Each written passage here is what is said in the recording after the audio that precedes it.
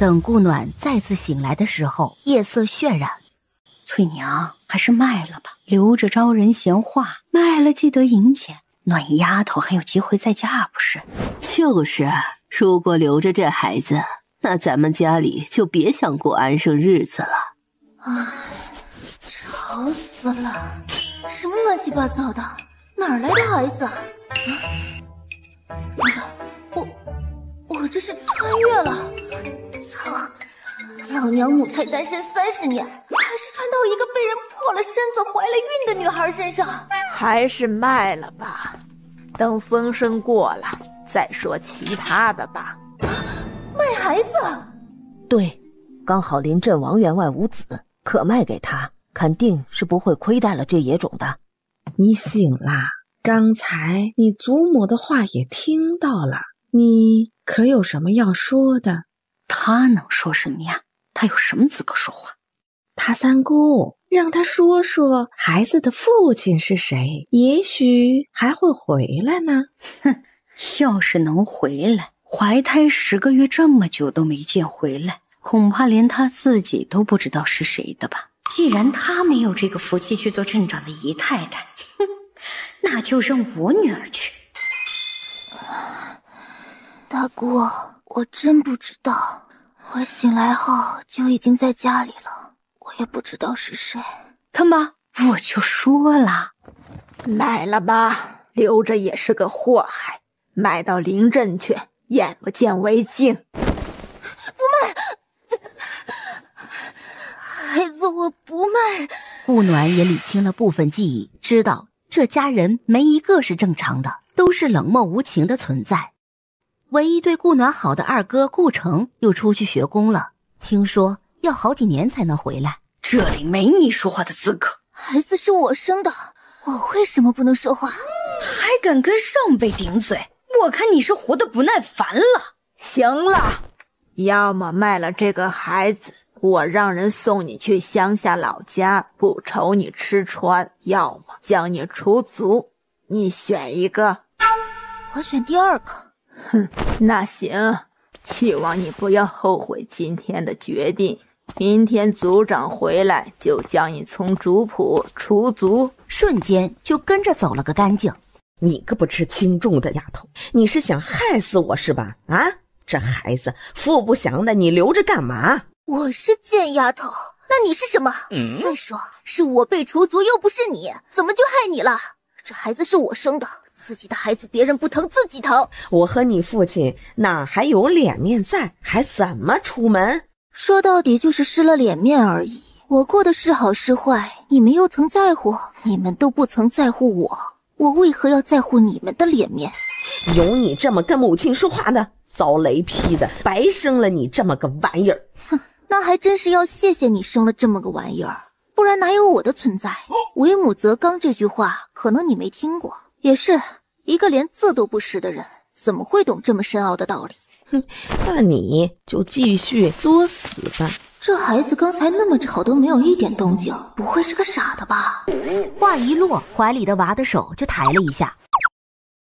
哇，我家的娃真乖，又乖又聪明。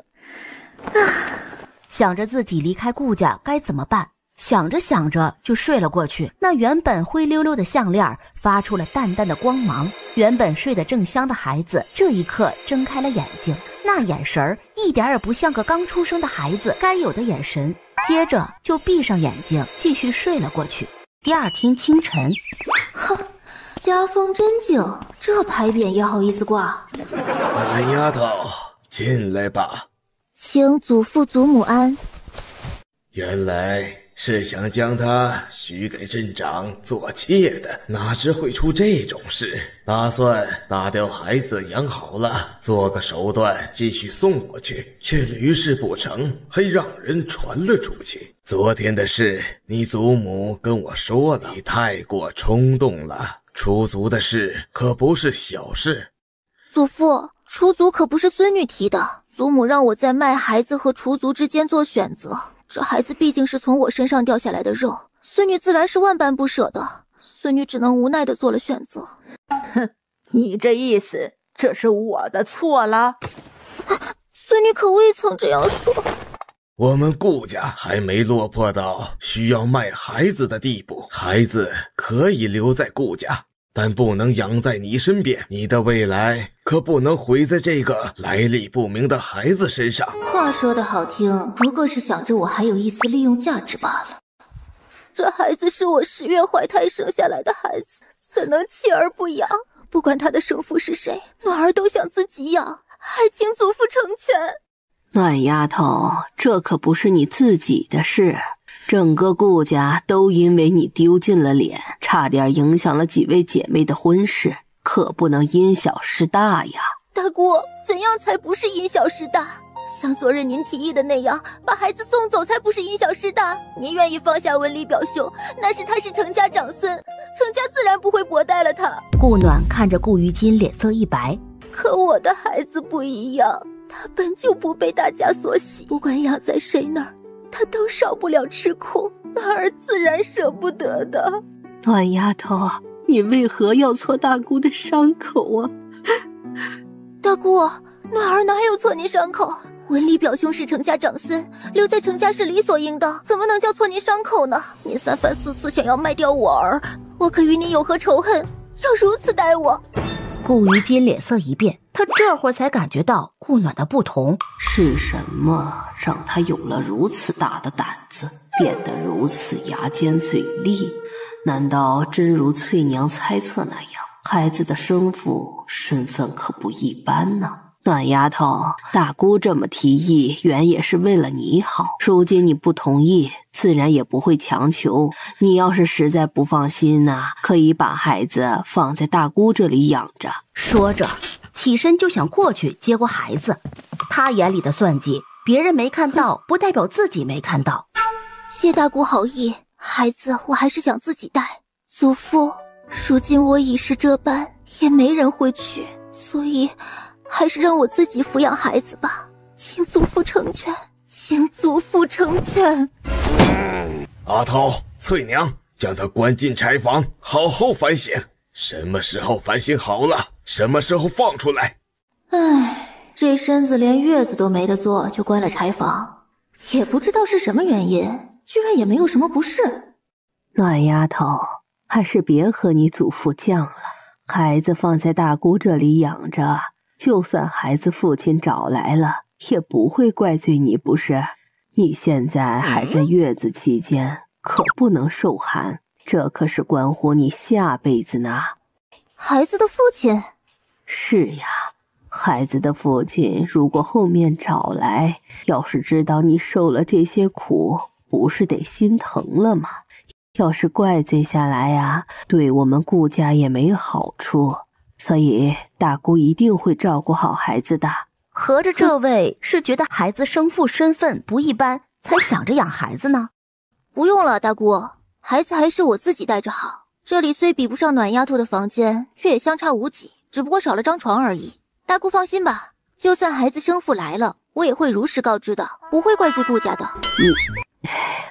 你好好想想吧。你倒是睡得香。你娘亲我可正在为你受苦呢，一把火烧了这柴房，装死逃出去。可是古代不都是要露营的吗？没露营怎么逃？刚还在想，就闻到一股烟味儿。救命！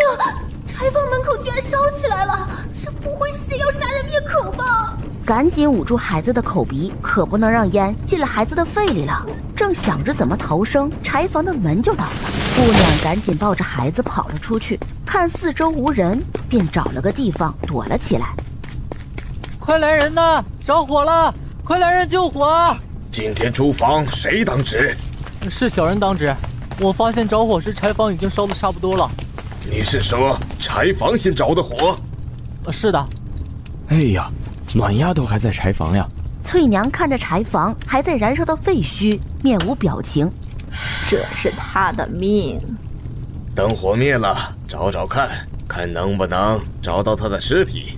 如果不能，整片灰尘都运到山上埋了，算是给他收尸了。顾暖等他们都去清理的时候，才悄悄起身向院子的后门走去，小心地打开门溜了出去。等顾暖出了梧桐镇，才真正的放下心来。他实在是走不动了，用泥巴涂脏脸后，又从旁边捡了一些药草捆在腰间，让自己变得跟个大妈似的，才放下心来。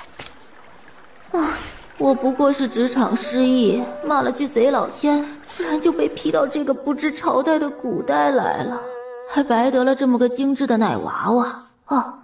也不是白得，我也是痛得要死要活的才生下来的。娃呀，你可要乖乖的，你老娘我现在饿得前胸贴后背的，害你跟着娘亲挨饿了，所以你乖，娘亲也乖啊。这位大婶儿，要是这孩子不乖，你打算怎么个不乖法啊？开玩笑的，孩子都还听不懂话呢，就逗逗他。大婶这是要去哪儿啊？怎么一个人带孩子啊？去邻镇周阳村省亲，家父和小叔子去解手了，就在旁边的林子里，我在这儿等他们呢。那人还打算说什么，被旁边的人拉着了。那婶子慢等啊，我们还有事儿，就先走了。好，他们也快回来了，你们慢走啊。待俩人走远，顾暖立即选另一条小路走去，谁知道他俩会不会倒回来？大哥，我果然没猜错，他肯定是在唬我们。这只有2条路，除了刚才那条，就只有这么一条小道。我们顺着这条路追，我就不信逮不到这娘们儿了。顾暖看着两人气冲冲地跑过，才从躲着的树丛里走出来，往相反的方向走去。在顾暖感觉脚快要走断的时候，终于看到了一辆牛车。大叔，请问您去桃花村吗？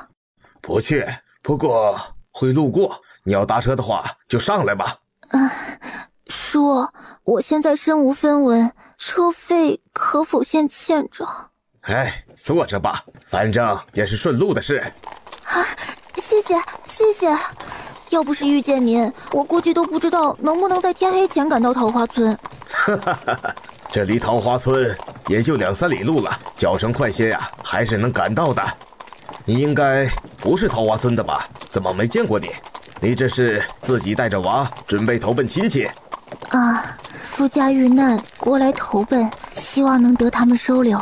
他会去桃花村，也是因为记忆里有一段那里的记忆，但应该和顾家没什么联系，不然他也不会往那儿去。该是会的。桃花村的村长陶大林人挺好的，你要是投奔哪家呀？看我认不认识。桃花村我还是挺熟的。谎言从开始到以后都得用一个个谎言来圆。我婶娘家好像姓李。李家？是李猛家吗？桃花村好像就有这么一户姓李的，其他的都姓陶来着。是的。叔，还不知道怎么称呼您呢，请问您贵姓啊？什么贵姓不贵姓的，老头子我姓刘，是桃花村邻村柳家村的，村里的都喊我大壮叔，你跟着这么叫就成。前面就到了，我就不送你进村了。此时已是傍晚时分。小朋友，请问村长家怎么走？我不是你朋友，我不认识你。不好意思啊，我不知道怎么称呼你才这样叫的。请问村长家怎么走？郎头，门外是谁呀？爷爷，不认识，但应该是找您的。进来吧，这儿就是村长家。您好，您是桃花村的村长是吗？我是，你是？村长，我夫家遭难，我本想投奔亲戚，奈何亲戚已搬离，无处可寻，故想暂落桃花村，可否请村长通融？这个我暂时不能答应你，我需要征得族老同意才能回复你。这样吧，今晚你先在我家暂住一晚，明儿个我就去族老家问询一下。小腹故事暖暖，就多谢村长了。客气。郎头他娘，收拾一下偏房，让顾氏母子今晚暂时休息一下。好的爹，儿媳这就去收拾。她是郎头的娘，姓王名梨花，你叫梨花嫂子就行。好的，谢谢村长。麻烦梨花嫂子了。你别嫌弃啊，家里只余这间房空着，你就将就一夜吧。哪能嫌弃，村长能让我母子暂住一宿，已是万般感激了。嫂子，我姓顾，名暖暖，你叫我暖暖便行。那行，暖暖，你先坐一会儿，我去给你拿些被褥来。那麻烦嫂子了，我喂一下孩子。好嘞，我帮你把门带上。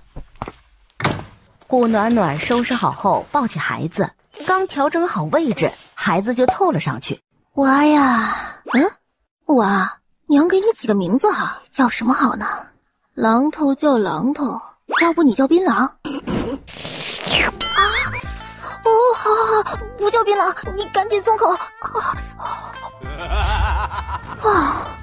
你这孩子是怎么回事啊？能听得懂我的话还是怎么着？咬得娘这么痛，是没长牙呀？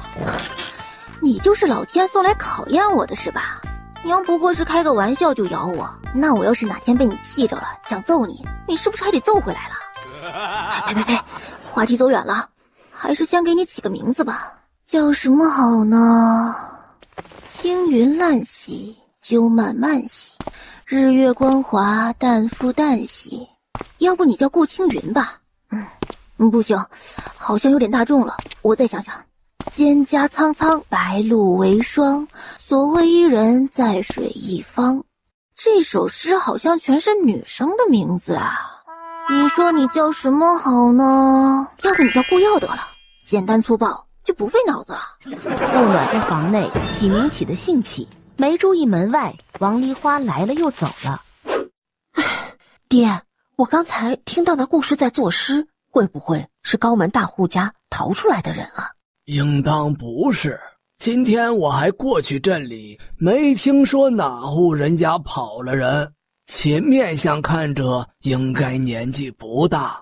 明天我去祖老家问问，你先将这些吃食给他送过去吧。今日他入院子，我都闻见好几次叫声了。好，那我这就去送。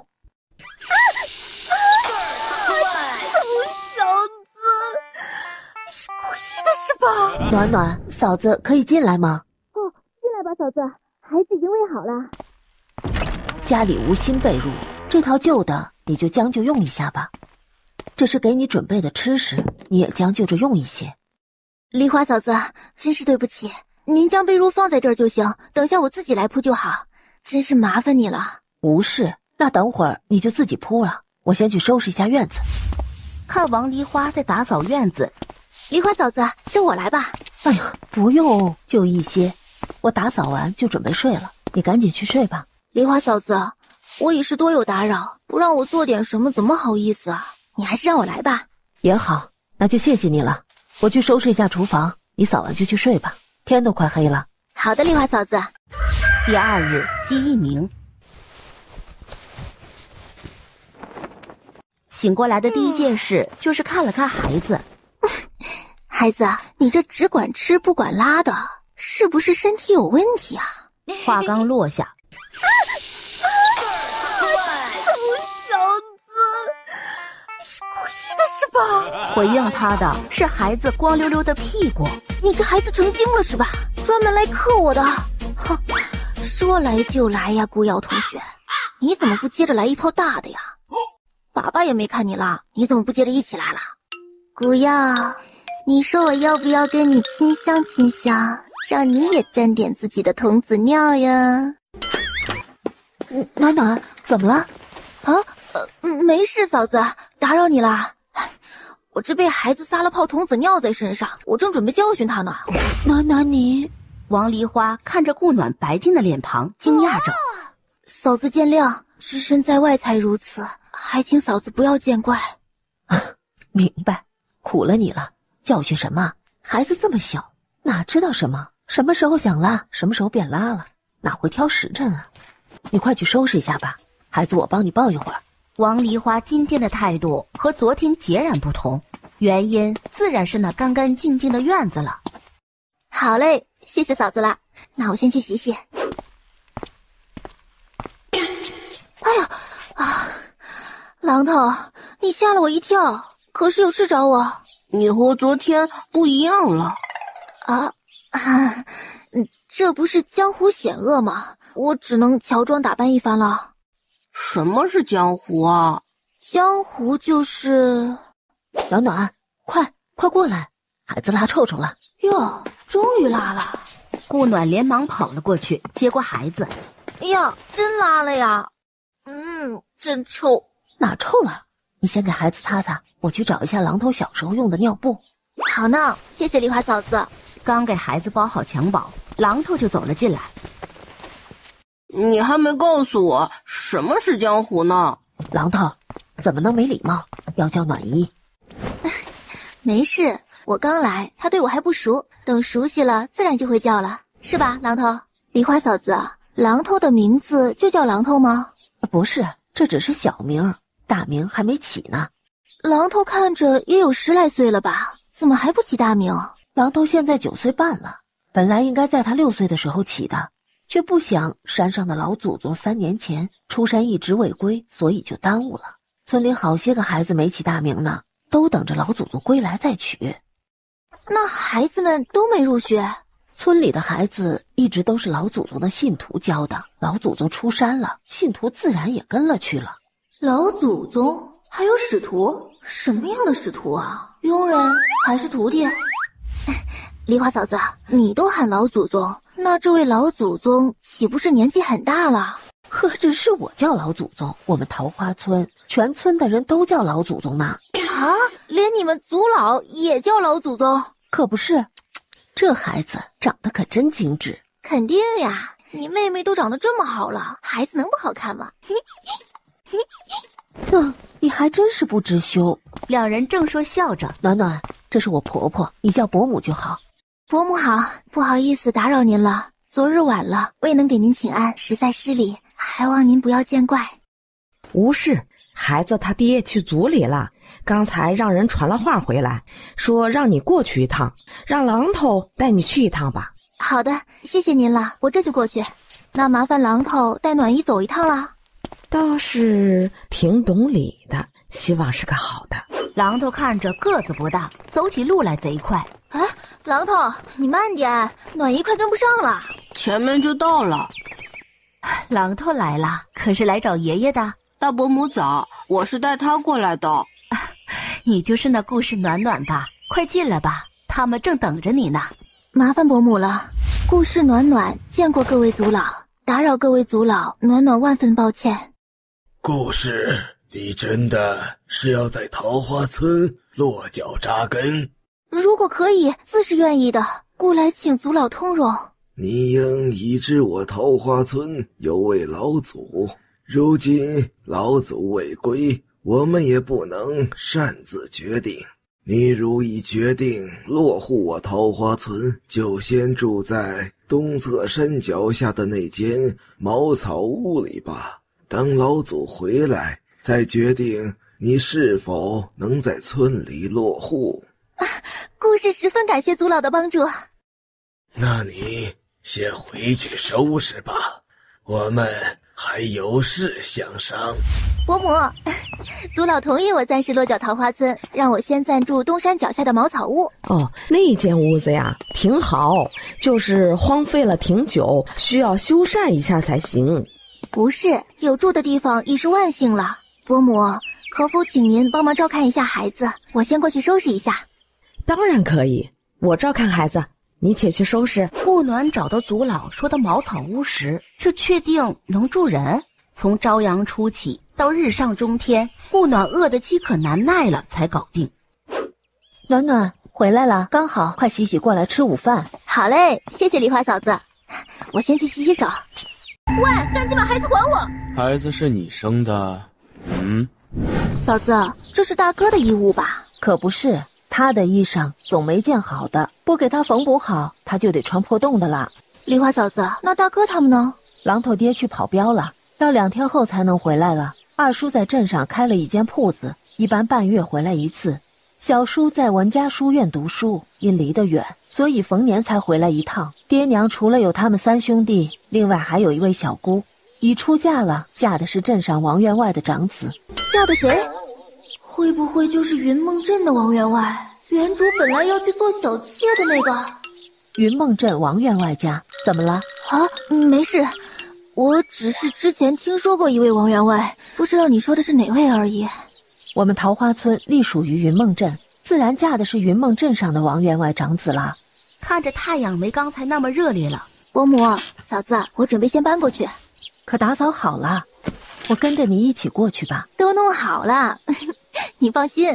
那行，不过我还是得跟着过去瞧瞧。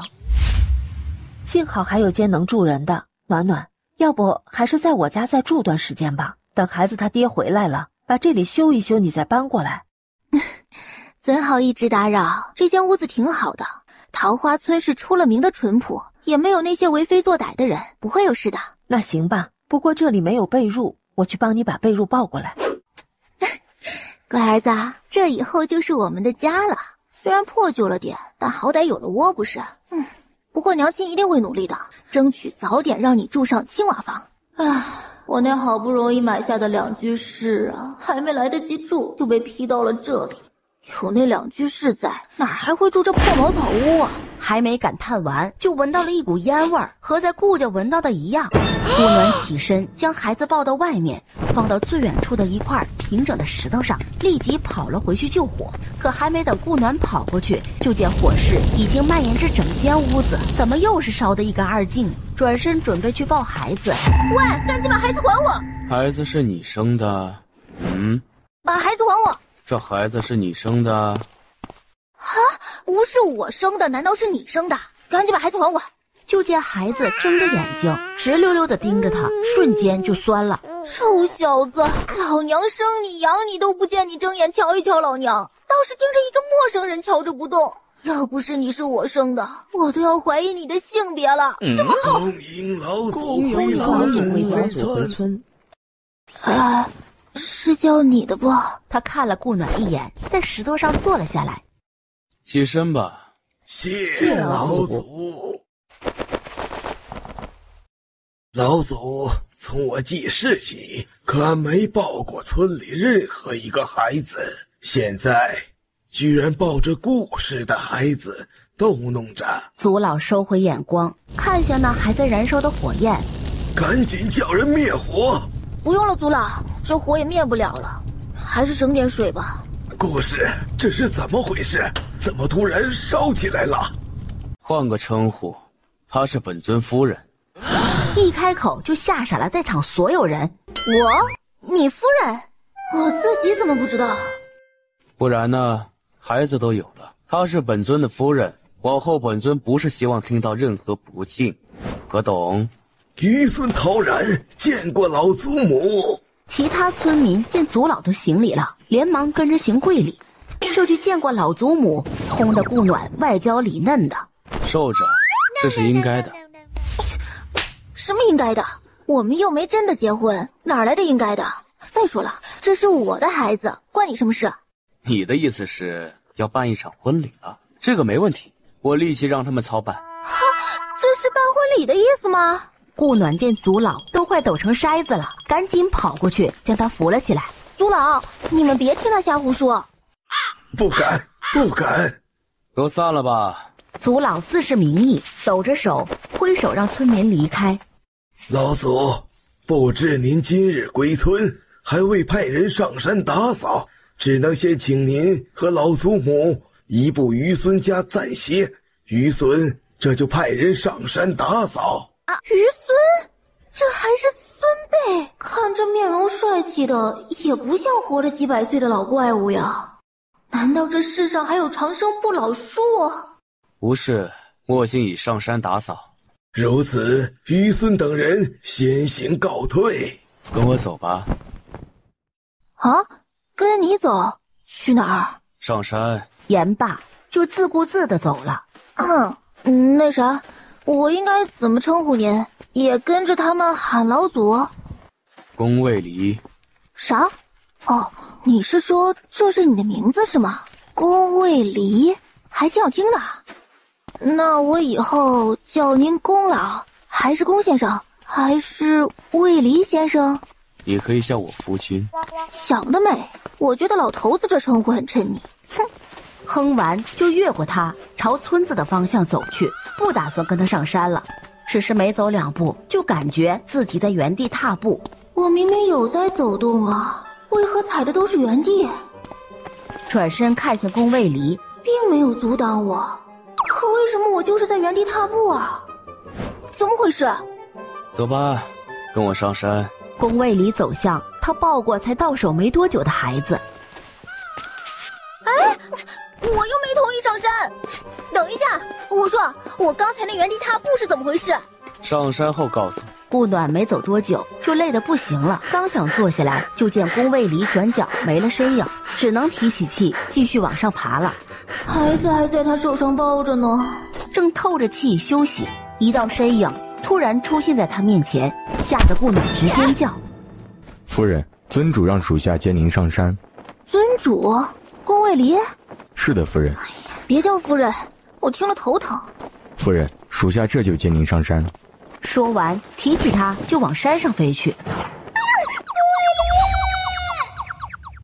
换我何事啊？我孩子呢？在房里。来，坐，聊一下。哼。孩子叫什么？顾耀。不过关你什么事啊？我的孩子，你说关我何事？你到底什么意思？这是你孩子？我像是乱认孩子的人？顾暖看着他那满头银发和想到祖老那个余孙，默默地点了点头。宫卫离没好气地看了他一眼，手指点在他额间。顾暖瞬间觉得自己脑子钻进了许多东西。宫卫离干了什么？舒心静气，好好接收，这里面有你想知道怎么原地踏步的。顾暖慢慢雾化了脑子里的东西。这个世界太疯狂了，还有个修仙界啊！这位老祖还是位仙尊，我瞬间感觉自己又另外刷了个副剧本，从种田文刷到了修仙文。孩子还真有可能是他的种，因为那2把火都是那孩子放的，因为感受到了他的意念。不是说修仙者子嗣不易吗？我是怎么怀上顾耀的？我也不知。不过耀儿的到来倒是挺让我意外的。你既是修仙者，怎会在桃花村做什么老祖宗？啊，当初历劫时得陶氏祖上相助，便应了他护桃花村500年。那还剩下多久到约定到期？已到期，只是甚喜桃花村的安逸，故一直住在这里。不打算离开桃花村了？暂无打算。不过就算我要离开，也会带着你和孩子一起的。可真是谢谢您了。可是累了？累了就进屋休息吧。哦，心是挺累的，我还是去睡觉吧。顾暖站起来准备进屋休息。这卫离居看面积还不小呢，还以自己的名字命名，真是自恋。啊，请问我儿子在哪间屋里啊？我和他一起。让墨镜带你去吧。墨镜？怎么，有何问题啊？没事，什么事都没有，只是这个名字挺喜人的，好像在山下时宫卫里也说过这个名字来着。夫人，请在这间屋里休息。走2步就看到床榻上并没有孩子。哎，我儿子呢？哎，不是说和我儿子一个屋吗？我儿子呢？孩子在旁边的院子里，你往后住这个屋。我要跟我儿子一个屋。我们是夫妻，理应住在一起。我们什么时候成了夫妻？我怎么不知道？儿子都有了，你以为你还逃得掉？哎呀，哎，我说你好歹也是修仙界帝尊级人物，怎么就瞧上我这一介凡人了呢？我吧，对自己的认知还是有的。说美呢，也就那样，也就刚好能入眼。你咋就瞧上我了呢？你不会是想拿我来挡灾的吧？啊，也不对呀，你一个至尊宝能有什么灾？不会就因为孩子吧？没点感情的就与我成婚，你可想清楚了。万一我是个坏女人咋办？就为了这么一个娃，不值得的。世间美女无数，怎能在我这一棵树上吊死呢？你把头发染成黑的出去转一转，说不定你建一座城都住不过来呢。怎么样，要不要改改主意？至尊宝是何意？口误。你如是在想，和耀儿住也未尝不可。宫卫离话还没说完，顾暖就跑了出去。一个人住，没事把房子建那么大做什么？往前走，走拐第一个院子就是。找到孩子后，见他睡得这么香，一下子就松了口气，趴在床边就不知不觉地睡了过去。施了个术，把他放到床上，盖好被子，就离开了房间。墨镜，去帮夫人及少爷寻些干净的衣物过来。是。儿子啊，你都快臭了，娘给你洗洗啊。顾耀看了他一眼，反身直接用背对着他，明显是不想他洗。见他翻身了，哇，我儿子厉害呀，才几天就会翻身了。白痴。走，老娘帮你洗澡澡去。顾耀是全程懵逼的状态，等洗完了，穿好衣服了，放在床上了，才反应过来，立即就把自己蒙在被子里。儿子，你这是怎么了？可别闷坏了。他可看了，厨房里啥都没有，难道自己跟他们一样吃空气呀？听到里面硬了，就直接推开门走了进去。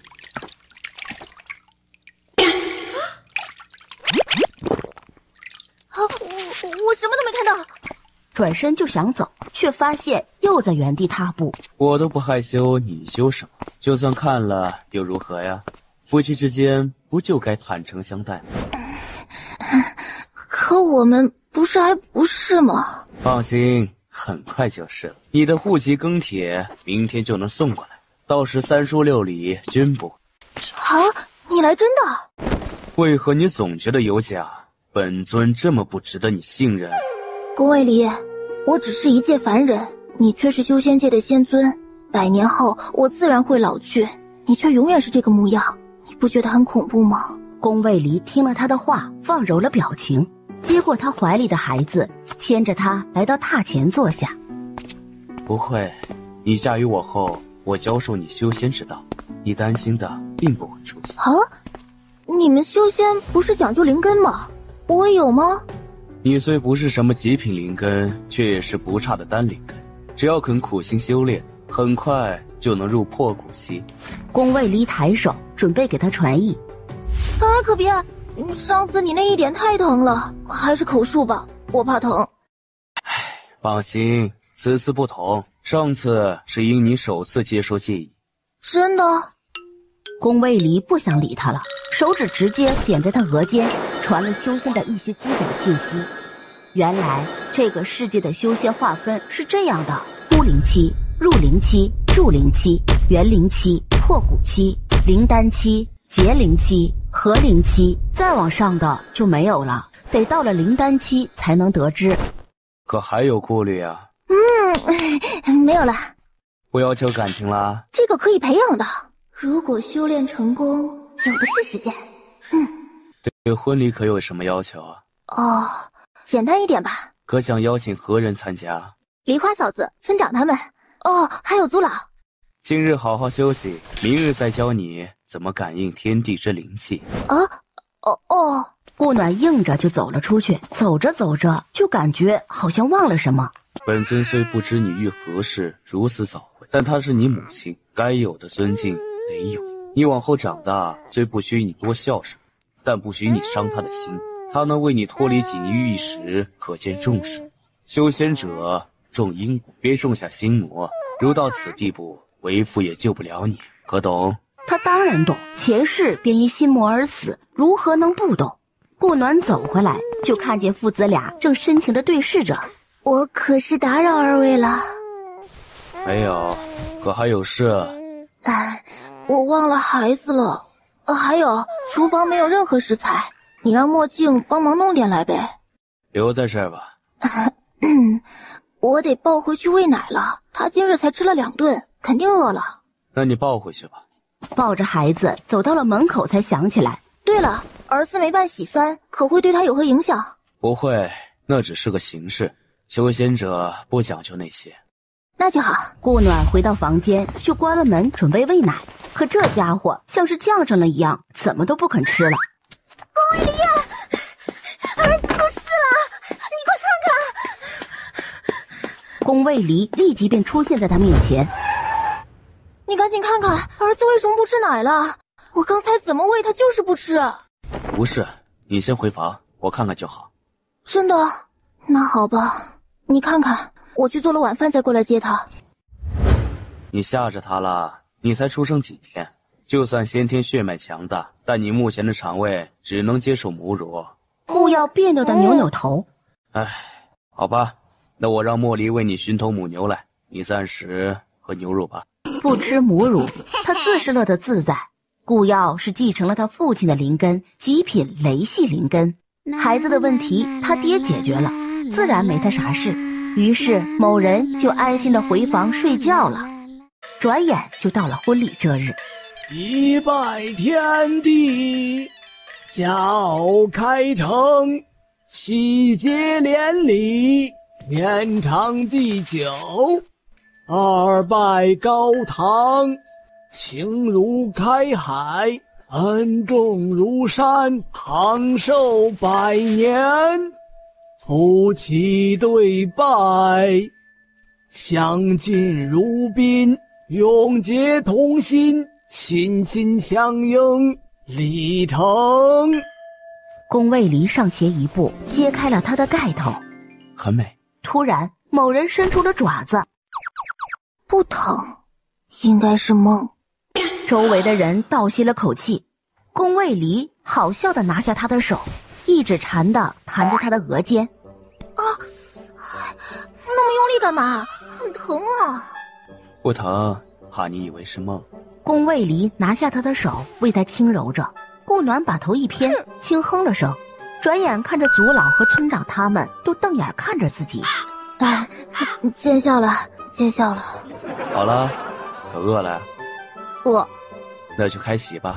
族老颤颤巍巍的不敢坐。族老不用如此，今天不分那些辈分，都要开开心心的。都坐，今天可是我的婚礼，我最大，我说了算，不用如此拘束。想喝酒就放开了喝，想吃肉就放开了吃。众人都看向坐在首位的宫卫离，见他点头了，这才安安静静的坐下。顾暖见状无语的抚额，便走过去。你去看看儿子。宫卫离任由他拖着往外走。老祖宗可真疼暖暖。往后她是老祖母了，别差了身份。哦，是。他不在这里了，大家就别拘束了。今日你们可是我半个娘家人的。暖暖应是不知我是谁，我是榔头的爹，叫陶然亭。今日恭贺新婚之喜，祝你和老祖恩恩爱爱，幸福长久。谢谢亭哥。见榔头默默地坐在王梨花身边，默不作声。榔头怎么了？可有什么不开心的？告诉暖暖姨，暖暖姨给你找场子。老祖宗是不是不喜欢我？为什么这样问？老祖宗没给我起名字。这样啊，放心，老祖宗怎么会不喜欢我们榔头呢？我们榔头这么聪明，等着，暖暖姨这就去帮你把他叫过来。顾暖揉了把他的头，就冲了出去。你是不是还没给桃花村的孩子们起名字啊？还未来得及。怎么了？走，咱们去前厅帮他们把名儿起了，免得他们误以为你不喜欢他们。你越发是无礼了。哎呀，都是夫妻了，讲究那些干嘛？哎，榔头叫什么名字好呢？你起吧。姓陶啊，要不就叫陶渊明得了。哎呀，我儿子就是厉害，才出生1个月就到了入林中期了，不愧是我的儿子，真棒。榔头能修仙吗？看过才是。顾暖拉着宫卫离一走进厅里，大家一下子唰地站了起来。那人给你们拉过来了，有哪些小孩没起名字的报一下，让他一并起了。老祖，现在村子里满6周岁的孩子共有6个，请您赐名。明日会让墨镜将字帖交予你。夫人与你亲近，故当场赐名陶渊明，望你今后博学渊远，心境透亮。谢谢老祖赐名。哎，榔头能修炼吗？他是难得的武系杂灵根，修炼太难，但可强身健体。武系的，以前在小说和电视里没少看到武系的修炼天才，人家都是用的什么水生木，木生火，火生土，土生金，金生水，这个相生相克来修炼的。想到这里，便将这个方法告诉了宫卫离。可以一试，是吧？应该是可以的。像这种武灵根的也算是独一份的了，怎么可能不能修炼呢？等人都走了，儿子过2天就满月了，为什么不一起办了？免得2天后还得办一场，不办又觉得亏欠了他，体3都没办来着。我的儿子何须如此计较？我会在云脉王朝国都为他办一场婚礼，是因为你要求才在这里办了。啊，你要去国都？什么时候去啊？多久回来？自己是不是太过放纵他了？如此不知礼。不过最近倒是越发的随性了，不像之前那样生硬了。明日出发，归期未定。那就不许把我儿子带去，他的满月酒我自己帮他办了。你与我们一同去。我也去。我们才成婚，你难道就想分居两地？当然不是，是你自己没说清楚的，可不能怪我。你如今才入灵期，可别懈怠了。你以为哥哥像你呀？我这算快的了。再说我每天都有辛苦修炼好吗？耀儿如今都是入灵期中期，你可是他娘，怎能比他还低呀？哪知他听了眼神一亮，起身就跑了。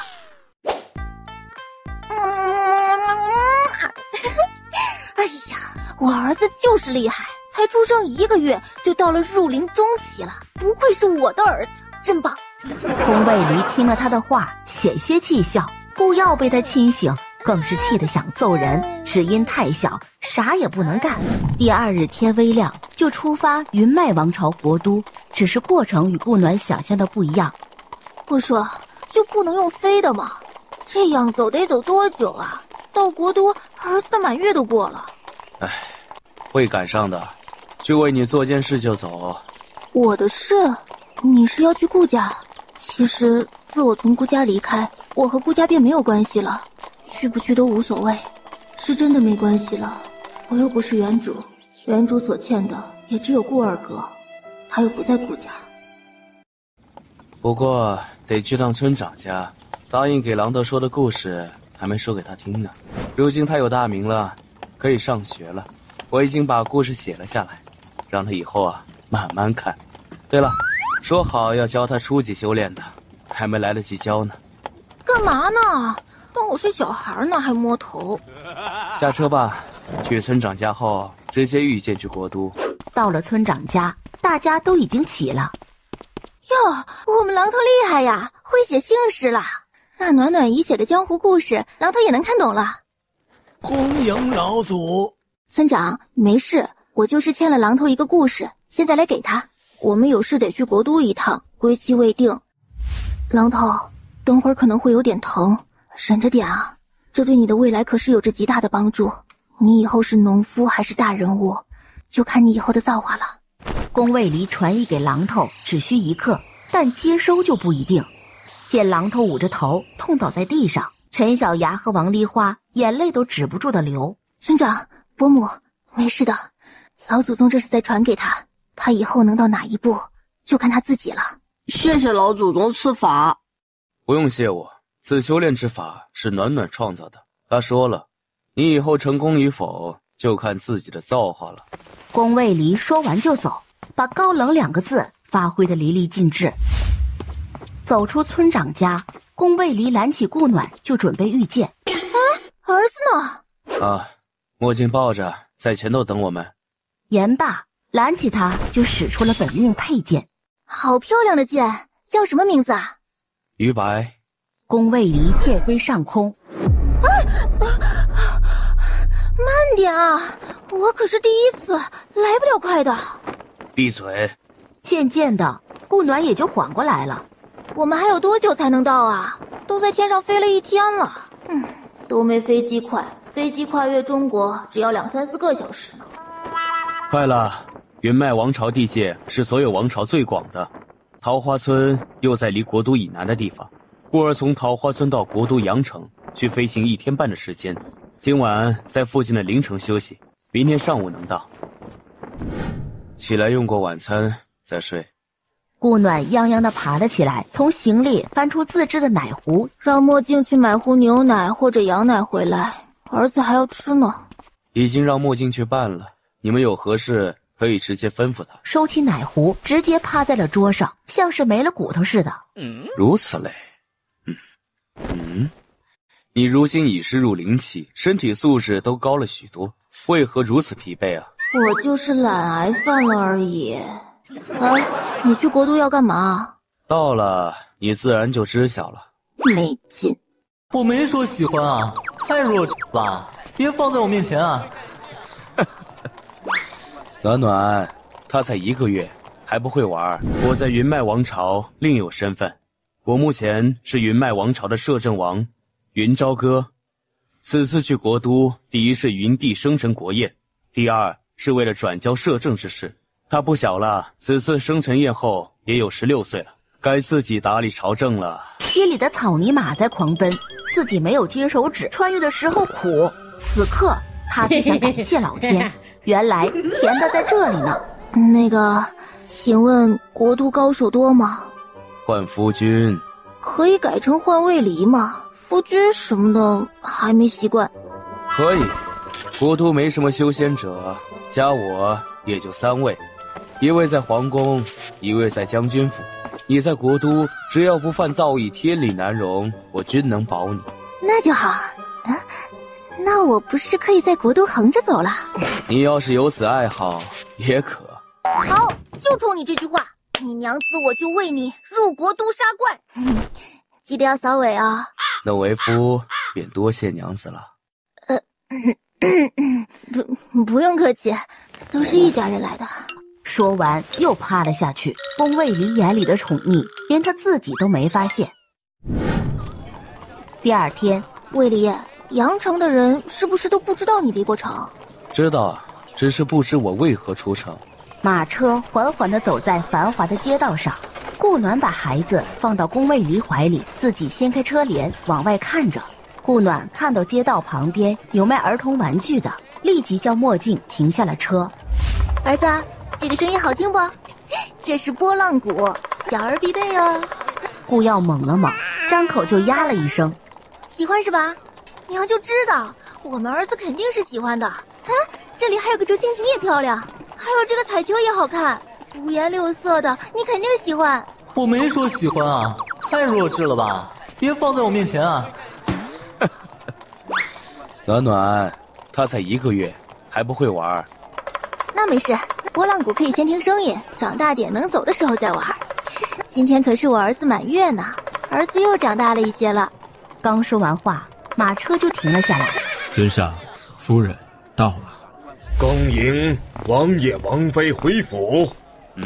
一手抱着儿子，一手牵着媳妇走了进去。有时摄政王府大门再次打开，一队100余人的精卫从王府出来，奔向各个王公贵族府。秦王府在收到请帖的瞬间，就传出了许多瓷器破碎的声音。我不相信，摄政王怎么可能会有儿子呢？罗儿，我早就与你说过，摄政王不是良配，你硬是要栽了下去。父王，我不管，我就要嫁给摄政王，不然谁也不嫁。伽罗，你也不小了，该学会为家人考虑了。来人，将郡主带回平心院，没本王的命令，谁也不许放他出来。不要，父王，明天我也要去摄政王府。父王，你带我一起去吧。这事儿没得商量，我会对你负责的。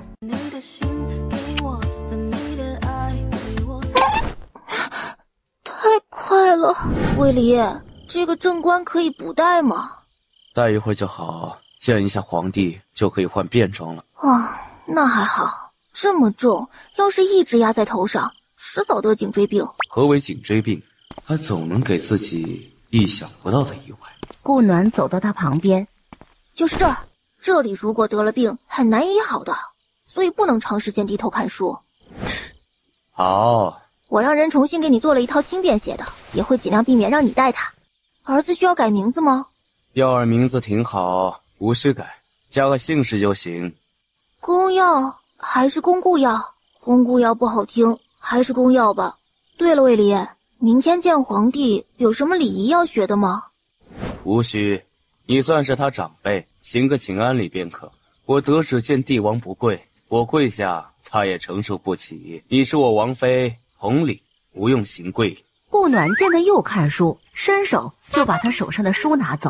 你今天回来就一直看书，别老盯着书看，眼睛是需要休息的。好。小皇帝什么时候过生辰？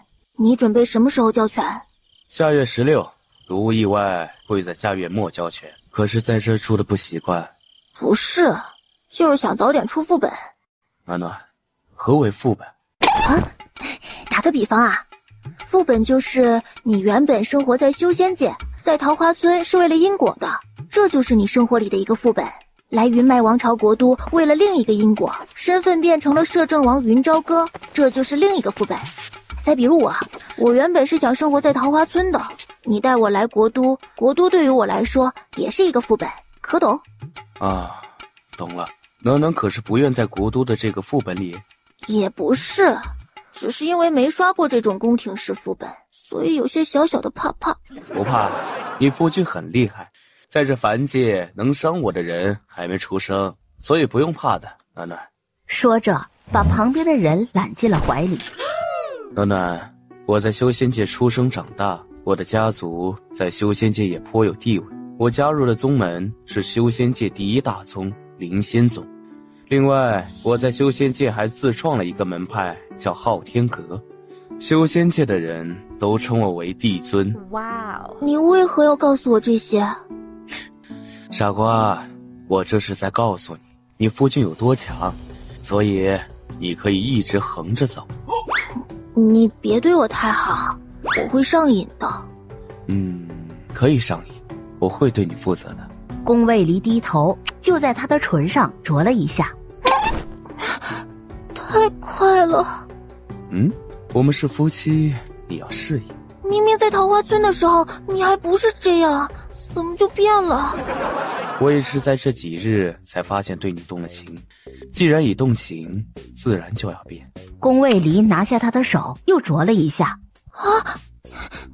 节奏太快了，感觉像是从认识直接跳跃到了恋爱。顾耀满月宴当天，暖暖，怎么了？没什么，就是有点恍神了。等一下就回血了，刷副本没问题。宫卫离抱起他，放在自己的腿上。有什么问题要与我说啊？你夫君没什么解决不了的。真没事，就是昨天的事还没缓过来，缓一下就好了。你都缓了1夜了。真没事了，是我钻牛角尖了。就在他唇上亲了一下，正想亲回去，管家就来了。王爷，亲王与大长公主到了。本王稍后就到。宫卫离在说话间就盖住了某人张口欲言的唇。你来说说，你有几个女人？这么熟练。为夫这是无师自通，为夫只有你一人。摄政王府本无丫鬟侍女，怕你不是，才招了几名侍女。你若不喜啊，可以赶出王府。强词夺理，你快去招待客人吧，别到时皇帝来了我还没装扮好，那可就失礼了。才走出崇明院来，就见宫卫离在不远处等着了，他还目不转睛地看着自己，上前悄咪咪地在他腰间捏了起来。可回神了？夫人可真舍得。儿子呢？在嬷嬷那儿，宴会开始时会抱过来。我们先去迎接皇帝陛下吧。见过摄政王。不必多礼，这位是我的王妃。前面那个靠在那白胡子老头旁边的姑娘是谁啊？你口中的白胡子老头是帝师国子院院长，也是一品太师。他旁边的应该是他的孙女于燕飞。于燕飞被大家看得脸一红，瞬间躲到了爷爷身后。好在皇帝御驾到了，众人纷纷跪地行礼，只有宫卫离与顾暖除外。王叔，那这位就是王婶了。臣妾顾氏见过皇帝陛下。王婶免礼，朕今日带了许多礼物过来，想送给世子弟弟。弟弟呢？宫卫离的下巴往文武百官的扬了扬，皇帝好像才反应过来一样。哎呀，忘了，众卿请起。谢吾王万岁！今日摄政王世子满月是家宴，众卿不必多礼。宴席已备好，大家入府吧。大家坐定后，嬷嬷便抱着顾耀走了出来。这就是公耀弟弟，长得可真可爱。想不想抱一抱？我可以吗？小心些啊，这孩子有点重。云南天高兴地接了过来，抱在怀里，一直乐得傻笑。而旁边的官员们却是神色各异，都想着要是知道陛下这么喜欢孩子，早就把自家的娃儿都带过来了。王妃是哪家闺秀？老身怎么没见过？这位是谁？我也没见过。她是威武侯老夫人。哦，威武侯啊，是挺霸气的。老夫人啊，这天底下您没见过的人多着呢。如果您想去见见，本王妃可以帮您求个情，让陛下准您去看看。摄政王妃还真是牙尖嘴利呀。这位是林华大长公主，夫家正是威武侯。哦，大长公主啊，本王妃牙倒是不尖，大长公主的牙倒是挺尖的。本王妃好好的坐在这里看戏，没事来找什么茬呢？各玩各的不好吗？真是无知村妇。请问我是村妇，那摄政王是什么？村民？那你们这些村民都不如的又是什么？这个需要村民帮忙协助的云脉王朝又是什么？你大胆！我怎么能有大长公主厉害呢？都敢公然骂我夫君了，我这什么都没做的，怎么就大胆了？王妃，母亲并没有骂人的意思，您见谅。这位是威武侯嫡长女千营县主。这威武侯府挺懂礼的，来参加别人家的满月宴，居然穿一袭白衣，这是要诅咒我儿吗？敢找我儿子晦气，我就敢给他晦气。哼！王妃，世子睡了，陛下让奴才送世子过来。谢谢总管了，嬷嬷，请总管过去喝口茶水。谢王妃了，奴才还得去陛下身边伺候，就先行告退了。你去看看王爷在做什么，如无事，让他过来一趟。很快，宫卫离就过来了。暖暖，怎么了？我什么时候可以去换常服？太重了，儿子最近也胖了，也重。再等一下，还有个圣旨要接呢，是封你一品夫人的。可以让小皇帝快点吗？好，为夫这就去说。程千营不甘心地暗瞪了顾暖一眼，心里恨得不行。县主要么去换件衣服，要么就回家去吧。王妃，臣女只穿白色的。王妃怎能赶客呢？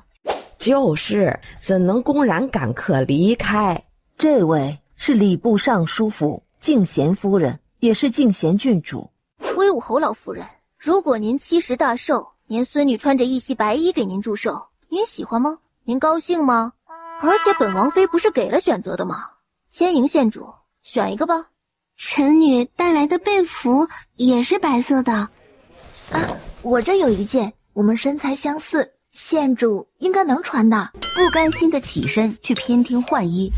陛下圣旨。可让顾暖高兴坏了，总算可以卸掉这身装备了，跪了一地。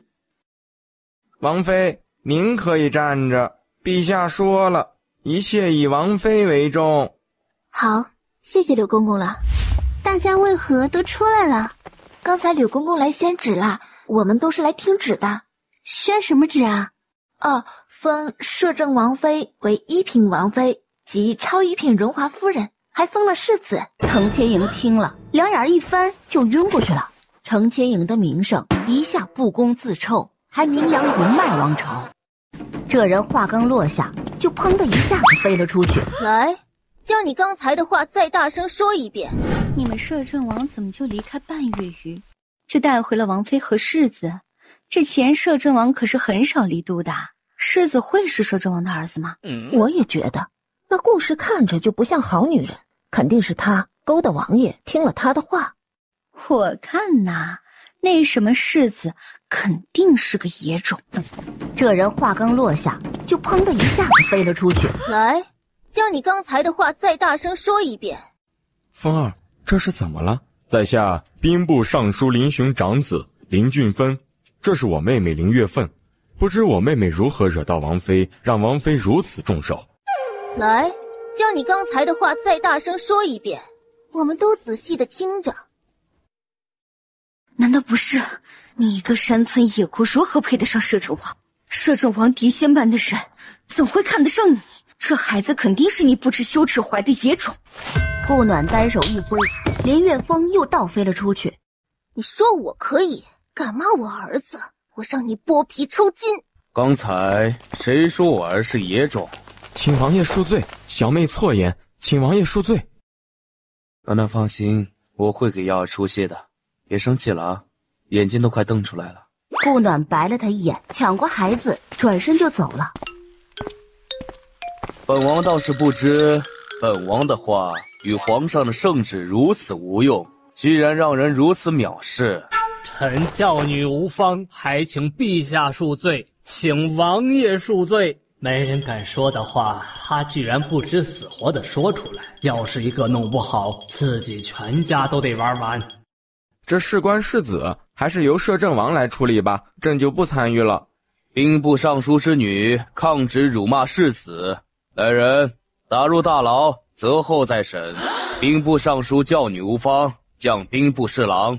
宫卫离看向众人，本王还没糊涂到连儿子也会认错的地步。还有王妃，如若本王再听到谁对王妃不敬，本王不介意告诉他什么叫做恭敬。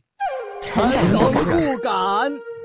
儿子，咱别把那些极度成狂的疯子的话放进耳里，就把那话当一阵风吧，吹过就没影了。我儿子这么优秀，宫耀心里却是懵逼的，他没想到他这么护着自己。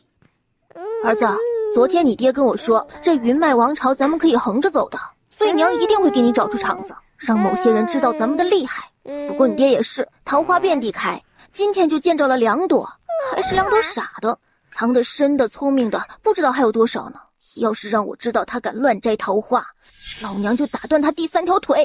宫卫离听到这句话，脚步一顿，走到他面前就是一个糖炒栗子。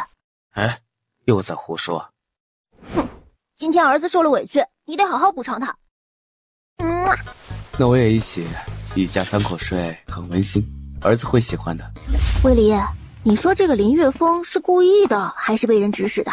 他看你的眼神虽带迷恋，却也没到疯狂的地步，不应该会在这种场合说这样的话。我让莫离去审查了，很快就会有结果的。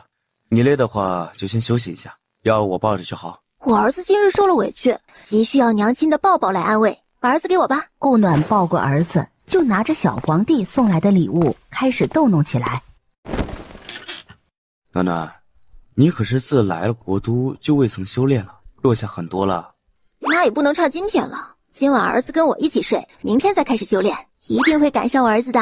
儿子是吧？那我也一起，一家3口睡，很温馨，儿子会喜欢的。也行，我们耀儿是爹娘的宝贝儿，是吧？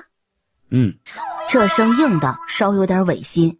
宫耀见状是想狠狠地翻个白眼儿，只是因为太年幼没翻成功。接下来就是顾暖努力修炼的日子，静待小皇帝过生日，静待某人交权好走人。暖暖，今天休息吧，明天就是陛下的生辰宴了，一天都会在皇宫里。我一直忘了问了，皇宫里有妃子啊、太后啊什么的吗？陛下还小，还未曾娶亲，也未招妃。先皇陛下驾崩前就下了圣旨，宫里所有的妃子要么陪葬，要么出家，要么就薛位归家了。先皇后陛下直接下旨陪葬了，所以那年有过一起造反案。这先皇可真狠心啊！先皇为什么要先皇后陪葬？因为他心思不纯吗？这只是其中一部分。如今的陛下并不是嫡出，先皇后一直无子，便将陛下亲母害死，将陛下划到身边养，妄图架空先皇。先皇那时已病入膏肓，想阻止已然有心无力，便先行写下圣旨，召我入国都护陛下10年。因为先皇下旨让他陪葬，所以他就造反了。他和谁联手的？齐王。是先皇的兄弟？先皇本就只有2位兄弟，一位就是如今的秦王，一位就是齐王。齐王和先皇后造反失败，当场诛杀，王府众人与先皇后娘家人流放3000里。因为你平定造反，所以小皇帝和文武百官才如此信服你。暖暖，你如今才17岁，别老是叫小皇帝。陛下信服我是因为他知道我的身份。哎呀，不用在意这些末枝小节。不过你居然会告诉他你的身份？不是我告诉他的，是先皇。先皇是知道我的身份的，不然你以为他为何如此信任于我？自然是知道我不会留恋这凡间权势。好了，订了云衣坊的人来送衣服了，你去试试看。咱儿子呢？在嬷嬷那儿，都没见你惦记过我，没见着要你就问，从未见你问我在哪。咦，你可别这样，注意人设啊！何为人设？意思就是本来你的副本就是个高冷摄政王，突然在这儿撒娇了，这画面您觉得美吗？顾暖说完就跑了。这可是分人的，不是谁都能让我这样。顾暖来到前厅，云衣坊的人已经在那等着了。王妃可需要试穿一下。这位怎么称呼？啊，民妇陶娘。民妇已成婚了。这云衣坊是你自家产业？不是，我只是东家请的掌柜的。哦，那这云衣坊的东家是谁来着？是秦王府。顾暖朝外面招了招手。请王妃吩咐。去叫管家和王爷过来。是。王妃，可是有什么问题？不用着急，你等会儿就知道了。请王妃安。王妃可是有何吩咐？这位是什么时候招进来的？这应该是3天前才招的。才入府3天就能进主子身边伺候了？自然是不能的，除非是王妃您自带的亲事或特招入府的。他并不是特招的，但奴才也并未安排他伺候王妃。请王妃如奴才时间，奴才一定调查清楚。带走吧。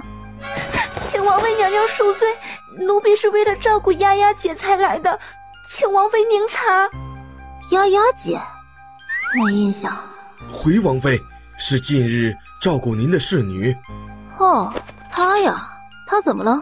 她就算需要让你来帮忙，也应该会讲清楚我的喜好。她挺细心的一个人，不可能出这样的错。宫卫里走进前厅，见顾暖正撑着下巴看着自己。怎么了？这位云衣坊掌柜的，然后再看看衣服。请客看向旁边桌上的几套衣服，也眯了眼。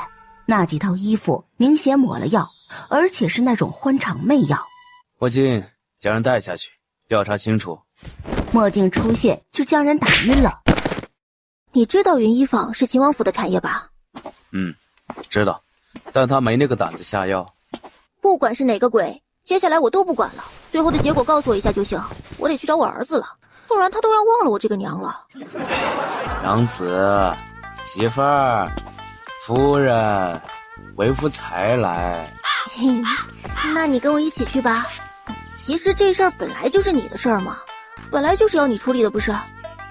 是，娘子说的都对。3人在花园里正享受着亲子时光，就有人来打扰了。王爷，亲王前来拜访。挺快的哈。你去处理吧，我带儿子在这玩。顾暖夺过一个侍卫的长枪，一枪一个，全挑飞了。一手娃，一手枪，英姿飒爽。儿子，要不要出去逛逛？娘来这么久还没去逛过街呢，娘觉得值得一逛。走在人来人往的街道上，左看看右看看的，正站在一个饰品摊面前看着。哇，这是当街纵马呢，电视剧经典桥段之一啊！儿子，你长大以后可不能学别人这样啊，没礼貌又容易受伤。话刚落下，那辆跑了2米的马车便支离破碎了。是谁？是哪个王八蛋敢动爷的马车？识相的自己滚出来，不然爷找到了，爷扒你的皮。很好，都不承认是吧？那行，都全部给爷抓起来。那公子哥是谁啊？这么嚣张？那是郑国公府3少爷梅玉堂，他何止是嚣张，他是这儿的土皇帝呢。这是有多不把陛下放在眼里啊！也真是污了梅这个姓氏。哼，每次他一惹事，老国公夫人就会进宫哭，陛下没法子，就只得放任，这不养成了这副德行。那本姑娘就去好好治治这鬼德行，让他有去无回。说着就迈了出去，直挺挺地走到梅玉堂面前。姑娘，可是被爷这英姿勃发的气质迷住了？跟爷回府，爷包你吃香的喝辣的。恶心的不行，甩手就是一巴掌。你成功的恶心到我了。来人，给我杀了这贱人！啊不，活捉了他！我要他生不如死！哼，可知我是谁？爷管你是谁，这国都还没有能打爷的人。梅玉堂抬手就想打回去，顾暖脚尖一点就避开了。哟，还是个会武的，那就更对爷胃口了。放心，我会让你更对胃口的。抬腿就朝梅玉堂踢了过去。啊，三少！梅玉堂的跟班立即跑了过去，围着顾暖的官兵也都动了起来。顾暖夺过一个侍卫的长枪，一枪一个，全挑飞了，一手娃，一手枪，英姿飒爽。全部都给我上！杀了他，也要让他不得好死！你要为你今日所言付出代价。你们都走吧，免得伤及无辜。众人一听，瞬间跑光。哎，那不是摄政王妃吗？哎呦，还真是。我上次在摄政王府可是见识过的，这王妃可是护犊子的很。哎呀，这梅玉堂算是踢到铁板了。说不定他祖母跑去陛下面前一哭，那人就没事了呢。绝不可能，摄政王会是让人欺负自家王妃后还让人好好的人吗？一道身影从天而降，落在他身旁。拜见摄政王。哼，还记得我刚才的话吗？你该为你所说的话付出代价了。来人，将他押进刑部大牢，没有摄政王的命令，任何人不得探视。哥受伤？我这么厉害的人，你觉得会让自己受伤吗？我家暖暖最厉害。我就说摄政王很宠王妃的吧。你有说过吗？宫卫里往这一看，便纷纷僵住，直到他离开。本来想来逛街的，还没怎么逛呢，真狗血。下次我陪你来逛，我们先回去吧，让你休息的，结果还打了一架。你陪着还能逛吗？你这张脸就是个人形武器，我都不知道自己还能不能逛呢。希望大家的记忆不要太好。回家吧。不用马车也不用飞，就这样牵手慢慢往回走。这个人不许放，敢骂我儿子，不死也得脱层皮。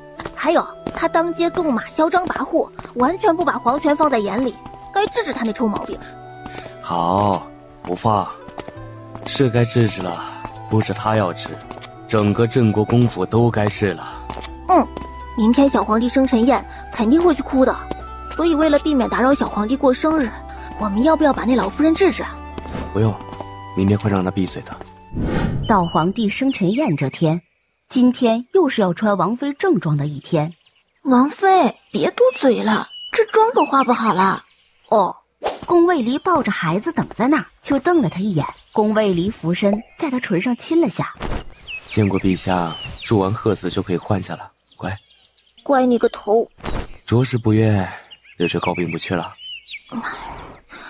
算了，是我太懒太任性了，对不起。不用道歉的，暖暖，你就该是想做什么就做什么的人。以为我如此迁就了，怎能不忍心？真好。暖暖更好。你低一下头。宫卫离低下头，顾暖微抬脚尖就往他的唇上亲了上去。这是奖励你的，再接再厉。那可不够。得出发了，其他的先攒着。好，攒着。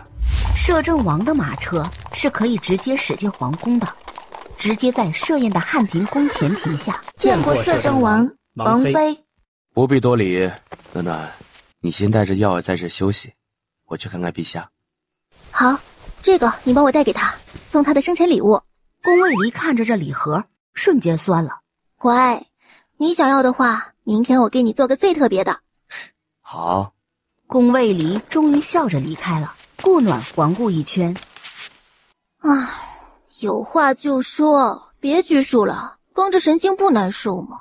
然后就看到了之前在摄政王门口见过的姑娘。姑娘，来，过来一下。于飞燕看了看，确定是叫自己，才走了过来。王妃，您叫我？对，你是太师府的姑娘，你叫什么来着？臣女于飞燕。本王妃找你打听个事儿啊。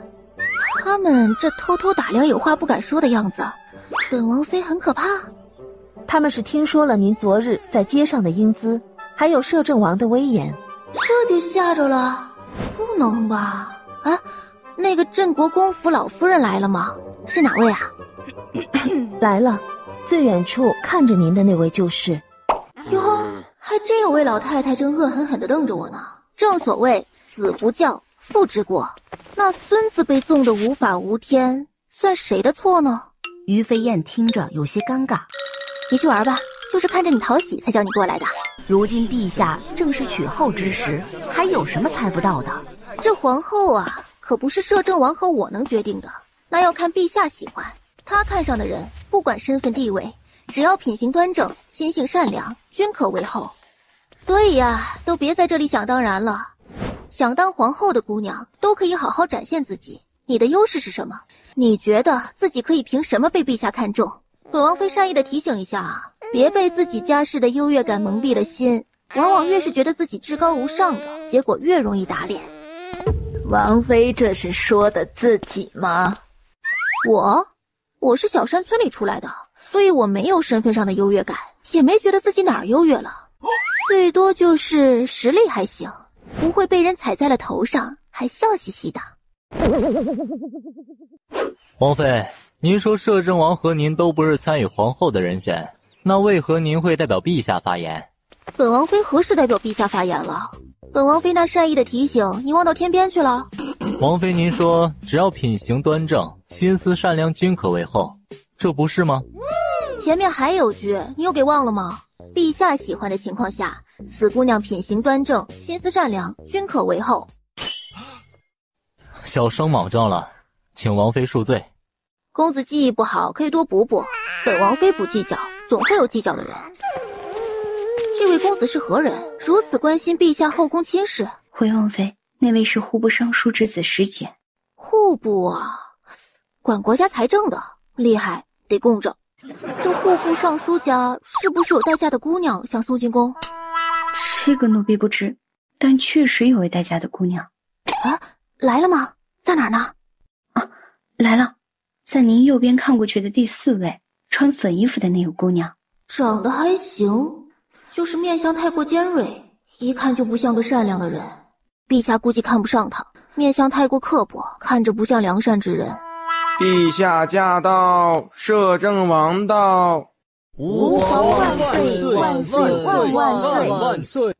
众卿平身，王婶不必多礼，快请坐。谢陛下。今日多谢众卿来参加朕的生辰宴，开宴。你确定要拿功劳来抵你那废物儿子的命？臣不知王妃为何字字句句都要夺镇国公府功劳。陛下，请为臣妇做主啊！这老太太是有多蠢，才会在自己的生辰宴上哭？老夫人，您怎么不说本王妃为什么将她打入大牢呢？堂儿毕竟还小，有些不知礼数也是情有可原的。哼，17岁的人了还小。陛下今年才16岁，他就要管理整个云脉王朝，而且已经10年。而您还小的好孙子，吃喝嫖赌一样不落，当街纵马，还嚣张跋扈辱骂摄政王世子。您这声还小，还真好意思开口啊！堂儿怎能与陛下相比？有点自知之明啊。陛下是谁？云脉王朝国君，而他梅玉堂不过是每天溜街纵马、纵享酒色的顽劣之徒，真是辱了陛下。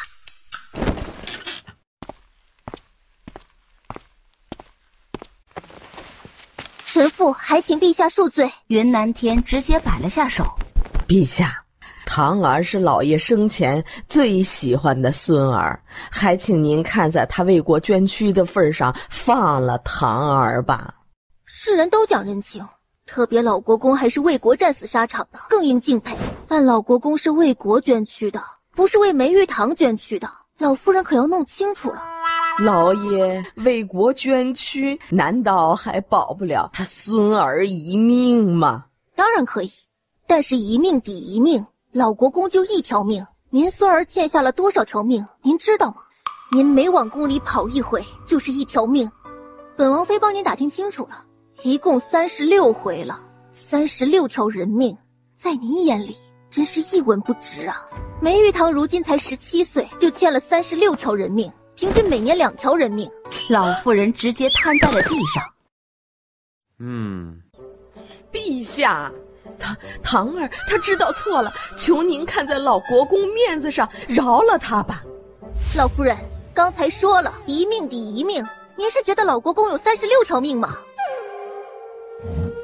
陛下，王妃这是直接抹了先父的汗马功劳呀。本王妃什么时候抹了？你一口一命抵一命，先父的命只能抵1条命，这不是在抹先父功劳是什么？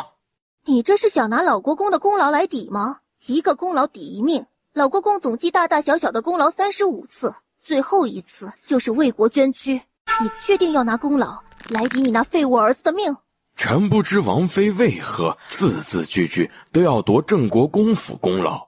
是我要夺的吗？是你那个宝贝好儿子和国公府老夫人吧？既然国公爷这样说，那我们就不说这个了，一律按律法来吧。梅玉堂杀人偿命，按律当斩。郑国公老夫人多次包庇，多次以国公之功要挟，按律当服劳役36年。本王妃有无说错？你这位国公爷应该知道吧？请陛下定夺。顾氏，你害我郑国公府，你不得好死！害郑国公府的可不是本王妃，任你怎么说，反正你郑国公府，本姑娘是搞定了。郑国公左思右想，总觉得哪儿不对，老夫人更是目瞪口呆。宫卫离是笑眯眯地看着自己的女人发挥，云南天更是想笑不能笑，忍得脸都红了，让下面的人还以为他是气的。郑国公学识渊博，应该知道子不教父之过吧？这儿子都犯了这么多事，父亲都不曾管教，是故意为之，还是觉得这般是对的？当日在街道上，梅玉堂可是扬言此国都还没有能打他之人，这话是何意？还请郑国公一起解释一下。说完，立即朝云南天挑眉。对面的人并没有会意，倒是让宫卫离蹙了一下。来人，将郑国公和李氏打入大牢，将郑国公府封府，无令者不得出入。此案由大理寺刑部审理调查。陛下，臣冤枉，请陛下明察。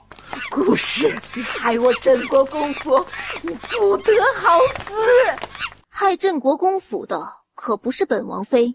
若是梅玉堂不犯法，您不纵容，梅玉堂会有如今这报应，还是您觉得谁会没事找个破国公府的麻烦？你们国公府一代不如一代，可不是我害的。娶妻娶贤，妻贤惠及3代，妻不贤毁3代，这个理在场的都懂吧？所以啊，娶妻一定要贤，不说要多贤惠，但至少的良知善良得有，不然这个就是下场。陛下，刚才他们都在问我您封后之事，我说了，摄政王与我都不会参与，所以您得擦亮眼睛看清楚了。不是王婶，您和王叔不给朕把关怎么行？什么王婶？我又不姓王。陛下，不是摄政王和臣妇不想管，而是时局如此。您自己以后找一个合心意的，往后余生是苦是甜都心甘情愿，不是？对。您今日才16岁，离您成年之礼还有2年，也并不急着封后，可以多看2年，说不定能遇上此生无憾呢。如果摄政王此时帮您物色了，假以时日，如遇上命定之人，该如何自处？所以不着急，人一辈子长着呢，没到最后别放弃啊。王婶所言极是，朕明白了。如若朕真遇上那个人，还请王叔王婶把关。这个没问题。摄政王妃言之有理，可陛下常年在宫中，如何能遇上命定之人？既然是命定之人，时间到了自然就会出现了，没到再着急也没用。而还有位清醒的，便是云脉王朝最年轻的丞相东城林。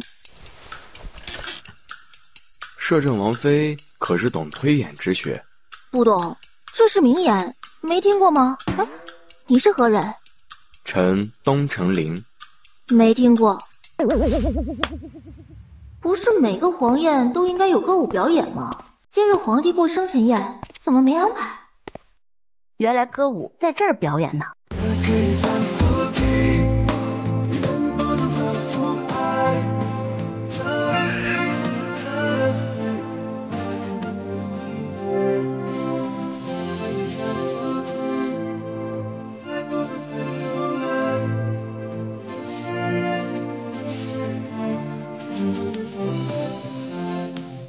皇宫只要摄政王所到之处，必见世子。陛下，您如今也长大了，可以自己掌权了。不真正的上手，就不能真正的成长。所以往后朝政，臣便不再插手。如您有着实难处理的，可找臣。云南天有些胆怯了。王叔，您是要离开了吗？暂时还不会，等您真正掌握了朝堂再离开。陛下，注意劳逸结合，别走您父皇的路。臣明日早朝后便不会再来。臣告退了。云南天看着他的背影，就像看自己的父亲的背影一样。我可以知道您的真名吗？明明是句喃喃自语，却得到了回应。宫卫离，真好。顾暖刚出关，就看见宫卫离抱着儿子走了进来。回来啦，儿子啊，今日宫里好玩吗？不，那咱以后就不去了。娘出关了，娘终于突破到筑灵境了。从明天开始，娘带你浪遍国都。宫卫离在旁边面无表情地看着，就是没亲他一下。吃醋了？怎么可能？那是我儿子。你爹吃醋了，你说要不要哄哄啊？算了，你爹那脾气向来是来得快去得也快。咱俩先去吃饭，吃完饭再说。顾暖抱着儿子溜达在大街上，一手抱着儿子，一手撸着羊肉串，还左顾右盼的，又一次体现了村姑进城的形象。这些东西如果我都要了，你看多少钱能给你？您看100两怎么样？我看着很像大鱼，可以任你宰。顾暖直接翻了个白眼儿，转身就要走。呀，娘知道，放心，娘能给你弄到的。哎，您别走了，价格好商量。怎么商量？算了，我不要了，就要这几个，你给个价。这给50两吧。这才几件就要50两，那玉的不是更值钱？那些东西都还行，怎么这几个不一样的更贵了？一共20两，爱卖不卖，反正是给我儿子玩的。摊主看那几个东西的确像是给小孩子玩的，就点了点头。顾暖付了钱，把东西收了，正准备走。王妃可是看中了什么？都看中了，摊主要价太贵，没买。你是何人？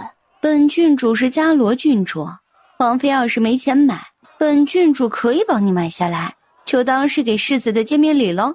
顾暖见他眼里还含了恨意，有些不明所以。你要是喜欢的话，就自己买吧，见面礼就算了，药儿不差这点见面礼。抱着公药直接就走了。看到面前有一家卖糖人的店，儿子，你想要什么样的糖人？老板，帮我拉一个摄政王可以吗？不是问我的吗？姑娘，这我可不敢，我也拉不出摄政王的风采呀。没事的，像就行。拿出宫卫离给的金牌，暗暗的亮了一下。不用行礼，也别担心，快拉吧。摊主颤抖着手开始拉了起来。没想到老头子有生之年还能拉出摄政王的唐人，谢夫人恕罪。不用，是我要谢谢你，这是你的酬劳，别拒绝，收下吧，都是你该得的。可是尽兴了，勉勉强强吧。宫卫离就知道他想甩掉自己和儿子睡。这回你爹不会生气了吧？他要是还敢生气，老娘就吃了他。哦，要怎么吃了我呀？这样吃。宫卫离冷哼了声，没出声。这是我特意让人做出来送给你的，知道你吃醋了，所以买个糖人给你甜一下，可不许再气了。宫卫离接过糖人，在他嘴上亲了一下。好，不气了，是甜的。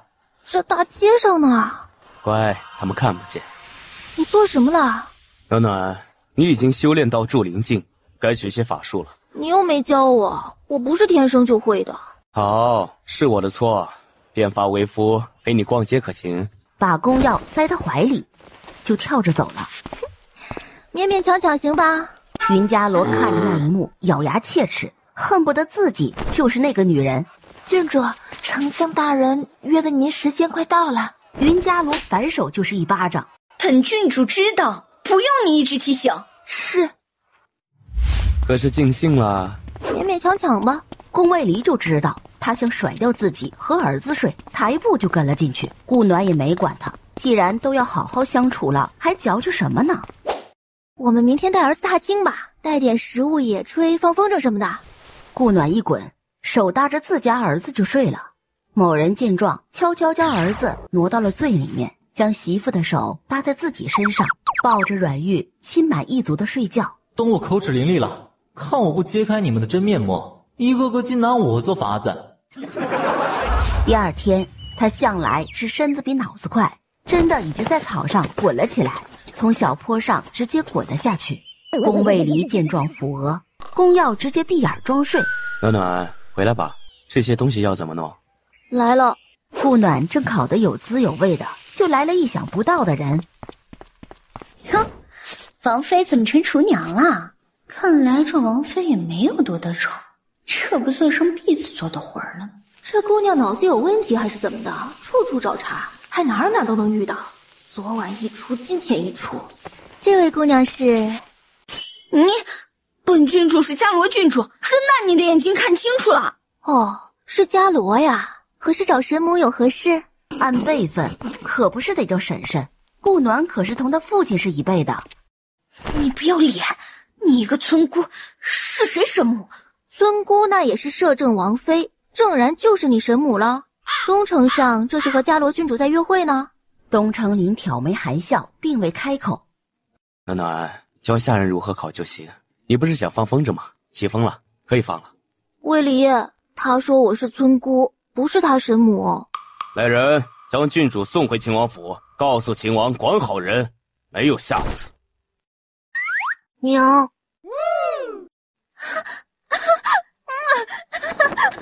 儿子叫我娘了，儿子开口第一句叫的是娘哎。别以为我不知道你想做什么，他是你长辈，把不该有的心思都收一收，我们才是最适合的。你知道我喜欢你，所以一直吊着我，我是不介意，但是最好别在我面前冲别的男人露出那样可怜兮兮的表情，不然别怪我不客气。言罢，甩开他，便气冲冲地走了。东城林，你等等我！看着那飘远的风筝，儿子，你是故意的吧？是你自己手欠要放我手里的，我倒是想拿稳了，可你也不想想我现在的年龄啊。暖暖，回来吧，如果还想放啊，让人去再买一个回来吧。不放了，这小子还太小，等他大点了我们再放。卫离，你说那个什么鬼郡主是什么意思啊？没事老找我麻烦，不会又是你的一个迷妹吧？你新鲜的词倒是不少。哼，看来是了，你这张妖孽脸得藏起来，免得太招人惦记。好，我们早日回桃花村，往后出行都戴上面具，这样别人就看不到了。那倒是不用，但是尽量不要往外跑了，少刷副本吧。我说你是不是太会抓我性格了，又套路我，上次也这样。啊？何为套路？哼，你就装吧。你不是交权了吗？打算什么时候回桃花村啊？再过些时日，等陛下真正的掌握了朝堂就回去，应该也快了。三人在草坪上躺了一下午，在太阳快下山时才回到摄政王府。过来说说，是不是那什么云衣坊的事查好了？算是，只是秦王闭口不认，打算让掌柜的顶罪。走吧，去看看这父女俩来所谓何事。哎呀，管好你媳妇儿，别乱亲我。哼，你以为我想？出息？那你最好一直有出息，以后离我娘子远点。我倒是想，但没机会啊。以后有的是机会，你别反悔就行。怎么可能？父子俩打机枪打了一路，顾暖自己在那碎碎念着，没一个人在听。儿子怎么了？不是，要爱就是困了。来，给我抱着吧。没事，我抱着吧。都快到宴客厅了，我们进去会会他俩吧。安分点儿。娘，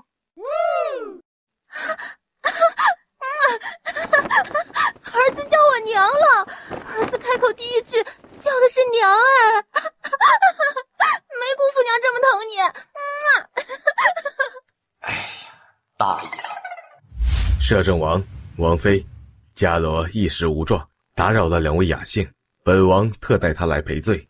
伽罗请王叔王审安，下午伽罗无状，还请王叔王审恕罪。原来是为了这个事儿来的，本王妃还以为是为了云衣坊呢。云衣坊的事是本王管教无方，摄政王可依法论处。神母，伽罗有些不适，可否出去一下？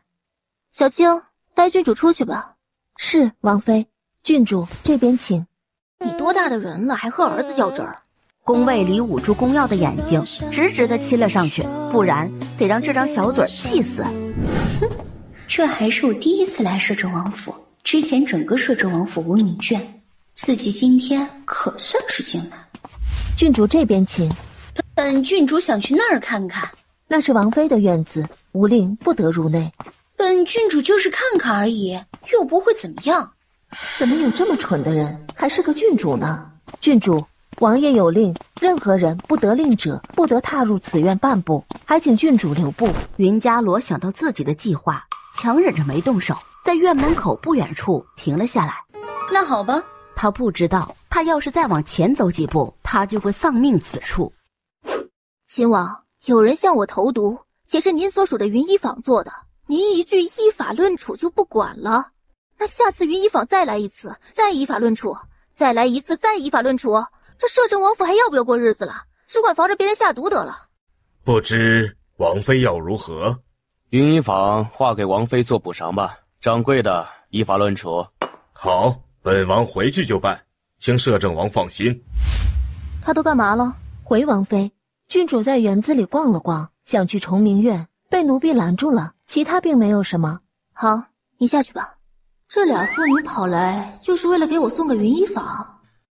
好啦，不用多想，秦王胆小，不敢做什么的，不然他也不会等到现在。明天我要进宫看一下，你要不要一起去啊？不去，又不好玩。你去也是办公，我去干嘛？就看看小皇帝啊。我在家和儿子玩。那好吧，可不许太纵着他，得严厉管教，都知道和父亲对着干了。他才多大，不纵着能怎么着？你多大的人了，还和儿子较真儿？宫卫里捂住宫耀的眼睛，直直地亲了上去，不然得让这张小嘴气死。老不正经，儿子还在呢。老，为父很老哦。请问您今年贵庚啊？暖暖，最近越发的调皮了。第二天一早，他就起床，准备出发进宫。继续睡吧，还早。儿子呢？他醒了，我抱过去给嬷嬷了。你再睡会儿吧。不睡了。什么鬼？他这么大清早的来干嘛？走到宴客厅，哟，还吃着早点呢。他自己家似的，让人给自己端来早餐，见我连理都不行，还自顾自的吃早餐。来人，撤了。什么意思啊？芳妃难道连这些早点都舍不得？哟，这时还知道本王妃是摄政王妃呢，连本王妃来了都不知道行礼。昨天的礼仪过了一夜，就睡到狗肚子里去了。小青，去把世子抱来，他该吃早餐了。世子还小，总不让他多睡会儿呢，有利于发育不是？来人，送郡主回府，没令不得随意出秦王府。凭什么？你有什么资格命令我？你可以试试本王妃有没有资格。顾暖一脚一个，一下子全部撂倒。来，现在可以说了吗？顾暖找遍了摄政王府，也没找到嬷嬷和儿子，立即运功覆盖以王府直径3公里，查看是否有灵力波动，在东南面的方向有，直接就运用灵力飞了出去。管家，我没看错吧？王妃飞出去了，而且飞得好高啊！没看错，我也看见了。快来人，跟上王妃，肯定是发现世子了。另外一个去宫里通知王爷。顾暖顺着灵力波动，直接找到了东南面的一间破庙，他直接抬脚走了进去，靠在最里面的一个大汉立即反身去抓孩子。顾暖哪能让他得逞，一挥手就把人扇了出去。伤我儿子者死！臭小子，你不是已经到了入龄后期了吗？怎么还能让人弄出来了？来，我们好好的聊一下，是谁把孩子给你们的？嬷嬷又去哪儿了？来，我们说说。上一个娘们儿而已。顾暖一脚一个，一下子全部撂倒。来，在可以说了吗？我说吧，本王妃等着呢。其实我们也不知道是谁，因为找我们的人每次都蒙着面，虽看着身形高大，但听声音像个女人。他给我们200两，让我们把孩子绑走，带到偏远地区卖了，卖的银钱归我们。我就知道这些，仙姑请饶命。很好，在这儿待着吧，放了你们是不可能的，所以乖点，免得受苦。属下来迟，请王妃恕罪。太慢了点，要加强训练。这些人押进摄政王府，等王爷回来处理。儿子，可有吓着了？放心，不管是谁，娘都会给你报仇的。可有受伤？你知道没人能伤得了我，就是怕儿子被吓着了。要是让我知道是谁敢指使绑架我儿子，我就把他打成狗，炸成刺猬，捏成泥。从顾暖手里接过孩子，也低头亲了一下，这还是他第一次亲他。耀儿可是吓着了？没有。耀儿能说2个字了，那叫声爹爹。娘亲。哎呦喂，娘亲的乖儿子，还是跟娘亲亲香啊！爹爹。耀儿又长大了些。卫里给儿子报了仇，咱们就回桃花山吧。等他大点了，能自保了，再带着他出来刷副本。好。还有，那个云伽罗不管与此事有没有关系，让陛下下旨把他指给东城林，反正他俩走得也近，让他老是惦记有妇之夫。今天要不是他，儿子可能就不会被绑架，他多多少少有点关系。如果他参与了，那就另当别论；如果没有，那也算给他一个美好的姻缘。好，我写信让精卫送进宫，让陛下明天就下旨，让他们尽快完婚。不错，有前途。绑儿子的我让精卫带回来了，我审了下，什么信息也没有，就是一个个子很大的女的，每次都蒙了面，没点有用的。嬷嬷也不知道去哪儿了，得找出来，她可能是关键。抽出藏在嫁衣内的匕首，直接朝顾暖刺去。他才冲出2步，情绪发电，云伽罗瞬间就成了刺猬。放心，为夫会找到人的，别忘记了你夫君我是谁。好的，帝尊大人。母亲，让龙威出动，本尊明天要知道结果。另外，送信给陛下，让他下旨赐婚云伽罗与东城林，3日后成婚。是，尊上。 3日，时间向来过得很快，而顾暖在第2日得知幕后黑手是谁后，就一直强忍着怒火。你不是想嫁给摄政王吗？那我就让你连想都不能想，让你到死都没得想。嬷嬷也找到了，已被杀，而公药就是嬷嬷偷偷抱出去的。至于他为什么又从了凶手，凶手绑了他的家人，要挟的。走，出发，去刺杀某人的双眼。恭迎摄政王、王妃，请上座。坐着等了会儿，东城林就迎亲回来了，牵着新娘缓缓地走了进来。待礼成之后，顾暖笑了。今天他可是绷了1天的脸了。东城林揭开新娘的喜帕，云伽罗面无表情的抬头，一抬眼看到的就是坐在上首的宫卫离。他们查不到的，翠姐处理得很干净呢。谢谢各位来参加东母的婚礼，如有照顾不周之处，还请各位海涵。这时，一队禁卫从门口走了进来，将现场围起来。摄政王这是何意？可以问问你夫人，她是何意？云伽罗提起气，抽出藏在嫁衣内的匕首，直接朝顾暖刺去。他才冲出2步，情绪发电，云伽罗瞬间就成了刺猬，直挺挺地倒在地上。伽罗，伽罗！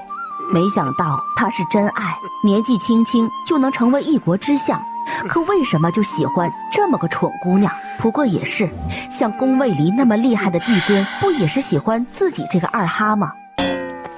他为何在嫁衣里藏匕首？今天的事他并不知晓，算是临时起意的。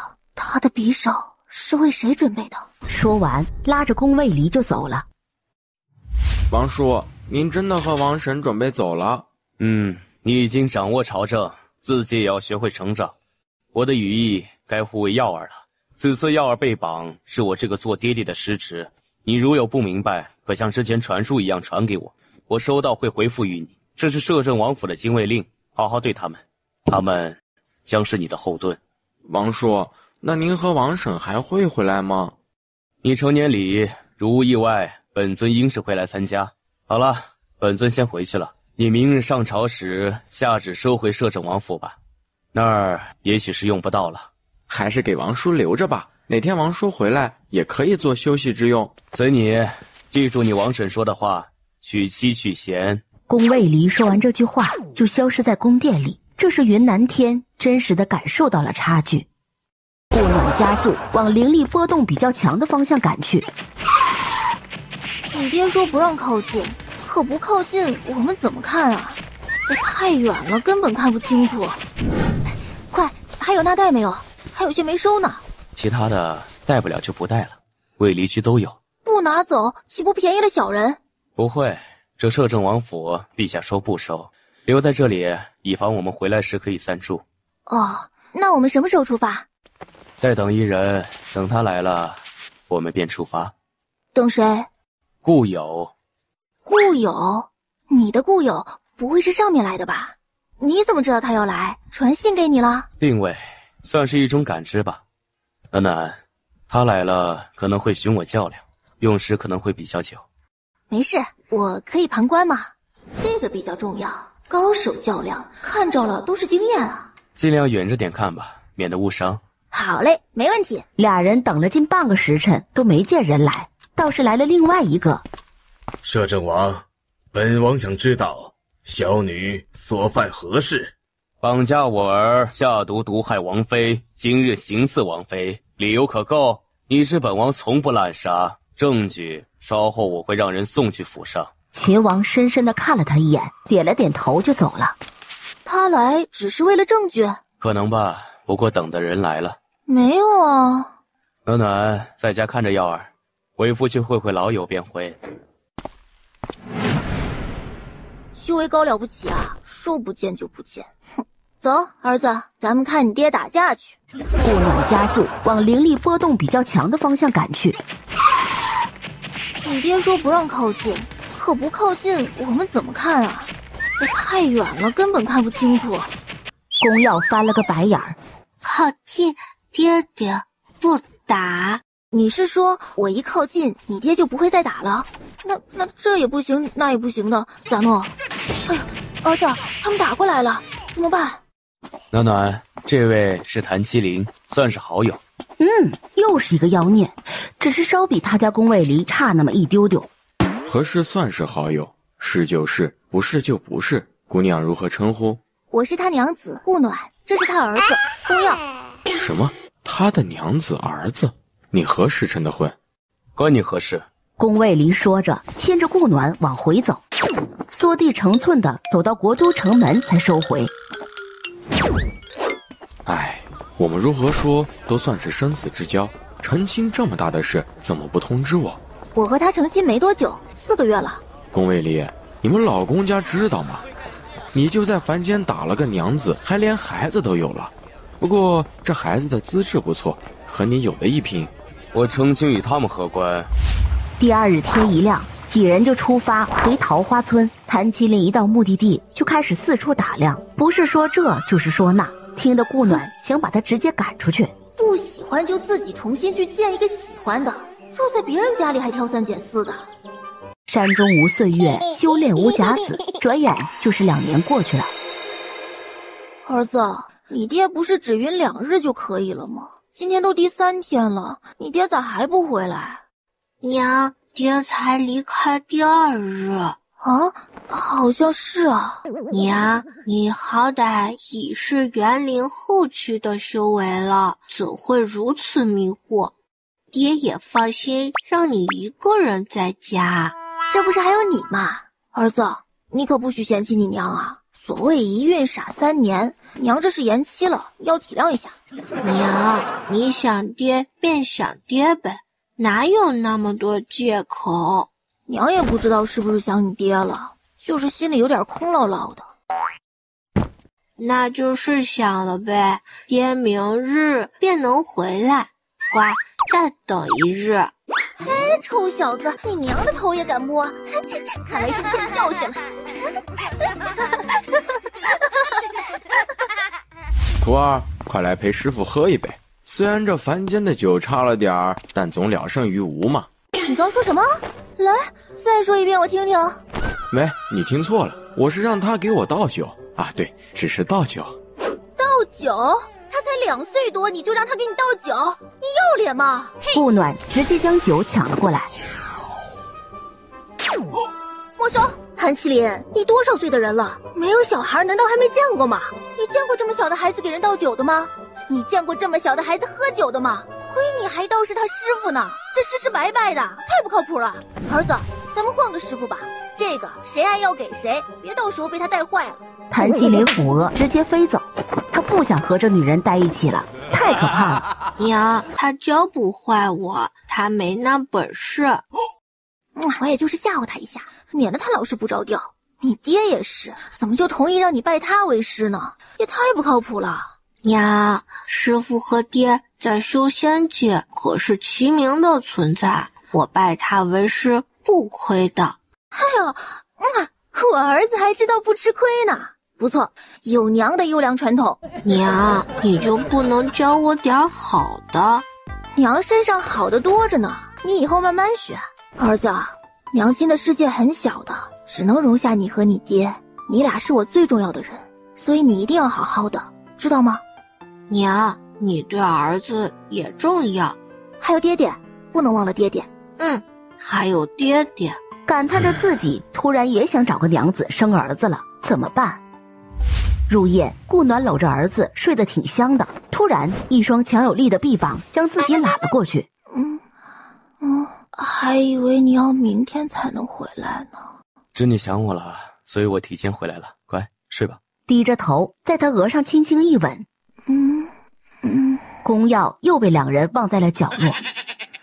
暖暖，你的修为已到了元灵后期，再努力一把，到破虎期后，为夫再带你去刷副本。又有副本要刷了？此次是北萧王朝，我的身份是成王，当今圣上的义弟。怎么你的身份都是跟皇室有关？纯属巧合。暖暖，去修炼吧。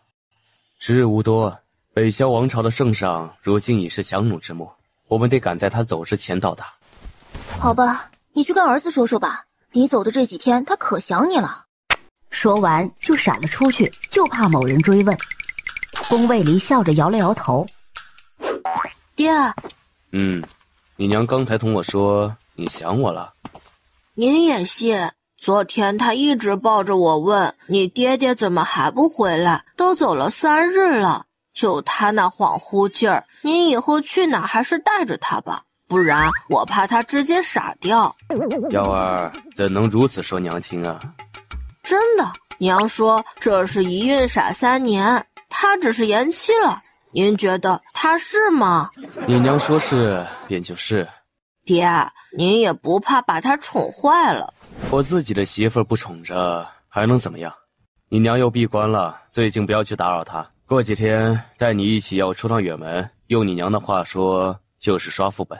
娘是要冲刺破骨期吗？爹，您跟我说话时能不能不要站着？我才2岁，不够高。对，突破破骨期出去都很安全。你也是最近懈怠了啊，才到元灵中期。我在等娘。无需压制，你的力量也是保护你娘的一份保障，所以你成长的越快，你娘越开心。你娘上次不是说了，你是她的骄傲。宫卫离抱着他往回走，让他回去修炼突破。爹，娘昨日说您和我是她在这个世界上最重要的人，所以一定要好好的。爹会好好的，娘也会的。爹会保护好娘，你也要保护好自己。所以修炼吧。过2日我们要出去一趟，归期不定，你可要去？去呀！要不是徒儿在这儿，我早就走了，太无聊了。还有，你这娘子找的可以，就是太啰嗦了些，像个山村野妇般的泼辣。哼，你所属之地不就是山野？那你也是个山野莽夫，还是无人要的那种。哎，本尊怎无人要了？他们要也要看我给不给呢。我才不会找一个山村野妇，本尊要回修仙界去找个很厉害的，找恒来仙子，看你还有脸说不？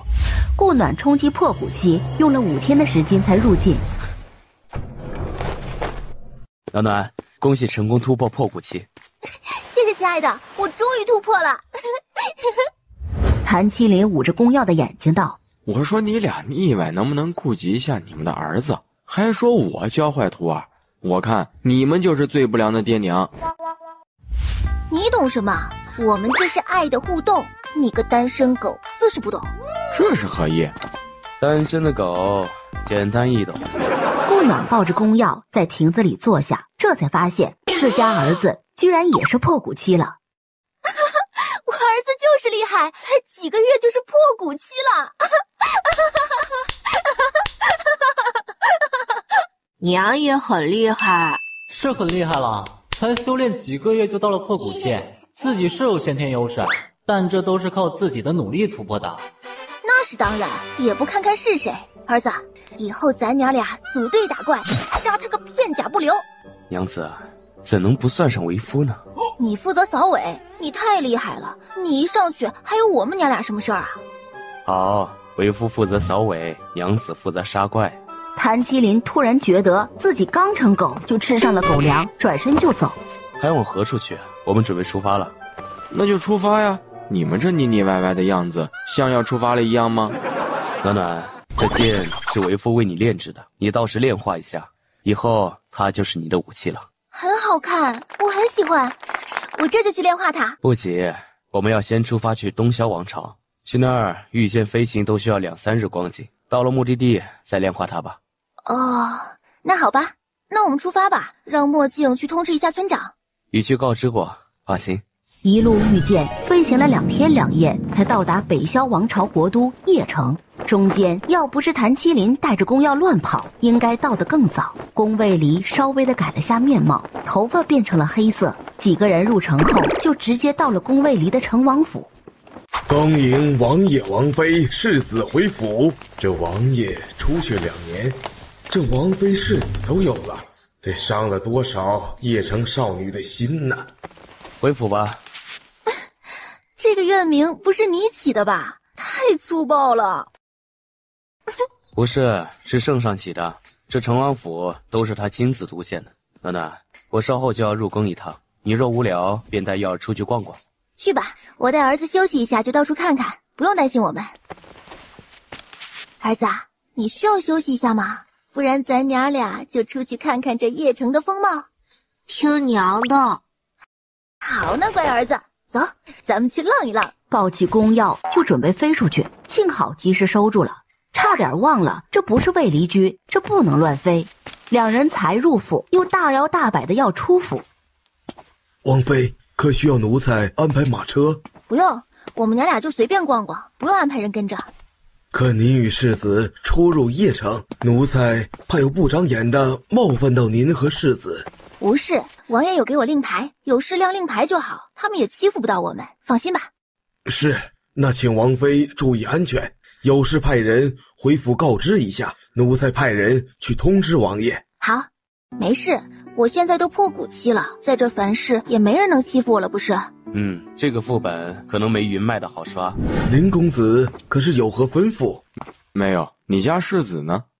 哦，王妃刚才带着世子出去了，说去逛逛。谭麒麟循着宫耀的气息，终于在一家酒楼里发现两人的身影。我说你俩出来也不叫叫我，好意思吗？怎么不好意思了？再说你这不是来了吗？还需要我们叫吗？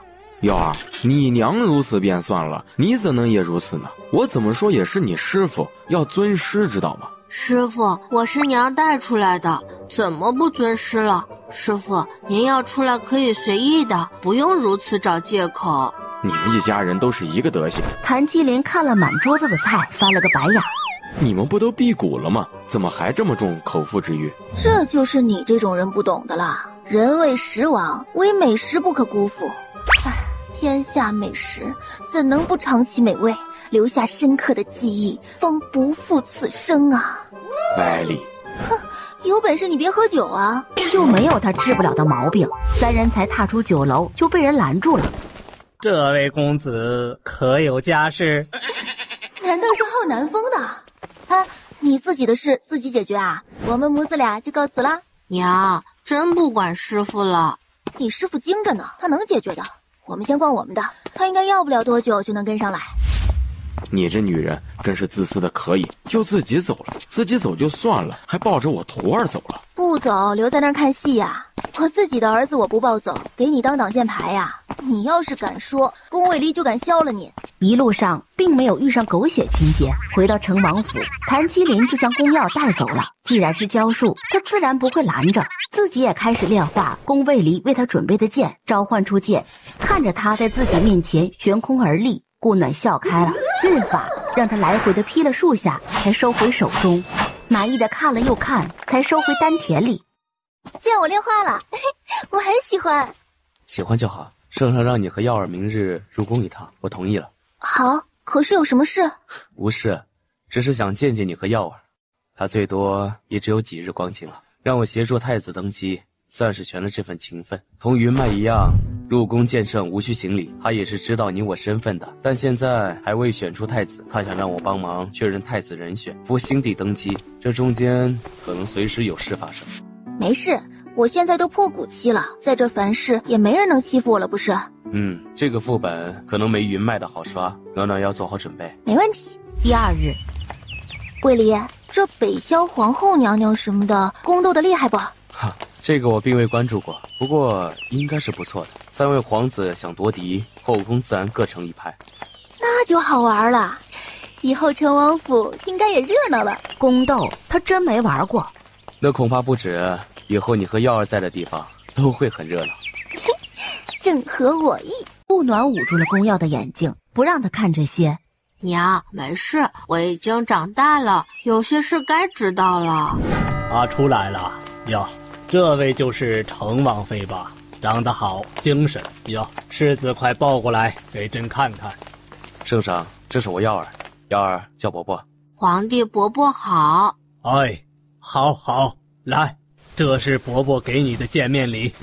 谢谢皇帝伯伯。每个人眼里都带着戏，神色各异，没一个简单的。程王妃啊，御花园的花开得正好，可以带着耀儿去看看。两人刚到御花园，就看到了一场戏。娘娘，奴婢真的没有，是誉王自己撞上来的，奴婢没有及时躲开。全皇宫的人都知道，誉王每天早上都喜欢来御花园玩，其他人都避着，为何你不避？难道你们华清宫的人不知道？娘娘饶命，奴婢刚进清华宫，今日是得了冬梅姐姐吩咐，来为贤妃娘娘取一盆花，替娘娘赎罪。顾暖捂住了宫耀的眼睛，不让他看这些。娘，没事，我已经长大了，有些事该知道了。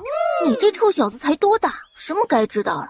这种事你知道干嘛？顾暖和宫耀说话声音那是一点都没收，该多大就是多大。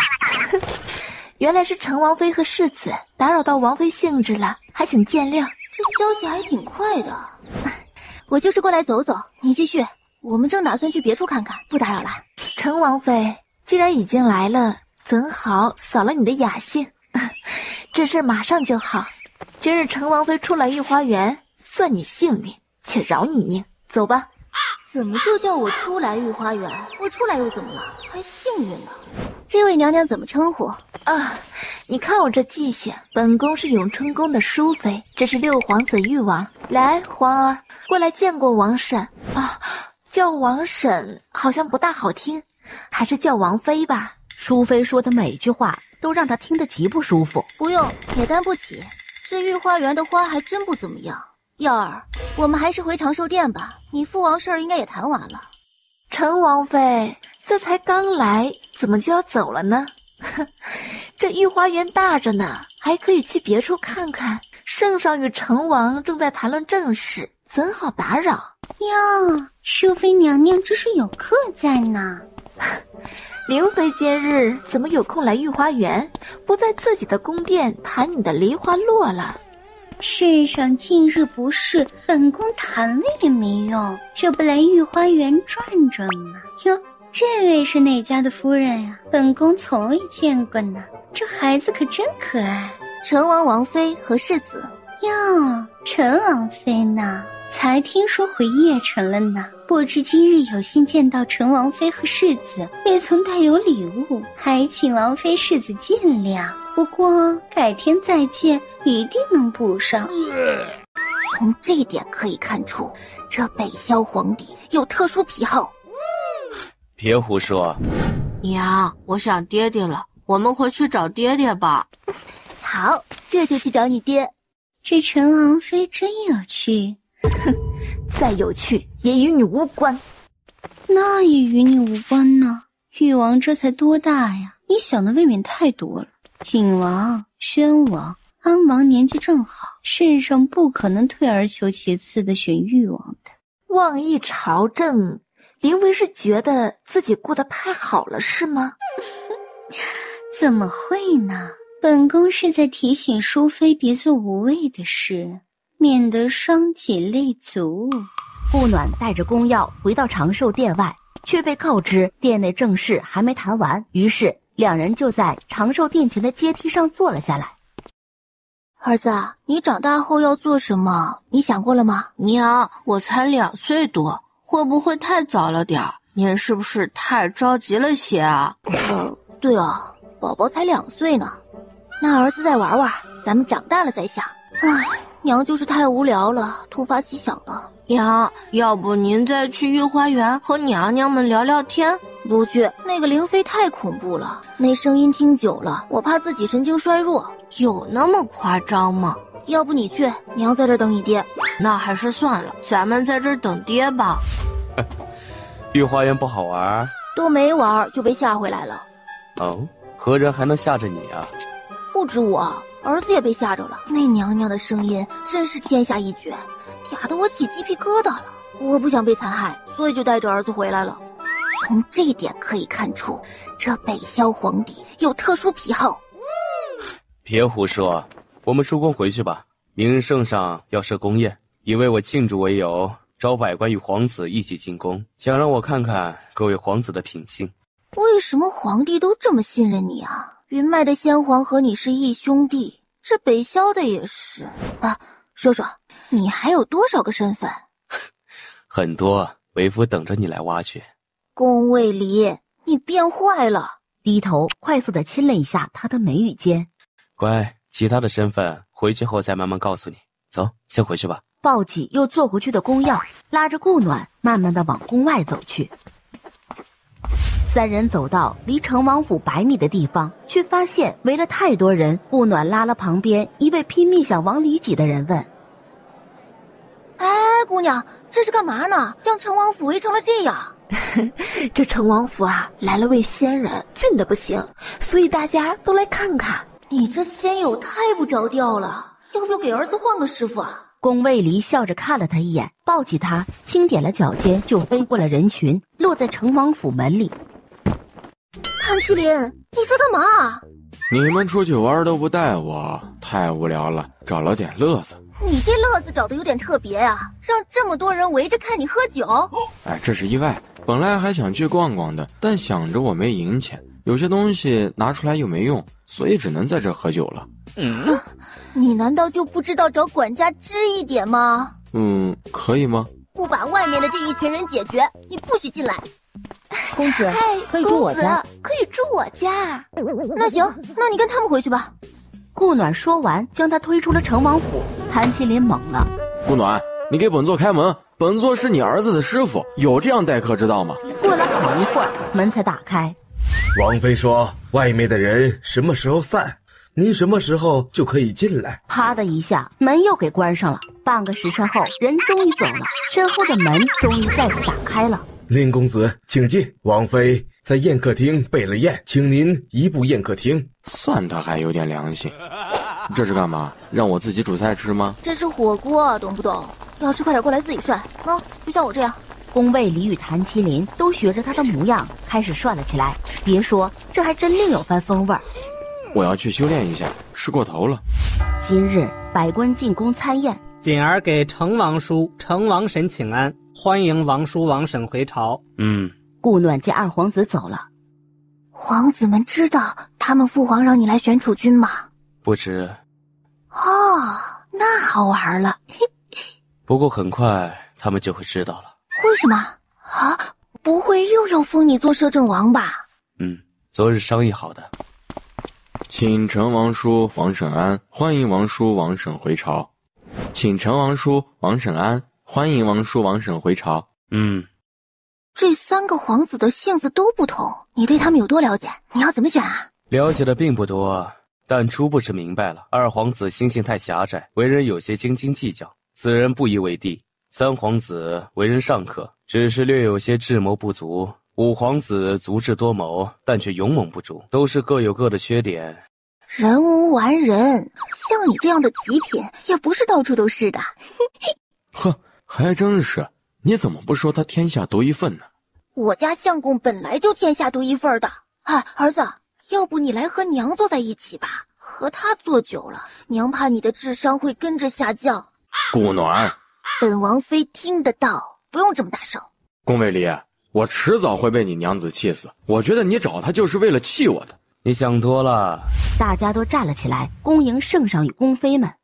皇帝看着脸色很苍白，但是精神还不错。吾皇万岁万岁万万岁！皇后娘娘千岁千岁千千岁！众卿平身，今日之宴是为了欢迎成王携成王妃世子归朝，所以大家都敞开了玩，不必拘束着。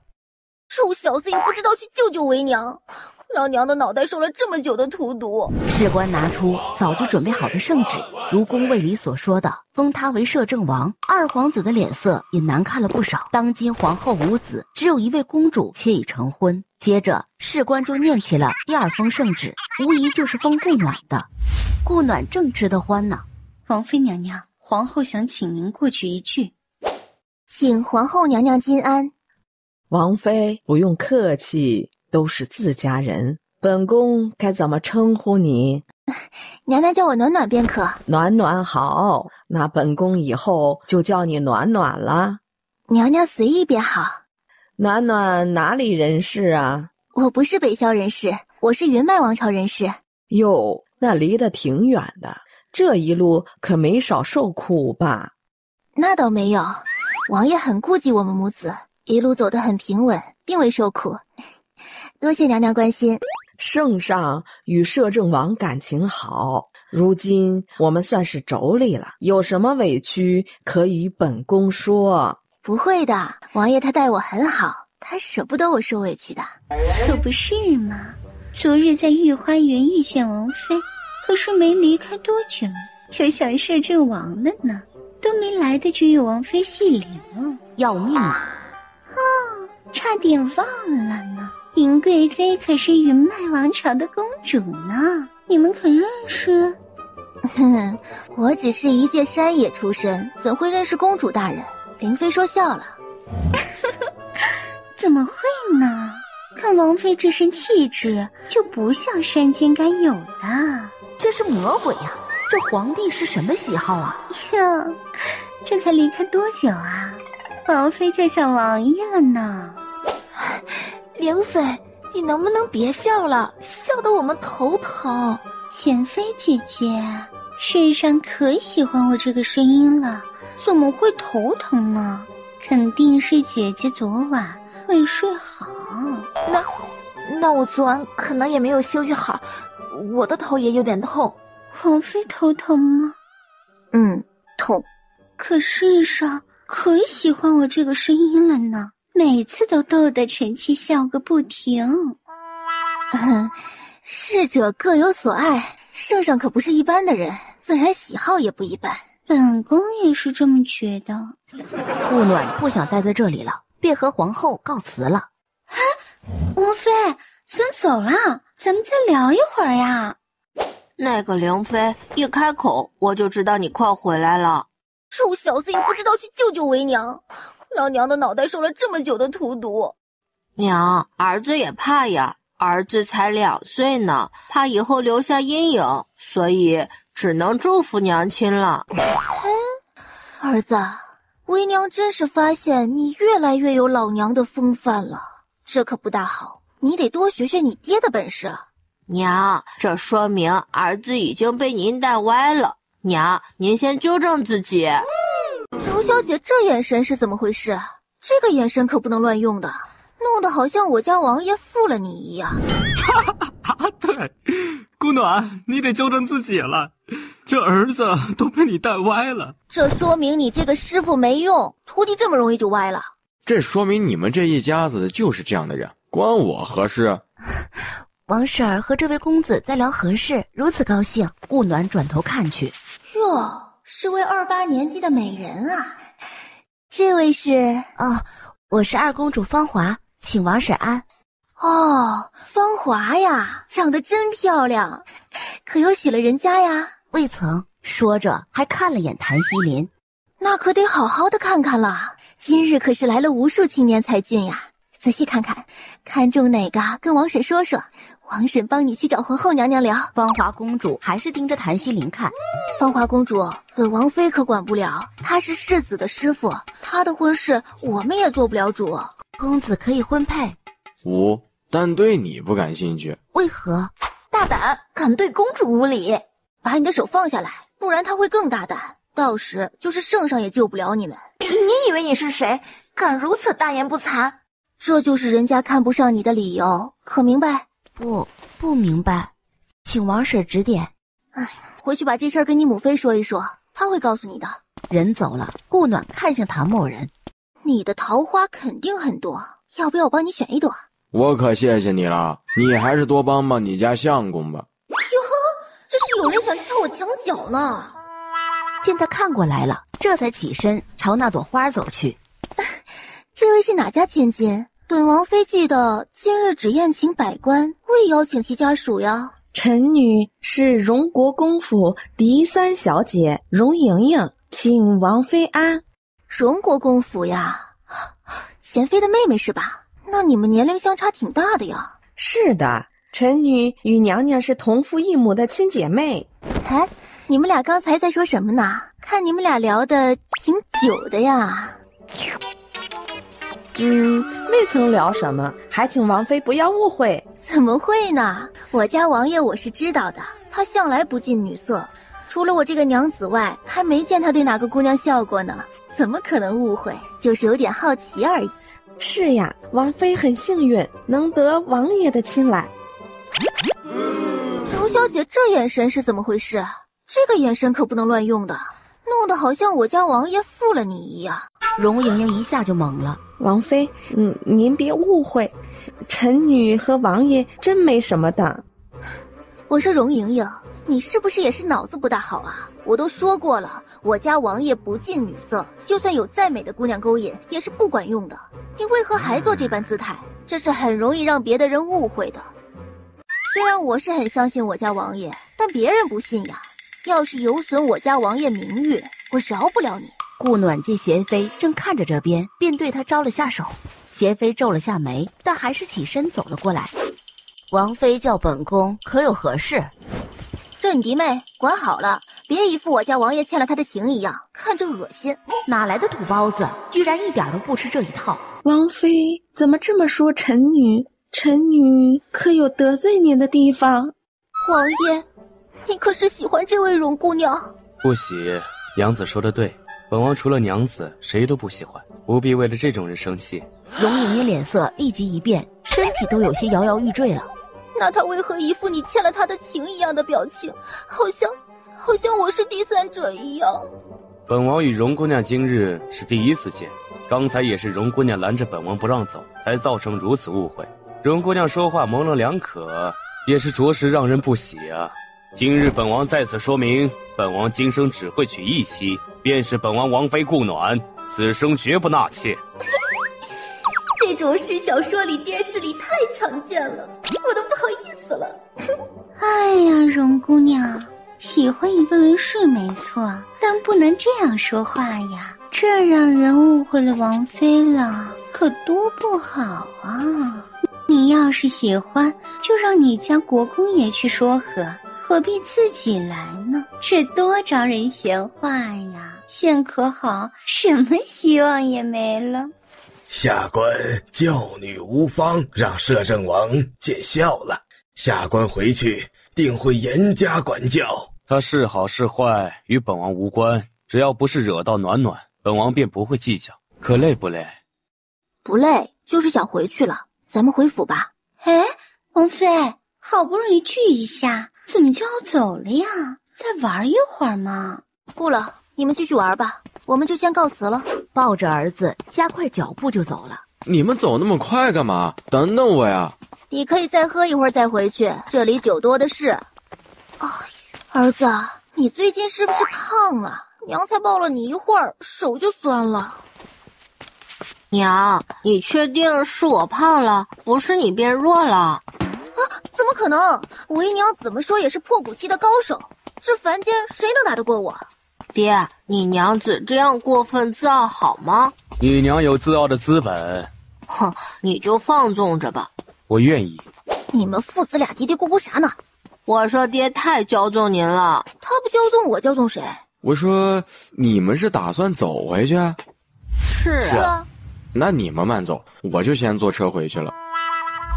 这是我们家的马车吧？娘，这马车才从您眼前消失不过3刻钟。这是怎么了？谭西林下巴往马车前面点了下。哟，这是遇上碰瓷儿的了。哼，你错了，是你没有。谭西林气得一脚就飞走了，就不能再逼真点吗？这么假？左左右右看了下，看到不远处的笼子里有几条菜花蛇，便拿了过来，拨开笼子，将蛇直接倒在那人身上，立马就跳了起来，哇哇大叫。旁边围观的人瞬间笑了起来。就这还想讹钱呢？碰瓷儿的见状想溜，地上的石子一踢，瞬间就趴在了地上。好了，回去吧，继续往回走。想到什么，又停下了脚步。哎，这几条蛇是谁的？记得去摄政王府要钱啊，别亏了。是小人，拿赔你的菜花蛇钱，你抓蛇也不容易，收着吧。啊，贵人，这太多了，只需要几10文就可以的。好孩子，你多大了？我8岁了。可有开始识字了？家里太穷，上不了私塾。哦，要不这样吧，明日让你爹娘带你来趟摄政王府，见过你爹娘后，如果可以的话，我就赞助你上学，但是如果你爹娘没过关的话，可能就不会了，知道吗？真的？当然，摄政王在这儿呢。大家听摄政王在这里，立即都跪地行礼。起来吧，大家无需多礼。见宫卫里点头，立即就笑着跑了，连银子都没拿，拉着自家相公继续往回走。你怎么会想到要赞助那孩子读书？我也是突然想到的。那孩子应该不错，就看他父母是怎么样的人了。看眼神是不错，就是不知道心性是不是一样了。光看一点也不能看全，且看着吧。顾暖说着，看到旁边有卖煎饼的，就上前买了2个。为什么我和宫卫里没有？你错了，是你没有。谭西林气得一脚就飞走了。几个人才回到王府，坐下没多久，小男孩就带着他的爹娘找来了。小男孩和爹娘正紧张的左顾右盼，看着还有点抖。见过王妃娘娘。起来吧，不用先如此大礼。我想事情孩子应该跟你们说了，我可以资助他读书考取功名，我也不需要你们卖身什么的，就当从我这儿借钱吧，以后还上便可。但每项我只支持2次，2次考取不过，那便到此为止。钱你们是要照还的。可是需要我们另外做什么？不需要你们做什么，好好为国为民做事，当官就当个好官，做事就做些好事。王妃娘娘，谢谢您的大义，我们愿意。啊，不用行如此大礼，同意了，明天我会让人去找你们，你们看过协议，如无问题就签字，他们会安排孩子进学。还有啊，这事儿不能声张哦。谢王妃娘娘，不会声张的，民妇们这就回去等消息。这日带着公药，难得的修身养性。这花应该好养，种好了放在树荫底下纳纳凉，应该就好了。娘，您从哪儿得来的结论啊？当然是娘自己这儿啊，还能从哪儿得的？挺别出心裁的。那是。王妃，丽雅郡主前来拜访。丽雅郡主是哪个？丽雅郡主是靖王嫡女，靖王妃娘家是北萧皇商。皇商？有钱人啊！哎，贵族们不是都讲究身份吗？靖王怎么娶了商户之女，还是王妃？这个就不是小的能知道的了。哦，让他直接过来吧。是，王妃。儿子，这花好看吗？尚可。怎么是尚可呢？明明很好看。娘，客人进来了。郡主前来，所谓何事？丽雅二话不说，直接跪了下来。这是干什么？有什么话直说，这样一跪，感觉像是我们欺负了你一样。丽雅想出家，请摄政王妃成全。啊！你要出家就自己去好了，找我是几个意思？难道我还能帮你剃度？儿子，娘看着像尼姑。娘，哎呀，好吧，娘知道了。丽雅郡主，你要出家不应该来找本王妃吧？谁给你的信息说找本王妃就能解决问题？本王妃长得很圣母，看着就是可能给万民解决问题的人。你要出家不是应该找寺庙吗？不是应该找你父王吗？找本王妃是几个意思？北宫丽雅沉默地跪了一会儿，就缓缓地站起了身，行了一礼就走了。顾暖和宫耀对视了一眼，某个细胞告诉他事情不简单。墨镜，属下在。派禁卫去跟着他，看看他或者有些人想干嘛。是。事实果然如他所想，北宫丽雅一出摄政王府就失魂落魄地上了马车，直奔城外的寺庙。然后整个邺城就传出来丽雅郡主被摄政王欺负了，这要有多逼真就有多逼真。儿子，怎么办？娘，你的鬼点子不是挺多的吗？你会没办法？有你这么说娘的吗？墨镜，去趟宫里，让你家主子出宫走回来，现在立刻马上。是。他人都在皇宫，我都不知道怎么欺负他的，真是绝了！做事前都不知道打听清楚的。娘，爹早上秘密入宫的，他们不知道也不奇怪。太莽撞了，现在可是又浪费了一招棋了，可惜。娘，您这语气可是颇为失望了。宫耀又拿起书看了起来。儿子，你何时识的字啊？娘怎么不知道？娘，不知道的事还挺多的。明日燕儿就要闭关冲击灵丹境了，您知道吗？啊，真的吗？哎呦，我的儿子就是厉害呀！这么快就要冲击灵丹境了，哈！儿子加油！娘，您就不自卑吗？我儿子冲击灵丹境，我有什么好自卑的？我儿子厉害，不就是我厉害吗？你可是我生的。哎呀，还没有3岁的灵丹境哎，这放在修仙界也是天才中的天才吧？是，儿子自己傻，思维跟不上您。果然如爹爹所说。怎么坐在这里？等看着某些人打脸呢。怎么样，这一路回来可有遇见什么奇怪的事？未曾啊，只是百姓看我的眼神甚是奇怪。可不奇怪了。那个什么丽雅郡主来咱们王府不过半刻钟，就被你这个不在家的人欺负了呢。本王妃听得还莫名其妙呢。你说奇怪不奇怪？北宫丽雅她一到王府就找我说要出家，她要出家找我干嘛？找我给她剃度吗？哼，我没同意，她什么也没说就走了。这一走就只传出了她被你欺负了的传言。要不是知道你不在家，这话我都要信了呢。这话他可是用了些灵力说的，这附近的人都能听到，大家都开始议论了起来。魏离，你说这是谁要对付你啊？设这种流言也太蠢了点。也不算蠢，如果我今日在府里，那还真是有口不能辩了。他们算漏的是我出府了，还有你这个小鬼灵精在。你怎么和儿子一样？那幸好你今天秘密去了皇宫，不然还真有口难辩。这人如果让我知道是谁，我就让他知道什么是真正的欺负。哼！幺儿闭关去了，这你也知道？哎，我这个当娘的不合格呀。那怎么会不合格？幺儿有多黏你，你会不知道？那小子都快3岁了，让他自己睡还不乐意，整天就知道黏着他的娘子。好像是啊。谭麒麟呢？说是太无聊，出去走走。出去也好，免得打扰我和娘子的2人世界。是有点无聊。哎，今天我还和儿子种花了，是我从后山上找下来的。宫卫离看着那一盆盆乱七八糟的花，有些无语。甚好。华清宫的气氛就不大好了。哼，摄政王今日进宫了，为何无人来报？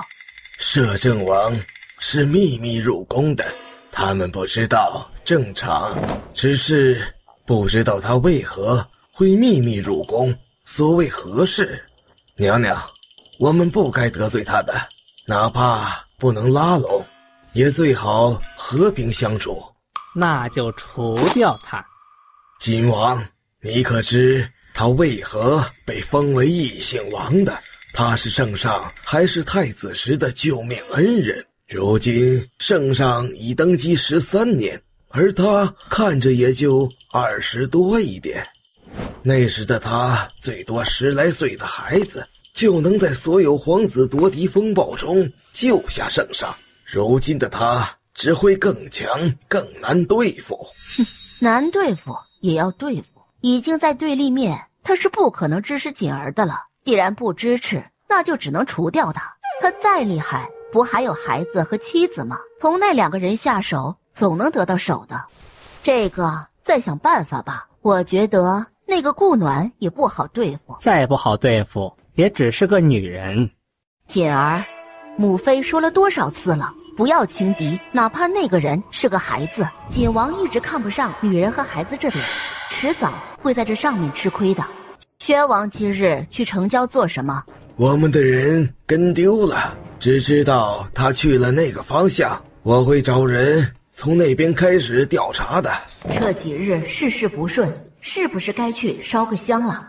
你们都回去吧，做什么事都不要留把柄给人家，特别是你，锦儿。那农女的事好不容易解决了，可不许再惹事了。现在可是关键时刻，一步错就会步步错，可知？知道了，母妃，儿子会注意的。您也注意休息，我和外公先出去了。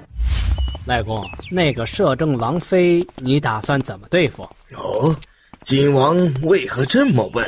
本王想了解一下，免得到时有个什么事儿措手不及。事实是他看上那个王妃了，可是连做梦都在想着她呢。这个还没想到，想好了再告诉锦王。只是锦王，你得多注意一下宣王和安王的动静。安王太过平静了。他呀，还在安王府弄之前父亲交给他的阵盘呢。那阵盘本王特意去看过，也就是普通的盘，没什么特别之处。锦王，我还有事，就先回府了。有办法了，记得告诉我啊。宫卫离正给他按着后背肩颈，某人的眼睛却是越来越火热了。暖暖，娘子，可舒服啊？舒服。可否让为夫也舒服一下？可我不会啊。为夫会，为夫教你。说完就扑了上去。第2日，闷骚，拐着弯睡我。可还有不适的地方？你说呢？顾暖瞪着他，折腾了半宿，能没事吗？下次不会这样了，下次为夫会注意的。说说图谋多久了？昨日之儿子闭关开始。那之前都未曾想过。你未到破骨期，我不敢行此事。禀王爷王妃，长公主来访。请去偏厅吧，我们稍后就过去。是。这长公主为何会来？去看过才知道，她夫家中信侯府并未站队。2人到的时候，长公主都喝了2杯茶了。给王叔王婶请安。坐吧。长公主来访是有何事啊？我是为中信侯来的，他最近总被二皇帝纠缠，想请王叔出面帮忙说和一下。你应该去找皇后，而不是本王。已经找过母后，母后说找您或许有用。母后无子，在后宫中也颇为艰难。顾暖捏了下宫卫离的手，叹了口气。明日我会安排他外放一段时间，你让他做好准备。谢王叔。行了，你回去告诉他，忙我只能帮一次，其他的看他自己了。是，谢王叔王婶。这么简单的事，皇后也解决不了。皇后掌管东西6宫，却也是管不了前朝，她把自己分得很明白，所以就算无子，也能相安无事的当这么多年的皇后。她就没想过抱养？这不是宫廷剧里常有的戏码吗？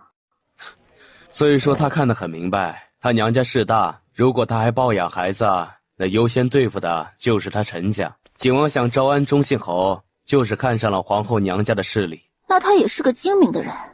哼，宫里没一个简单的。这话没毛病，宫里没一个简单的，不管是太监还是宫女。你准备把那个中信侯调到哪儿去？离邺城300里的溧阳县，前几天遭了洪灾，派他去算是给他个机会了。如果这也办不好，那他这一生就这样了。哟，我们摄政王还是个好人呐。在你这儿，我一直是坏人。好人，但在别人那儿必须是坏人，知道吧？顾暖也捏住他的鼻子。好，当然只能对我，与其他人无关。知道，只对你一个人好。乖，你今日没什么工作？不是，今日在家陪你。等儿子出关了，我再着手办其他的事。儿子一出关，我也不能黏着他了。等我处理完事，儿子应该也可以自己独立了。合着您算好的呢？我已经派龙卫去查3位皇子了，过2日就能有结果。既然2日后才会有结果，这2日我就好好陪陪你。哎，这里是厅里呢，赶紧放开我！附近有什么好玩的吗？我们出去玩玩吧，来这里还没怎么出去呢。那去城外的华安寺吧，那寺里的桃花现在开得正旺，传言那里的风景是一绝。啊，那我们就去那儿吧。说动就行动，走吧，现在就去。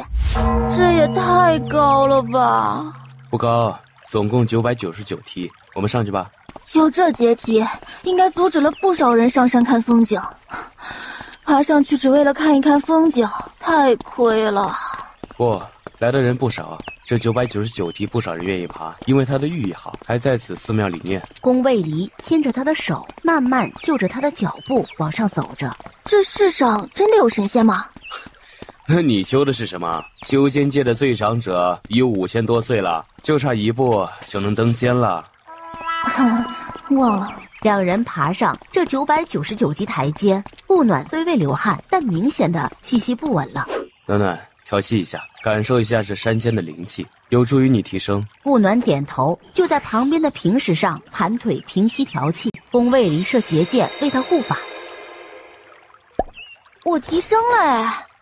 居然在这儿调息一下就能提升了，这里这么厉害，我们以后常来，那我就能赶上儿子迈入灵丹境了。嘿嘿。不着急，你已经很厉害了，修仙界也没有几人能在2-3年内炼至灵丹境啊。有些人努力一世，也只到破骨期、灵丹期的，所以不用着急，你如今有的是时间，慢慢来。好，听你的，走，咱们进去看风景去。这人是谁啊？如此不雅，不知是华安寺吗？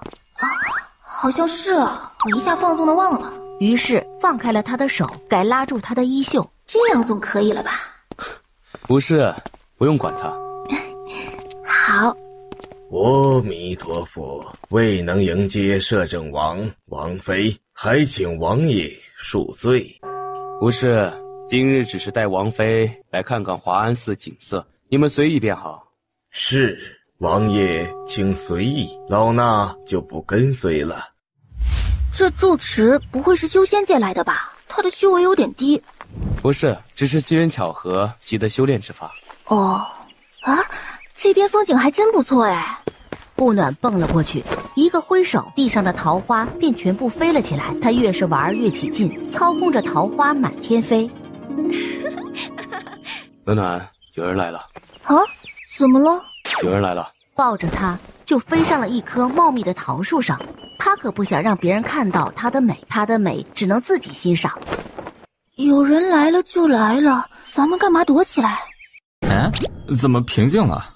唉，可能是我们来打扰了仙人，也可能是桃妖。阿弥陀佛，各位施主，今日桃林不对外开放，请各位施主离开此处，谢谢。大师，为何今日不开放？是不是有什么异常？如果有问题，我们可以帮忙解决的。阿弥陀佛，谢谨王好意，并未有何异常。今日有贵客来访，不得打扰，还请施主们离开。那我们就先行离开，去寺里拜拜佛祖，到时候还请住持解惑。住持朝桃林行了一个佛礼，便也跟着走了。这住持挺可爱的。不过一会儿，住持又带着人走了回来。王爷，这是本寺酿的桃花酒与桃花点心。有劳住持了。寺庙酿酒。顾暖上前倒了一杯喝了。啊，还挺好喝的，清香微甘甜，好喝，你快尝一点。宫卫离就着他的酒杯喝下。好喝，香。是吧？再尝尝桃花酥，还有这个软软的，好吃，是吧？带点回去给儿子吃。等他出关，估计都坏了。你喜欢吃就多吃点，下次带他来吃。每咬一口，剩下的半块准会被某人咬走。你就不能自己拿吗？不能，你都已经弄脏手了，我又何必再弄脏手呢？就这一起吃，一样的。这理由不错。哼，吃的太多了，一吃就没能停下来。刚想到了什么，手伸到宫卫离腹部摸了摸，却是平平的。明明咱俩吃的是一样多的，为什么你肚子这么平？某人拿着好吃自己喜欢的就咬掉大半块，只留点沫给我，能一样吗？哪有，明明是分着吃的。好，是分着吃的。我们去别墅走走吧，除了这片桃林，那边的景色也不错，顺便可以消消食。还要上山？山上可以揽尽夜城风貌，然后再看看日落夕阳。母妃，您觉得有谁在桃林？大师护得这么严，都不让人靠近。着人去打听一下，今日可有什么特殊的人上山？锦儿，今日陪母妃在这好好礼佛，在没打听到是什么人之前，别到处跑了。他可是看到了大师朝桃林行的那一礼。在这北萧王朝，有谁能这么厉害，让大师对他都如此护着？不是护着，而是恭敬。听母妃的话，今日没消息之前不许出去。这毛躁的性子，什么时候能改改？而消息在半个时辰后送到两人手里。山顶上只有一个亭子。哇，这个地方果然非常壮观哎，太美了。这个山顶，整个邺城知道的人屈指可数。往后想看了就再上来。要是都知道了，那这个亭子都不够人站的。太阳渐渐西移，太美了。要是有摄像机，他想永远留下此刻的美景。轻轻地转过他的头，低手吻了上去，此刻更美。诺娜，你让我知道了什么是爱，让我知道了家的温暖。谢谢，谢谢你的出现。我也应该谢谢你，你也让我知道了爱是什么样的感觉，知道家是什么样的感觉。两人待到太阳彻底落下才下山，回到桃林就见住持在那等着。大师，您等在此处是有何事吗？阿弥陀佛，王妃，老衲找王爷有事相商。何事？说吧。王爷，前段时间老衲在山下捡到个孩子，这孩子灵根不错，希望王爷帮忙看一下。两人跟着住持到了经房，孩子就暂住在这里。两人都惊讶了，这孩子居然灵气四溢，这是天灵体，天生灵气充盈。若是在修仙界，很容易让魔修抓去当顶炉，但保护得当，修炼起来非常的迅速，可以说比任何人都容易走上仙途。这是你在山下捡的？是的，就丢在山下的林子里。若不是老衲去得及时，他可能就被狼叼走了。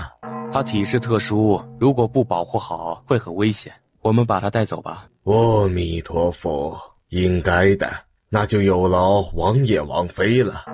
知道这孩子多大吗？他身上有没有带什么东西？除了他身上的襁褓，什么也没有。那就是不知道他到底多大了。卫离，你能看出他多大了吗？应该是2到3个月之间吧，具体看不出来。都2、3个月大了，还这么轻，可怜见的。我们回去吧。大师，那我们就告辞了。孩子怎么办啊？先养着吧，还要问我耀儿的意见。那今晚先睡在我们房间吧。不行，睡隔壁，有动静我们也能知道。别这样，他会受伤的。他现在还小，还不懂，我让墨镜守着他，有人在身边就好。你真是……怎样？不要脸！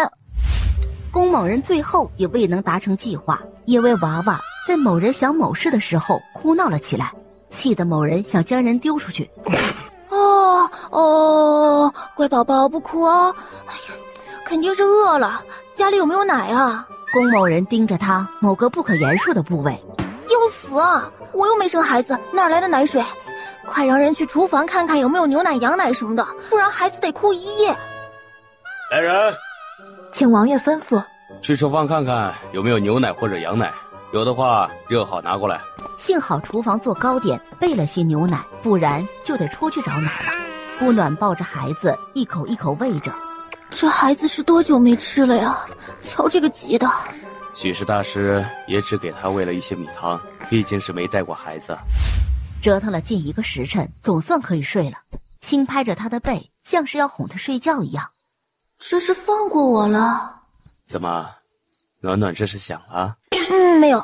既然娘子想了，为夫怎能不满足你呢？这个死闷骚，又是半宿。第2日，他还没起，宫耀出关就跑了过来。娘，儿子成功了。儿子，让娘再睡会儿。娘怎么这么累？娘，你怎么了？娘没事，就是有点困。儿子，娘再睡会儿。宫耀却眼尖的看到上面有一块暗红色。娘，是谁伤的你？谁能伤得了你娘？乖啊，要不要陪娘睡会儿？宫耀想了想，脱了鞋就爬了上去，脑子里想的都是谁伤了娘，又看到了脖子上也有。他这会儿躺不下了，立即就跳下了床，直接往门外跑去。怎么了？爹，有人伤了娘，都打轻了。打轻了？是啊，手上、脖子上都有。宫卫离立即刹住了脚，这要如何解释？爹，你快点啊，去问问娘是谁弄的，找他报仇去。敢杀我娘亲，剥他皮。这个是意外，不是被人打的，让娘休息一下就好了。娘也是这么说的，可不找出凶手，要是哪天娘伤得更厉害了怎么办？你是不是不爱她了，所以不关心她了？怎么可能？你娘在我这里可比你都重要，不要挑拨离间。最好是，不然我就带着娘走，免得娘受委屈。臭小子，那是我娘子，你以后离她远点啊！我爱她都来不及，怎么会让她受委屈？那怎么娘受伤了你都不管？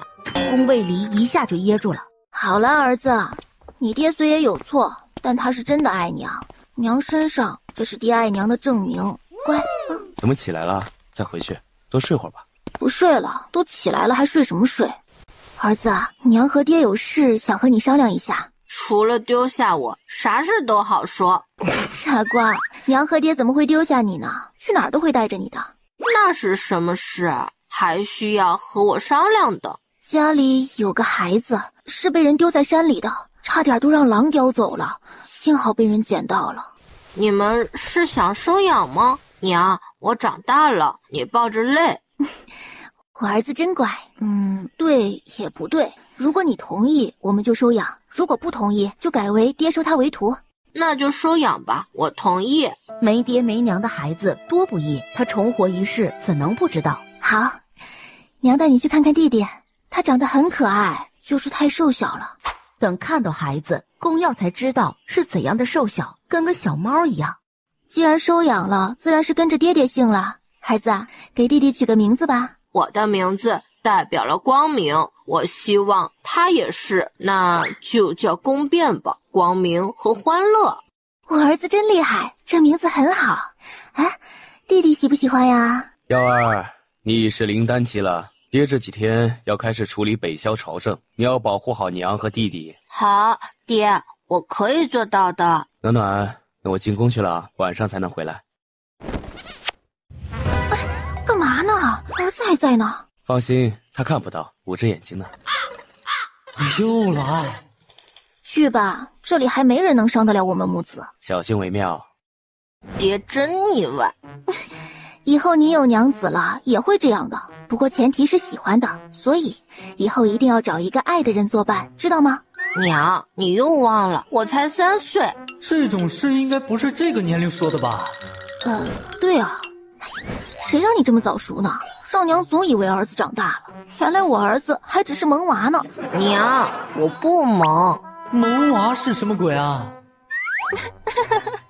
好，我们家耀儿是酷啊，超能宝宝，变儿才是萌宝，萌萌的宝宝。可是他们的欢乐才进行没多久，就有人来打扰了。王妃，奴婢是华清宫的奴才，今日奉娘娘之命，邀请王妃入宫一叙。今日可能不便了，这是王爷刚收养的孩子，今日刚入王府，还未熟悉，本王妃得照顾他。还请帮忙向贤妃赔罪。娘，你的副本来了。对啊，娘不喜欢宫斗，儿子有什么好的提议吗？娘，我才3岁，不过建议还是可以给的。你近期别出门，有弟弟在，他就是最好的借口。娘听你的，等你爹处理完了我们再出去。如果实在逃不过，娘就带着你俩上场，嘴不行就用实力碾压他们。娘，你的努力也不差。宫耀还是盯着宝宝看。娘，我可以抱一下弟弟吗？顾暖点头，一只手托住这里，一只手托住他的颈部。他还太小，骨头都没长好。娘，他真的太小了。他能活着已是幸运，所以以后要对弟弟好一点，知道吗？他以后会更幸运的。对，耀儿以后也会更好的。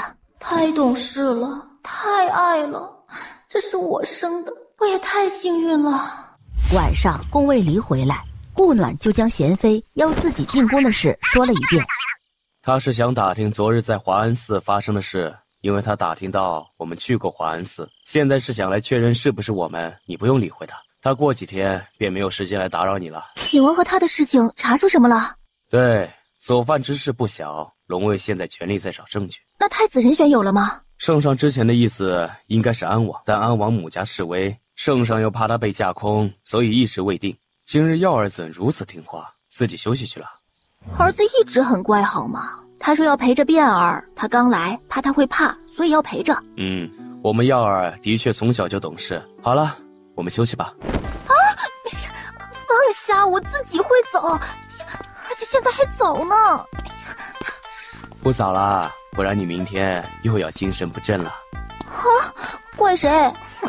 就不能让他开荤。轻点，别又弄出印子，到时候儿子问了，你自己去解释。第二日天微亮，宫某人就起床了，让他恨不得捶床。明明是他在动，为什么累的是自己？不公平！乖，再睡一会儿，今天我会早点回来，到时带你和2个小的出去走走。乖，我去看看儿子们，让他们晚点来找你。再醒来便看到宫耀站在自己床边。娘，别藏了，我都看见了。太丢脸了。娘，快起来吧，我刚才喂过小便了，你也该起来吃饭了。你先出去。好，我先出去了，你快点儿，我已经让厨房准备好了早餐了。宫耀摇了摇头，走了出去，觉得自己是大人了，床上那个才是小孩。没事的，小孩子的记忆不长的，一会儿就会忘掉的。等他到了偏厅的时候，见到宫耀居然在给宫变换尿布。我的个天，这个世界更玄幻了，我儿子才这么点儿大，居然就会换尿布了。儿子可以让嬷嬷来换，或者侍女都可以，怎么自己换了？没事，我换也一样。儿子，你这样会让娘亲自卑的。我觉得不会。娘，您的脸皮的厚度已经大过了自卑度，所以放心吧。你可真是我亲儿子呀，有这么说娘的吗？如假包换，是您儿子才这么了解你。皮真的很厚。哼，你爹说今天会早点回来，然后带我们出去走走。知道，爹出门前跟我说了。唉，突然觉得自己的存在感低了，是怎么回事呢？不，娘，您的存在一直都是顶尖的存在，只是你自己没感觉到而已。王妃，礼部尚书之女及丞相之女求见。他们找我干嘛？并未告知。什么都不知道你就来通报了？那要是来一群人说要见我，也要你一一通报吗？你是不是也要让我见见啊？管家的职责是什么我没去了解，但也知道一点，拦着不相关的人也是你的职责吧。然后顾暖还是决定见见那2个高官之女。这个管家不行。我知道，只是还不知道他是谁的鱼，还要调出他背后的主子呢。儿子，吃完早餐你先带变儿回房去，你要去会会那2个侄女。好。这还真是2个小美人呢，一个娇娇弱弱的，眼眸含盈，顾盼生辉，一个是高洁清雅，似白莲。哎呀，好一朵美丽的白莲花呀！丞相福禄承尧，葛幽娇见过王妃。坐吧，说说你们来找本王妃有何事吧。无事，只是来拜访一下。王妃来邺城许久，我们还为一睹芳容，故来此叨扰。因为没见过我，所以要见见。合着拿摄政王府当动物园了？只是为了来一睹本王妃真容。王妃说笑了。还有就是为您送来一张拍卖会的入场券，拍卖会明日5时开始。啊，那还真是谢谢你们了。只是这拍卖会有哪些拍品啊？如果没有感兴趣的，本王妃就不参加了。也不知道他从哪里拿出来的，就递过来一张镀金请柬，还有份拍卖清单。哎呀，都是些什么鬼？古籍、古画，还有个长寿丸，没什么感兴趣的，不过可以去玩玩。好，本王妃收到了，明天会如约而至。见俩儿子都睡着了，也没去打扰。什么时候回来的？刚回来，见你在修炼就没打扰。耀儿呢？儿子在修炼。我刚才去的时候，他还在睡呢。那应该也是刚入定，我们就等会儿吧。不过你打算带我们去哪儿玩？你不是喜欢吃烧烤吗？我让人学了。我们今天下午去游湖，在船上弄烧烤吃。这个好，奖励你一个么么哒。只要你高兴就好。我很高兴。宫耀进来看到的就是这一幕，假装捂了捂眼睛。你们要这么黏糊吗？我们乐意。好了，我们出发吧。已经让管家准备好马车了，先坐会儿，喝点水再吃。可以吃了吗？啊，可以了，王妃请。可以了，卫离，你快尝尝。儿子，你还小，尝2串就好了。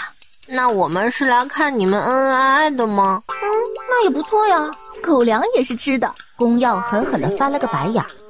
只是让你少吃，又没不让你吃。吃到嘴里感觉还不错，味道很新颖。船走到一半时被迫停了下来，差点和另一艘船撞上了。哟，又见面啦！程瑶见过王妃。见过王妃。年里，娘，怎么了？没怎么，就是撞着了。娘，再不回去，烤串就凉了。转身就回了船厢，留下对面船上的人面面相觑。这位王妃有趣啊！我比较关注的是他手上拿的是什么，看他吃着挺好吃的。船上有人在做饭呢，可真会享受。不够，薇薇，你们俩是只要能看到吃的就眼睛发亮啊！魏子锦，你知道什么？人生在世，不就为了口吃的吗？程阳，你今日不是去过摄政王府，见过这位王妃吗？人怎么样？性格比较随性。这时，船手前来禀告，说船舱已经进水，需乘小船离开。要不去摄政王的船上去蹭蹭他的船？你去吧。去就去。麻烦去通禀一下，可否让我们同船？我们的船进水了。护卫看了他一眼，点头进去通禀。过了会儿才走了出来。可以，但不能进去打扰王爷王妃。好，多谢。白污垢朝他们挥了挥手，让他们过来。让丫鬟和侍卫都回去吧，别都过了。梁伟伟一上船就跑到厨师面前看着。请问这个是什么呀？好吃吗？啊，这个是烤牛肉串和羊肉串，还有些蔬菜什么的。我能尝尝吗？这个我不能做主，要问过王妃才行。程瑶等人谢过摄政王妃，让我们上船。不用客气，带你们一程而已。是可以吃，但要付费给厨师，人家可不能白忙活。那个叫无垢的看起来还不错，叫伟伟的吃货他也挺喜欢的。听到说可以吃，梁伟伟就自己动手。啊，好吃哎！真的？白污垢也上前吃了起来。真的好吃哎！谢谢王妃。安静！从船厢传出来的声音吓了在场的人一跳。不用害怕，别太大声就行。小孩子睡着了。你不用这么严肃。外面有俩小家伙，我还挺喜欢的。不许，你只能喜欢我。还有我。好，我只喜欢你们，其他人一概不喜欢。王爷王妃，可否还需要送串串进来？不用了，让他们吃些吧。啊，是。记得收钱啊，那是你的辛苦费。这还能得一笔，自然高兴了。唯一的要求就是这个配方不许外传。魏子金看了陆程瑶一眼，嘴角勾了勾，自不量力。另一个人叫吴传林，应是性子比较沉闷，整个过程就没见他说过一句话。县主啊，这个配方是王妃的，没经同意啊，不能外传。啊，好可惜呀。顾暖听着笑了，这性格他喜欢。那现在就多吃点儿。这孩子太实诚了。有这么好笑啊？真逗，这孩子。娘，您的笑点有点低啊。顾暖起身走了出去，来到梁伟伟身边，笑着看他吃。梁伟伟正吃得起劲儿，其他几人想出声，却被他阻止了。王妃，好吃吧？好吃。你也喜欢吃？是的。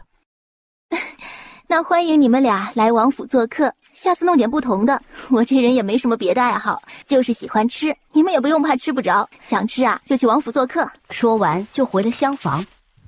王妃，我叫梁伟伟，谢谢您的招待。不客气。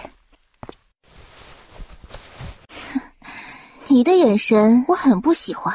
怎么生气了？我连他们的长相都没看一眼呢。哼，你只能是我的，谁也不能觊觎。我只能是你的。爹娘，你们请别忘了我行吗？我们兄弟还在这儿呢。抱歉啊，娘没注意，下次注意。那边陆承尧坐上马车后，眼里藏不住的恨意，想到宫里贵人的计划，立即又笑了。梁伟伟上车前叫了声白污垢。真是的，好那么快做什么？去宣王府，刚才那些人里面只有梁家没有站队了，因为当今圣上的妹妹嫁的就是梁家，长主公自然不会轻易站队。白家站的是安王，陆家明面上没有站队，实际上已经站了锦王，这些都是调查出来的结果。摄政王妃邀请白无垢和梁伟伟去王府做客，是有什么深意吗？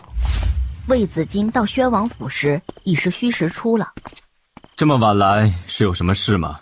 今日游船遇到了摄政王妃，摄政王妃邀请了梁伟伟和白无垢去王府做客，您说会不会有什么深意？不会，摄政王妃本王见过，她的性子直率，不会相弄这种事的人，而且对她也没好处。那摄政王也不会，本王见过他和王妃相处的方式，他很爱王妃，他是不会利用王妃的。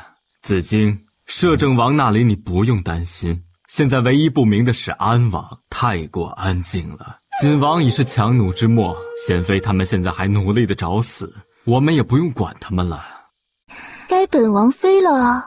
一刀一个全挑下楼，没有致命也伤得不轻。戏好看吗？还有啊，明日的拍卖会能避着就避着点吧，不会有什么好事。是，王爷。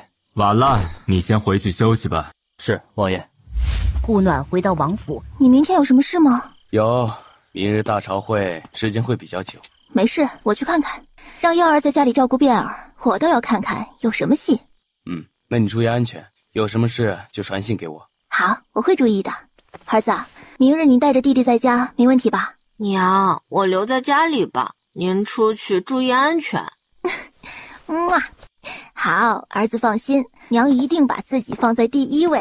对不起啊，让你冒险了。为了你，我愿意。第二日，娘，没事就早点回来。好，娘知道了。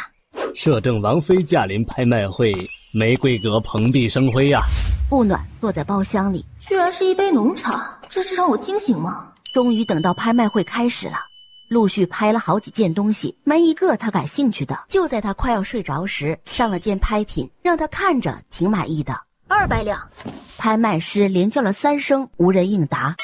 最后这个匕首就被他拍到了。看来这里的人都很给摄政王府面子呀。一场拍卖会快到结束，这做的也太过明显了，我看着很像傻子吗？看到底下有几个人暗暗的交流，然后慢慢向包厢这边走动。来了，一群人拿着刀就冲进了顾暖的包厢。顾暖笑盈盈地看着他们，不是应该害怕吗？怎么笑得如此诡异？画面一时有点安静。你们开始呀，我等了很久了，都差点打瞌睡了。唉，杀！一声令下，就挥着刀向他砍了过来。顾暖一脚踢开，反手就将人拍了下去，人直接砸在了下面的椅子上。哼，该本王妃了啊！一刀一个全挑下楼，没有致命也伤得不轻。戏好看吗？说完就飞了下去，落在拍卖台上，刀一甩就插在那个人的脑袋边上。哼，还有吗？本王妃在这儿等着呢。上！10多个人向他围过来，顾暖旋身飞起避开，一脚踢在刚才开口的那人脸上，将人直接踢到了2楼。顾暖高兴了，有人陪他练剑了，把其他人都挑进2楼包厢，就和他打了起来，不用尽全力，就慢慢的和他打着玩。王妃，你别欺人太甚，只和我打着玩，不让我走。哎呦，反正帮手还没到，咱们再玩玩呗。合着他是找人家打着玩呢，感觉后台有动静，顾暖剑一挑就将这人送上了2楼。一起上吧，本王妃还得回去带孩子呢。我儿子说让我早点回家的。这回他没玩了，又是一件一个的挑上2楼，不过一会儿就干净了，将剑甩在2楼的窗口上，直接飘下拍卖台。这个什么阁的不用存在了，若明日让本王妃发现还在，后果自负。没听说这摄政王妃功夫这么厉害，这一下就挑了100来个人呐！看那些人的功夫还不低呢，看他打的多轻松。我刚才数了，总共104个人。儿子，在等我回来呢。娘，怎么样？娘没事，将他们教训了一顿，太不知所谓了，竟然想派人杀我，就那些人也太 low 了。娘，太 low 是什么意思？就是不行的意思。哎呀，以后一定要收敛些，蹦啥词儿都不能蹦英语啊。娘，您先去洗漱一下吧，身上有血腥味儿。好，在这儿和弟弟等着娘啊。梁伟伟到王府的时候，他刚换好衣服出来。我刚刚没记错的话，他好像也在看戏的那群人里面。这会儿到王府来找我是要干嘛？那瑰宝阁是梁家的，如果没记错的话，应该是丞相府的吧？梁家不是中立家族吗？让他进来吧。这小家伙终于长胖了一点，没有刚来的时候那么干瘪了。估计从出生就没吃过母乳，可怜的小家伙，从小就要吃鲜牛奶长大。牛奶也是个好东西，得让公要接着喝，可以长个还健康。哎，王妃，您不是只有1个孩子吗？以前是，如今是2个了。这是我们收养的孩子，叫宫变。嘿嘿，好可爱啊，是吧？刚接回来那会儿，他瘦得像猴崽子一样，这养了好些天才见起色的。王妃，我可以跟您学舞吗？您刚才在拍卖会呢，太厉害了，那刷刷一下就将人挑到2楼，真是又帅又爽哟！你还知道帅这个词呢？这个是我看画本学到的。不要见怪，不要见怪哈。不见怪，这话我也爱说，我就爱说我家王爷帅。对，摄政王是真的太帅了，全邺城找不到第2个，又位高权重的，还放言说只有你义气，帅到爆呀！那可不是，幸好被我收了，不然不知道要多少少女伤心欲绝呢。王妃，被您收了才伤人好吧？原本还是有希望的，您一收，然后王爷又放了言，全城都不知道收了多少手拍呢。不过呀，您也是真幸福，王爷心里眼里全是您，您现在可是全城女人都羡慕的存在呢。那可不，我这运气也是种实力啊，缘分呐。还王妃，您可以教我武功吗？这个我教不了你，我也是我家王爷教的，我是教不了人的，我自己都还没学通呢。啊，是摄政王教您的呀？那摄政王不是更厉害？那可不，可以说整个大陆应该是没有人能打过他，当然除非他放水了。唉，他那身修为我都不知道在哪个境界呢。我拜您为师也不行吗？顾暖拍了拍他的脑瓜，不是拜不拜师的问题，而是我教不了，你还不如让你自己家给你找一个靠谱的师傅呢。梁伟伟蔫了吧唧的垂着脑袋，那我回家问问我爹吧。乖，能强身健体就好，像练到我这样的是要机缘的，我的机缘就是我家王爷。您说安慰，怎么那么像打击呢？王妃，我需要的是安慰来着。好，那今晚留在王府用餐，本王妃让厨房给你弄一个不一样的招待你。好，谢谢王妃。不客气。今晚又是火锅，这次他可弄了个辣子锅，味道肯定足，所以两人就先吃了起来。谭麒麟走进来，就见2个女人热火朝天的吃着火锅。顾暖，你又弄这个吃了，也不叫我。鬼知道你跑哪儿去了。好帅啊，和摄政王差不多的帅。看什么？吃你的！梁伟伟不好意思地笑了笑，低头开始吃，时不时的还抬头看他一眼。哎呀，这家伙的脸也是个祸害呀！一顿火锅下来，梁伟伟光顾着看人去了，火锅都没吃多少。这位公子是谁呀？他叫谭麒麟，是王爷的朋友，也是世子的师傅，暂住在王府里。怎么看上他了？不是，他我招架不住，只是看中了他的长相，太养眼了。哼，聪明，就冲你这聪明劲儿，你这个朋友我交了。哎，你们两个女人，我听得见呐，你当着我面讨论合适吗？忘了收声了。那又怎样？人家夸你帅呢。我自己知道，不需要夸。我的小徒弟呢？哟，您还记得自己有个徒弟呢？我还以为你已经忘了呢。梁伟伟见人走了，他也很厉害。比王爷差那么一丢丢。既然王爷比他厉害，为什么世子还要拜他为师？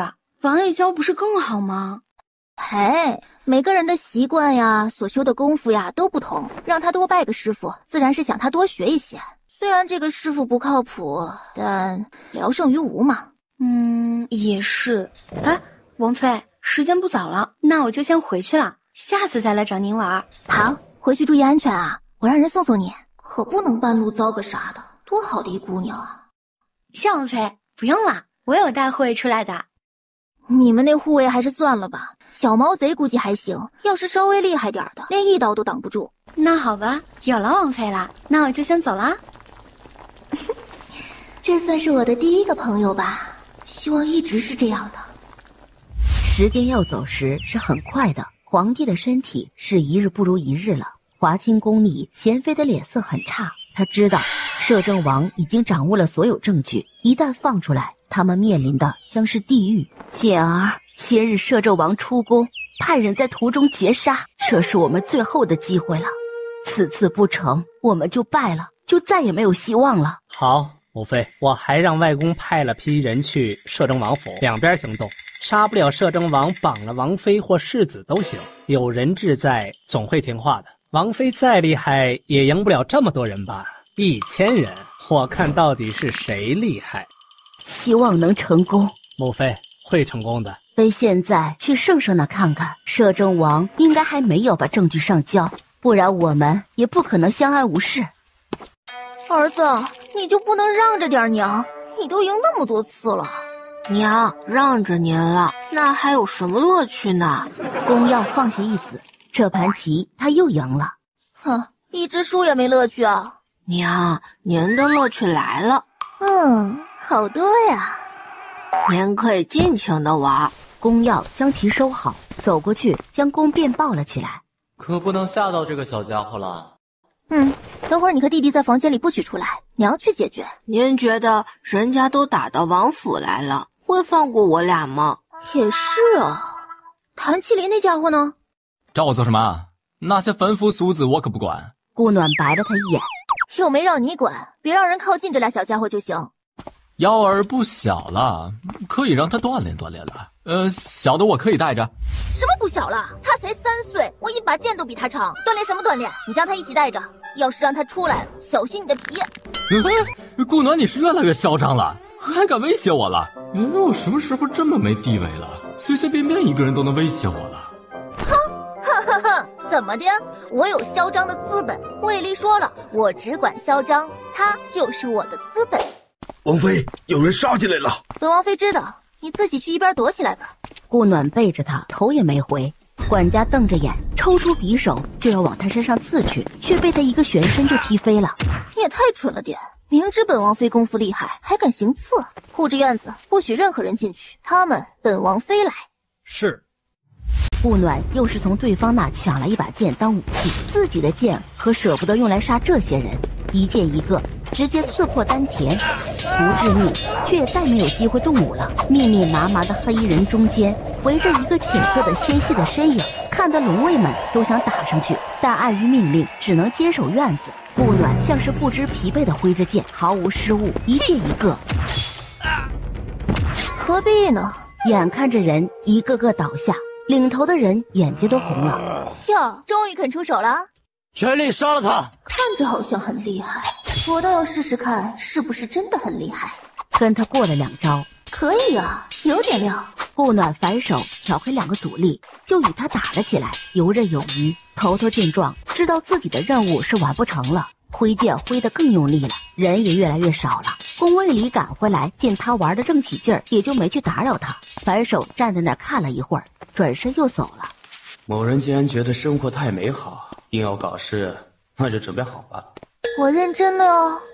眼色立即一变，手法也凌厉了起来，不过几招就将人挑了下来，剩下的人一一解决。顾暖瞬间笑了，甩掉手中的剑就回了房间。顾暖换了身衣服出来，刚想去看儿子。夫人，尊上让您进宫一下，说有戏看。真的啊？行，我这就去，得带上儿子，让他也去看看。于是儿子，走，进宫看戏去。宫耀其实并不好奇，但看他那兴冲冲的样子，好。王妃来是有何事？刚刚逃出升天，不能来吗？还真是看得起本王妃呢，居然派了1000多名杀手，他这手笔还挺大的。顾暖在宫卫离旁边坐下。人齐了吧？那就来说说你们干了些好事吧。父皇，儿臣冤枉，儿臣什么也没做呀。哦，是吗？那贤妃呢？你也冤吗？我认罪。母妃，贤妃没有看他，荣国公也在，这会儿却什么也不能做，不然整个荣国公府就会填进去。如果不是你们，我们就不会如此。我们不回朝，你们该受的还是得受。你们唯一做错的是不该对王妃出手，蠢而不自知是你们自己，明知不可为而为之。你们应该明白，本王为什么会成为摄政王，不仅是为圣上处理朝政，更是为了督察你们几位皇子为何会愚蠢到想对本王出手，蠢到对王妃出手。景王和贤妃同时看向了薛王，薛王眼眸低垂着看着地面，宫卫里也看向了薛王，可他知道不是他，而是那个闭门不出的安王。有些人就喜欢藏在暗地里操控，享受那种胜利的感觉。安王站在薛王身后，余光见摄政王正看着自己，心猛地抖了一下。所犯之恶，证据本王已交圣上，所牵连的朝臣一律按国法处置。贤妃打入冷宫，晋王贬为庶民，罚至青州，无旨不得回朝。荣国公与陆丞相免去所有职位，全府流放3000里。礼部尚书葛宏元降为礼部侍郎，令太子人选已定，明日早朝会宣布。今日就到这里。他的妃子们自然也跟着走了。他正起身准备走时，被宫卫离拉住了。怎么了？先坐会儿，还有戏看呢。哦，还有什么戏？撕逼。不错呀，学得挺快的呀。娘子教得好。宫耀在顾暖怀里直翻白眼，这都是什么人？皇帝一走，解王就跳起来跑向薛王。北宫宣，本王杀了你！薛王一脚就将他踢了出去。你果真像摄政王说的那样没脑子。本王从不来阴的，本王向来讲究名正言顺。与本王相处这么多年，你还这么不了解本王，你凭什么觉得自己能赢？别说的冠冕堂皇，是人都会变，不是你还能有谁？真是蠢，如此还坚持己见，如此喜欢黑暗，就该继续待着，而不是如此着急地跳出来，给自己留下把柄。知道本王为何没有受到诱导去对付摄政王吗？因为本王知道他不会参与夺嫡之事。他为何这么了解？你等会儿就知道了。你为何确定就是本王所为？锦王没那脑子，摄政王更不会这样。本王之前猜测过丞相，等陆小姐出入王府时，本王就可以确定是她，因为她没那么蠢，让自己的女儿去。娘，您是想出名还是不想呢？还好吧，没什么感觉好像。而且本王向来看人很准，看得出你是什么样的人，也看得出锦王是什么样的人。所以呀，从一开始本王就没参与夺嫡。不可能，那么多事难道都是安王弄的？他一个连王府大门都不出的人。他不出门，自然有人为他出门。他养了一只暗卫，专门为他暗中做事，数量达到了1000人之数。安王惊得抬头看向他，这个秘密没有任何人知道，所有人都没想到藏得最深的是这个安静的安王。哈哈，摄政王果然厉害，这么隐秘都能查到。你很聪明，但用错了地方。宫卫离说完就站了起来，拉着顾暖也站了起来，直接朝外面走去。在走过安王的时候，摄政王如此优秀，为何对那95之尊不感兴趣？因为他有更感兴趣的事在等着他。这95之尊于他来说就是一把可有可无的椅子，坐着没点用处，要来何用？自己选择错了，也能怪到别人头上，可笑。坐在马车上的顾暖摇头晃脑：“你不是说这个副本很难吗？怎么感觉就结束了呢？我啥也没干呢。先不回王府了，血腥味太重了，咱们找个地方坐坐，吃点东西吧。”娘，是您想吃东西了吧？公耀，我发现你是越来越喜欢怼我了哈，皮痒了是吧？哼，那老娘就给你挠挠痒。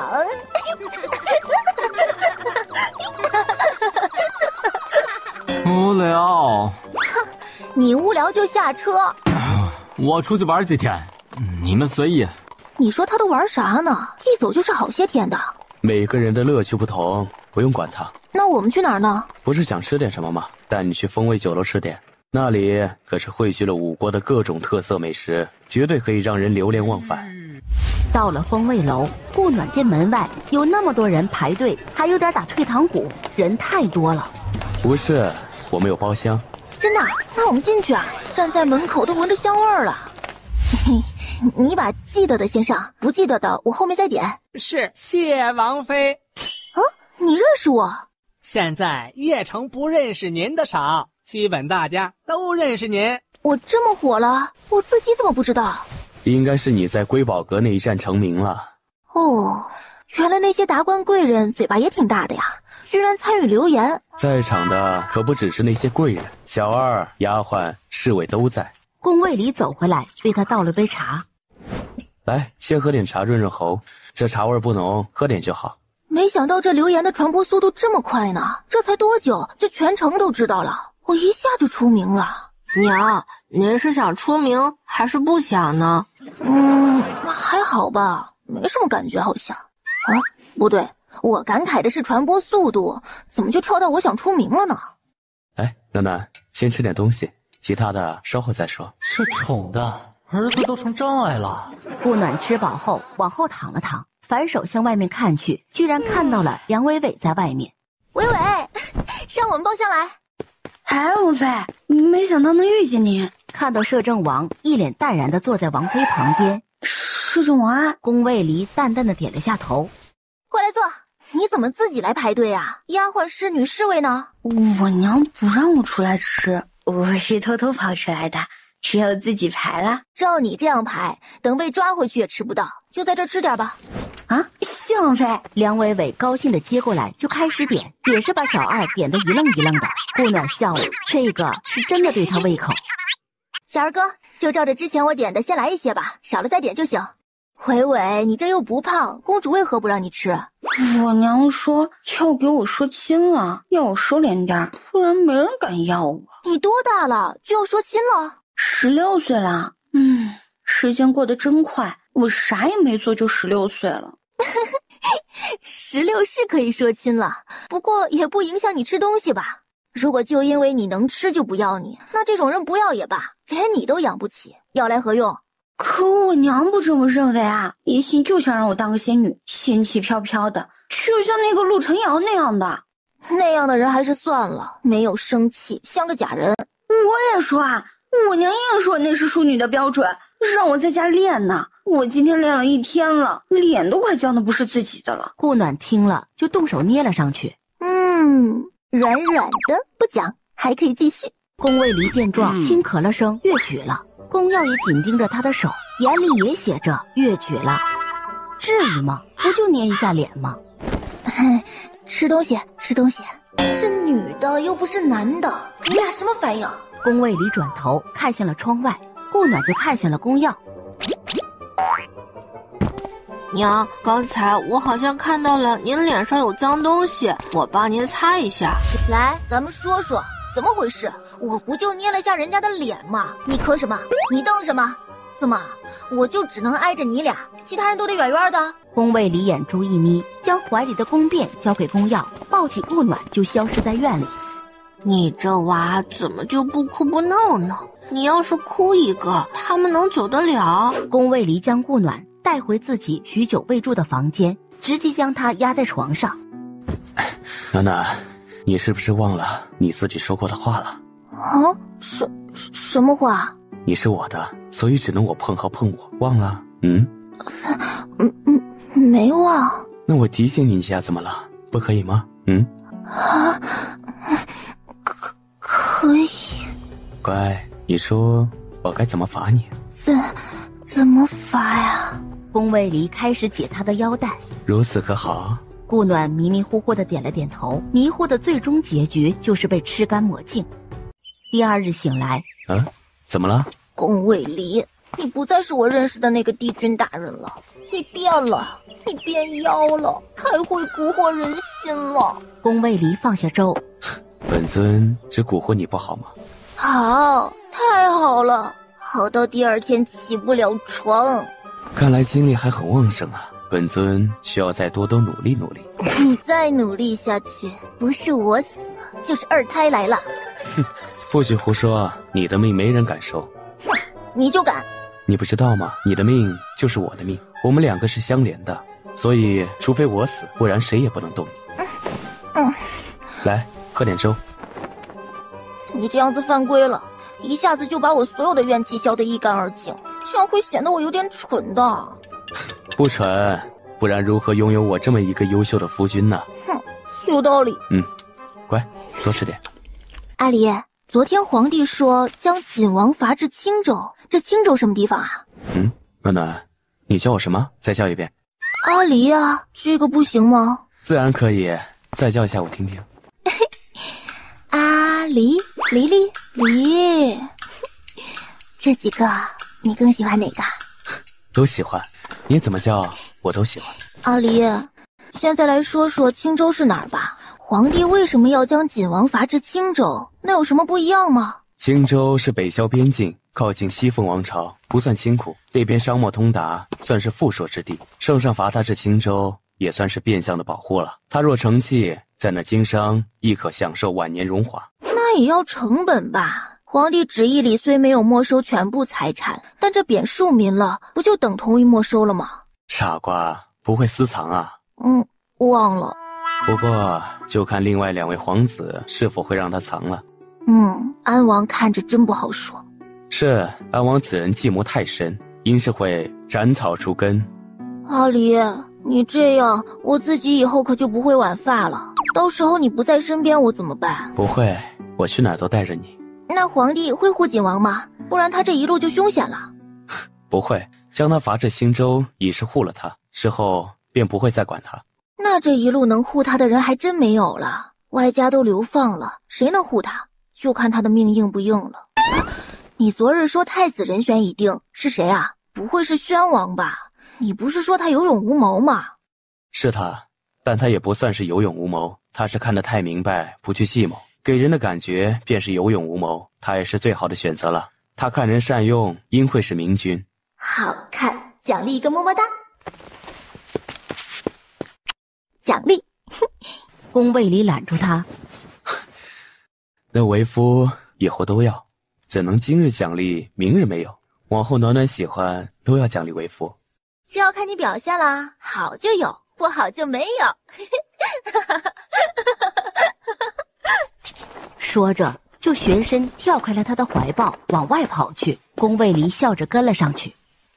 宫耀从入定中醒来，看着蹦进来的自家娘亲及后面满脸宠溺的自家爹爹，无奈极了。儿子，走，娘带你出去逛逛啊，或者咱们再去华安寺啊，带弟弟过去看看。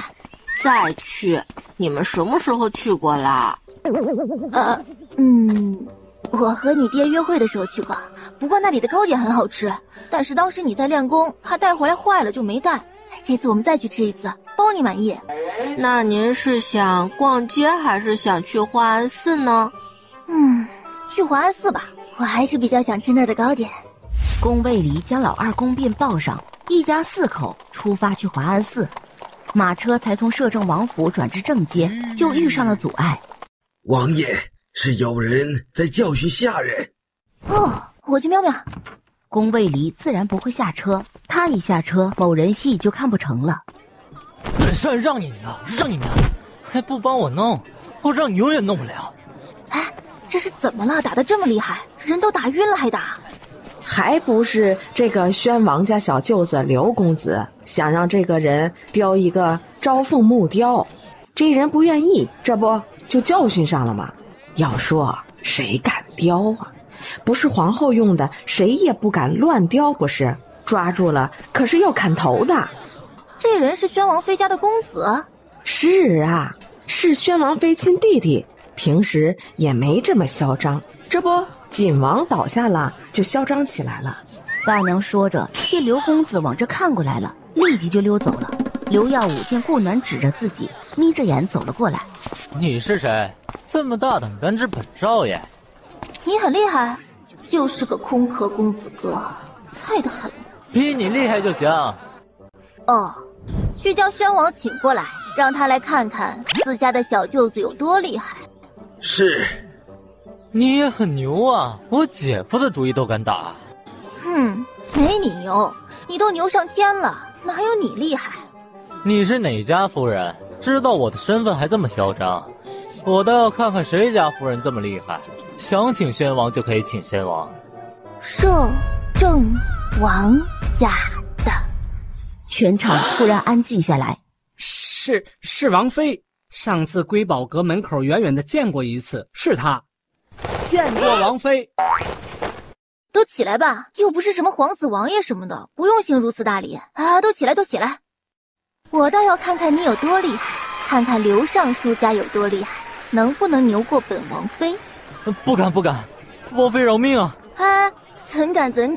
你这么牛气冲天的，本王妃怎敢要你的命啊？说着，宣王就驾马过来了。这个小舅子他看得出本性不坏，平日也很收敛，今日怎会得罪摄政王妃？宣儿见过王婶。宣王看向刘耀武，也不说话，让他自己招。刘耀武很想说，他也不知道怎么说啊。王婶，不知耀武可是冒犯了您？如是，本王在这儿替他向您道歉。他本性不坏，只是已受人挑衅。这人是他打的，说是不为他雕刻什么朝凤木雕，人家不雕就把人打成了这样。本王妃想知道，这木雕准备送给谁呀？是怜香生，这个王后太子妃是可以用的，我才定的。蠢！你的书都读到狗肚子里去了，连谁可用谁不能用都不知道。果然容易受人挑拨，好蠢！等等，妈呀，这不是原主二哥顾城吗？这外出学技能学到这儿来了，都出国留学了。王婶儿，可是有何问题？此人我认识，送去摄政王府吧。还有，人太笨就别放出来了，别到手的鸭子让他给整飞了。是，谢王婶提点。摄政王妃的意思是定了我了。虽有猜测，这会儿得到证实，还是会有点激动。走，回府吧。怎么了？不去华安寺了？遇到了你舅舅，我二哥，我让人送回王府了。娘，您可以当没遇见的。他受伤了，且他以前也待我不薄，算是顾家里唯一给过我温暖的人。没遇到还好说，遇到了不可不管。回到王府，叫来府医为顾城看了一下，而这次也不是打晕的，而是饿晕的。有什么事可以跟我说，别闷在心里，你应该开开心心的。其实也没什么，只是不知道怎么说。这段时间都快被你宠野了，我都快忘了自己以前的种种。这次见到他，想了起来。二哥在顾家算是对我最好的人了，只要有吃的就会分给我，别人欺负我也会帮我。如今看到他这样，我有些难过。他当初离家学艺，没人知道他去了哪里，没想到他居然来了北萧。这路途遥远的，我们遇见都需2日，何况他一个凡夫俗子。我就是要将你宠也，宠到只有我一个人可以宠着的那样。你二哥，稍后他醒来你问问，看他最想做的是什么，可以帮的我们帮上一帮，算是全了他的恩情。之前说想帮他聊聊顾暖因果，他却说没有，原来是在这里。你真坏。眼尖的见宫耀王子来了，揽着他就走进了房间，将门一关，还上了锁。你干嘛呢？耀儿来了。来了就来了，干嘛关门啊？你想让他看你咬我？不是。暖暖，我对你在顾家的事并不清楚，也没去调查过，要和我说说吗？其实也没什么好说的，顾家重男轻女是深入骨子里的，而且又都刻薄自私，在那样的环境里生长，自然是比较苦的。我从小什么活都干，但有时还是吃不到东西。有时二哥看到了，就会分点他的给我，没看到我就饿一天。这样的日子一直过到了我14岁。我有一次出门时撞到了镇长，那老色鬼一下就看上了我，硬要让我给他做妾。顾家哪有不同意的？于是我才14岁，顾家就将我许给了镇长做妾。我并不想，在逃的时候不知道怎么的就被你那啥了。还有了耀儿，顾家就以我年龄小为由拖住了镇长。在生儿子的时候，我差点就死了，顾家都准备放弃我了，但最后我还是将儿子生了下来。结果第2天就听到他们要卖儿子，我没同意。顾家老太太就给了我2个选择，要么除族，要么留在顾家。留在顾家就必须把儿子送走，我就选择了除族。老太爷回来没同意，不让除族，改让儿子养在了大姑名下。大姑那是什么人啊？心眼比谁都黑的人，在他那儿能讨得了好？我硬是没同意，最后被关在了柴房里。哪知当晚柴房就着了火，我就趁机跑了，逃到桃花村，遇见了你。后来顾家估计是送了3姑家的女儿去镇长家，我记得那老太太好像说过。门外的宫耀红了眼，前世是不是也是如此？只是娘没能逃出来，而今生自己提前觉醒了火灵根，才助娘逃了出来。幸好遇见了你。宫卫里有些后怕，搂紧怀里的人像是怕他消失了一样。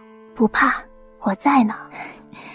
我幸运的遇见了你，幸运的有了儿子。转过身子改为趴在他身上。阿离，我在你怀里，我是你的，只能是你的，乖，别怕。我不怕，暖暖是我的，只能是我的。前世爹爹一生未娶，只因未能遇见娘亲，俩人此世之福是前世所修的吧？得给两人留点空间了，不然那老头铁定和自己结。今儿个就不和他抢了。顺便还帮他拦住了来通报的侍女。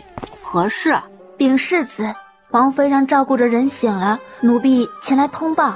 先走吧，父王母妃有事在上议，我先去看看。是，世子。醒了吗？醒了。暖暖，今后我会宠着你，纵着你，你想干什么吃什么都好。你本来就是这样的，我已经被你宠坏了。往后只会变本加厉。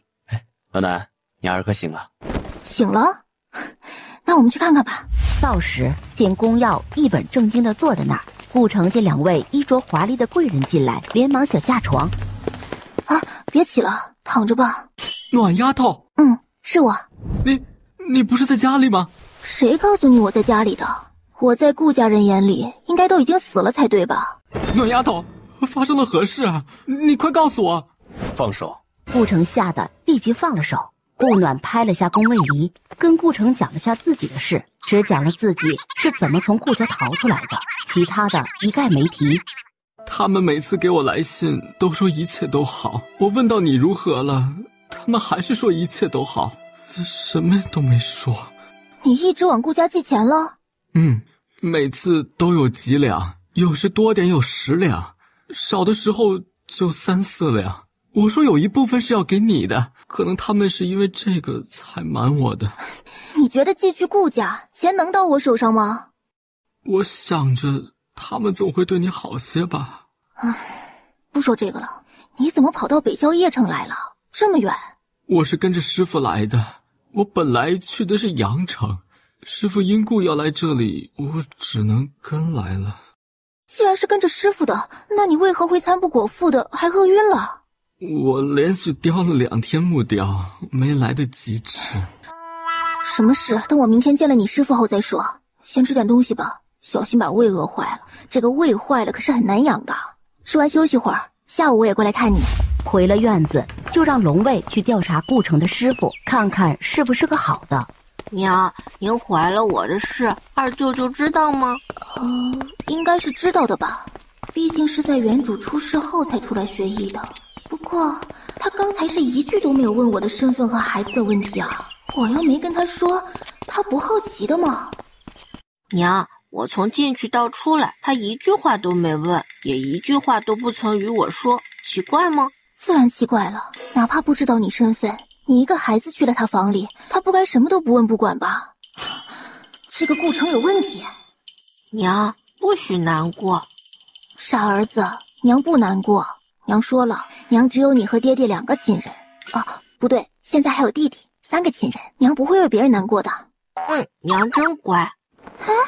臭小子，别得寸进尺啊！娘亲的头也是你敢摸的，这可是你爹的领地，要是让你爹知道了，小心他剐了你。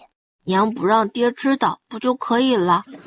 你爹要是想知道什么事，还需要娘说吗？要知道，娘有时候都自身难保，更何况就你。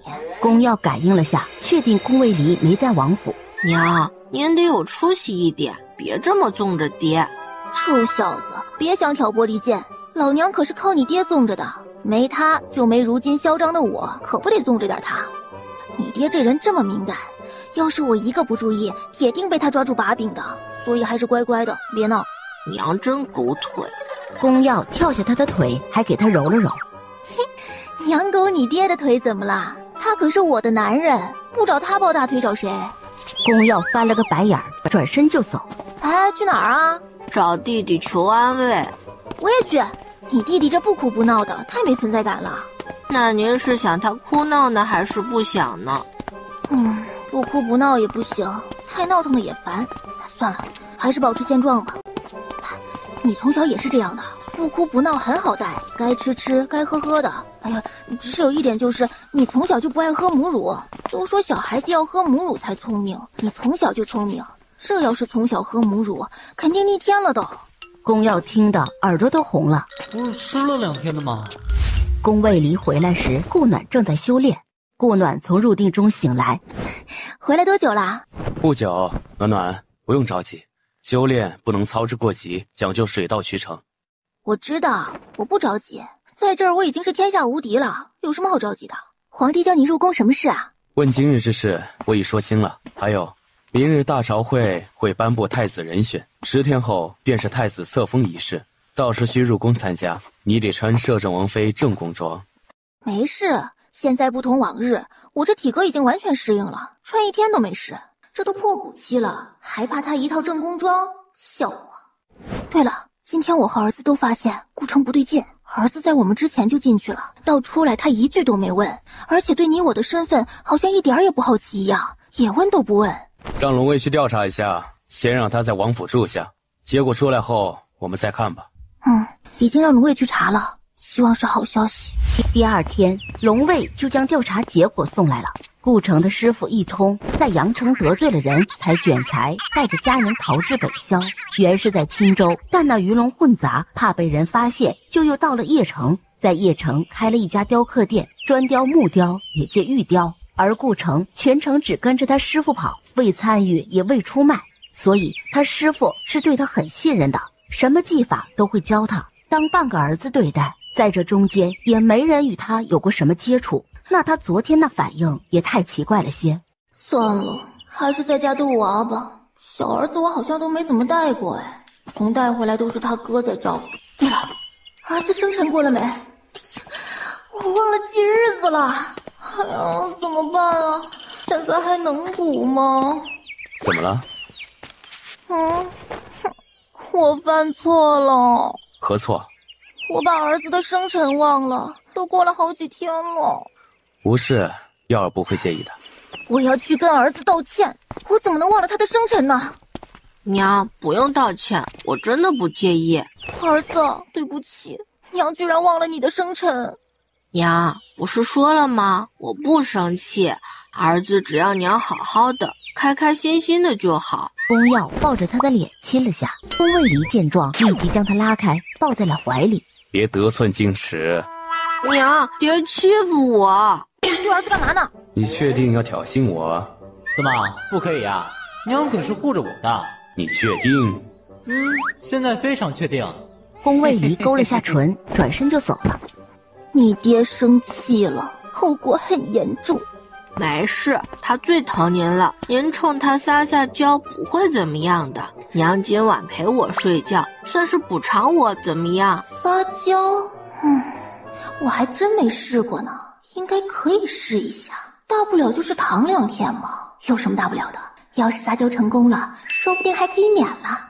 娘，有这么怕爹吗？娘不是怕你爹，你们现在还小，等你长大了，有了喜欢的人就懂了。那您的意思，爹也怕您了？是啊，你爹怕我伤心，怕我受伤，怕我受委屈，一切在我身上发生的事，他都怕。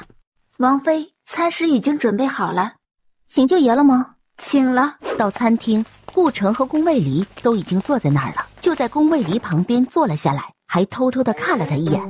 二哥，不用拘束，都是自家人。来，吃吧。刚才两人说的话他都听到了，放过是不可能的，严惩可以改成小惩。顾城只吃着自己面前的那碟菜，顾暖见状给他夹了几筷子其他菜，就没再招呼他了。吃完，顾城就回了房间。他到底怎么了？让龙卫去细查，总能查到。还说不会为我和2个儿子以外的人难过，怎么情绪还这么低落？只是想全了这个因果吧。我对顾城是真没多少感情，只是原主有。会好的。对了，今天册封太子的圣旨颁了吧？不过可能中间还有生些事。何事？上次派中信侯去溧阳县抗灾，未得捷报，现在有许多灾民朝邺城而来，不日便能到。这中信侯这么菜？菜为何意？就是没能力。那灾民怎么处理啊？让人拦在10里以外的村庄或郊区上，以免带着疫病进入邺城。所以册封仪式要延后了吗？我并不打算延后，这对太子以后登基不利。10天如果都弄不好这些灾民，那些大臣们都可以换了。顾暖看着他，觉得他好霸气啊！我家阿离好厉害，太霸气了。为夫还有更厉害的，暖暖可要体验？不要。大概有多少灾民过来啊？那溧阳县那边到底是个什么情景？除非很严重，不然灾民怎么会离家外逃呢？我知道，已经派了墨镜和龙卫去调查了，快马加鞭，明日也会有结果了。今日颁下圣旨，这事儿就传入邺城，会不会对太子造成什么影响？不会，洪灾之前就有的，不会影响他。如果有流言传播，那也是人为的。还能做这种事的，应该只有安王了吧？想想，最近还是安分的在府里待着吧。宫卫离抚揉着他的后颈。不一定，不过最近只要不过分洗脑都没事，想去哪玩就去哪玩。顾暖被按摩着，渐渐地靠在他怀里睡着了。看着他的睡颜，他喜欢这种全心依恋。宫耀走过来，看到这一幕，娘又被那个老男人拐跑了。离邺城8里地的一个空旷空地，顾暖到灾民聚集地的时候已是午时。姐姐是来找谁的吗？你怎么知道我是来找谁的，而不是和你们一起的？可是我没有见过你，这里的人我大多数都认识。你这么厉害，你叫什么名字啊？你可以叫我大牛。大牛啊，你多大了？这里都是你们村的人吗？不是，有隔壁村的，好几个村子的都在呢。好，姐姐知道了，你和小朋友们去玩吧。顾暖自己在周围走走看看，都没看见有大夫过来检查这些人是否带有疫病，皱着眉离开灾民区，得请些医术好的大夫来看看。只是没想到在进城的时候被官兵拦了下来。怎么，我只出去了一会儿，前有文牒，为何不能进去？现在只许出不许进。哪儿写了只许出不许进了？我说了只许出不许进，听不懂人话吗？我听得懂人话，但听不懂牲口的话。并未出告示说只能出不能进，为何你这儿有要求？姑娘，他们是想收银子，交了银子便可进城。要交多少银子？昨天是1两，今天呢是2两了。什么2两？这是普通村民们好几个月的用度了。要2两银子，我才可以进去。官兵眯了下眼睛，伸出了手。顾暖笑着，一刀就将他的手砍了下来。所有官兵将他围了起来。嘿，把他给我杀了！哟，权力挺大呀，可以随意杀人啊！哎呀，我好怕哟！你们谁敢动一个试试？满门抄斩不敢说，斩你们还是可以的。来，咱们聊聊，谁给你们的狗胆，敢趁火打劫、趁灾敛财的？顾暖看了他们一眼，不说还是不知道？那就说说是归谁管的吧，这总该知道了吧？他们是程威将军的人。喊完就溜了。程威将军没印象。顾暖朝对面树上招了下手。请夫人吩咐。这个什么程威将军，你知道吗？回夫人知道，是灵芝侯门下将军。灵芝侯是太子门下。这太子不笨，才坐上太子之位就给自己招这种祸，宫卫里也不会选他为太子。去将王爷和太子请来。是。总有那么些蛀虫在腐蚀根基，不过别怕，会有办法根除的。还围着我作甚？先去忙吧，我不走。官兵们面面相觑，还是没动。哎呀，都是些什么人？宫卫离和太子到的时候，城门口已经聚集了很多人。暖暖，这就走了？不然留在这里吃饭啊！扭头就走。太子挑眉在旁边看着，宫卫离转头看向了他，立即收敛，面无表情地看着地面。哼，何必呢？明明是自己要罚他，怎么就变成了自己了？昨晚太放肆了。暖暖，今日怎会出城去看了灾民了？哼，城外的灾民全围在一起就不管了，大多数都是行病的，真是不负责。还有个问题就是，他们大多数只是感冒，连受伤的人都是感冒，太不正常了。你还是派信得过的御医去看看。好，定是有人想找事了，我会交代太子去办，这次将是他的一个试炼。顾暖跟宫卫离说过灾民的事，就没再去管了。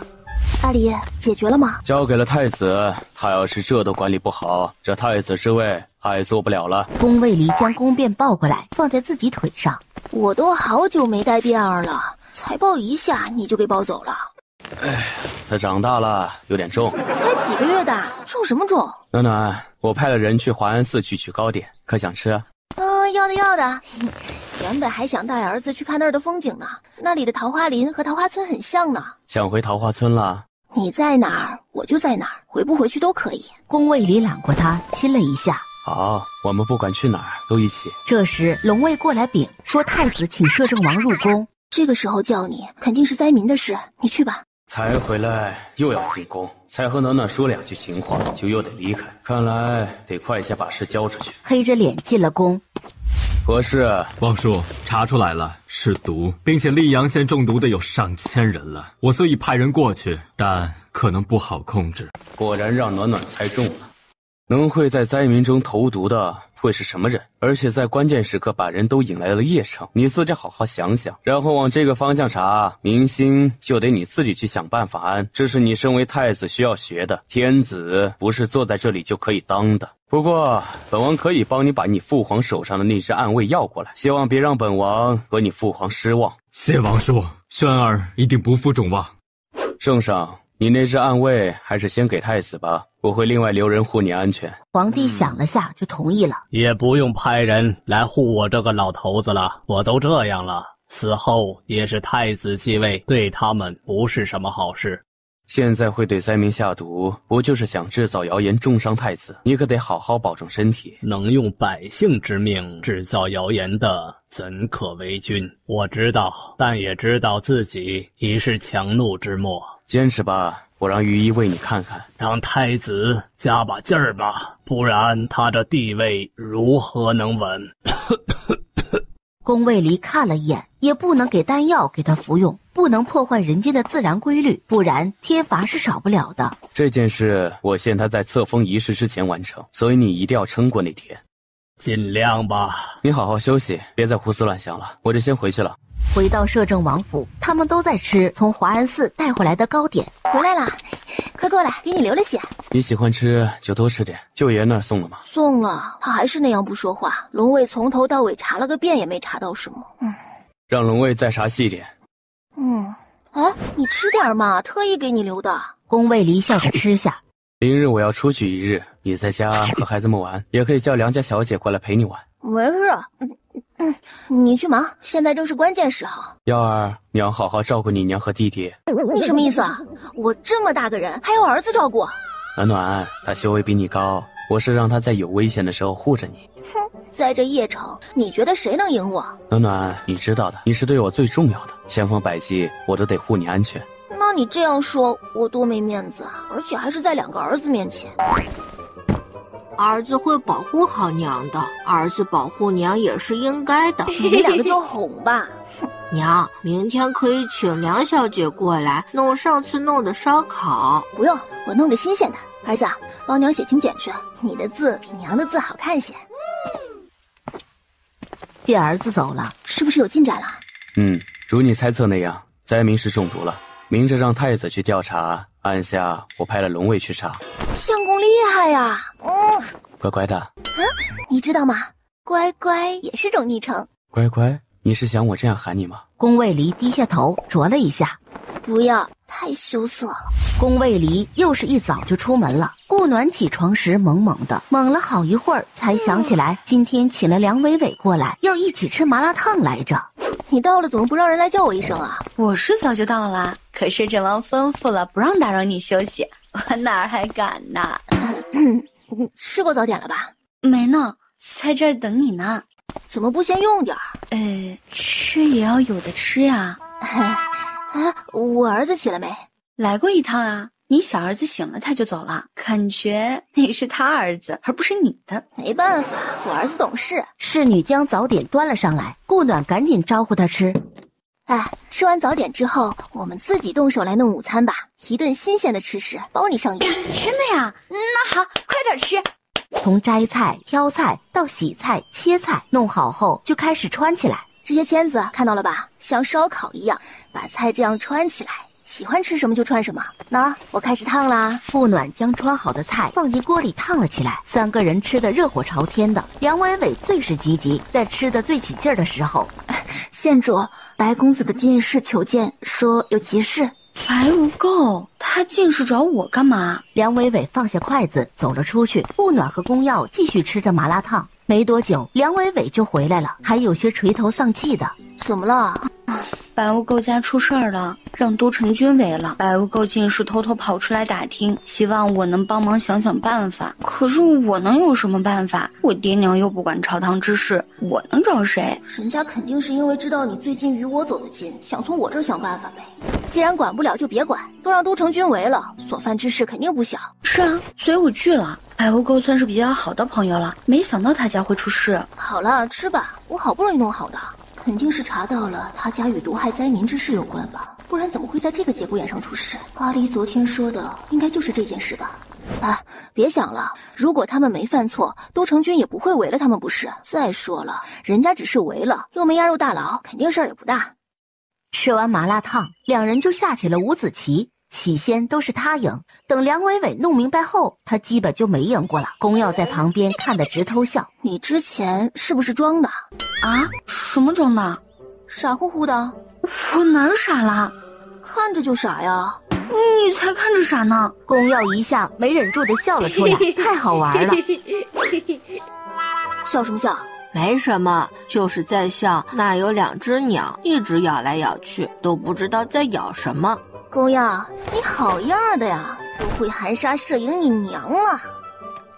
娘饶命，儿子知道错了，儿子是将你俩比喻成黄鹂鸟呢。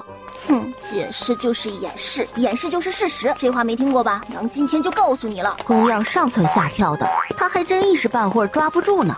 梁伟伟见状就加入了战局，一起转攻他。你俩要脸，2个大人欺负我一个小孩子。我们是鸟，哪儿来的脸？娘，伟一，我真的知道错了，求饶。世子这身影真像仙童将士啊！可不是，我儿子如此之优秀。下来吧，饶了你啦。何事饶了他？回来啦，我们刚才在闹着玩呢。看得出，看着汗出的。既然王爷回来了，我也该回去了。伟伟就先告辞啦。我让人送你回去，现在城里有些乱。梁伟伟一走，顾暖就拉着他问了起来：白府是你围起来的吗？都没出府就知道了。有人求到伟伟这儿了，能不知道吗？他们犯事儿了？有，但问题不大。这样做只不过是为了引蛇出洞。引哪条线？后宫的蛇。你怎么知道蛇在后宫？想为王者，守卫百姓。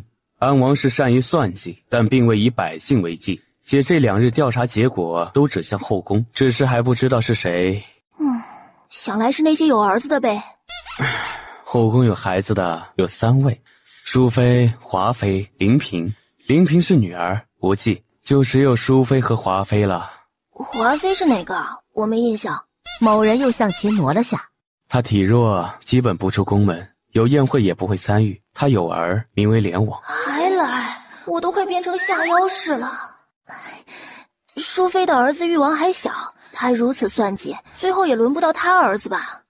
连王如今也只有10岁，比誉王大2-3岁而已。儿子，走，今晚娘陪你们睡。宫卫离勾起的唇立即就落了下来。乖，敢喊出来试试？不敢。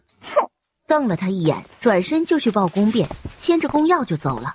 宫药回头可怜地看了他一眼，笑眯眯地跳着。宫卫离勾着唇看着2人的背影。夜间不暖才入梦，就被他抱回了房。半梦半醒间看了他一眼，没反应过来，转头继续睡了。乖乖，逃得了吗？你别吵吵。宫卫离，干嘛呢？别打扰儿子睡觉。乖乖看看，这有儿子吗？说好要陪儿子睡觉的。已经陪过了，该陪我了。乖乖，话说今天怎么突然要陪儿子睡觉了？没有为什么呀，多久没陪儿子了？要有亲子时间啊。说实话，乖乖就不该告诉他乖乖是个昵称，这乖乖喊的我都快起鸡皮疙瘩。就是你太诱人了。我们是夫妻，暖暖可是想怎么样就怎么样的。顾暖直挺挺装死，趴在他身上睡着了。宫卫离眼睛里满含失望，但还是轻轻地拍着他的背哄他睡觉。不过2日，结果就出来了，是让人意想不到的。灵妃，他干嘛这样做呀？又没儿子，难道他还想称帝呀？皇宫，灵妃可认罪？认何罪呀？不是你所为，为何郑涛会出入你的宫殿？他出入我的宫殿就是我所为了。那前几天还讲过皇后的宫殿呢，怎么不说是皇后所为？笑话！你们怎么蹦跶我都无所谓，但不能过了底线。百姓便是北萧的底线，天下百姓为水，这不是本王说的，都知道吧？玩水的下场是怎样的？历史上无数先例，需要本王讲述一番吗？宫卫离看了一圈，眼光并未落在灵妃身上。此时龙卫前来禀告，靠在他耳边说了什么，又将一叠信交给了他。宫卫离打开看了看后，抬眸朝太子招了招手。太子见状走了过去。王叔，那看看。太子看着信里的内容惊讶了，不可置信地看向淑妃。淑妃的永春宫和灵妃的柔福宫刚好相反，郑涛每次都是从柔福宫进入永春宫，这样既可以避嫌，也可以嫁祸。王叔，玄儿知错。何错？不该在事情未查明前就打草惊蛇，并未调查清楚就冤枉灵妃。你之前很聪明，可在封太子之后便轻慢了许多，结果可以错，但不能操之过急。如果你再细查郑涛，今日跪在下面的便是真正的幕后之人。是，玄儿知错。太子认错后看向众人，来人，将淑妃和德妃押起来。淑妃猛地一下站了起来。太子，我们可是你的长辈，相当于你的母妃，怎敢如此对我们？本王可否？本宫可是圣上的妃子，怎可如此轻慢？说压就压。灵妃笑着站了起来。姐姐这话说的，那刚才我被押过来的时候，你怎么不这样说呢？你自己没出息，本宫为何要为你出头？你有出息，你有出息会要以身示人，请人家帮忙，真是可笑。你胡说，小心本宫撕了你的嘴。那也要你有那个本事不是？我早就跟你说过了，没有希望的事不要做，你非要做，还做得那么绝，搭进去了吧？淑妃有何不满可以反驳，但希望这些证据你能反驳得了。淑妃一把抢过来看了起来，这是真的，是自己写的。只是没想到郑涛那个蠢货会留着，现在还成了至关重要的证据。完了，全完了！来人，将淑妃押进刑部，后续请圣上定夺。圣上打算怎么处理淑妃？按律法办吧。誉王找个可靠的嬷嬷照顾吧。3日后的册封直接改成登基吧。可以，反正我也坚持不了多久了。我会召礼部和户部大臣与太子商议，3日着实有些急。另外，后宫你如何打算？灵妃我答应过她，会放她离宫归家，其他的按律法吧。让内侍进来拟旨吧。王叔，城外灾民，着兵部派人遣返回乡，不得伤人。你去与灾民说清楚为何遣返。另外，我已与圣上商议，你的册封仪式改为登基，去通知大臣入宫商议。怎么突然就改成登基了？父皇，王叔说让我提前登基。朕答应了。你也跟你王叔学了这么久了，可还有什么不懂的？父皇，我还没做好准备。你在坐上太子之位时，就应该做好准备了。你是一国之君，如此懦弱，如何堪当重任呢？儿臣知道了，父皇。出去吧，别在大臣面前露了怯，这是致命的。太子殿下，赵神回来，可是有事相商。先稍等，等其他大臣回来了再说。等众大臣到齐，大臣们听到皇帝退位让贤，宣布太子继位后，都面面相觑。太子殿下，是能否让我们见见圣上？我们许久未见圣上了。太子看向了宫卫离，圣上在殿后，你们可以进去，但只限4人。一时殿内嘈杂了起来。安静！冷冷地扫了一圈。3日后册封改为登基大典，礼部、兵部、户部要配合好，其他大臣们都要动起来帮忙。3日后一定要完成。城外的灾民也必须在3日内遣返回乡，不能影响新帝登基。是。都着手去办吧。宫卫离说完就直接走了。宫卫离离宫后，并未直接回摄政王府，而是直接去了城外灾民处。灾民已经处理好了，现在都在笑着收拾行李。看那打包的样子，似乎想把能带走的都带走。摄政王来了，这段时间谢谢王爷照拂了。不是，本王未曾帮上什么忙。你们收拾好，新帝会派人送你们回乡。新帝，太子殿下要登基了。所以可能会有担待不到的地方，各位还请不要见怪。怎会？这关键时候自然是比较忙的，还能惦记我们这些老百姓，已是感恩了。王爷，这是我们那儿特有的流心糍粑，送与您，感谢您这段时间的照顾。宫卫离从手里接过。谢谢。不过本王的确未曾做什么。能来看我就是一恩了。就是礼轻情意重。谢谢，本王就先回去了。回到王府，顾暖正在小湖边钓鱼。暖暖可有收获？没，这儿的鱼都太精了，一条都不上钩，吃了饵就跑了。暖暖，这是一位老奶奶送的，你尝尝，很好吃。哇，真的好好吃哎！又香又脆又弹牙，太好吃了吧！剩下的留下给儿子明天吃。耀儿呢？谭希林回来，不知道把他带哪儿去了。要不是我刚好看到，都以为儿子又遭人绑架了呢。这下应该没几天是回不来的。那这个你还是吃完吧，明日耀儿不一定能回来。为什么？七灵是带他试炼去了，一时半会儿是回不来的。为什么不用我试炼？等你到丹陵境，为夫也带你去试炼。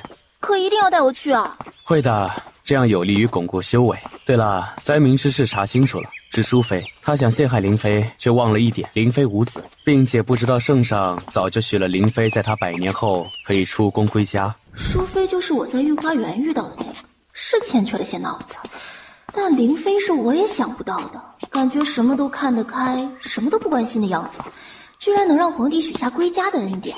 这灵妃看着也就20左右，这么年轻就在后宫虚度年华，林妃进宫也是个意外，具体的我也不是很明白，好像是家里的因故吧。还能是什么？为攀附荣华呗。只是不知道她归家后会是怎么样的，会不会还是那样对她？自然不会，她归家是以太妃的身份回去，谁敢吸了她去，那是在抹皇室脸面。另外，太子3日后的册封仪式改为登基大典，上午大典你可以不用参加，但午后的宴席你得出席。啊？怎么改登基了？老皇帝不行了，怕时间赶不上。对，他身体最多只能再坚持1个月的时间，就相隔1个月，还不如直截了当的直接登基。这是你决定的，老皇帝没意见。他自己的身体他自己知道，自然是没有意见的。刚过灾情，不宜也动不了几次。太子是有太子妃的吧？那是直接立后吗？有，就是你上次在街上遇到的那个刘家，是否直接封后由新帝说了算。牛上天的那位。对了，我二哥的事怎么样了？这几天你忙，我也就没去找龙卫。他其实也没什么事，可以说是为情所困吧。啊，为情所困？他不是要和他师父的女儿订婚了吗？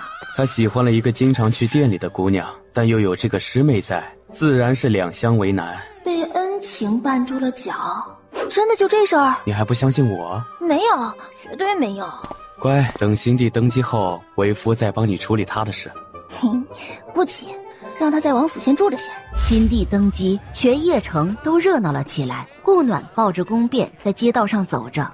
哎，王妃，你也出来看呀？梁伟伟从后面拍了拍他，白污垢站在他身边，见他回头行了一礼。听说今天会很热闹，就出来看看。可不是，新帝登基后要巡视的，到时百姓夹道拜见新帝。什么时候开始巡视？我还是避开的好，要不然全部跪下了，就我自己一个人站着，多尴尬。第1声钟响，新帝登基，大典开始。第2声钟响，大典结束。这第3声钟响就是出宫巡视了，大家开始准备迎接新帝。梁伟伟都已经吃上了，嘴里鼓鼓囊囊的。大公主不限制你吃了？不限啦，是也还得感谢您。我上次回去将您的话复述一遍，我娘就不管我啦。本王妃的话这么管用？嘿嘿，我娘觉得也有道理，而且我本身就吃不胖，自然就有我啦。本王妃突然有点同情你未来相公了。哎，为何啊？有点傻。你才傻呢！白污垢在旁边看得眉眼直挑。这是第几声啦？第3声。啊，那本王妃得回去了，稍后得进宫参宴。说的好像我不用一样。是我不用好吧？快回去吧。对，我也要回去更衣。说着拉着他就往外跑。出了门，顾暖早就没了踪影。王妃跑得还挺快的。今日非常的帅。你今日也很美，孩子要不要给我抱着？不用，这么帅气的你抱个孩子太讲人设了。老皇帝在新帝登基时出来了吗？自然，不过只能坐在椅子上受冠。现在回后殿了。他坚持不了多久。这新帝巡视要多久啊？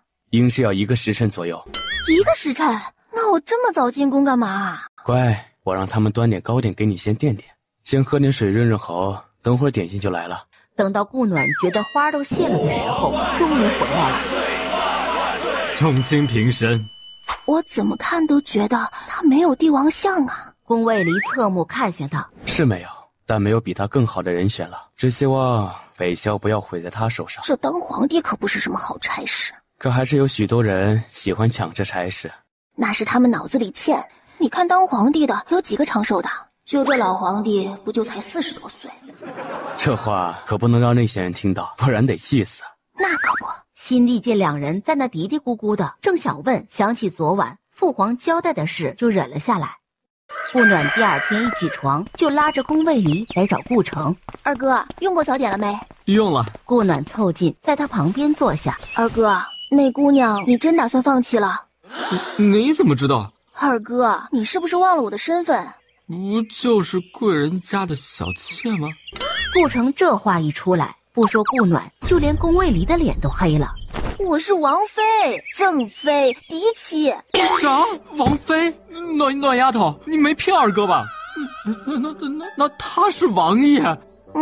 他就是我相公，我儿子他爹。顾城反应过来，脚都有点抖了。我之前不是跟你说过了吗？我们家我说了算，不用怕他，你可是他大舅子。顾城咽了下口水。暖丫头，你是怎么嫁给王爷的？不会是像娘一样设计的吧？那样肯定长久不了，还得低三下四的。哦，被他骗回去的。吓得顾城就是一抖。别说我了啊，那个林姑娘你真的放下了？我可是特意去看了看她的，可是不错的。我还打听到人家正在相看人家了呢。你要是真放下了，我可就不管了。你师傅那女儿我也去看过了，皮相是比林姑娘漂亮些，可那脾气可真不怎么样啊。你若是真娶了她，你下半辈子可都得被她压在头上了。虽然你师傅对你恩重如山，但没有必要搭上你一辈子去还吧。再说了，他女儿又不是嫁不出去，还不是看你本分好欺负。你这说是娶他女儿，还不如说是入赘他们家呢。你要是还惦记着林姑娘，你师傅那儿我可以去帮你说和呀，我其他的不行，这张嘴还是可以的。你之前不还说不行吗？啊，这不是分人和情况的吗？刚才听到他又相看人家了，心还能漏掉了一拍。暖丫头，这事儿我考虑一下吧。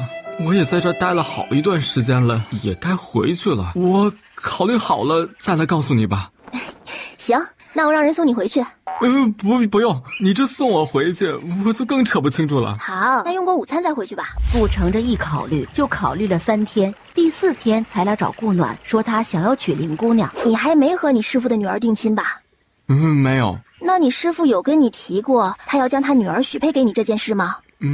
没有正面提过，但表示过有这个意思。那就是什么都还没有了，没说明白又没行动的。顾暖一合计，就去找了他师傅一通。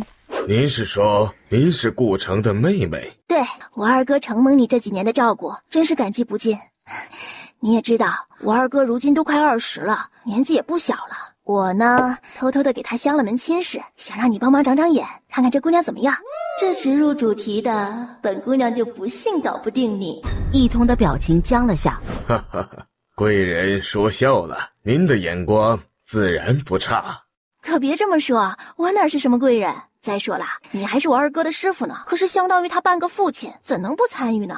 我本来是想约在今日的，可未与你打好招呼，怕太过唐突了，故而约在了明日，不知可否？呵呵呵，可以的。心里暗恨，人家都已经相上了，自己还怎么说？说别相了，我已经打算好了，将女儿许给他。那明日我会过来请您啊。对了，您店现在忙吗？啊，还好，还好。那还好。前段时间我二哥不知怎么的，居然饿晕了。问他呢，他就说太忙了，没顾得上吃饭。这可怎么行啊？人是铁，饭是钢，怎么能不吃饭呢？是吧？所以呢，我就留他在家多养几日了，还请您不要见怪。岂敢岂敢，是我们照顾不周，照顾不周。那明日的事就这么说定了，我就先告辞了，我们明日再见。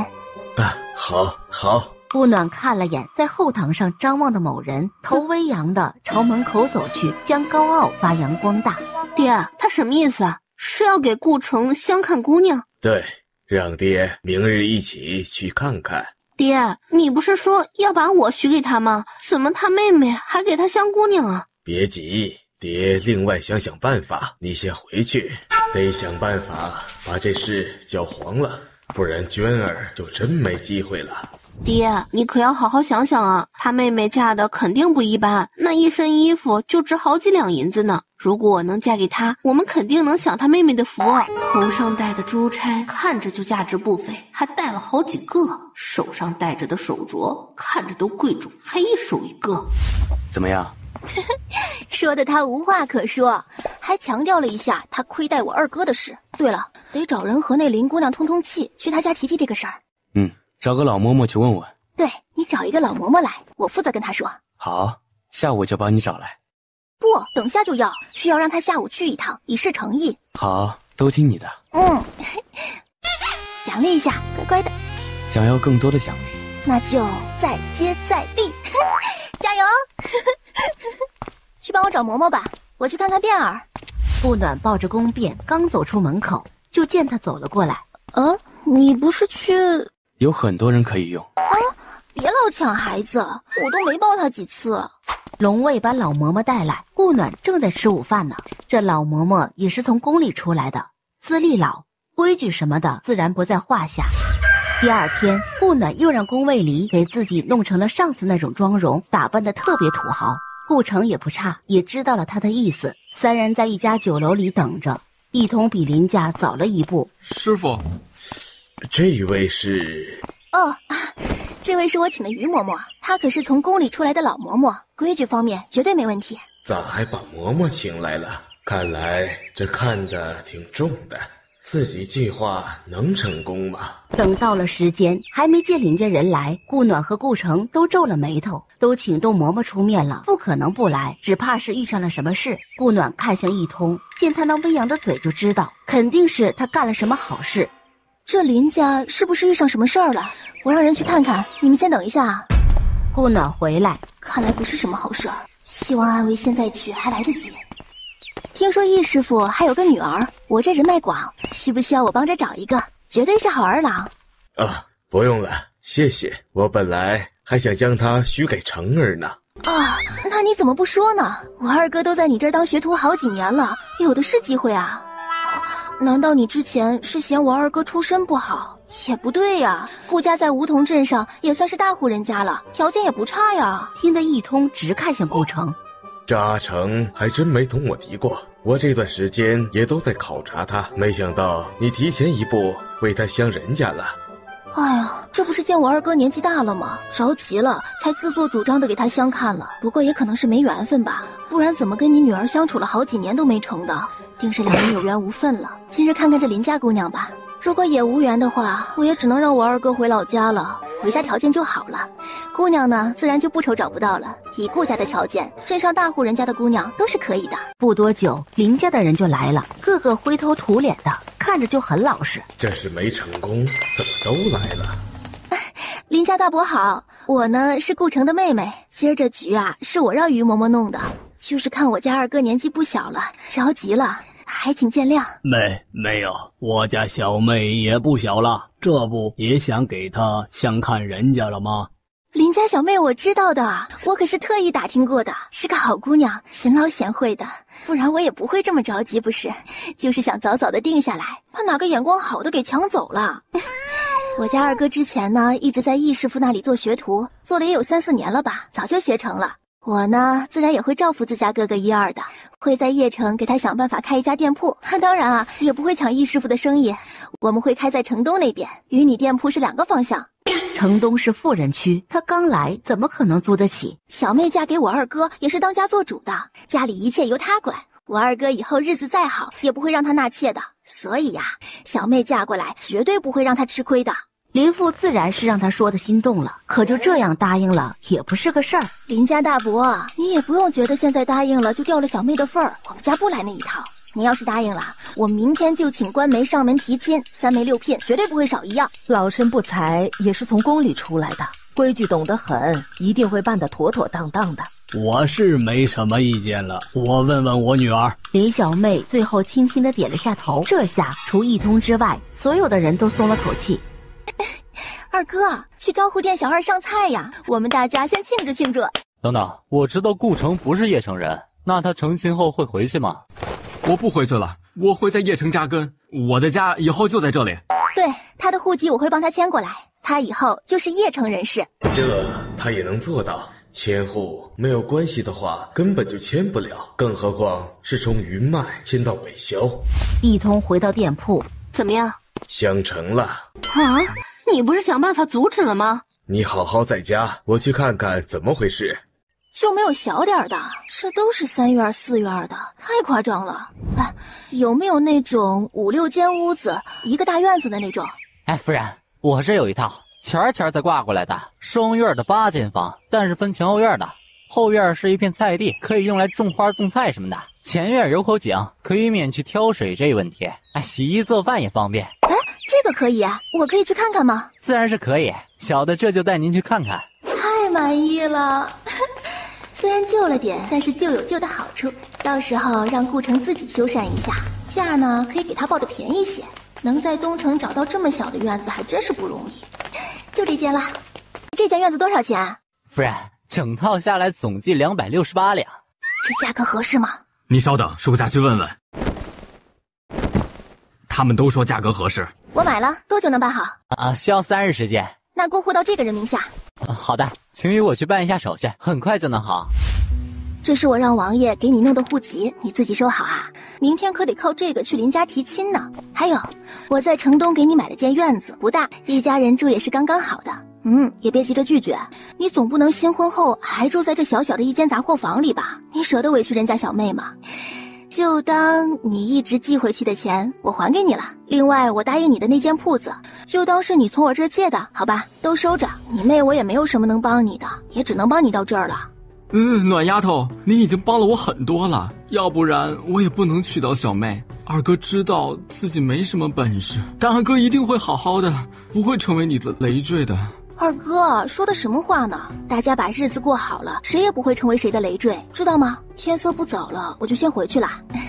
你早点休息，明天于嬷嬷会带官媒来找你，你带着礼去提亲。那些礼呀，我都让于嬷嬷准备好了，都是按制定的，别紧张啊。明日定亲后，把小妹带去新院子看看，看她想怎么修缮，按她的喜好来。文件3日后可以办下来，但钥匙我已经要过来了。顾城握着钥匙，可不是哭了，眼通红通红的。顾暖出去时遇到了易娟，笑了下就走了。易娟本来还想和他说2句，结果人家抬腿就走了，气得他直跺脚。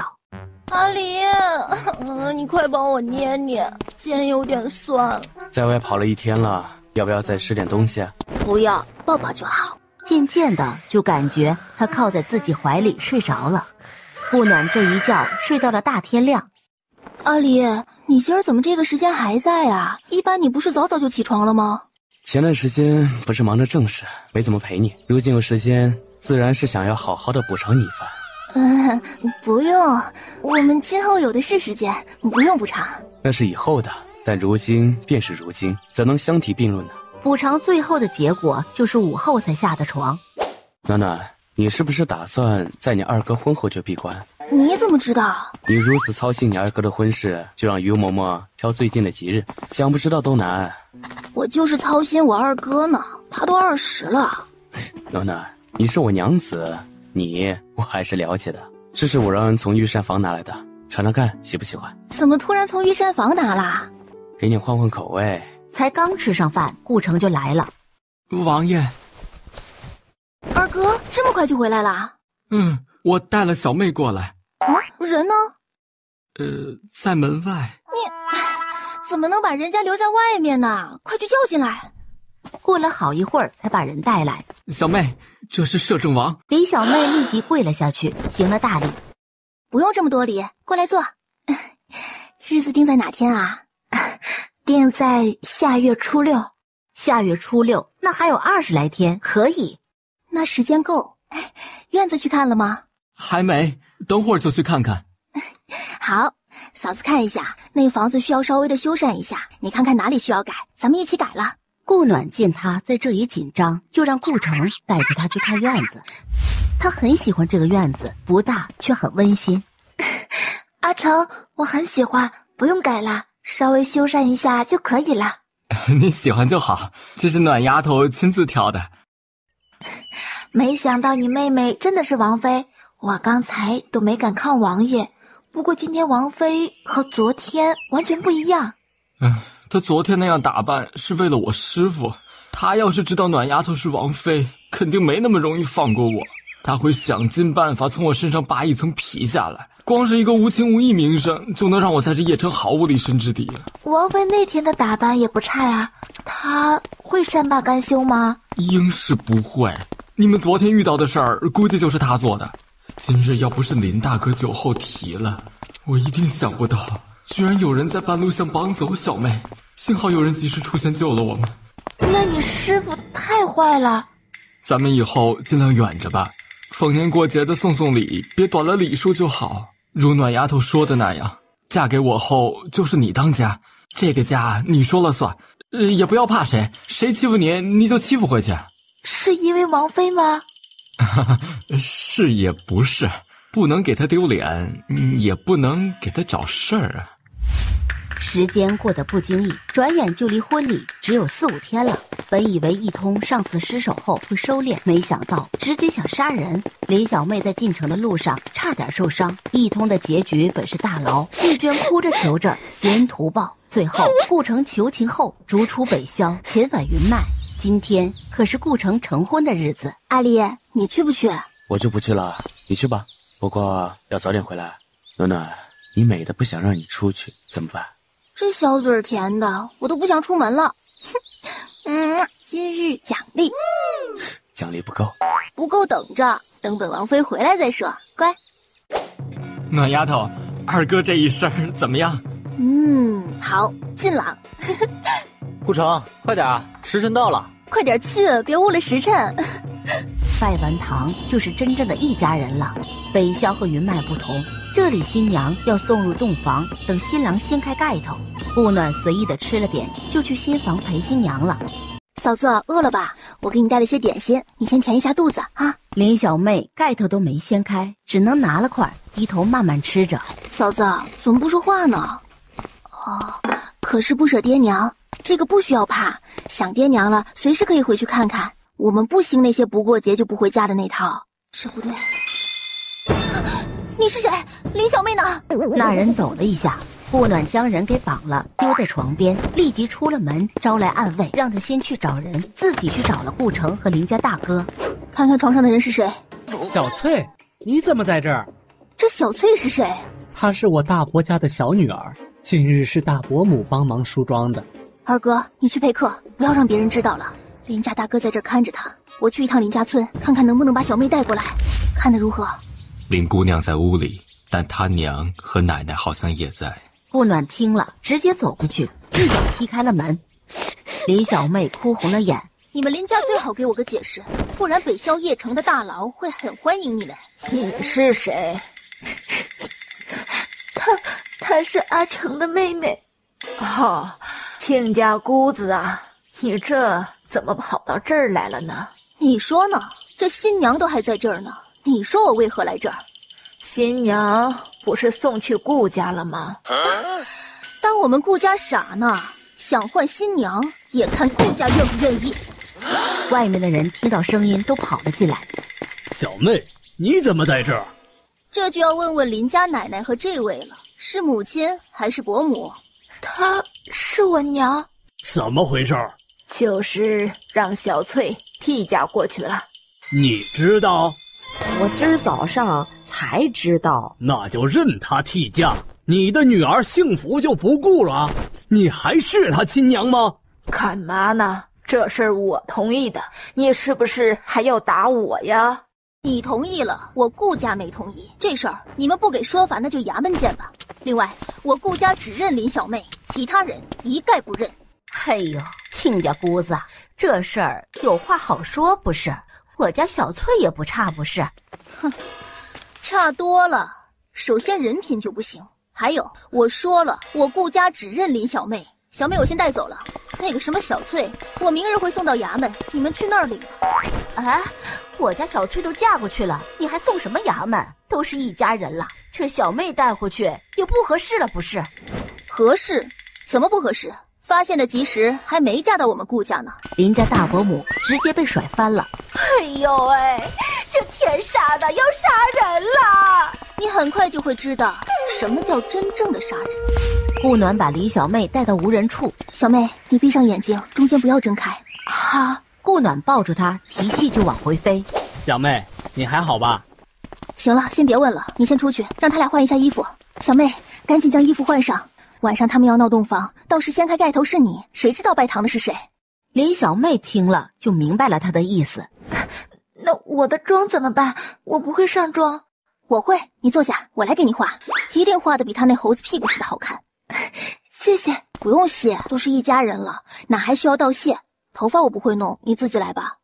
嫂子，从今往后我们就是一家人，今日之事你就当没发生过。不过林家的气我还是会帮你出的，没得欺负了顾家人还能相安无事的。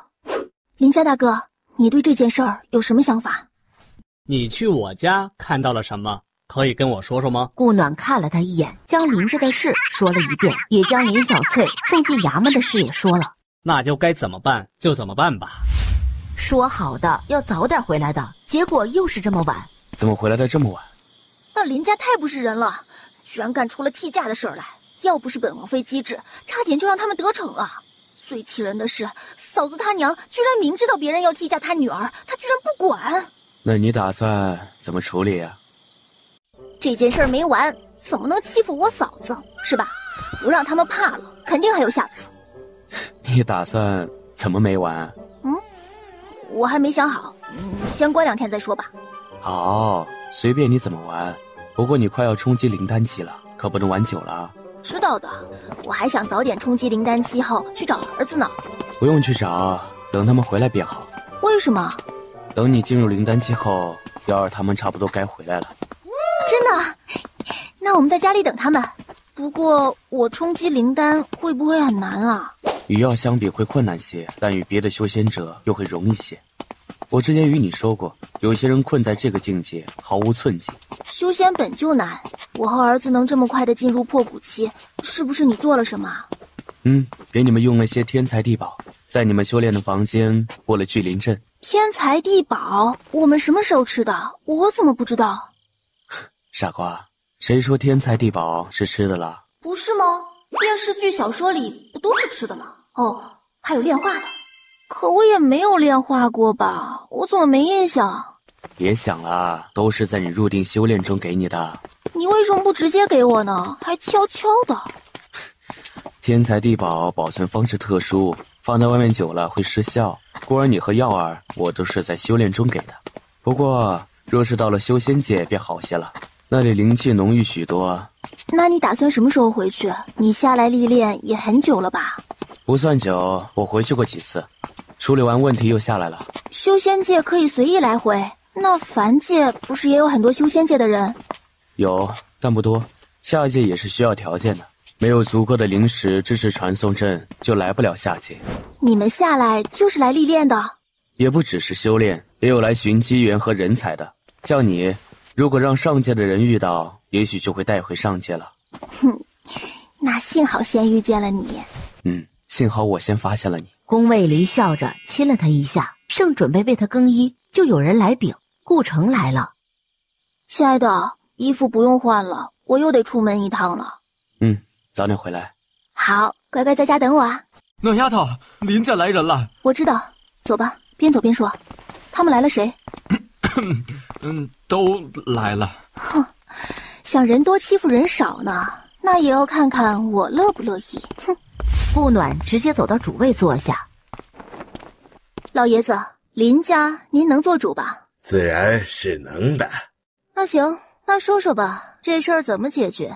你个丫头，也太不懂规矩了。那主位是你个丫头能坐的吗？赶紧下来，让婆母坐。顾暖看都没看他一眼，只看着林老爷子。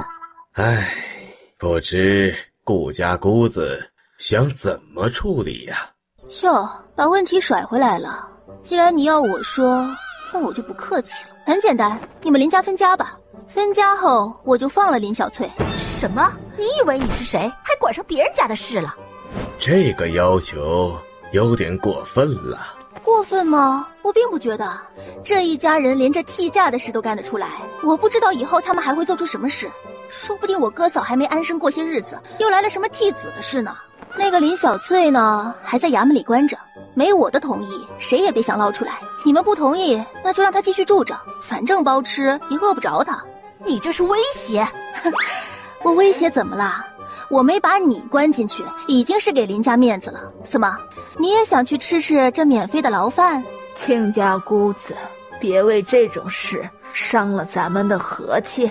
这事都已经纠正了，就算了吧。哼，好笑。如果当时我二哥喝醉了，没发现新娘错了，你们会放过我二哥？还是想着让林小翠来顶着小妹的身份，在顾家逍遥自在的享受？我把话放在这里，不管是谁想进我二哥的门，没经过我的同意，就连小妾都别想当。还有，这事儿不照着我的意思分家，这事儿就没完了。不就是个女人吗？娶谁不是娶？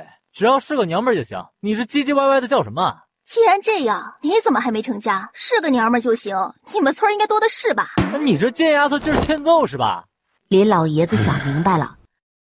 好，我同意了。分家吧。爹，怎么能分家呢？是啊，公爹怎么能答应了呢？他一个丫头片子能管什么？哼，你可以试试，我能管什么？哎，真是不好意思啊，我们家给你们找了这么大的麻烦。亲家叔父不用道歉，只是这媳妇儿以后还是要管好。再来次，估计小妹嫂子就真顶不住了。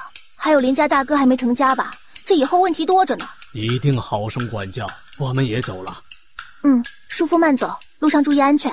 第二天一早，林大哥和村长在官衙内备了案，送村长出城，就去了顾城家，将分家文书给他。阿成，这是我们家的分家文书，麻烦你帮忙跑一趟，让亲家姑子帮忙把小翠放了。大哥，你应该知道我没让你们分家的意思吧？自然是知道的，替我向姑子道谢。那我出去一趟，你在这稍等一下。好。等他走后，他待你好吗？很好，他成亲第二天就将所有积蓄都给了我，虽然不多，但我心里很满足。他重活累活都不让我动的。林大哥见状也就放心了，看到旁边堆着还没劈的柴火，拿起斧子就劈了起来。大哥，这放着阿成劈就行。没事儿，就几根柴火，一下就劈完了，反正闲着也是闲着。哥，可是我不知道这些他是要做成木雕还是当柴呀。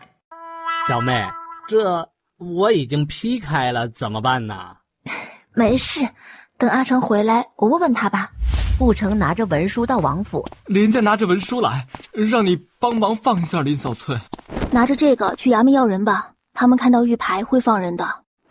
这玉牌往后你就留着吧，有什么困难就拿着这个玉牌来王府，让他们帮忙。我已经吩咐过了，但是只限10次，10次之后这个玉牌就会碎掉。所以二哥，往后做什么需要谨慎的还是需要谨慎。我不会一直待在北萧的，也护不了你们一世。我知道，暖丫头已经帮了二哥很多了，这个玉牌二哥能不用就不会用。二哥，我这样说不是为了别的，而是不想让你和你的子孙后代养成一个依赖别人的习惯。这样的习惯会让一个家庭从兴旺走向灭亡，知道吗？这是帮你找的店铺地契，算是妹妹给你准备的礼物。我可能会有段时间不在府里，你有什么事找新管家就好。如果我回来了，就会去找你的。这礼可太重了，二哥以后会还给你的。好，不着急，以后慢慢还便是。我们时间有的是。林家大哥怕是还在家里等着你吧？快去衙门吧，别让人家等久了。顾城点头，转身走了。宫卫离正抱着宫辩在那儿逗着。我可以闭关了，阿离。现在吗？宫卫离招来一直静候不远处的侍女，让他把宫辩带走，然后抱着顾暖就回了房。干嘛呢你？这大白天的。讨点利息。我欠你什么利息啦？你这一闭关，没一段时间是出不来的，怎的不讨点利息呢？顾暖顺利闭关是第2天了，这一闭就是1年半过去了。宫耀回来了一趟，又跟着谭西林走了。顾城也偶尔来一趟王府送东西，每次都没能见到他。梁伟伟也跑了好几趟，顾暖成功承担。阿离跑着就跳到了他身上，朝目标就啃了一口。阿离，想我吗？想。娘，阿边也想你。哎呀，我们家边儿长这么大了呢。娘，长大了。是啊，我们家边儿长大了。来，娘抱抱。娘，抱抱。哎呀，边儿太乖了。宫卫离过来，将人从他怀里抱走。你干嘛呢？我都多久没抱儿子了？乖，我就抱一下。乖乖，可以了，你都亲了他好几次了，可是只亲了我1次。踮起脚尖抱着他的头就猛亲了一顿。怎么样，还酸吗？不酸。到底酸不酸？乖乖，不酸。耀儿回来了吗？回来过，知道你在闭关，一时半会出不来，就又出去了。他应该过几天就会回来，我们在家等他回来。好，等他回家，我们再一起去历练。要不去你二哥那一趟，他在你闭关这段时间来了几次。啊，你们和我一起去。好。暖姑子，哎呀，快请进来，我去叫阿成回来。把孩子放回摇篮里，火火的就跑了。好。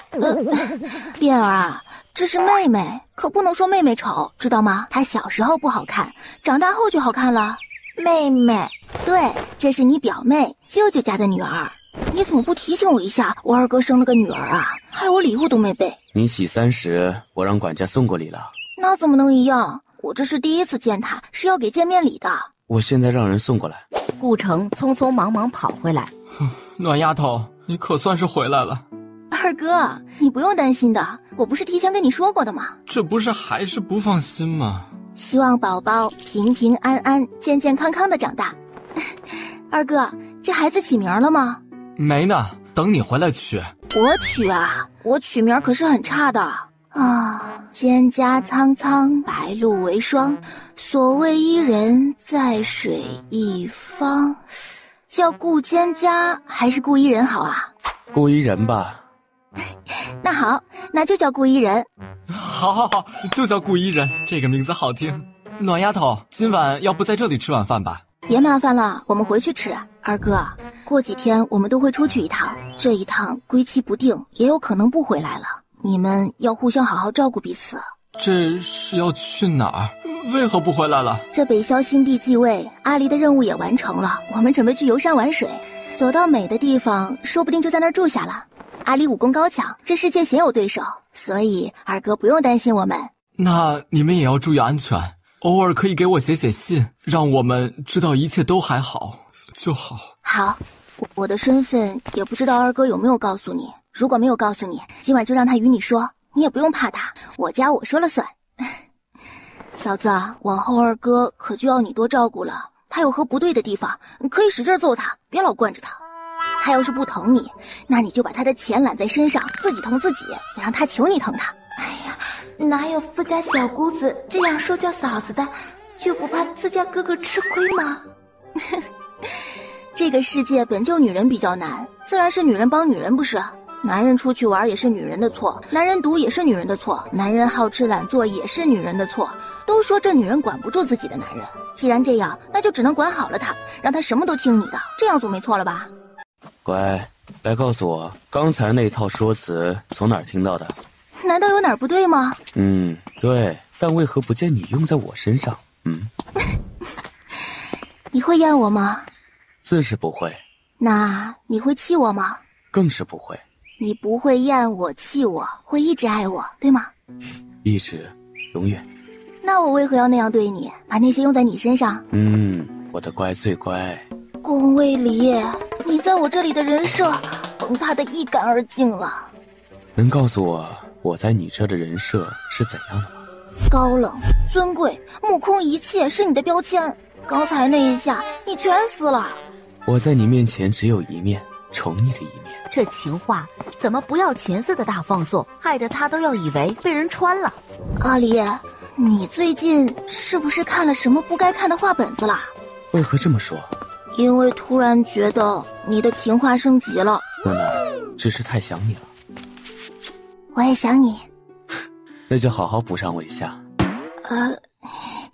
改下次行不？不行。这补偿一下，让他第二天下午才起床。梁伟伟来了，在偏厅等你。啊？人家等多久了？1个时辰左右。今晚你睡书房。说完就起身走了出去。嘿，摄政王妃，本姑娘可算见到你了。你说你逍遥到哪儿去了？练功呢。那我的婚宴请柬，你一定要来啊！哟，新郎是白无垢啊！你们俩这也是绝配了。来，跟我说说，你和白无垢是怎么成的？我也不知道，就是年前他突然带人来提亲了。白无垢对你一直有情，你不会不知道吧？啊，有吗？唉，为难人家白无垢了，跟在你屁股后面那么久，都还不知道人家的心意。梁伟伟想了下，他好像很早就跟在自己身边了，难道是那个时候就喜欢自己了？王妃，我先回去了，婚宴一定要来啊！刚跑到王府门口，就看到下马车的白无垢。哎，你怎么来了？来接你，你也出来有段时间了。白无垢，你是什么时候开始喜欢我的？很久了，第一次见你的时候。啊，这么久了，还真被王妃说中了。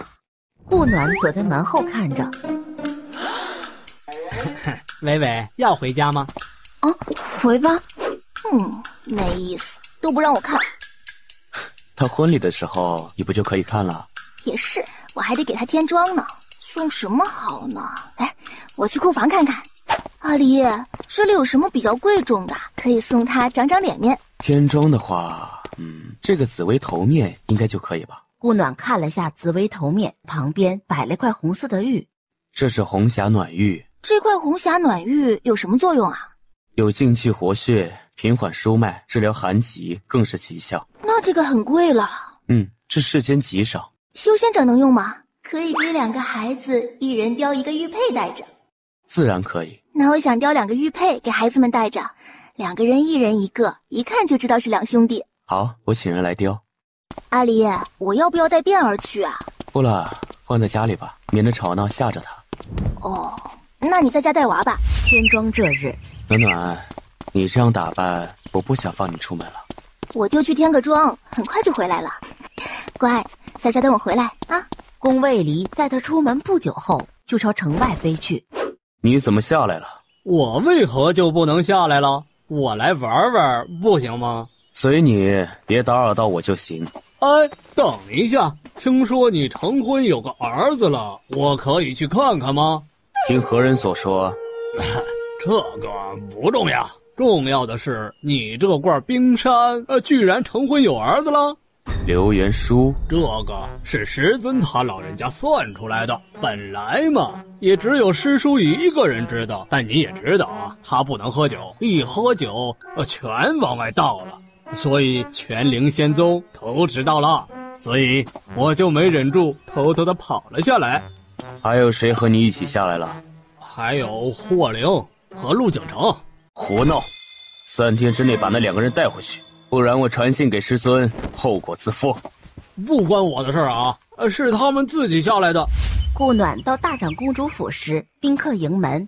摄政王妃到，不知王妃前来，未能及时迎接，还请王妃见谅。无碍，本王妃是来给伟伟添妆的。伟伟呢？那丫头正在房里试妆呢，怎么试她都不满意。一辈子的大事，自然要精益求精了。王妃，里边请。本宫让人去叫伟伟过来，请摄政王妃安。大家不必多礼，本王妃今日也是来给伟伟添妆的，大家都坐吧。梁伟伟没多久就跑了过来。王妃，没想到你还会来给我添妆呢。伟伟怎能如此不懂规矩？你的礼仪学到哪儿去了？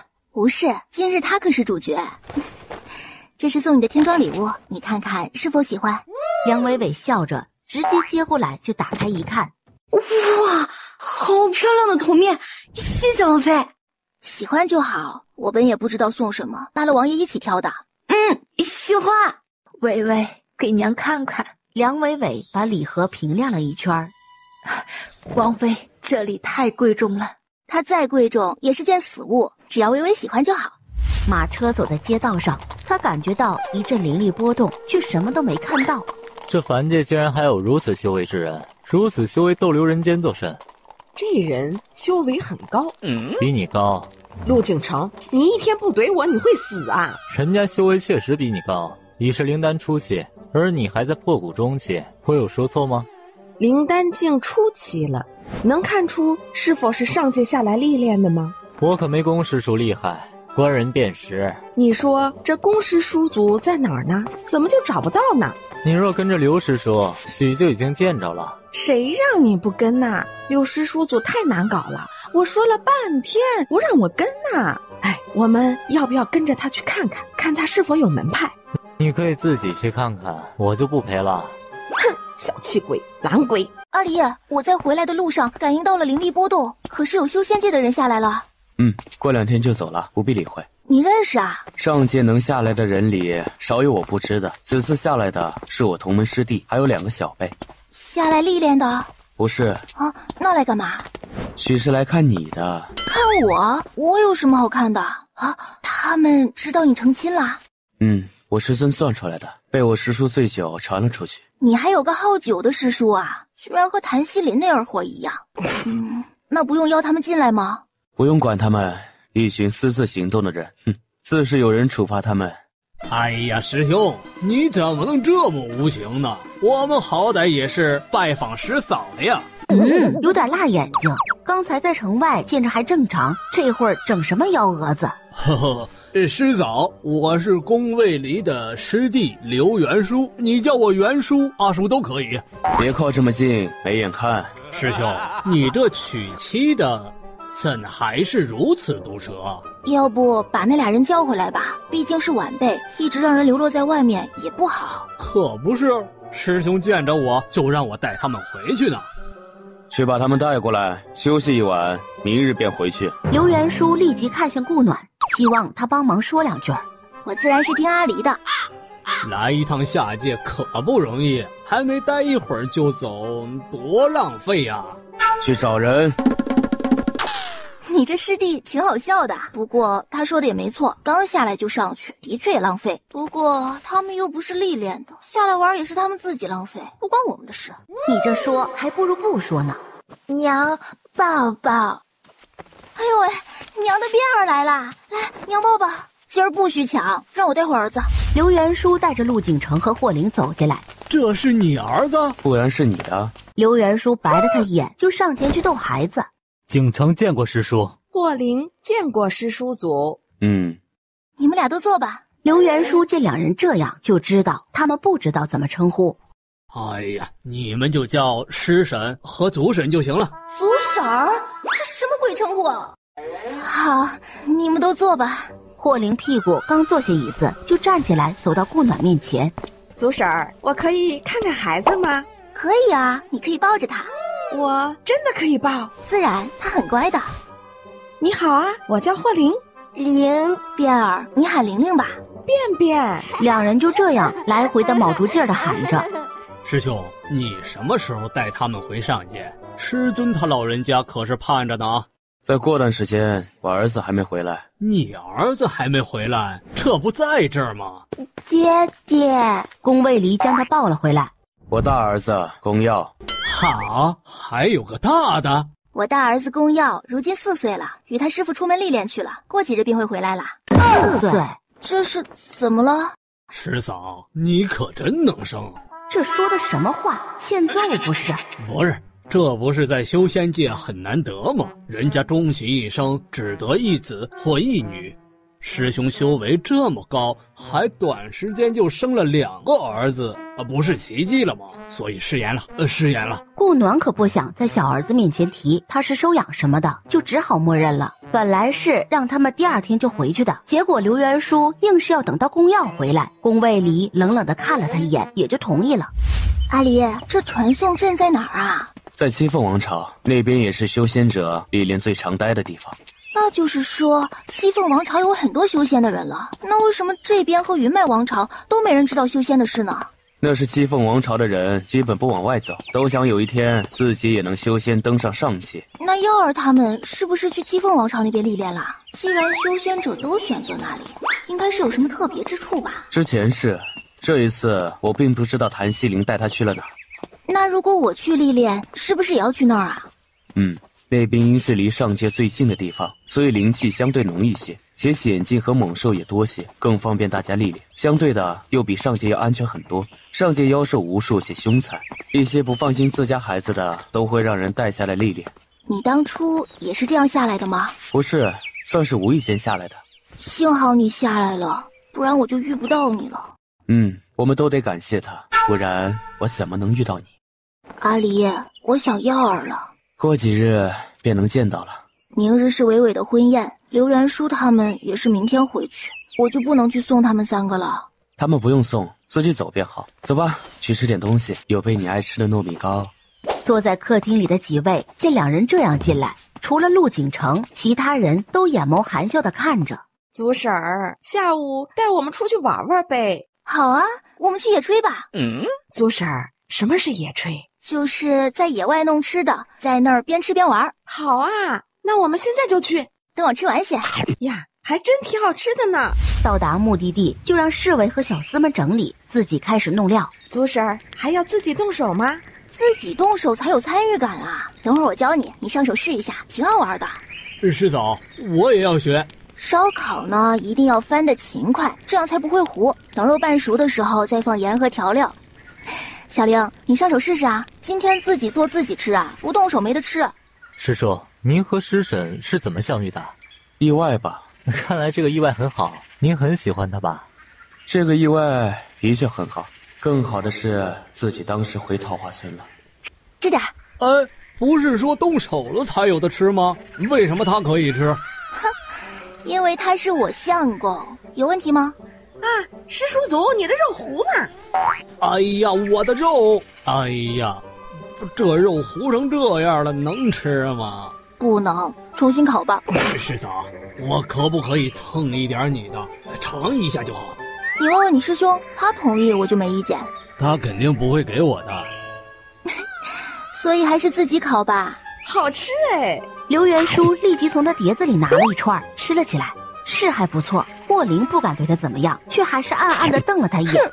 景城，你可以尝一下，我那是逗你师叔的。谢师婶。娘，变儿要。变儿乖，你还太小，不能吃，你要有准备高高哦。师婶，您是什么时候开始修炼的？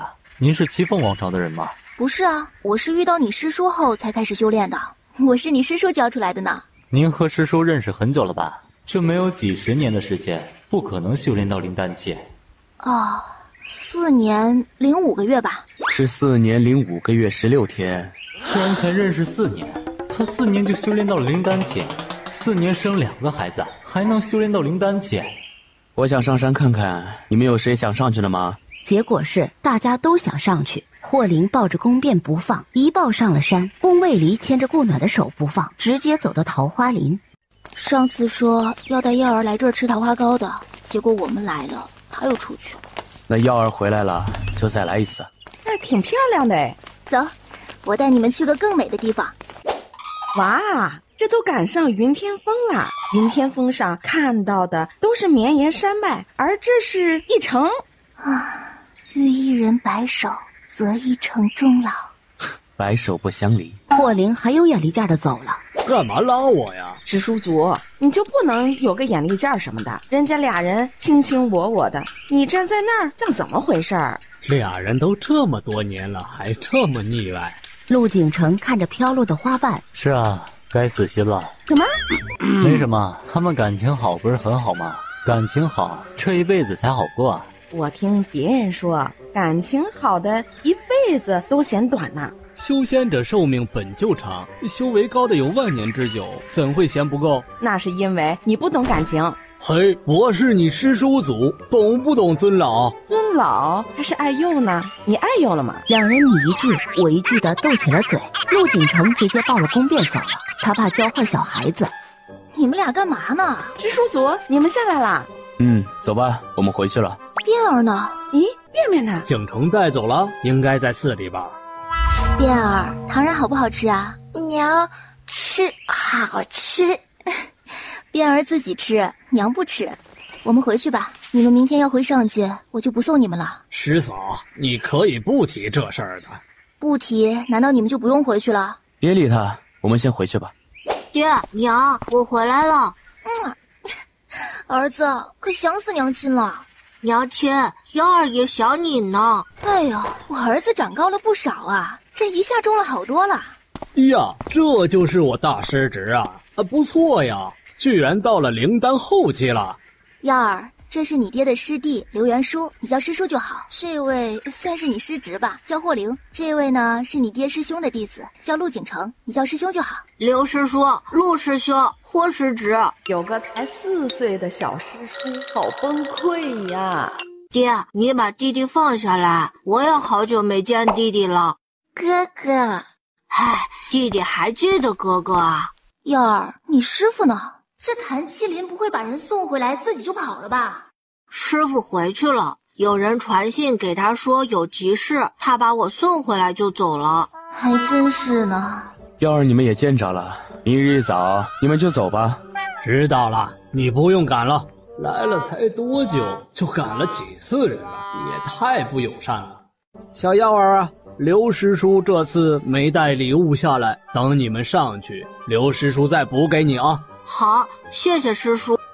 阿离，你真不用去送他们吗？真不用，乖，不用担心他们。最小的也有5、60岁了，还怕他们丢了？啥？霍灵有5、60岁了？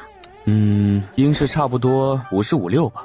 暖暖，再不出门，新娘都要出门了。哦，对，我带幺儿去，你在家带辫儿，可以吧？可以，快去吧，早点回来。好，乖乖在家等我。看了眼还在睡的宫变，吩咐了侍女就出了门。你们师叔来送咱们了，趁齿们还不现身呢。刘师叔祖，您和龚师叔祖其实差不多，谁也别说谁。宫卫离在路过南向王朝时，便下去看了一眼。陛下这是怎么了？你来了，快过来坐。也没什么事，就是我五子这下面的兄弟们都在打我这主意呢。这么多年你就没看中一个人选？有2个，成王第3子南景卓是庶子，顺王2子南景春是嫡子。只是其他亲王都纷纷打着主意呢，一天到晚来我这儿啊，吵得头疼。你太优柔寡断了。可能是我总抱着希望吧。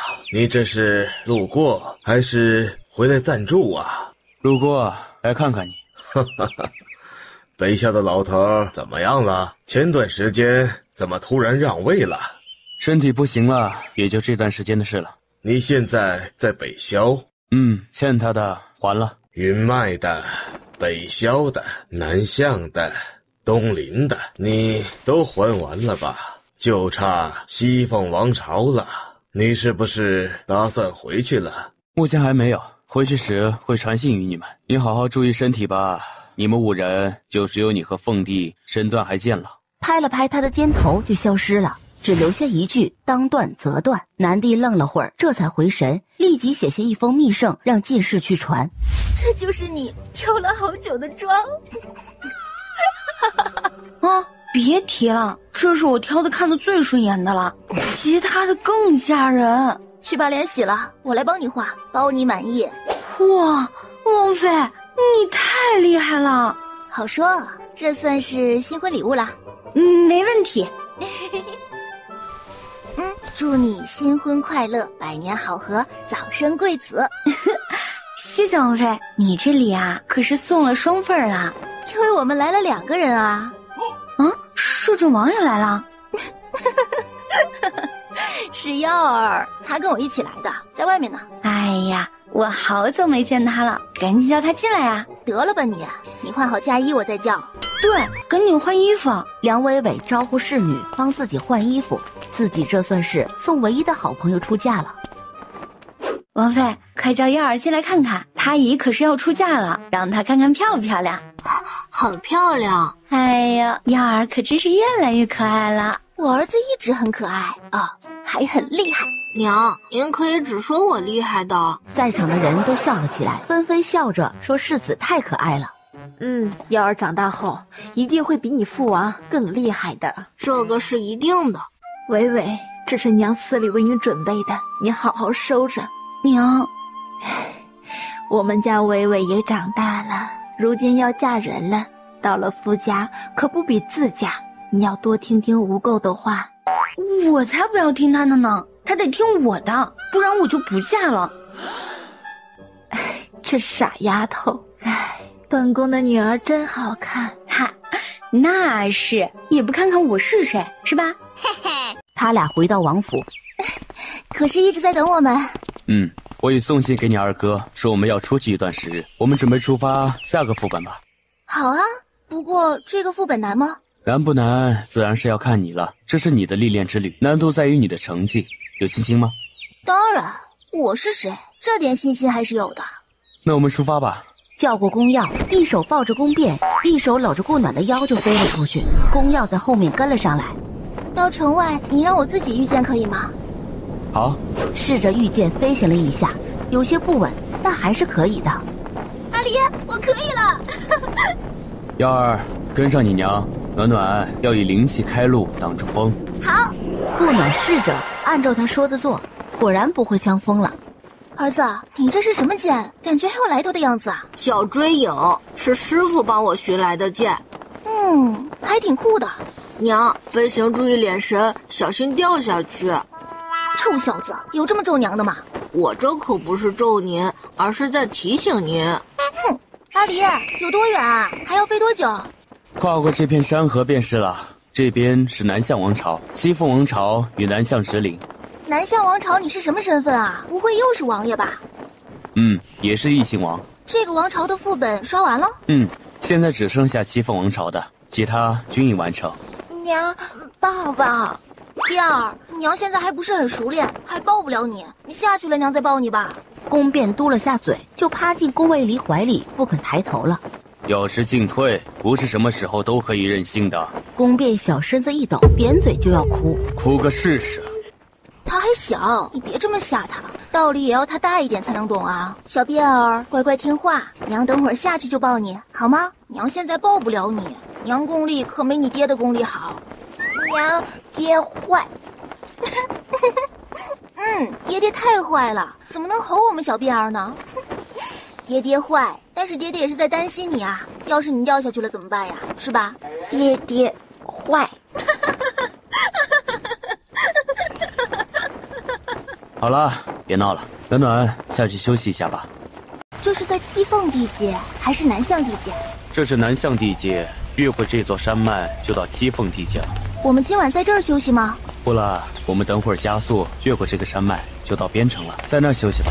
到达边城，天已黑透。这边城是没人管的吗？外面看着很乱。算是三不管地段，这边既偏僻，交通又不方便，一般都聚集着凶神恶煞之徒。什么人都有，那应该也有修仙者了。应是有的，除了这边城，前面的山脉内就有猛兽了。儿子，你来过这儿吗？没有，师傅直接带我越过了这片山脉的。儿子，到七凤后，你可得跟在爹娘身边了，不然让别人拐走了，娘可就找不到你了。还是你小心些比较好，要时刻跟在我身边。你的修为可是比儿子低，不过也不用担心，从上界下来的都是修为比较低的。你怎么都灵丹期了，不用害怕。谁害怕了？少在儿子面前拆我的台，我不要面子的呀。娘，您不用怕丢面子，您儿在这基本没有。臭小子，没大没小的，娘是你能编排的吗？公要啥都不怕，就怕痒。娘，儿子知错，饶命啊！此时求饶，为时已晚。娘，儿子再也不敢了。哎呀，儿子啊，你这认错的速度太快，以至于娘未能看到你的真心呐。你说如何是好？娘，儿子快岔气了，再不认错就完了。娘，下次能不能换种方式？这个儿子受不住了。既然是惩罚，自然选你受不了的来，不然我逗你玩呢。暖暖，先去擦擦身子，早点休息。我没事，让耀儿先洗。暖暖，做好准备，明天就开始了。我只会在不远处看着，一切由你自己来，可以吗？可以。是人都要成长，不然白修炼这一身修为做什么？而且我也希望我在每个时候都能帮到你，而不是只能在旁边看着你。好，我现在告诉你我的修为及以上修为为何。我之前只告诉你到了合灵期，那个传译的合灵期只说了一半。合灵期除寿数可达2000余年外，还可以破音瞬移，可以掌握领域之力。来，收身合一，我为你传译。指尖点在他额间，随后便放了下来，让他自己接收。合灵期后面就是炼神期，可化分身，寿数可达5000余年；合体期初长神通，化1000万分身，寿数可达上万余年；大成期自创神通，寿数可达2万余年；渡劫期体内灵力逐渐向仙元转换，成功则融会贯通天地法则，可与天地同寿，为仙者。仙以上的自然是无从得知了。你的修为还没告诉我呢。我目前是炼神期，已有50余年未寸进了。这么多年，想想也是，要不是天才地宝，我和耀儿应该也没那么快到灵丹期吧。不过你到底多少岁了？不想说。说嘛，我又不嫌弃你，儿子都给你生了，还怕什么？231。4舍5入，你其实也就是31岁，配我刚刚好。喂，这已经重新送来，先去洗漱一下。洗完才发现自己什么东西都没拿。阿离，帮我送浴巾进来一下，我忘拿了。暖暖，你何处为父未见过？浴巾和衣服留下，你出去。宫卫离将衣服搭在屏风上，不必害羞，为夫为你更衣。妖孽，就知道勾引人。不会如何的，孩子们都还在呢。睡吧，明日需早起出发。天微亮，爹。你已到灵丹期后期，与结灵期只有一步之遥，可有何打算？我这身体到灵丹后期已是极限了，想要迈入结灵期，预计还需要我10岁之后。这段时间我不打算再做什么了，就陪在娘身边吧。娘，变儿啊，不要揉眼睛哦，小心伤眼了。变儿乖，娘去洗漱一下，你去找哥哥玩。哥哥抱抱。等娘帮你擦了脸，哥哥给你拿吃的。哥哥吃。不用，这个是玩的，便便自己拿着玩。宫变看了看手里的东西，想放进嘴里。便便，这个不能吃，哥哥刚才说过了。这东西哪儿来的？不知道，应该是便便昨日在山上捡的吧。这个我好像在哪儿见过哎。啊，这是我在云麦一个地摊上买到的，一起还有好几样东西呢。当时耀儿也在，是他指着要我才买的。宫卫离揉了下眉心，这是幸运还是不幸？怎么了？这些东西有什么问题吗？没有，这2颗石头我收着，其他的东西你收好了，别轻易拿出来。宫卫离将2颗石头收好。这几样东西都是修仙界在疯找的东西，怎么就落到下界来了？这几样东西很厉害。修仙界的人找了很久的东西，所以别轻易显露出来。宫变见自己的石头没了，扁嘴就要哭。宫耀见状，立即掏出一个东西给他。娘爹爹，没事，便便在玩呢。没事，让他们玩。今天你的历练开始了，我给你挽个简单方便的发。怎么样，好看吗？好看，英姿飒爽。什么蛋这么大？没看出来，但看气息的话，这蛋不会有什么问题。耀儿，这蛋哪儿来的？历练时在深山里捡的，也是感觉它气息温和，还是活的，就捡了。它的壳很硬，我掉地上几次都没摔破。刚才便便拍了几次也没事。让边儿拿着玩吧，应该没那么快孵化。你先用些早点。走出城，才遇见往左面的山脉飞去。看好弟弟，我陪你娘去看看。好，暖暖就在前面，你自己去找。今天的任务是10只猛兽的耳朵，我不会上前帮忙，全程你只能靠你自己。经验都是在打斗中吸收的，你已经是灵丹期了，可以轻易的对付每一只猛兽，但你没有多少打斗的经验，可能会很危险。我只能在你危及生命时才会出手，当然你喊我，我也会出手。暖暖，准备好了吗？准备好了，说好以后要和你并肩的，怎能退缩？乖，不能逞强，知道吗？我还要和你一起活过10000岁呢，怎么会不珍惜？我们要活10000年的。宫耀带着宫变在原地等着，等娘胜利归来啊！娘加油！抬腿就往他说的那个方向走去，换出剑握在手里，直挺挺的往前走。忽地听到一个呼噜声，拨开树叶一看，我去，一只野猪，想着就跳了出去，一剑就把野猪宰了。刚准备收了，结果一群野猪跑了过来。全欧啊！顾暖想也没想，直接拔腿就跑，完全忘了自己来干嘛一样。跑了一段距离才想起来，一个急刹车，反手就是一剑。不要以为是我怕了你们，姐刚才不过是在热身而已，真格的，现在就来！跳过去就杀了起来，基本都是一剑一只，可是全收呢，还是收1-2只啊？挑了一只瘦的，一只肥的，正准备走，扬手就是一剑，结果还是让他给避开了。这人的眼神不好，还是先吃了再说。大家伙，怎么吃我的劳动成果？杨金虎只抬头看了他一眼，又低头继续吃了起来。大家伙，吃饱后和我玩会儿呗。你吃的可是我的东西，不陪玩怎么能算是吧？杨金虎轻吼了声，这是答应了？那我可算是你答应了哈。他这个娘子真是奇才。咱们要讲道义，你都吃了，陪我玩会儿怎么了？杨金虎低吼了声，大家伙，我不杀你，就陪我练练剑什么的。哎呀，真不杀你，他们是意外，他们都朝我奔过来了，我不杀他们，自己不就死了吗？玩会儿就行，我等会儿找别的兽。就这么说定了。一人一虎打得不亦乐乎，打了一个时辰就停了下来。大家伙，谢谢啦，这些野猪都是你的啦，姐去找别的兽去了。挥手就往前面走去，找下一个目标。感觉前面有动静，下面2只猛兽正在搏斗着。白胖的熊将猩猩一巴掌拍在了石头上，猩猩动了下就不动了。嗨，打扰了。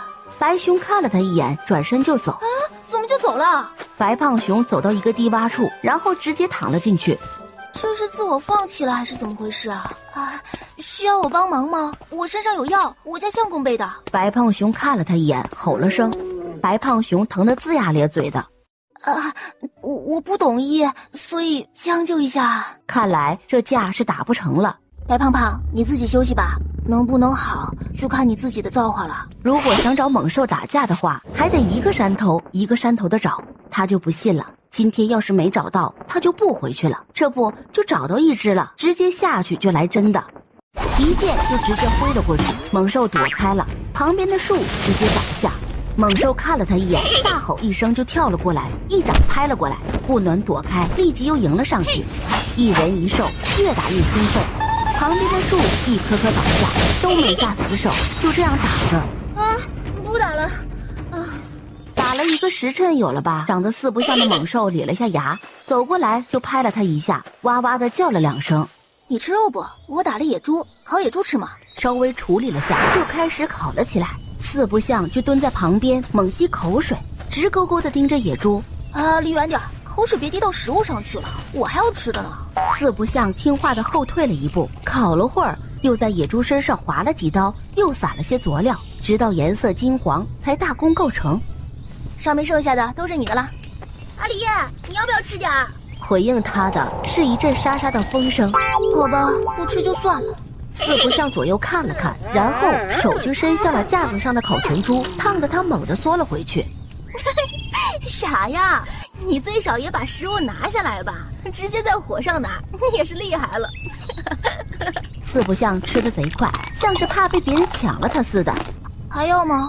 要就拿去吃吧，我吃饱了。4不像立即伸手就拿走了。4不像拍了拍肚子，咧嘴就往后倒了下去，然后就呼噜噜的睡着了。顾暖想了下，挪到他旁边，枕着他的手臂也睡会儿午觉。宫卫里已经见怪不怪了，他和凶兽猛兽的亲和度为什么这么高，都没有一头猛兽凶兽对他起过杀意。远处的宫耀刚吃完弟弟带来的糕点。哥哥，怎么了？嘘嘘，快点嘘嘘，不然虫虫来了。裤子一脱，立即就虚了起来。宫耀刚给他穿好裤子，就有人来了。喂，你们是和大人们走散了吗？不是。那你们怎么到这儿来了？这边很危险的，快点回去吧。谢谢，我们正准备回去。可需要我送你们？不用了，谢谢。少爷，管他们做什么？我们赶紧去后山脉吧，不然怕天黑前赶不回来了。我们走吧。他们前脚刚走，就又来了一队人。你们是哪家的孩子？为什么会在这森林子里？宫耀看了他们一眼，摇了摇头。老大，这俩小孩在这里，莫不是被丢弃的？要不我们带回去得了。他们应该不是一般人家的孩子，还是算了，我们先走吧，肯定会有人来找他们的。那人眼光一闪，点头跟了上去，余光还是紧紧地看着宫耀和宫变。等走了段距离，就找了个借口离了队，反身回了原来的地方。大叔，找我呢？是呀，叔叔带你们去玩好不好啊？好啊，我去找弟弟一起。叔叔陪你一起去。来说说，准备带我们去哪玩啊？当然是好玩的地方啦。宫耀随手摘了根旁边的树枝。不好好回答，可是会出事的。身上的气势立即就变了。我就是想带你们去城里玩玩，那可比这山里头好玩。不说实话，那就受着吧。顾暖一觉醒来，起来啦，咱们再打一场。4不像直接翻了个身，不理他了。陪我练练了，我晚点给你再烤一头猪。这一人一兽又惊天动地的打了起来。这一打又是1个多时辰过去了。之前遇到宫耀的公子哥飞快地往这边跑了过来，看到到处都是倒下的树，躲藏起来。顾暖感觉到有人，便停了下来。4不像差点就一巴掌拍在他身上。在下修容，不好意思打扰了姑娘，姑娘还是赶快过来吧，那赤征兽很是凶猛的，免不了伤了你。4不像，先休息一下，等会儿再打。四不像点头，在旁边坐下，这看得修容目瞪口呆。啊，你是来干嘛的？如果没事儿的话，就先走吧，别打扰我打架了。我们是上山来采药的，急需一株药材，这里才有，不是有意打扰姑娘的。这姑娘是谁？定是从上界下来的人，如此厉害，竟能让凶兽如此听话。采药？我都没有注意有没有药啊，这附近好像都被我破坏完了。不过这个我们是来了多少人？哎，你们来了很多人？没有，只来了3人，另外2人正在找药材。哦，你走吧。修容没走多远，公子拦住在下，有何贵干？忘了你刚才看到的，你没有遇见过他，可明白？在下知道了，在下定能守口如瓶。宫卫离睨了他一眼，直接消失在他面前，立即转身就走。忘了。四不像，今天谢谢你啦，这只猪就当是谢礼啦，有缘再见。顾暖没走多远，阿离，想你了。也想你，回去吧。可是累了？还好，阿离，今天你都看到了吧？这事不能对其他人说，以后在外人面前也不能表现出来，知道吗？是不是没出现过啊？对，未见有记载。那我知道了。娘，抱抱。哎呀，辫儿有没有乖乖听哥哥的话呀？乖。哎呦，我们家辫儿真乖呀。幺儿也辛苦啦。没有，娘辛苦。看来要将这小的尽快送出去给老头子作伴，不然老是跟自己抢人。阿离，明天让他们都跟着你吧，我们到时候走哪儿就在哪儿安营扎寨。可以。第二天，顾暖先去看了下白胖熊，见他已经生龙活虎了，想着要不要和他打。这是送我的。白胖熊点了点头，谢谢你啦，今天也不找你打了，再见。挥了下手就换另一个地方飞去，今天也不找四不像了，不能老跟一个打。飞了一段距离，就看到地上躺了不少人，一条比自己还粗的蛇爬了出来。这东西他不想打怎么办？大蛇眼看就要朝唯一清醒的人咬去，顾暖咬了下牙，还是跳下去了。大蛇没注意，直接破了个口子，怒着看着他，就朝他奔了过来。在最后一刻，终于被击中了。好险啊！多谢仙尊救命。我不是什么仙尊，出手也是偶然。朝旁边的那个山头飞去。今日终于是杀了条蛇了，找了2个山头都没看到凶兽，难道都跑了？爹，你知道娘在干什么吗？看着就好。顾暖打了一套太极，果然舒服多了，于是又开始寻找凶兽了。他还就不信了，这个这么大的山脉就这几只。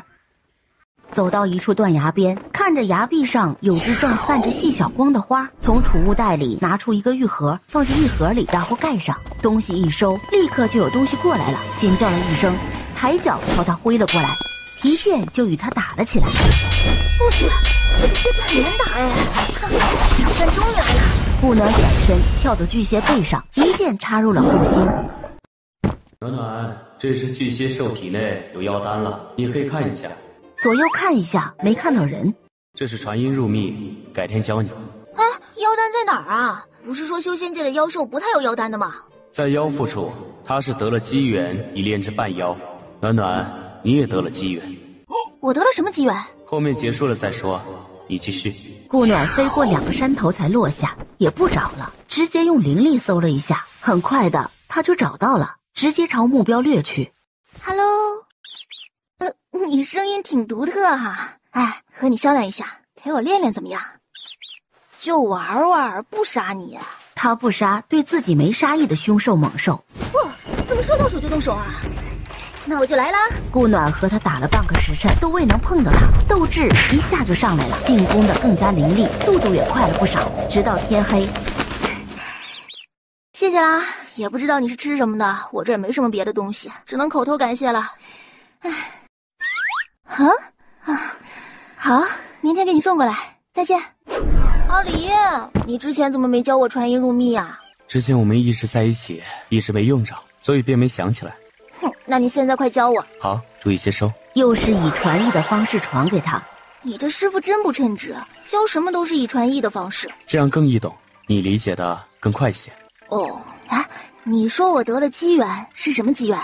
你摘的那株花是千银流沙，是炼药师毕生所求。你说你机缘好不好？干什么用的？有毒吗？无毒，但你没用手碰它也是对的，它不能沾人气，沾则凋谢。它是杜杰丹最需要的一株药，你说它是不是毕生所求啊？这也是修仙者毕生所求吧？是啊，千银流沙极为稀少，500年只出现过一株。那这怎么出现了一只呢？这个人气不能沾，仙气呢？哪来的仙？修仙界修成真仙的也寥寥无几。至于为什么会出现在这里，可能是天意吧。天意让我找到这花？你要求的耳朵可是没有啦。总共才几只凶兽，还几只都发展成了好友。不是，这为夫也所料未及。宫变一见他进来就叫着要抱抱。娘身上脏，等娘洗漱后再抱你啊。娘，爸爸，乖，等娘洗漱了再抱你。阿离，陪我去山河边洗洗，刚才没有先洗过就回来了。暖暖，往后在外面洗漱只有我在场。好，如果你不在场，就是臭了也不能在外面洗。如到结灵期，可展开神识方可。那你不是可以看到了？好久没自己穿衣服了，都快退化了。你再一直这样下去，我以后都不会自己穿了。不是，反正我会一直在你身边。要是你闭关呢？闭关前我再教你。顾暖在这山脉里整整历练了1年。阿离，这个我储物袋装不下了，放你那儿。暖暖，明日为夫送你一个更大的储物空间。真的啊？好啊，我这储物袋刚好小了。没想到我家相公还有炼气之术呢。你相公会的很多，你若想学，为夫教你。暖暖，你得到的这块玉铁是锻造储物空间的首要材料，它体积大，锻造的空间便会更大。你锻造出来的，什么样的我都要。转身就继续游走山脉了。娘不一样了，说说看，有什么不一样了？更漂亮了，气质也变了，性子更洒脱了。从今日起开始教你弟弟修炼。爹，这不是你该做的事吗？然而离去的背影并未回答他。哥哥，爹是说我可以修炼了，是吧？不用考虑体质问题，按照正常的修炼方法教他就是。宫卫离不好阵法，就开始锻造。顾暖直接跑到四不像的地盘上。香香，你这儿有什么法宝？拿出来给我瞧瞧呗，我拿好东西给你换。四不像直接摇头，拿屁股对着他。香香，我教会了你烤肉，你除了陪我练功，可什么都没送我啊。好像也是啊。顾暖咧嘴，知道有戏了。没多久，四不像就拿了一个东西走了回来。怎么又是石头啊？不过先收着吧，能被他宝贝着的一定是个好东西。谢谢啦，香香，改天再见。香香，快放开！哎呀，顾暖和四不像打过招呼，就直接去了另外一个山头。天黑前，他将所有山头的凶兽猛兽都呼了个遍，总共106只。回到营地，见他直直地看着自己，眼露痴迷。满意你看到的吗？满意，非常满意。小妖精。那你是大妖精，我们刚好凑一对。天生一对。拿出自己锻造出的储物戒指，滴血探入灵力，看看空间大小。顾暖伸出手点了点自己的无名指，让他给自己戴上。宫卫离笑着为他戴上无名指。顾暖跳起来，整个人挂在他身上，对着唇就吻了下去。一吻结束，顾暖笑眯眯的在戒指上滴了一滴血。好大呀！我也看不出来它的空间有多大，反正非常非常大。喜欢吗？喜欢，很喜欢，非常喜欢。只锻造出一个戒指吗？玉铁我切割成了4块，不然太大不好锻造。今日只锻造出1个，明日再为耀儿锻造1个，变儿等到大些再说。你自己不需要吗？可以锻造一个跟我这个一样的，这样我们就可以戴同样的戒指啦。然后你也为我戴上，对吗？对，无名指连着心脏，我被你套牢，你被我套牢。那暖暖为我护法，为夫这就炼制。好。顾暖在旁边盘腿坐下，直至天黑。请娘子为为夫戴上。宫变出来，见两人抱在一起，跑过来就挤了进去，硬夹在两人中间。顾暖低头看着他笑了，见宫耀在不远处看着，便朝他招了招手。待他一走近，便也将人揽了进来。一家4口多好。宫耀在他怀里蹭了蹭，上辈子错过的，这辈子全补回来了。暖暖，该烧副本了。七凤王朝出啥事儿了？当今凤帝要举办修仙者大会，特招全天下修仙者参加。这儿的修仙者大多数不都是上界下来的吗？他办什么修仙者大会？不是在搞笑吗？凤帝是所有王朝里野心最大的，当初因为我在，才让他们签了100年的和平条款，而如今才过半，许是借此大会想要改变什么。那他这是要对付你？许是有了什么底牌了。有什么样的底牌让他有自信可以对付你？难道是上界要对付你的人下来了，两人达成了交易？去看看便知。什么时候去？随手一挥，不远处的石头就炸裂开来。哇哦，娘好厉害！今夜休息一晚，明日出发吧。好，刚好整理一下我刚得的宝贝。说着，直接席地而坐，把东西从储物袋里全倒了出来。宫卫离扶额，阿离，你帮我认认，有好多我刚从他们那儿忽悠来的东西都不认识。这个是什么？看着像石头，又感觉不像。那是一颗石甲兽的蛋。石甲兽的蛋有用吗？无用，但是可以食用。哦，那就留下来吃吧。娘，往后东西还是看着收吧。要是您把储物戒指堆满了再来分，那可就好玩了。以后不重要的放储物袋，想要一直留着的就放戒指里，这样就好了吧？你喜欢就好，想怎么装就怎么装。这个从哪来的？从四不像那边忽悠来的。这是光石，可锻造留影印和光印。呀，那就是好东西啦！不枉我叫他烤肉了。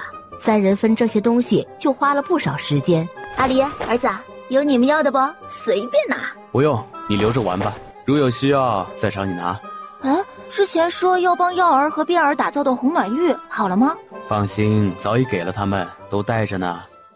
边儿，你都吃什么了？吃了这么多，看这小肚子鼓的。您那里能吃的，他都尝了个遍。边儿呀，晚上可不能吃这么多，会消化不良的。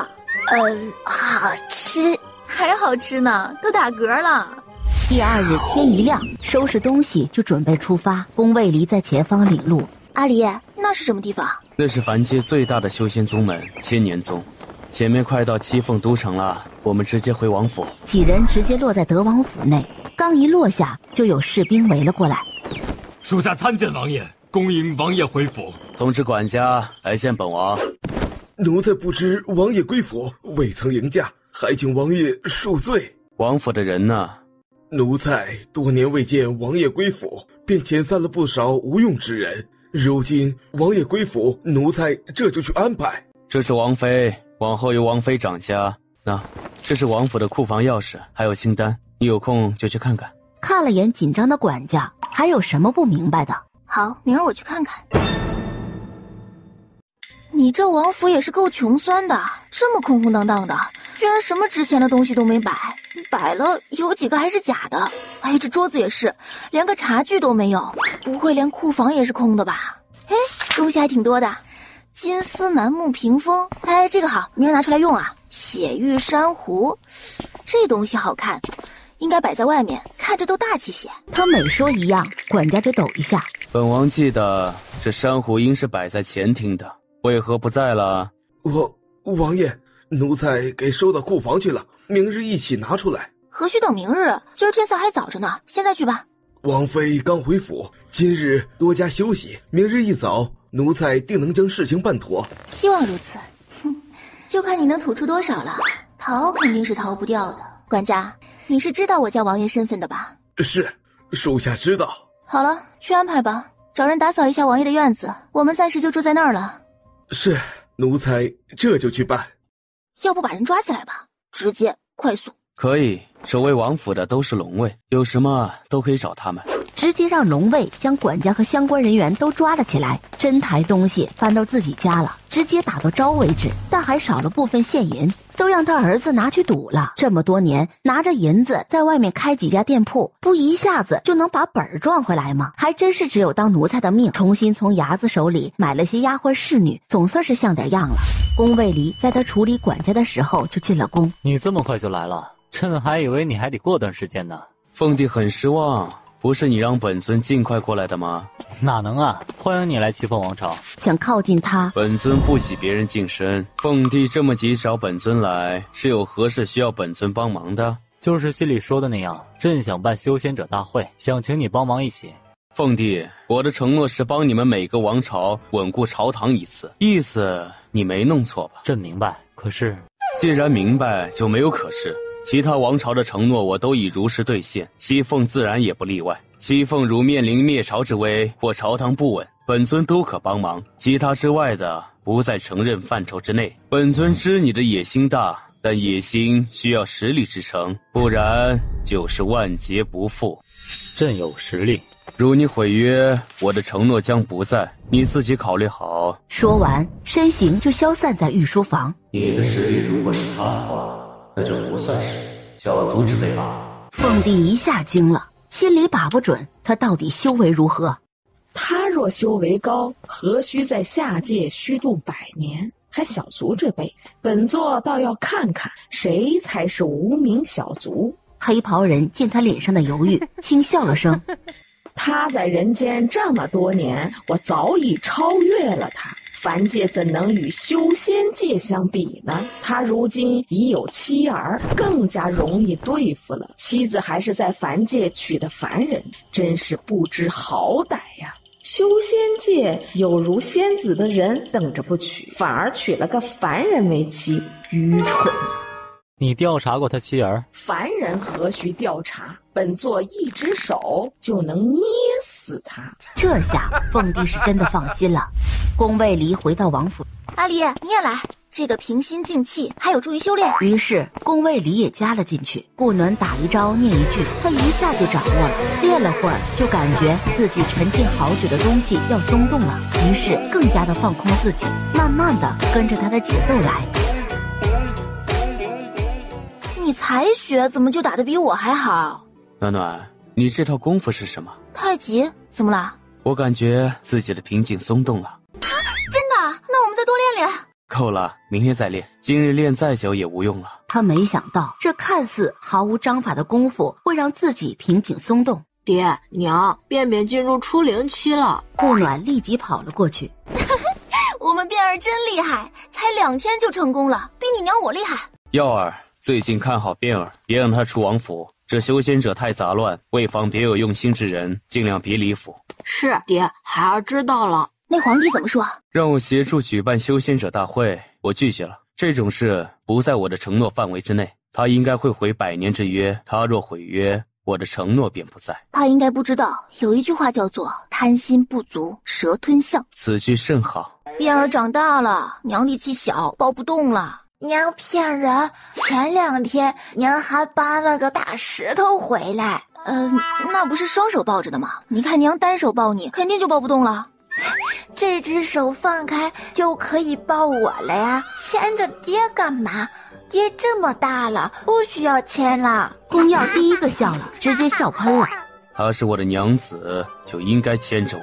她是我娘，要抱我的。她先是娘子，再是你娘，你要排后面。她是我娘。多大个人了，直接松开她的手，轻拍她的背，哄道：好了啊，娘是你的娘，没错。立即朝宫卫离露出胜利的笑容。宫耀在旁边看得摇头叹气。宫卫离勾唇看着他笑了，眉间一挑，他直接晕了过去，看着像睡着了一样。我送他回房。幸好当初自己没有这么作死挂，不然晕的就是自己了。你摇什么头呢？没事，就是感觉爹越来越黏您了。你爹不是一直都这样吗？哎，在自己儿子面前秀好吗？没有哪里不同啊。宫卫离出来看了宫耀一眼，他立即自觉地起身离开了，一瞬间就笑眯了眼。何事如此高兴啊？你能让你开心，我很荣幸。丫鬟侍女我找衙人买了，管家要不还是龙卫来吧。明日墨镜便会过来，到时让他来做便可。墨镜有段时间没见过了，去哪儿了？让他回了趟上界。见周围没人，他直接就趴在他身上睡着了。可要回房睡？不要，他就想赖在他怀里。待天将黑，便将他抱回了房。顾暖是一觉睡到天亮。外衣未穿，怎能站在窗口啊？这不是你不在吗？可以换我。想看你练太极，太好看了，所以不忍打扰。随时都可以看，想看的话，为夫便练与你看。娘，爹坏。他怎么坏了？来说说，娘帮你教训他。让我睡着了。多睡觉觉，好长高高。宫变歪头想了下，谢谢爹爹。后面走进来的宫耀直接喷了。耀儿，带弟弟去吃早点。爹娘一起。爹娘还有事，你们去吃吧。说完就看了宫耀一眼。阿离，我们有何事？马上你就知道了。来到前厅前坐下。在等谁吗？徐氏会来。什么人啊，让你这么的紧张？我娘。啥？你娘要来？你怎么不早说呢？我啥也没准备呢。无事的，她来就不会有好事，所以静观其变便可。哎呀，那也不行，第一面的印象很重要的，更何况是婆婆呢。你不用当她是便好，她生而未养，我与她并不亲厚。这就是你拒绝我的提议，娶一介凡间女子的理由。这真是你娘，也太年轻了吧。修炼无甲子，她容貌依旧，很正常。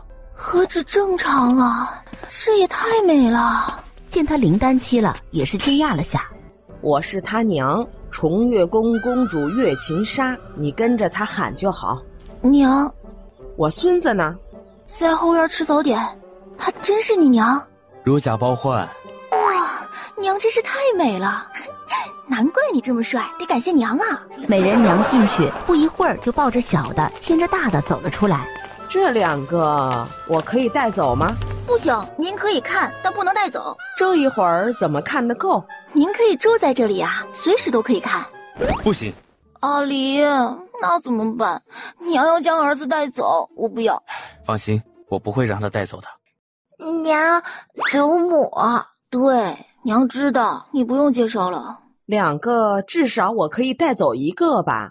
不行，娘，2个宝宝对我都很重要的。要不您在这儿住一段时间，或者先回去上界。我们这里的事完了，也要去上界了，到时候您不就可以随时看到了吗？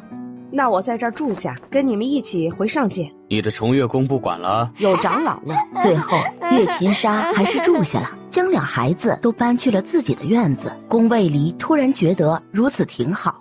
阿离，你说娘只生未养，与你不亲，是怎么回事啊？我娘与我爹结契多年，因为意见不合吧，就分开了。在分开前，我娘发现自己有孕了，于是便留在了宫家。在生我时，因意外差点没命，便被她师孙接回了崇月宫，便再未回宫家了。我长这么大，她后来从未入过宫家家门，我爹也未曾去过崇月宫，细节我并不清楚，也未去打听过。哦，你爹有小妾吗？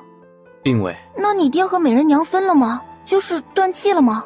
好像也未断气。生你时的意外，你没问过？问了，2人闭口不言。当时的下人都处理干净了，并不知为何，从独立开始就问了。他们愿意这样相处，又何须多管？那估计是你爹的错了。美人娘是伤心离家回娘家了。阿离，皇帝要办的修仙者大会什么时候开始啊？时间早的话，我去山里找新朋友们玩玩。还需要些时日，你若想去玩便去吧，天黑之前回来便好，可不许夜不归宿。顾暖亲了他一口就跑了。在西北面感应到一股强大的气息，离气息越近就感觉越压抑，这种感觉他是第一次遇到。当看到是什么时，屏住的气息。有趣的人类小姑娘。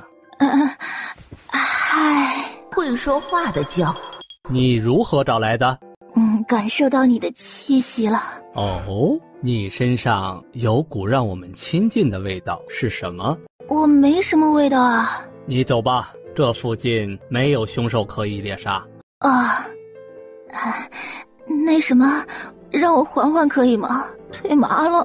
顾暖就近的在旁边的石头上坐下。你一直在这里吗？你不用打听，休息会儿就走吧。阿离，大事件！何事如此着急？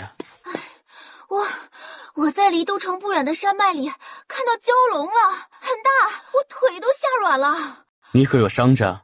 你知道的，他们不伤我。蛟龙不是下界该有的，妖兽也不能下来。还有，他还会说话了，说我身上有让他们亲近的味道，你闻得到吗？凑到他耳边轻声地告诉了他，便将人揽进怀里。他应该在那里有段时间了。他说附近已经没有凶兽了，要么被吓跑了，要么猎杀干净了。为父去看看，看过才知道到底怎么应付，是敌是友。我也要去。随时跟在我身后。好。暖暖在哪儿？就在那儿，那边空了一边的地方。姑娘，本座放你走，不是让你通风报信的。啊，这是我相公，我只跟他说过。来下界何事？兑现承诺而已。欠了人情就要还，他也是重情义的妖兽。不危害百姓，本尊不会管你。本尊守诺活这100年，你已可化形，为何还以原形在这儿？尚未好。宫卫里点头，打算离开了，却见顾暖直接走到了蛟龙身后。暖暖，阿离，等一下，这有点奇怪。是毒，需要元灵花才能解。元灵花好像在哪儿听过呀？哦，想起来了，是这个吧？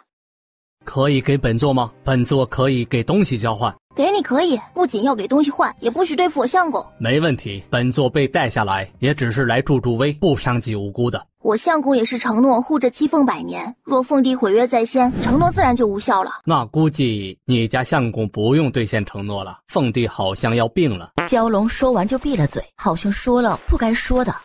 凤帝要出兵了，你说他会先打哪个王朝？南向吧，2国相邻。那你要出手吗？不用，我们不能参与凡间争斗，他们应该会在修仙者大会之后出兵，届时我们也该回上界了。园林花的效果极好，蛟龙直接开始化形。顾暖还想看看是怎么化形的，结果被捂住了眼睛。阿离，他们化形我不能看吗？公的你不能看，一身光溜溜的，怎能给你看？什么公的？说的这么难听。宫卫离见他穿好衣服，这才放了手。好看是好看，不过没我家相公帅。我叫青翼，被谁带下来的就不能告诉你们了。下来干什么？本座想你们也猜到了，这是给你的，算交换了。顾暖接过，就想打开看看是什么，劝你还是别开。暖暖，先收起来吧。你准备去找你的债主？什么债主？你们夫妻俩说话怎么都讨人嫌，那最多也就是个人情。你才讨人嫌呢，臭蛟！本座是蛟龙，蛟龙，那还不是蛟？先蛟才龙，那也是蛟龙。哼，没礼貌，就这么走了。我们回去吧。以前你怎么不这么回来啊？不御剑飞行？那时你需要多练习御剑飞行。他正要说话，墨镜就来了。主子、主母，这是宫里送来的请柬。墨镜，好久不见呐！回上界干嘛了呀？墨镜下意识地看向自己主子。看他干嘛？干坏事去了？还是有啥不能说的？说也没做什么，只是帮主子处理了些事，然后拒绝了一桩婚事。一桩婚事？啥婚事啊？修仙界不是讲究自由节气吗？怎么还有婚事这一说啊？是娘擅自做主的，我知道后便让墨镜去处理了。什么人？你见过吗？没印象，应该是没见过。啊，现在美人娘都下来了，应该不会有人再为你指啥婚了吧？不会了，应该都知道我已婚娶了。师叔嘴巴这样大？是我让墨镜去做的。英明，这才想起来看请柬。这明贵妃很得宠吗？多年前事，目前未知。肯定是别有用心，昨天不送今天送，不是才怪。这是明贵妃宫里送出来的，要去看了才知道。阿离，这贵妃寿宴不用穿正宫装的吧？随意正装便可。第2日，会不会太晚了？不会。现在皇宫里所有人都在等着，凤帝的脸黑红黑红的。德王妃到。德王归城，正好今日明贵妃生辰，那边一起庆祝一下。凤帝的意思是我家王爷还不如明贵妃呗？既然如此，那这七凤王朝的德王我们便不做了吧，正好可以回上界了。在上界好好的帝君不当，在这凡界当什么王爷，也太掉份儿了。朕说错话了，自罚一杯。哼，这德王妃是瞧不起本宫了呀？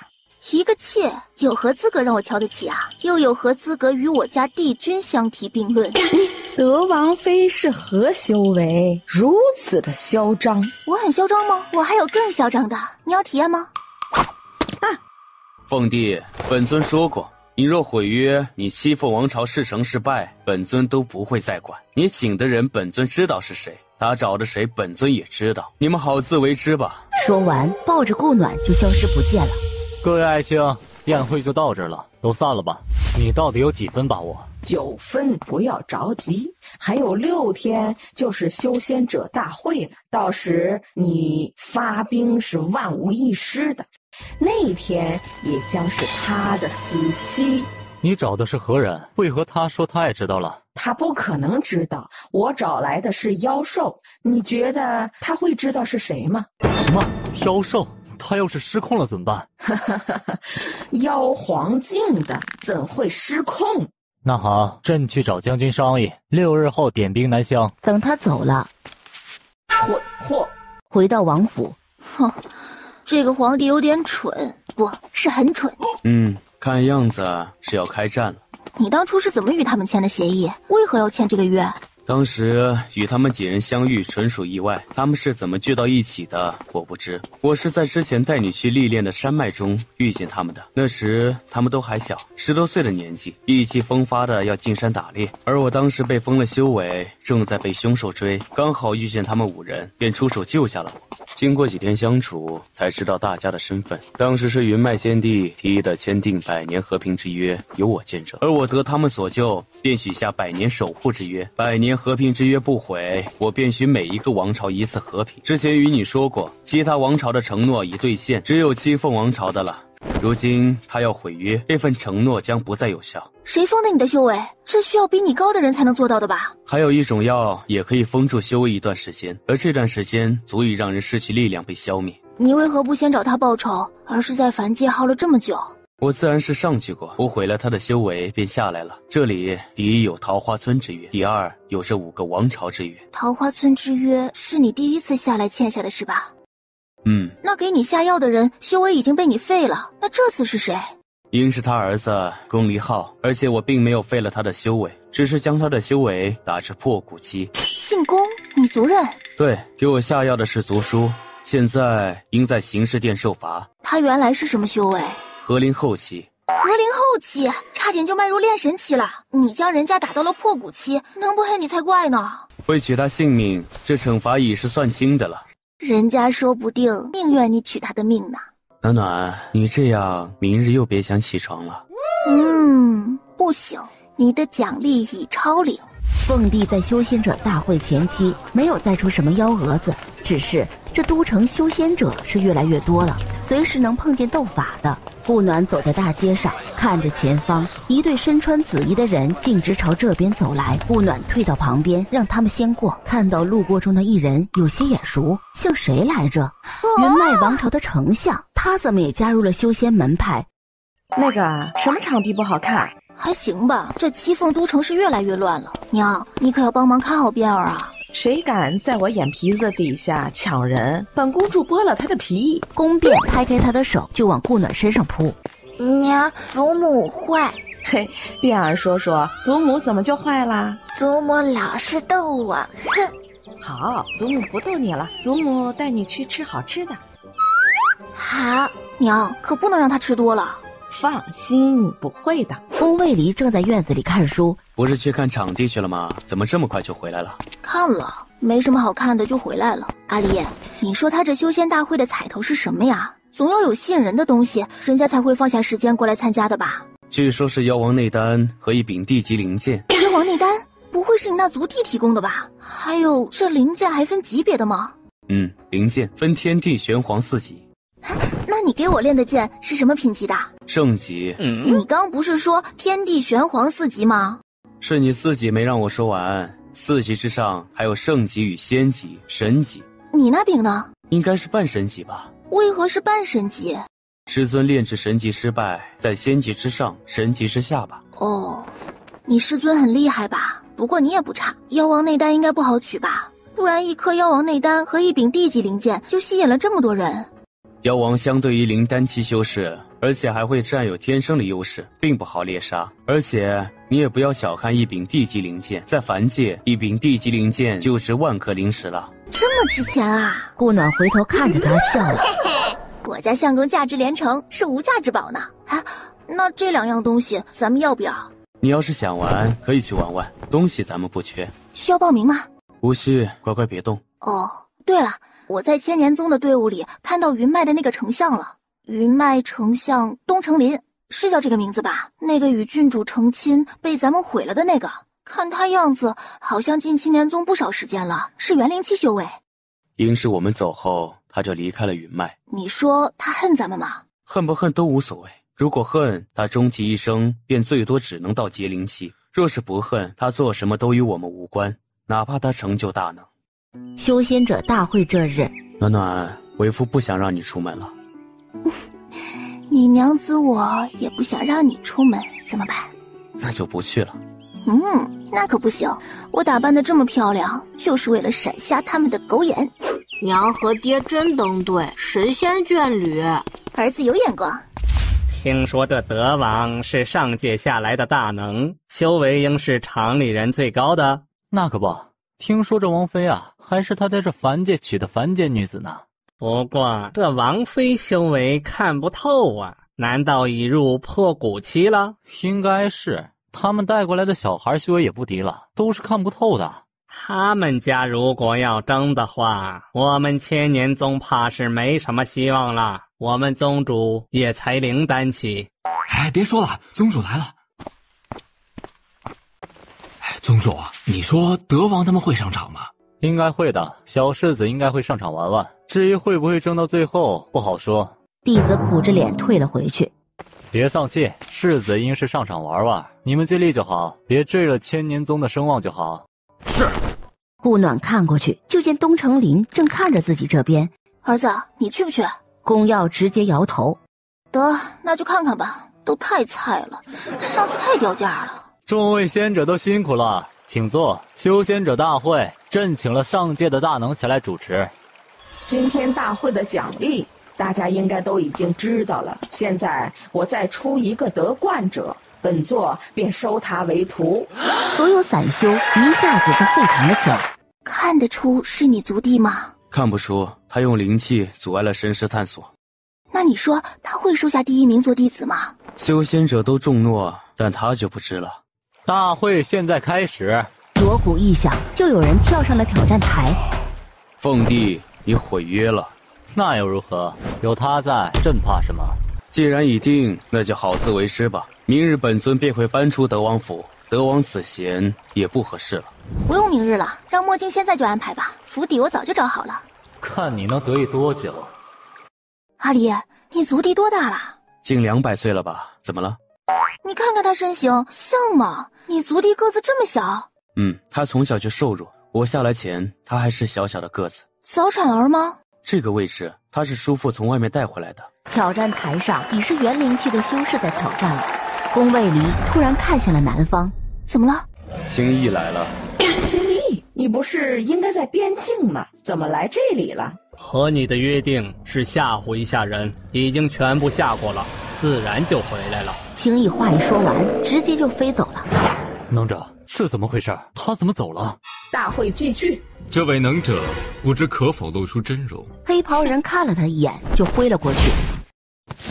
本座是你想看就能看的。宫卫离站了起来，挥手就撕裂了他的衣袍。阿离，你族弟是个女人？不是，我并不认识他。那肯定是什么时候你得罪他了，他眼里对你有恨意。不知，对他没有印象。不过可以确定的是，他是魔修。那人见计划失败了，立即想逃。宫卫离怎会让他逃了？直接将人从半空中击了下来。呵呵，宫卫离，你也别得意的太早。这次计划虽然失败了，但还会有下次。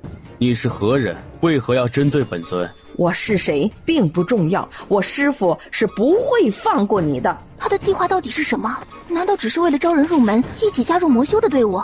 宫卫离看了眼凤帝，朕不知道，这大会一直都是由他操办的，朕只管出钱就好。蠢货！挥手掀开挑战台，发现几个之前在台上挑战过的人神色都有些诡异。挥手将人提了出来，这眼里的血就飞出了16滴，直接飞进了他们的嘴里。过了好一会儿，人才渐渐的清醒过来。阿离，这个阵法是不是有什么问题啊？这是邪魔的阵法，摄取修士的灵魂功力为己用。下面那些修士虽然救回来了，但算是彻底毁了，往后将无法寸进。阿离，你都不认识他，为何他对你有如此深的恨意？不知回了上界，也许就知道了吧。好端端的，怎么突然要搬家呀？和凤帝闹掰了。娘，您知道魔修吧？我们今天在大会上遇到了，看着还跟阿离有仇似的。自然是知道的，可魔修是如何下来的？传送阵守护者没查出来吗？问题是，不仅他自己下来了，还带来了个妖皇。阿离，你不觉得他带轻易下来有点大材小用了吗？会知道的，不过今晚他便会来找我们，因为他需有人带他回上界。对，普通修士可藏不了他，他只能来求我们。才不过1刻钟，人不是妖就来了。茶可好喝？不错。可喝饱了？没有。有事就说，没事滚蛋，别在这儿碍眼。你这女人也太粗鲁了。我家相公喜欢，关你何事？明知本座为何来，干嘛还要问？交易，本尊带你上去，你告知如何下来的，下来究竟是做什么的？这是江湖道义，怎么能透了人家的底呢？是吧？那你就继续在下界待着吧。其他也没让本座做什么。第一就是吓唬边境上的士兵，第二就是帮着他防着大会的人逃窜，这第三就是最后想办法拖住你。就这些，那也没必要辛辛苦苦把你带下来吧？你以为要拖住他很容易啊？更何况本座当时还是受了伤的情况下，本座出于道义伤好了，可是没告诉他的。可真是谢谢了你的道义啊！不过也是，就你的确不是我家相公的对手。欠了何人人情？这人是谁？这个发了新模式不能说的，应该是宗门之人吧，不然何须以新模式要挟？我反正是不能说的。就算计划失败了，但我和他的交易也算完成了，互不相欠了。准备一下，明日会上界。说完，2人就消失在前厅。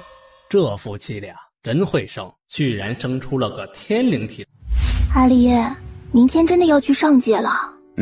也该上去了。修仙界是什么样子啊？会是电视小说里的那样，各处仙气飘飘，景色美不胜收吗？和这凡间并没有什么太大的不同，唯一的区别应该就是灵气浓郁些吧。别害怕，有我在呢。有你在，儿子也在，我不怕。第2天一早，几人就去往传送阵，轻易直接变小，藏在宫卫离的衣襟内。1万个下品灵石一个人，这么贵，他们这一行5个人就用掉了5万灵石，换算成钱的话，都够买下一座城池了。娜娜，没事吧？没事，就是有点晕车。晕车？没事了。居然是在一个石洞内。离儿，娘先回重月宫了，要不变儿我先带回去吧。娘，您有空随时都可以来看他的。月琴纱冷哼了声就走了。走，随我去拜见师尊。灵仙宗恭迎师叔祖回宗。你的辈分到底有多高？灵仙宗掌门是我师兄，他座下弟子无数，应是有4代了。哟，我们这雪剑锋的长老灵君师弟舍得回来了？见过掌门师兄。见过掌门师兄。哎呦，这是师弟妹吧？不错，虽然修为低了点儿，但在下界有此修为也属不易了。哟，这是我小师侄呢，还2个，哎，真是太好了。公耀见过掌门师伯。哎，好，不错，这么小就灵丹后期了，比你爹强。伯伯有礼物吗？有，当然有了，走，跟师伯去拿。不要了。为什么又不要了？谁知道你是不是坏人？要是把我骗走了怎么办？那你看我像好人还是坏人？姐姐，他是好人吗？他是爹的师兄，你觉得他是好人还是坏人？那是好人，哥哥是好人。那这是师伯送你们的见面礼，可要收好了。娘，师伯送的，自己拿好。谢谢掌门师伯了没有？师兄，我带他们去拜见师尊了。去吧。变儿，跟掌门师伯说再见。师伯再见。宫卫离带着顾暖来到主峰后的一座山峰。师尊，徒儿灵运带妻儿前来拜见。进来吧。徒儿灵运携妻顾暖，儿宫耀、宫变回宗前来拜见师尊。嘿呦，可算是回来了，好孩子，起来吧，跟着灵君喊师尊就好。是，师尊。哎呦，这是我的2位徒孙呐，乖孙都起来吧。谢祖师爷。爷爷好。哎呦，乖孙好啊。礼物。谢谢变儿的礼物，爷爷有礼物给你啊，这个送给你。耀儿，这是爷爷送你的。谢谢爷爷。云溪太尊摸了下他的头，就把剩下的那个盒子和宫变的灵气给了顾暖。孩子，这是送你的，希望你与灵君相辅相持。谢师尊，会的。暖暖，带着孩子去外面等我一下，我和师尊有事要商。顾暖点头，朝云溪太尊行了一礼，就带着两孩子走了出去。娘，爷爷的礼物。爷爷送你的，你要收好，知道吗？前世他15岁才被找到带回来，唯一忘不掉的就是自己未度过心魔爆体时爹爹脸上的表情，惊愕、自责还是什么？你们是谁？这里不让停留的，请离开。我们在等人，很快就会走了。你们去别的地方等吧，这里不让停留的，听不懂吗？我们就在这儿等，他等会儿就会出来了。什么？有人进去了？哎，你这声音会严重打扰到他们的。师祖婶儿，你们真的上来了，我还以为是谣传呢。霍师姐叫她师祖婶，她是谁啊？师祖婶儿，刚才怎么了？也没什么，就是他不让我们在这儿等阿离。知道他是谁吗？他是灵君师叔祖的道侣，你竟然敢如此无礼！师祖婶，对不起，我真不知道，还请师祖婶见谅。唉，人啊，不管什么时候都不要太嚣张，因为你也不知道站在你面前的是谁。今儿这就是前车之鉴，你呀，先跪着吧，等你师叔祖出来了再说。师祖婶，有没有带凡界的调味料上来？有，怎么了？还能怎么了？当然是吃烤串啊，这上面的灵兽肉更好吃，只是总少了些味道。放心，足足的，够吃一段时间的。什么时候去？最近肯定不行，我才刚来灵仙宗，得装装样子。都围在这里做什么？祖师爷，我们在等灵君师叔祖。啊，这是什么人？他是我的祖师爷呀，是灵君师叔祖的师兄灵启。那阿离有几个师兄弟啊？弟妹怎么会在这儿等？需不需要本尊安排人带你去灵剑峰？不用了，谢谢师兄，我们在这儿等会儿没关系的。灵真点了下头，摸了下宫变的小脑袋瓜就进去了。太尊座下总共有6个弟子，掌门祖师爷灵真是大弟子，居青云峰；第2便是我祖师爷灵启，居独林峰；第3是灵玄师叔祖，居玄晴峰，不过现在好像在闭关；第4便是灵君师叔祖，居雪剑峰，就是对面那座；第5是灵叔师叔祖，居夜离峰，就是您在下界见过的；最后一位是灵犀师叔祖，居月晴峰，她是唯一的女弟子，现在也在闭关。灵仙宗总共有23000多人，分关门弟子、记名弟子、内门弟子、外门弟子，有些关系比较复杂了，有些我也都不大记得。可以了，其他的有的是时间慢慢了解。那陆景城是谁门下的？他是掌门师祖的关门弟子，他还是灵犀师叔祖的弟弟。你知道谭麒麟吗？他是什么人？师祖婶儿怎么会知道他？他是耀儿的师傅呀。师叔祖厉害呀，谭尊主可是谭月仙宗的宗主，很厉害的。那是有点厉害，一宗掌门。不过这个谭月仙宗不会是家族宗门吧？这时宫卫离和他的师兄们走了出来。回去吧。等等，起来吧，下次注意些。是，谢谢祖婶。他们一行4人来到雪剑峰半山腰上，一座和桃花村卫离居有点像的房子。这边是我们以后的居所，这里是我们的房间。我让墨镜重新布置了一番，若是有什么要改的，就通知门下的弟子。耀儿和变儿的房间在对面，出了这道门，拐个弯就是。他们都有各自的剧院，可有何不满要改的地方？没有，都很满意。暖暖，我明日要出去一趟，你有什么需要可以找掌门师兄或雪剑锋门下弟子。你有收弟子吗？未曾，但有3名记名弟子，等会儿让他们来见见你。2人才坐定，3名记名弟子就来了。弟子袁国然见过尊上夫人。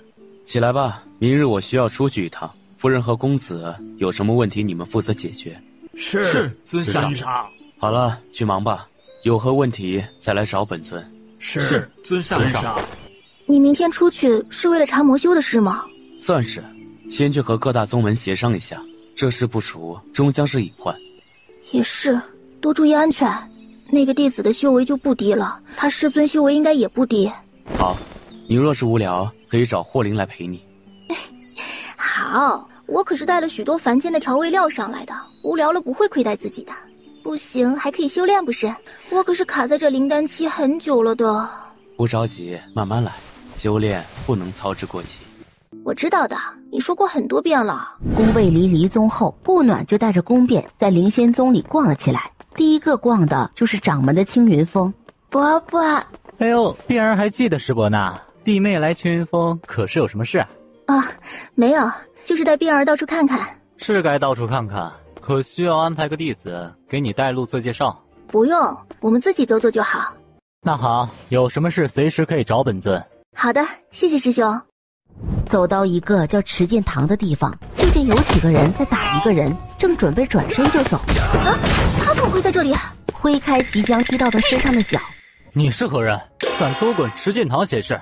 郎头，你怎么会在这里啊？暖一快走，他们都太强了，我斗不过。你斗不过，我可以啊。来说说怎么回事，他怎么得罪你们了？你到底是何人？为何要管这些事？比你们厉害的人就是了。废话少说，赶紧说他是怎么得罪你们了，不然我就让你们得罪我了。几个人都看不出他的修为，瞪了他一眼就准备走。等等，我让你们走了吗？说。他一个武系杂灵根，肯定是用了什么天才地宝才能修炼至元灵期的，所以我们就是想抢一下。哼，你们觉得一个无家世无背景的从凡界上来的人有何天才地宝啊？要不要我给你们一个天王盖地虎试试啊？几个人忽地抖了一下，拔腿就跑。吃了吧，可迅速疗伤。他接过服下，瞬间感觉轻松了很多。现在可以跟我说说怎么来的修仙界的吗？我是一个被叫乔战的人带上来的，本来说要我加入他的宗门，我并没有答应，他就把我打晕了带了出来。我醒来后就已经在这上界了，至于他去了哪儿，我也不知道。我在外面流浪了一段时间，才被持剑堂的外门长老带了回来。他把我带进灵仙宗便出去了，我这段时间一直在灵仙宗里做洒扫。你元灵期修为都是靠自己修炼上来的？我都是按照老祖宗传授的方法修炼的。你先跟我回雪剑峰吧，你老祖宗就是雪剑峰长老灵君，你先跟我回去，有什么问题等他回来后再说。是。顾暖今天也没心情逛了，带着他就回了雪剑峰。娘，我该带便便去修炼了，他最近落下了很多了。哎呀，我们便儿睡着了呀，那可怎么办呢？要不把他放到床上睡觉，我们先去练功吧。好啊，娘，那我们走吧。娘，我也要去。好，让哥哥带你去，以后每日半天修炼时间不能少了，不然娘出去玩就不带你了。宫卫离直接来到谭麒麟的房间内，这人大清早的还在沐浴呢。去，宫卫离，你这个死老头干嘛呢？出息，你比本尊更老，300多岁的人好意思说自己老？你有出息你试试。我们在人界遇到魔修了，是从上界下去的，直接处理了不就行了？还特意来找本尊干嘛？蠢，自是处理了。他死前说师尊不会放过本尊，那便不会只有他一个徒儿，也不会就此罢休。那又关本尊什么事儿？宫卫离闪身躲开，面无表情地看着他。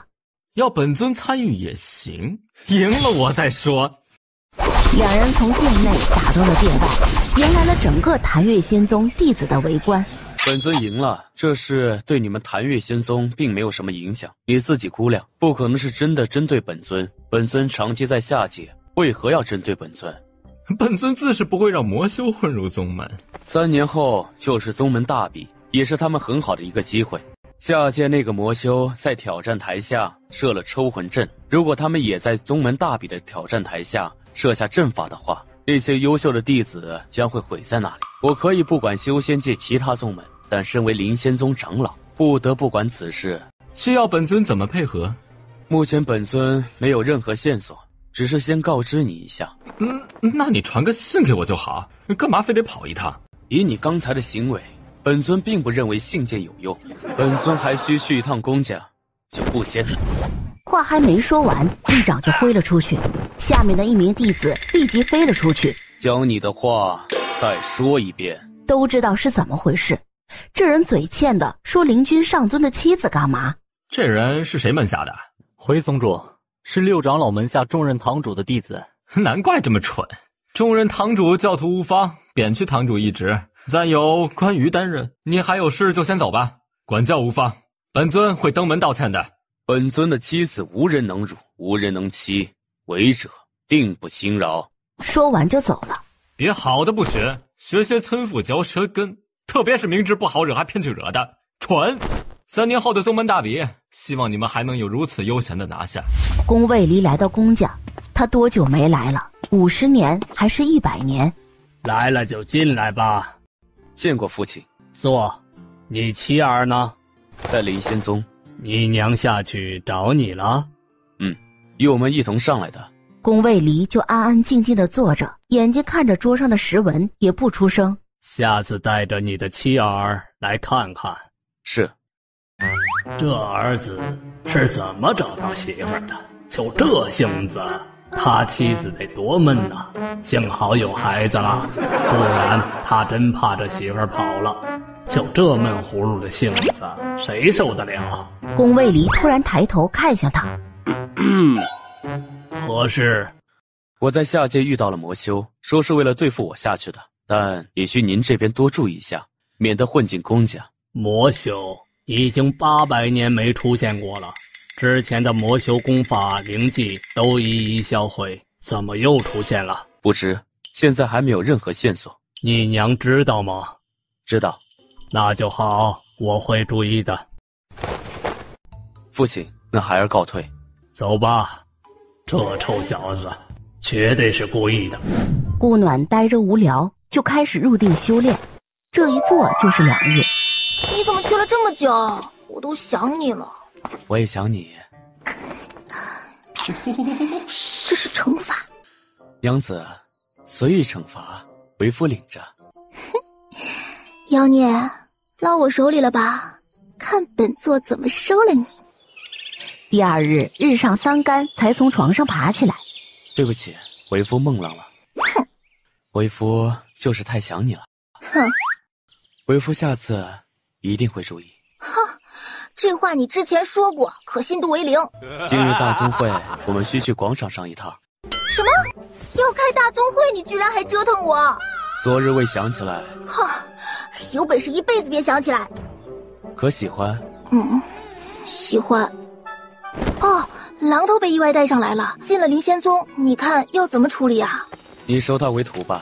我收？他也是你带入门的，他的修炼功法可以说是你传的，在你门下最合适。可我没有宗门啊。你以下于我，自然是属于灵仙宗门下，如何没有宗门？啊，榔头啊，不能这么叫了。渊明，你可愿意拜我为师？徒儿拜见师尊。这个你先用着，等你修为高些再给你换。谢谢师尊。他也是有师尊有灵气的人了。娘，我的呢？这是你师兄的拜师礼，你的娘可没少给啊。好了，出发吧。言罢，直接揽过顾暖就走了，其他人一概不顾。爹爹太坏了。坏。宗门大会每10年一次，全宗门弟子除镇守山门弟子外都得参加，所有弟子按辈分大小排列而战。爹爹，娘亲压了下手，示意他安静。可他哪知道，要不是公药按着他，估计早就跑了。灵真出来，在主位上坐下，现在就等灵玄、灵犀2位长老了。灵真看了眼时辰，见时辰到了，便站了起来，宣布大会开始。我们灵仙宗第3250次大会现在开始。自己怎么就赶上了个250了？此次大会正好赶上灵君长老携妻儿回宗，我们热烈的欢迎灵君长老夫人入我们灵仙宗。下面掌声热烈的拍着，灵真闪身就将宫变和宫药抱了上来。这是灵君长老的2个孩子，宫耀和宫殿。宫耀淡淡的点了下头，宫殿看了一圈，回头看向灵真。怎么啦？伯伯，我可以去爹娘那儿吗？伯伯这里不好吗？爹娘那里安全些。为何？伯伯这里不安全吗？他们听你的吗？当然。那我就陪你一会儿，你不用害怕。下面的人努力憋笑。宫耀看了他一眼，朝自己爹娘走去，直接站在2人之间。哥哥走了，我也要走了。勇敢点。说完就跑了。灵真这会儿没忍住，看着时间就开始让弟子们提问了。灵君尊上，请问您与夫人是怎么相遇的？本尊希望大家多问些关于修炼、炼气、炼药的问题。话不能这么说的，在这枯燥的修炼中，也要有休闲八卦的时间去闷呐。所言甚是。我和他相遇，可以说是意外，也可以说是注定。我家着火，他出现在我家院子里，然后我就被他拐走了。就只有这些？不然还有哪些啊？他怎么拐的你？他说可以告诉我修仙之事，我当时都不知道世上还有修仙者的存在，就跟着他走了。夫人，您和灵君尊上认识多久了？认识5年了。5年这2个字一出来，现场沸腾了。您现在什么修为？灵丹期。大会现场瞬间安静了。好了，大家也别八卦了，还是多问些与自己有益的问题吧。请问尊上长老，这位五系杂灵根是怎么修炼到元灵期的？他是我新收的弟子陶渊明，可以说也算是我带他入修炼之门的。那他比您修炼还晚？自然，但也没晚多少。至于他是怎么修炼的，也很简单，运用5系相生相克之法修炼，能相克即能相生。我是想到了这一点，与灵君议论出来的。5系灵根也算是得天独厚的存在了，也算是100年难遇的吧。他既有5系灵根，也算是机缘。宗门大会举行了一个上午才散。他是掌门师兄的大弟子郑华。郑华师侄有何事？师神，我族里也有位5系灵根之人，请问是否可以放在您门下修炼？啥？我这半吊子收一个陶渊明就很不错了，还要收一个？入宗门没有要求的吗？自然有，但若直接收入门下，便可以不用考核。可是我也是个半吊子，怎么讲？不喜欢就拒绝。若你族人能入宗门，他再考虑，但不一定会是关门弟子。谢谢灵君师叔。师神，不是说5系灵根是100年难遇吗？怎么又蹦出来一个啦？世间万物自有定律，回去吧。你修炼可有遇到何问题？如有，提出来。有，我停在元灵期有段时间了，怎么修炼都毫无寸进。宫卫里以灵力把脉。你之前可有吃过什么内丹？体内火系灵力明显强于其他系，且还很多。我在进灵仙宗前不小心误食了一个灵兽内丹，我不知道它是什么系的。现在有2个选择，要么找其他4系的灵兽内丹服下，要相同品级的；要么每系慢慢修炼，但这将是个漫长的过程。你最好想起你吞下的灵兽内丹模样品级，不然此生你将止步于此。陶渊明一听脸就白了，他当时是半昏迷状态，哪能记住自己吃的是什么样的？本尊这有几颗灵兽内丹，你看看是否有相似的。尊上，我记得我吞的要比这些大很多。又拿出2颗妖皇的灵兽内丹。差不多就这么大。宫卫里这2颗妖皇内丹都是火系的，他根本不能用。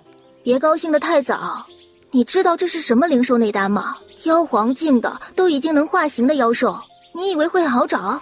就算有，每一颗都价值连城，也不是一般人能得到的，并且你这还有系数要求。我说渊明，你哪来的妖皇内丹，还直接吞了？我也不知道，当时在森林里躲着妖兽，精疲力尽的跑到了一个山洞里，当时都半昏迷了，也不知道自己怎么就吞了。先修炼吧，有机缘遇到了就好，没有也是命了。是，徒儿告辞。努力修炼还是有希望的，为师和上尊也会想办法的。是，谢师尊。陶渊明拖着2条腿，像提线木偶似的走了。别担心，他既能入修炼之门，肯定不会止步于此的。我去师兄那儿问问。好，没有也没办法了，这运气也是绝了，别人求都求不来的妖皇内丹，居然让他这么不知不觉的吞了。你先休息一下，我去就回。这种小说男主的情节怎么就发生在他身上？难道让他出去历练历练，说不定有什么机缘呢？男主不是到处都有机缘的吗？想什么呢？没过多久，宫卫离就回来了。阿离，是师兄的吗？我拿了炼灵丹与他交换的。炼灵丹是和灵期迈入炼神期的灵丹，可助修士减少失败率，是我原本给你与耀儿备下的。那师兄不是赚了？一颗妖皇内丹哪值一颗炼灵丹？我们也不亏，他那颗木系妖皇内丹也来之不易。相公辛苦了。娘子可有奖励啊？哼，对你太好了是吧？早上的事忘了是吧？哪里，为夫说的是这个奖励。说着在他唇上点了一下。我说你在众弟子面前端地是一个冰清玉洁高冷范儿，怎么就不能一直端着呢？在娘子面前自然是要放飞自我的。暖暖，明天我要闭关一段时间，感觉瓶颈已松动了不少，看看能不能突破炼神期后期。真的啊？自然。娘子在这里祝你成功，出来有奖励。谢娘子，不过为夫可不可以与之奖励？不行，我的腰还酸着呢，谁让你自己超前预知了的？宫卫离闭关开始冲击炼神后期，顾暖也选择闭关，这一闭关就是3年。顾暖出关时，宫变正在整一名女弟子，吓得人家花容失色的。哎呀，疼！娘，你出关怎么就送宝宝这么份礼物？哼，可以呀，宫变，3年不见长本事了呀！这整人的本事都是从谁那儿学的？是陶师兄教的。你怎么不说是你哥教的呢？拜见师尊。渊明，这3年如何了？一切都好，师尊还是先放开便便吧，他耳朵都红了。要是让我再看到你欺负人，就小心你的耳朵。娘，你不想儿子，儿子可想你了。娘也想变儿了，可是一出来就看见变儿在欺负人，瞬间就不想了。这3年是不是都没听哥哥的话，整天就想着玩了吧？哪有，变儿可听哥哥话了，不信娘去问哥哥。哼，娘会去问的，快点给这位小师姐道歉。顾暖将宫变放下，把小女孩扶了起来。你叫什么？什么时候来的雪剑锋啊？多大了？弟子叫罗云朵，去年入的雪剑锋，今年13岁。果然还真小，把宫变拉了过来。快跟小师姐道歉。夫人，当不得的。那就直接叫云朵吧。对不起，我不该吓唬你。没关系，是我胆子太小了。胆子的确很小，那么不惊吓。你哥呢？不知道，应该在院子里吧，要么就去伯伯那儿了。师尊，药师弟去找掌门上尊了，刚去不久。你在宗门内一直修炼也不是个办法。我们宗门内后山不是有片历练山脉吗？如果没事儿就去历练一下，别走得太深就好，可以提升一下自己的体质和搏斗技能就好。是，师尊。拿着用，什么都比不过命重要。不管做什么，先把命保住再说。是，谢谢师尊。顾暖见他没有储物袋，便将自己多余的储物袋抹去印记给了他。你们俩都去忙吧，我这身边不用跟着人，如果有需要我会找你们的。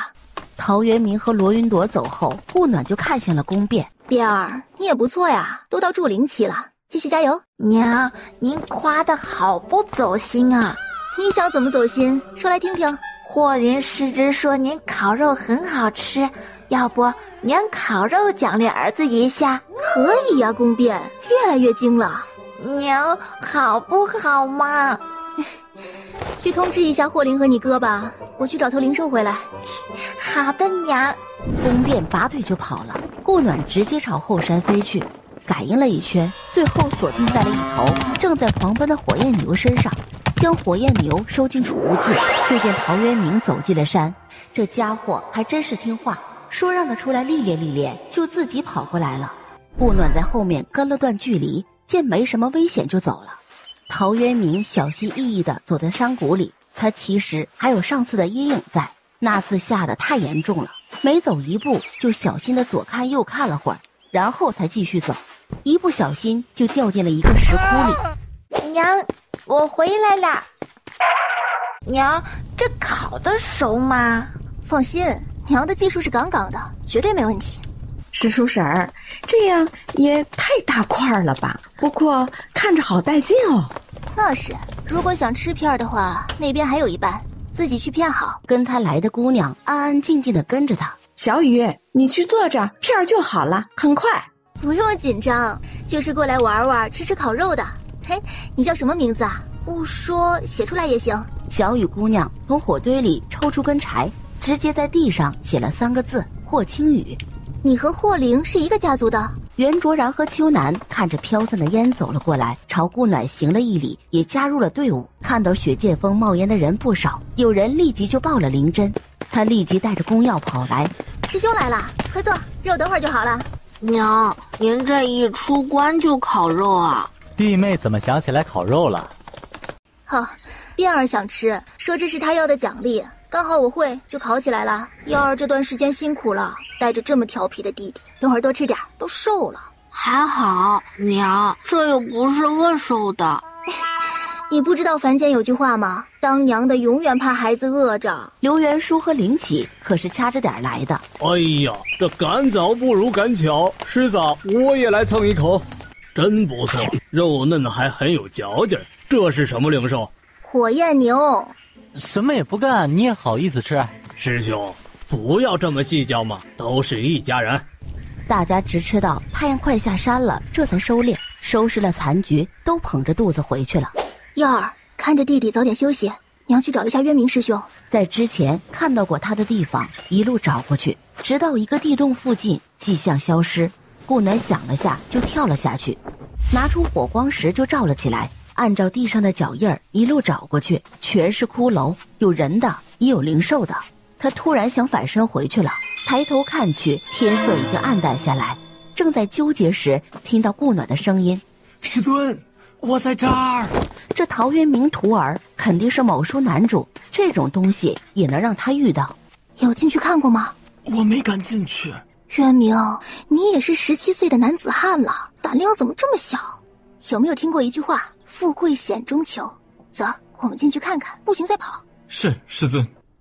啊，我修为比你高，乖乖的在后面跟着，多注意四周。两人拿着火光石，慢慢的向前挪着，仔细的看着四周。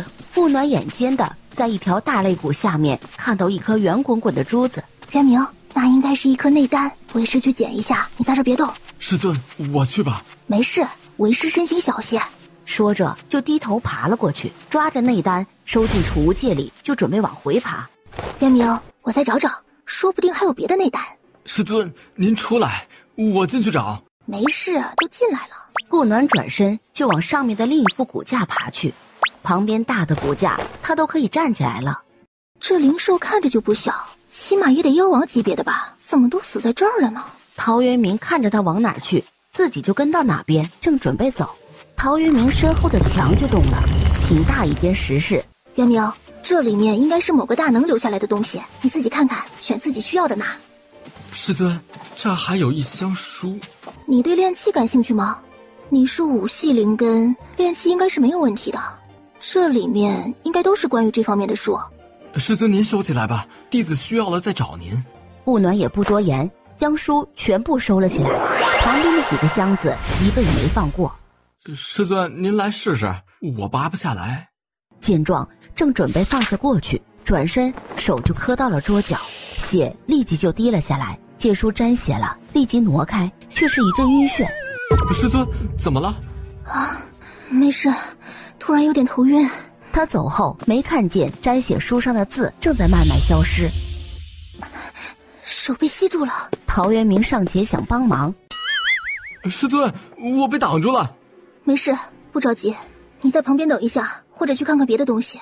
我估计要被他认主了。于是听话的转身去找别的东西，立即就看中了其中一柄黑色的长剑。师尊，您说我用这柄好不好？可以，你喜欢就好。啊，你可以滴血试试，看可不可以认主。立即就将手放在剑刃上划破手指，剑身金光一闪，就从他手上飞了出来，在他旁边旋转了起来。师尊，是不是成功了？你试着感应一下，看他是否可以回应你。如果可以，那就成功了。有，他回应了。那就好。顾暖试着放了下手，总算可以松开了，准备拔出剑，仔细的看看。他插的地方正好有个裂缝，自己拔了，这个石室铁定会崩。赶紧看，得早点出去，不行就直接收了。师尊，这床要吗？我也在想要不要呢。是玉床，应该有某种功效吧，不然造个这么大的玉床干嘛？先收了。看着那本自己刚才翻开的书就走了过去，怎么就成了无字天书了？刚才明明有字啊，还是丢进储物界里。渊明，你先出去，我要拔剑了。这剑一拔，这石室应该会塌。你出去后离石室远点。果然一拔，石室就抖了下，一鼓作气的拔出剑，立即转身就往外面跑。师尊，您还好吧？很好，我们走吧，回去。师尊，这剑很漂亮哎。我们先回去吧，回去再说。你先休息，我去找掌门师兄一趟。是，师尊。弟妹何事找我？好事啊，也不算好事。我的弟子渊明今天去后山脉历练，不小心掉进了一个洞里，发现里面有大量的灵兽遗骨，不知师兄可有兴趣一看？弟妹去看过了？自然，不然我这徒弟还回不来了呢。如今已晚，明日一早劳烦弟妹带我去看看。好，那我就先回去了，出发时传信给我就行。娘，这您从哪儿弄来的？在后山脉里捡的。哎，快帮娘分类，自己感兴趣的就自己收好。东西一样一样的归类，再一样一样的看过去，然后再按品级分开放好。儿子，既然你对炼药感兴趣，那就都收着，娘如果需要了再找你。这一堆的东西分到天亮才分好，全是些好东西。儿子，娘这儿现在好东西多着呢，你以后有什么需要就找娘拿。好的，娘。哎，娘等会儿还得带师伯出去一趟，你看着弟弟啊，别让他调皮捣蛋。没想到林启和刘元书两人也在呢。走吧，不是很远。刘元书是第二个下来的，刚站稳，就见墙面上出现一张脸，直接吓了一跳。师嫂，我终于知道那卞儿爱恶作剧像谁了。这灵兽得了妖圣级别了吧？这么大，这是难得的炼器的材料啊！师兄，这兽骨先带回去吧。肯定是要带回去的。再看看其他地方吧。弟妹可有看过？没，只看过骨架和这个石室。这个石室我把剑一拔，它就塌了。剑？哦，剑没带来。他这话一说完，一柄剑就悬在了他身后。这怎么还能自己跟来？弟妹，是这柄剑吗？对，就是他。不知怎么就自己跟来了。三人齐齐地咽了下口水。弟妹，你知道他是什么品级的吗？顾暖抬头看着他，直接摇头。神级啊！只有林启死死地盯着那柄剑，那眼神吓了顾暖一跳。师兄，你这是怎么啦？弟妹，这剑能让我看看吗？直接就递给了他，等他接过就走了。刚准备摸剑身时，剑唰的就飞走了，直接停在了顾暖身后悬着。师兄，那儿有株花，半透明的，你看看。灵真走过来一看，直接叫了出来，样子都不装了，直接爬了进去。师嫂，可以啊，这你也能看到？这花很难得，有什么作用吗？当然了，千金难求，不，应该是天地难求。这株花叫幻晶，我这一辈子才见着这么一株，你说难不？它的作用可以修复神识。哎呀，我们灵仙宗也有幻晶了。哪个宗门还有吗？不是天地难求的吗？哦，就崇月宫有一株。回到宗门，什么事啊？师尊，我的这8颗灵兽内丹看着和我之前吞下有差不多大，但我不确定是不是。先别急，等你尊上出关了再说吧，免得又误事了。还有段时间就是宗门大比了，过几天应该就要出发了，你跟着一起去看看吧。是，师尊。另外，有些东西别轻易拿出来，别招了祸，毕竟不是自己宗门内。是，师尊，弟子会注意的。这次去的人数有限，你的3位师兄也只有袁师兄能去，耀儿也会去。你的名额是我跟掌门师兄要的，到了外面遇事别慌，打不过就跑，没命了还要脸干嘛？是，师尊。行了，你先去准备吧。等他一走，顾暖从储物戒里拿出那本无字书。哎，这书和你有关系吗？我可是把血先滴到他身上，然后才握住的你。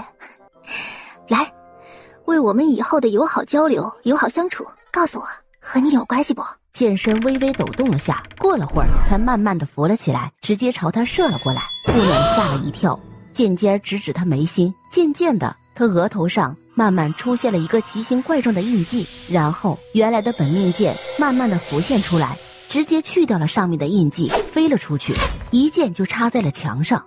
脑海里也慢慢出现了书上的内容，一字一句的浮现，直接贴在了识海四周。顾暖的手也慢慢抬了起来，握住剑身就直接刺在了眉心，剑身一颤就围着他转了起来。顾暖抬手，慢慢的他就舞动了起来，慢慢的他的速度也越来越快，他的修为一下子直接从灵丹中期跳到了合灵初期，一舞臂修为停在了合灵中期。看眼丹田里的灵婴，瞬间笑了。这才一下未见，自己怎么就看不透他的修为了？娘，您这是？儿子，娘厉害吧？娘现在可是合灵期修为了哟。啊，娘厉害！娘，您偷吃啥了？一下子长得这么快，不会有副作用吗？娘这是得了机缘炼的，不会有副作用的。对了，你是火灵根，娘这有几颗火系灵兽内丹，你要不要？要，直接给了他几颗火系的。娘，您这是去哪偷的？嘿，臭小子，这是和昨晚那些一起找到的。哼，昨天没弄明白，所以今天给你。娘，我过几天要去参加宗门大会了，你要不要去啊？可以去玩玩。娘，我也要去。你不能去，你体质特殊，没你爹在，娘可不敢带你出门。边儿乖，等爹爹出关了再带你去玩，好不好？宫边一听，立即就嘟了嘴。那个边儿啊，那娘在家里陪你好不好？娘也不去玩了。娘，边儿想去玩，可是娘修为太低，怕保护不了边儿，怕把边儿弄丢了呀。边儿乖，娘去问问伯伯去不去。如果伯伯去，娘就带边儿一起去，好不好？那娘快去吧。过来坐着吧，往后少给娘找麻烦，爹要出关知道了，小心受罚。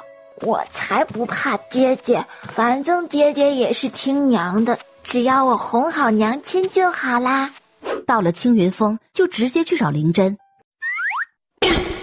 弟妹，你这是吃啥了？这修为怎么长的？那柄神剑弄的，刚才跟他结了气，他现在已是我的本命剑了。结了个气，修为就长了，还没副作用？不然你觉得呢？那你要多注意了，这事儿绝对不能让别人知道，不然总有小人会觊觎的。本命剑我可以暂时不用，可修为我改变不了啊。我去师尊那儿讨个灵戒，你在这儿等等。回来的倒也挺快。这个可以掩盖你的修为，只有合体期以上的修为才能看得出来。师兄，宗门大会你会去吗？自然是要去的，怎么了？哎，边儿那小子吵着也要去，你也知道他的体质，你们不去，我怕我自己保不住他。宗门大会人多眼杂，是不好带着他。这样，让灵叔师弟一起去吧，他也是半步炼神级的修为了。那就多谢师兄啦，我这就去告诉边儿，他可以去了。没事，我们都很喜欢他，我们这儿可就只有他和幺儿2个孩子，不宠着点怎么行？2孩子果然还在这儿等着。娘，怎么样？伯伯去也同意你去了啊，但是这几天你得好好修炼啊，你这筑灵期的修为都不够别的家1根手指头捏的呢。那我现在就去修炼。说完就跑了，永远风风火火的。幺儿可是担心修为的事。不必担心，我与爹商量过，我年纪还小，自然突破就好。我家幺儿才7岁就已经是灵丹期高手了，在这修仙界绝对是一流的。娘，您不用这么夸我，我不小了。7岁哪儿不小了？7岁还是个孩子好吗？顾暖直接就将人搂进了怀里。娘是不是好久都没抱过你啦？这会儿娘好好抱抱。儿子也抱抱娘。好，儿子想抱就抱，娘的怀抱永远欢迎你。爹可能不欢迎，还是算了。我们家我说了算。那爹找我麻烦了怎么办？哼，告诉娘，娘有的是办法让他听话。是，谢谢娘。宫耀紧了紧双手，顾暖轻拍了下他的头。跟娘道什么谢？娘很多时候都没顾上你，娘可有跟你道歉？娘不用跟儿子道歉。一家人彼此谅解，彼此照顾，如果做错事了才需要道歉。时间很快，一下就到了出发去往天极帝国的日子。小弟，我可是被专门派来保护你的，怎么样？要不要送点礼给我呀？师叔辛苦啦，就一块牛肉干。不然您觉得我一个小孩手上能有什么？灵气的速度很快，不过1个上午就到达了目的地。恭迎灵真尊上和诸位仙长，下官有失远迎，还请见谅。灵真面无表情地点了下头，继续朝前走。承元宗与归元宗还有重月宫的人都已经到了，余下飞天宗与华清宗未到。多谢刘大人了，这是下官应该的，那下官就不打扰了，告辞。弟妹，你带着2个孩子住在一起吧，免得不方便。孩子们，要不要出去走走？要。叫上了刘元书，然后又跟来了陶渊明、袁卓然、霍灵及陆景成。呀，要买这个看着好看。他基本是有求必应，谁在他身边就帮他买。顾暖看着旁边店铺装修造型奇特，就想进去看看。怎么了？那个店你不方便进。为何？那是他们男的才能进的，全是狐狸精。顾暖哦了一声。嫂子，你这什么表情？唉，没什么表情。我娘的意思很明白，她好像知道了你经常来这里玩的意思。他什么时候来过这里玩过？他自己怎么不知道？顾暖走一家灵气店铺。店家，这只玉箫怎么卖呀？我看着挺好看的。嘿，这只白玉箫3000下品灵石。就这破玉箫还3000下品灵石？哎，贵客有所不知，这只箫是我们老板在一头灵兽穴内找到的，所以这般价也不高的。在灵兽洞穴内找到的就要3000，那我捡个石头回来卖你这个价，你收不收？刘元书说完，转身就走。哎，贵客请稍等，小的去问问主家的意思。他前脚刚走，就有人来问那只玉箫，卖给谁了？一个夫人，和她一起进来的有7个人，2个小孩子。这修仙界的都是破骨期的人了，怎么没见到餐馆啊？你以为都像你一样好吃啊？他们一般到了破骨期便不会再沾无骨之物，自然餐馆就少了。那小孩和破骨期以下的要吃吧？修仙界的人都不怎么重口腹之欲，一般都是在自己家里有或宗门吃。再说，这也不是没有餐馆，只是不在这条街上。你怎么不早说啊？你也没问呢。见你逛得这么高兴，我提这个干嘛？走，餐馆在哪儿？带路。直接走进最近的一家。这菜名太花里胡哨了，都不知道是什么，怎么点啊？你哪个不明白？这是龙凤肉啊，这个是凤鸟蛇羹啊，这个白玉清扬呢？是白豆云菜汤。顾暖最后也只点了几道看着还不错的菜，菜一上桌就瞪大了眼睛。原味儿，厉害了。顾暖每种菜都尝了下，就放下了筷子。你来这儿吃过？自然来过。来过你不告诉我这里的菜不好吃啊？这个你付。谁知道你好吃的定义是什么呀？那我还以为只要是吃的就行呢。师叔，原来我只以为你有点笨，没想到还有点傻。臭小子，我是你长辈，有这么跟长辈说话的吗？顾暖走出餐馆没多远，就看到了迎面走来的月琴莎。娘。月琴莎笑着点头，直接走了过来，就抱走了宫变。哎呦，外孙都这么大了，可有想祖母？不想，想了也没用。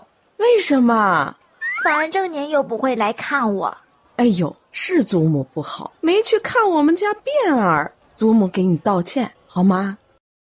祖母。见过月公主。月琴莎先对他们点了下头。我们家耀儿长这么高了，都快赶上祖母了。你们这是刚吃完东西出来？哟，灵叔尊上也在呢。我是这小家伙的跟班儿。那真是谢谢灵叔尊上了。客气了。卞儿可是我们灵仙宗的宝，我们都是一家人，是应该的。祖母还有事儿要去处理，晚点祖母去找卞儿好吗？如果遇到什么事儿，可以来找本宫，重月宫的府邸就在前面。好的，娘，我会的。月吉沙点了下头，就带人走了。我敢肯定，明日这里将传遍灵君与你的事。传就传呗，又不会少块肉。顾暖没所谓的走了，才走2步就让人拦了下来。请问你们今天是否在灵气阁买了只玉箫？你谁呀？在下是云王府的客卿陆人文，不知阁下是？我是谁不重要，重要的是拦着我们想干什么。是这样，王爷前段时间在灵气阁看中一只玉箫，当时有急事先走了，未能当场买下。今日派我前来买回，未曾想却让人先一步买走了。故而打听到是几位买的，所以想请你们转让。顾暖想也不想的抱起宫卞就走。不卖，我们愿出3倍的灵石购买。10倍也不卖，本姑娘不差这点灵石。你别不识好歹，云王府要的东西，不卖也得卖。哼，云王府这么厉害呢？我们给了你面子，你别给脸不要。你的话再说一遍，本尊刚才没听清。陆人文一听吓了一跳。我们王爷也是炼神级高手，我们王府多的是能人，别到时候不好看。王爷是吧？我在这儿等着，你去把他叫过来，我看看到底是怎么个厉害法。哎呀，不过炼神期的，我和刘元叔都打过呀，要不要跑啊？陆人文看了他们一眼，直接传信给了云王。云王来得很快，顾暖一见到他就瞪圆了眼，立即将宫卞的脸按到了肩上。娘，你干嘛？听话，先趴着。太像了，这简直是一个模子里刻出来的。他旁边的几人也傻了眼。回去再解释。他们就是买了玉箫的人。对，那女的怎么说也不卖？为何不卖？不卖就是不卖，哪有为什么？再说了，本夫人又不差你这点灵石，你手下还那么嚣张，本夫人不喜欢，不卖，怎么啦？云王淡淡的看着他。怎么要硬抢？价格好商量。不卖，这是本夫人买给我相公的礼物，怎么能转让？云王看了他一眼，直接就走了。走，回去。回到灵仙宗的住处，叫来灵真，就把宫卞的事说了下。师兄，我要不要带着卞儿先回去？卞儿，你是怎么想的？卞儿，爹娘不管你怎么做，都会支持你的。娘，我们不回去，我又不认识他。好，那就不回去。但是你有什么事一定要告诉娘，好不好？其他人纷纷起身走了，只留下母子3人。娘当时把你抱回来时，你可小了，只有这么一点点大。宫耀一直说到他睡着了，这才停了下来。耀儿真棒。娘，先将弟弟放到床上去吧。没事，娘先抱着，他才刚睡着。刚才的事保密，卞儿一日不认，便不许说出去。是，尊上掌门。刘元叔跟着灵真回到他房间。还真没想到会是这样，卞儿的性格跟嫂子那么像，谁会想到她不是亲生的？嘴严实点，不许在别人面前提了。我有那么没分寸吗？有。刘元叔轻哼了声，坐下。希望师兄能闭关成功。会的。炼神后期以上修为的修士，修仙界总共19人，希望他能成为第20人。灵仙宗元熙太尊合体后期修为，玄昊太尊合体初期修为。灵仙宗能站稳修仙界第1宗门，就是因为有这2位大能。如果灵君能够突破合体期，那灵仙宗将更加稳固。200多年修炼至合体期，算是修仙界第1人了。他妻子也是不得了的，才20来岁吧，已经合灵期了。一家人没一个简单的。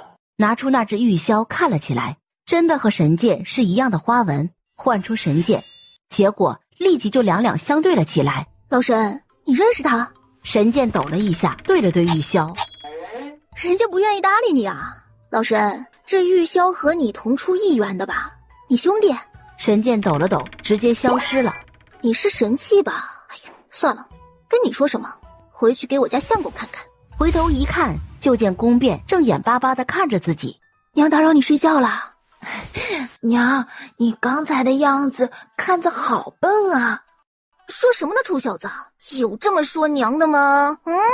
娘，我错了，您饶了我吧。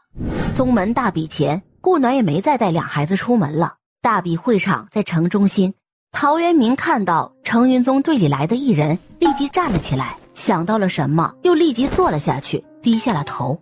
他的动作顾暖看到了，大会由丞相主持，顾暖看了一会儿就失去了兴趣。怎么这才刚开始就没兴趣看了？这有什么好看的？要看大能们打才有看头。越王从坐下就一直看着宫变，那孩子实在太像他了。怎么样，那是你孩子吗？我没印象，但可以肯定的是，他和我绝对有关系。能没关系吗？他那模样都差点是照着你的模样刻出来的。没想到我们清心寡欲的云王，居然也会有风流债呀！老弟呀，你仔细想想，你什么时候欺负的人家姑娘？这孩子看着也有几岁了，会不会是你6年前那次弄的？那次要不是本地找你，你估计都快记不得自己是谁了。这样算来，这孩子年龄倒是相符，还长相一样。老弟呀，这是你的娃无疑了。越王瞥了他一眼，天极地立即收了声。顾暖感觉到他的视线，瞥了一眼就收了回来。老弟呀，那会是你未来的娘子吗？他当时好像就抱着孩子，他看到自己还把孩子搂了搂，难道他真的是？那你这未来的娘子长得还不错呀，白净水嫩的，修为也还可以。闭嘴！天极地立即又收了声。今天的比赛一结束，越王立即就闪到了林仙宗的坐席上。孩子，我的？你想多了吧？这是我和林君尊上的儿子，想要儿子自己生去。云王，有什么事回去再说吧。我是你儿子，但是认不认在我，你看他也没用。她是你娘？是啊，干嘛？那她就是我娘子了。你不要脸！谁是你娘子了？我相公是林君，关你什么事了？越王低头思考了起来。停止你的胡思乱想！奇特的脑回路，变儿是我领养的。再这样说，小心我让我家相公揍你！不好意思，误会了。本王并不知道你的存在。6年前我练功受伤，失神了一段时间。要不是皇兄及时赶到，天极帝国估计也没了云王。所以那段时间发生的事，我并没有记忆了。感觉变儿亲娘和自己的遭遇一样啊，只是他放弃了变儿，自己没有放弃耀儿。这么好的儿子，怎么能放弃？娘，他说的是什么意思啊？他的意思就是他并不知道你的存在，他6年前失忆过，所以也不记得你的亲娘是谁了。娘，这是渣男吗？渣男？变儿，这词儿你哪里学的？娘说的。渣男是要看他负不负责任，花不花心了，这个娘看不准。本王无妻无妾，没有不负责任，也不花心。最后，越王除了知道宫变是他儿子，是顾暖收养的外，什么信息也没得到。之后的几天，天天来灵仙宗府邸报道。第6天的时候，顾暖就没忍住问了：“我说云王，送这些东西的招是谁给你支的？”是皇兄给的意见。这天极地不是面无表情很威严的吗？这招支的不像啊。第7天大比时，顾暖特意多看了天极地2眼。真的不像啊，送拨浪鼓和木剑情有可原，送的那什么鬼娃娃是怎么回事啊？变儿又不是女孩子。哎呀，还有那些衣服，各种颜色的，真的不是嫔妃给出的主意。老弟呀，变儿他娘老盯着我看是怎么回事啊？渊明，大比第1天程云宗来的时候，你情绪有点不对，能跟为师说说吗？乔战就在程云宗里，就是今天倒下的那个。乔战是魔修，他拉陶渊明上来也是想让他参与魔修。你还记得他与哪些人接触过吗？他带你上来，可还有其他人？没有，弟子当时也是晕着的，没有什么印象。顾暖想了下，就把灵真叫了过来。那他们应该从下界带了不少人上来。之前一点根源也没有，所以不好查。现在有了迹象了，也好查些了。成元宗在6大宗门里也不是末位，他们为什么会跟魔修扯上关系？也不一定是成元宗就有问题了，也许是藏在里面的魔修。那别的宗门兴许也会有了。我们自己的宗门查过了吗？灵君回来就查过了，并没有发现。其他宗门之前有去过新的，但可能没有放在心上吧。因为今天这事儿，应该也会有警惕。魔修要怎么查看才知道他是魔修？魔修的灵力与正常修士不一样，他们的灵力会在运行中转换成魔力，所以如果他们不运行灵力，就根本查不出来。另外，如果他们暗中修炼，也只有在打斗中知道对方是不是魔修。天极地召集各宗掌门商讨魔修之事，我就先走了。好，师兄慢走。等灵真一走，就去找了陶渊明。陶渊明正在房间内修炼，顾暖也没打扰他，而是直接副手探查他的灵力运行状况。魔力没发现，却发现了运行问题，立即调动灵力为他平息。平静内息，按我的灵力路线，五行相生相克，按此运行。良久，陶渊明才平息下来。师尊，弟子错了。今天为师要是不来，你会走火入魔的，知道吗？最开始就告诉过你，你的灵根特殊，只有五行相生相克之法可以克服。如今为何激进了？陶渊明低下了头。抬起头，站好了说，别忘了你的身份，你是个17岁的大男人了，在下界你都应该成婚了，你还是我顾暖的第一个弟子，如今扭扭捏捏的像什么样子？师尊，弟子想为您分忧。那你来说说，为师有何忧？您不是在查乔战的事吗？我一点忙也没帮上，所以我想早点提升。谁告诉你我在查乔战了？再说了，你自己现在有什么问题，你自己不知道吗？哎呀，算了，回去好好的给我到后山脉练练胆，为师亲自监督。这几天不许再修炼了，好好休息一下。回去后，为师会好好的让你体验一把什么是修炼的。顾暖说完，直接就走了。刚看完一本，宫变就跑了过来。娘，云王让我们去云王府玩，去不去？变儿想去就去，娘就不去了。娘为什么不去？娘要是去了，你爹爹该吃醋了。爹又不在这里，怎么会知道？怎么会吃醋？等他知道了，我们也都回来了，根本不用怕的。你爹要是生气了，后果很严重。乖，和哥哥去玩吧。啊，你们一定要跟在云王身边。算了，娘带你过去，跟云王交代清楚。牵着他就去前院找云王。想来你也知道，变儿的体质特殊，所以一定要看好他，别让别有居心的人有机可乘。本王知道，请放心。耀儿，看好弟弟，有事就给娘传信，你自己也不能冒险，可知道？知道的，娘。好了，你们去玩吧，天黑前回来啊。灵真一回来，见他在亭子里坐着，便走了过去。怎么样，有结果了吗？那个人成元宗一带回去就死了，这样一来线索就断了。这样成元宗还没问题就说不过去了。照那个人的脸色，不会死才对。我已经让灵叔去查了，所以最近这段时间暂时别带小便出去了。变儿让云王带走了，你就不怕云王把人抢走了？那也要他抢得走。再说了，变儿是他的亲儿子，拦着也不通情理。而且变儿多一个爹就多一份保障，对他以后有好处。对，那你继续看书，我就先回去了。好，师兄先忙。灵真一走，他坐下继续看。夫人，外面有位梦迷的姑娘找您。梦迷？谁啊？他没说其他的？没有。哦，让他进来吧。过了好一会儿，人才到。梦迷见过夫人。有何事？我是云王的未婚妻，想来看看云王的孩子，不知可否？云王的未婚妻？看他孩子？他找我干嘛？就算变儿在这里，他也不该找我的吧？孩子连父亲都没认呢，这个连婚都没结的就想来看孩子，想得挺远的。你要看云王的孩子，你去找他，为何找我？孩子在这里，我自然来这里看了。夫人是不愿意？本夫人愿不愿意不重要，重要的是人家让不让你看。说完就直接当着他的面传信给云王，让他赶紧过来一趟。云王来得很快。夫人找本王何事？他说是你的未婚妻，想来看看孩子，你觉得可以吗？孟小姐，你何时成了本王的未婚妻？陛下说的。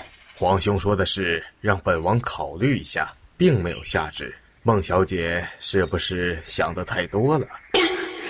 云王，你何必如此伤人？我们重月宫与你联姻，有何不好吗？等一下，这位孟小姐是重月宫弟子？对，大长老关门弟子，有何问题？那你是未来的重月宫接班人？夫人可别胡说。那你与云王的婚约为何扯上重月宫啊？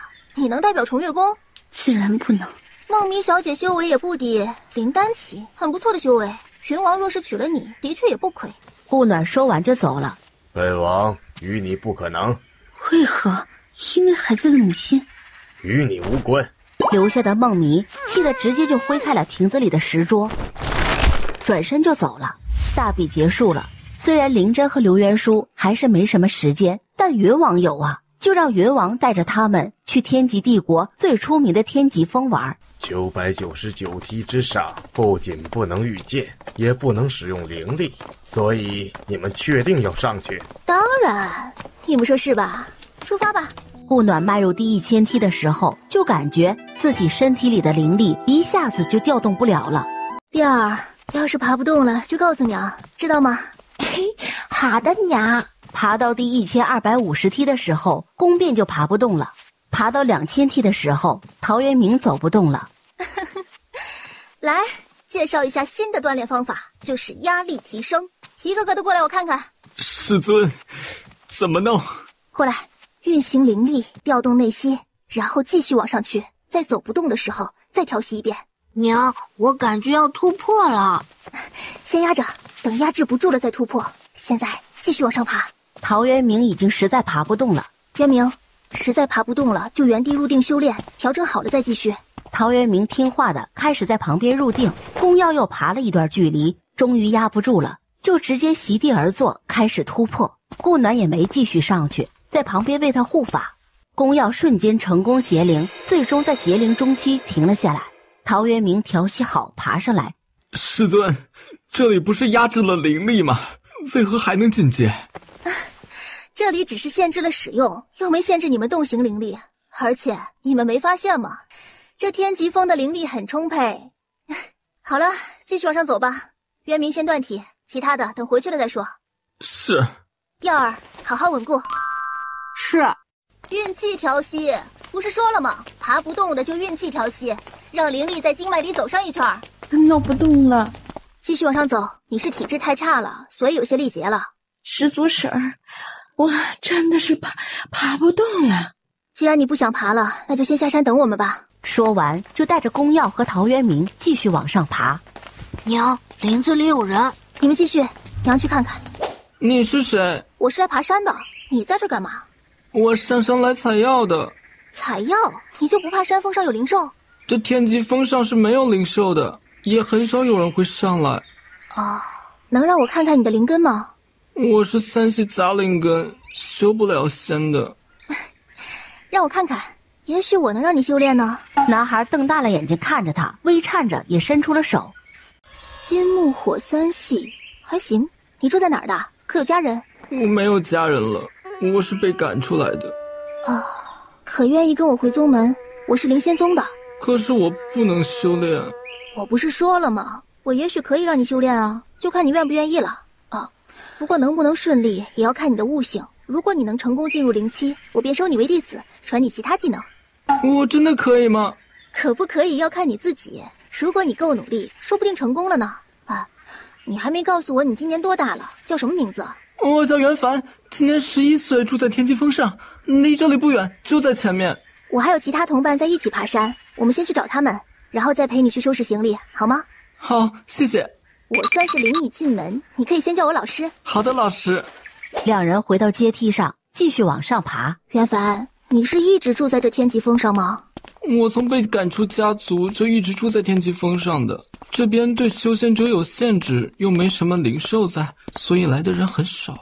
除了我们，就没有什么其他人上来了？好像没有，有人来也是最多就在1000来梯的地方就停了，不会上来的。那你爬到这上面来住，不吃力吗？我开始也吃力的，只是后面爬着爬着就不吃力了，所以才在这边住下的。还可以这样？那你最多爬了多少梯？我也没试过，我基本就在山林间穿梭的，没有特意去爬梯子。那跟着我们试试，看你能爬多少梯。再爬了段距离，见他们都等在2500梯左右的地方。你们可真会选。什么？师婶，这位是谁？怎么上来的？他叫袁凡，等会儿跟着我们一起往上爬。至于他是怎么上来的，后面看着就知道了。还爬？回去就知道我为何让你们爬了继续走了。爬到3阶梯的时候，顾暖终于收工了，放过了他们。可以走了。走吧，回去了，天色也晚了。到了城门口，感觉袁凡明显的紧张了许多。袁凡，你原来的家族是天极城里的？我是孟家的人，我娘是孟家长女，我原名叫孟元凡。姓孟，那和孟迷是不是一个家族啊？孟迷你知道吗？知道，她是我小姨。你什么时候被赶出去的？6岁。6岁小孩就被赶了出去，孟家是有多穷了，连个孩子都养不起了，可还想回孟家？不愿意，也不想回去。从今往后，你和孟家再无关系，看到了就当不认识吧。回到灵仙宗在天极帝国的府邸，盘腿坐下，试着感应灵气，先感应到哪种，那就紧紧地抓住那一种，其他的就当不存在。如果是火系灵力，那就只感应火系的，其他的一概不用理会。我教你的方法就是舍弃另外2条灵根，独修一种，这样就不怕灵根杂而修炼无寸进了。袁凡照着他说的做，却半天没有感应到。放松，别紧张，收敛心神的慢慢感应，不着急。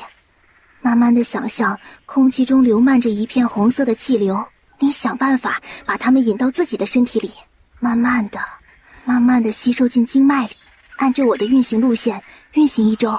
袁凡仿佛真的看到了，试着开始引导他们进入自己的身体，在身体里流转1圈后再进入经脉。云凡运行了3周，就从入定中睁开了眼睛。老师，我成功了！恭喜你！好啦，你慢慢修炼，记住，你现在修炼的是火系灵力，那就只练火系，其他的半点不能沾，可明白？明白。顾暖点了下头就走了。师兄，急着回去，可是宗门有什么事？没事，只是现在出现魔修，怕弟子们乱跑遇到意外，就先将他们送回去。好，那我先回去准备一下。对了，师兄，那天极峰的阶梯是谁弄的？能顶着压力弄出来1万阶梯，也是厉害了。天极峰是上古时代就存在的，具体是谁弄的，估计得查典籍了。云王还真是到了天黑才把人送回来。边儿，明天就得回去了。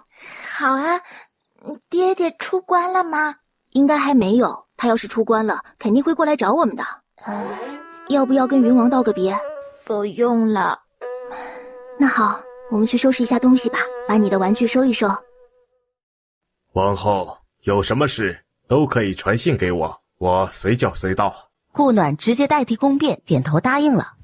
中午时分的时候，回到灵仙宗，便让袁卓然安排袁凡的住处，自己直接去了宫卫离的闭关室。在他坐下没多久，闭关室里的灵气突然暴动了起来。不会是打扰他闭关走火了吧？灵真和灵启也飞了过来。灵君要成功了，灵贤和灵心都闭关了10多年，也未见突破，而他却只用了3年多的时间，果然是天之骄子啊！那就好，我还以为我影响到他了呢。娘，爹要成功了。要成功了。他们都希望他能成功，全灵仙宗的人都希望。直到太阳渐落，闭关室的门打开了。这一闭关，他不仅突破到了合体期，他也知道了自己为何会与他有牵连。多谢师兄，已经成功突破合体。就直接挥手弄塌了宗门境内的一座山。好，过会儿记得去告知一下师尊，他也颇为担心。好的。灵真和灵启与他说了话就走了。宫卫离挥手设下结界，抱住顾暖就亲了下去，良久才放开他。娘子可想为夫？想，很想。你的修为怎么就到了和灵期？发生了什么事？回去告诉你。耀儿和变儿还在旁边看着呢。宫卫离撤掉结界。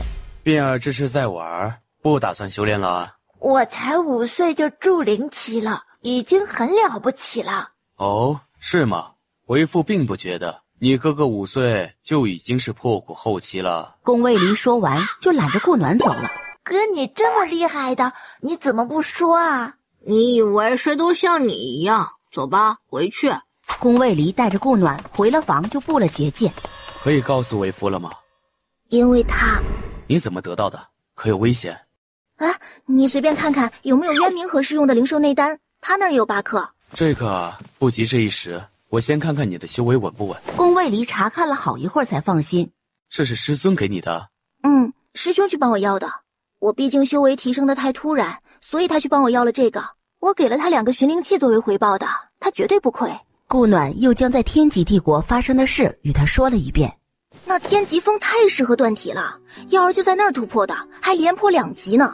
哦，我还带回来一个人，他是3灵根的，我想办法让他单修火灵根，目前成功了。对了，我在天极帝国买到一只箫，与我的神剑花纹一样，我怀疑也是神器。你看看。我也看不出来是否是神器，我滴血认主试试。滴了一滴血在玉箫上，血是吸收了，却还是一点反应也没有。神剑突然出了顾暖的识海，直接朝玉箫劈去，玉箫直接飞了出去，与神剑就打了起来，2灵气不相上下的打着。可以肯定了，这箫是神器，应该是少了什么东西，所以才这样。我是因为那本书才与神剑结的契约，难道还有另一本？应该不会，看他们就是一脉的。要不我也滴个血上去试试？还有，那书都已经刻在我的识海里了，那我是不是可以试着让阿离进入我的识海看那些字啊？阿离，你能进入我的识海吗？可以是可以，但太危险了，一个不小心你会傻掉的。这么严重？我是想到我与神剑结契约时是有本书的，可是它已经刻进我识海里了。我在想，要不我滴血试一下，要不你进入我的识海看看。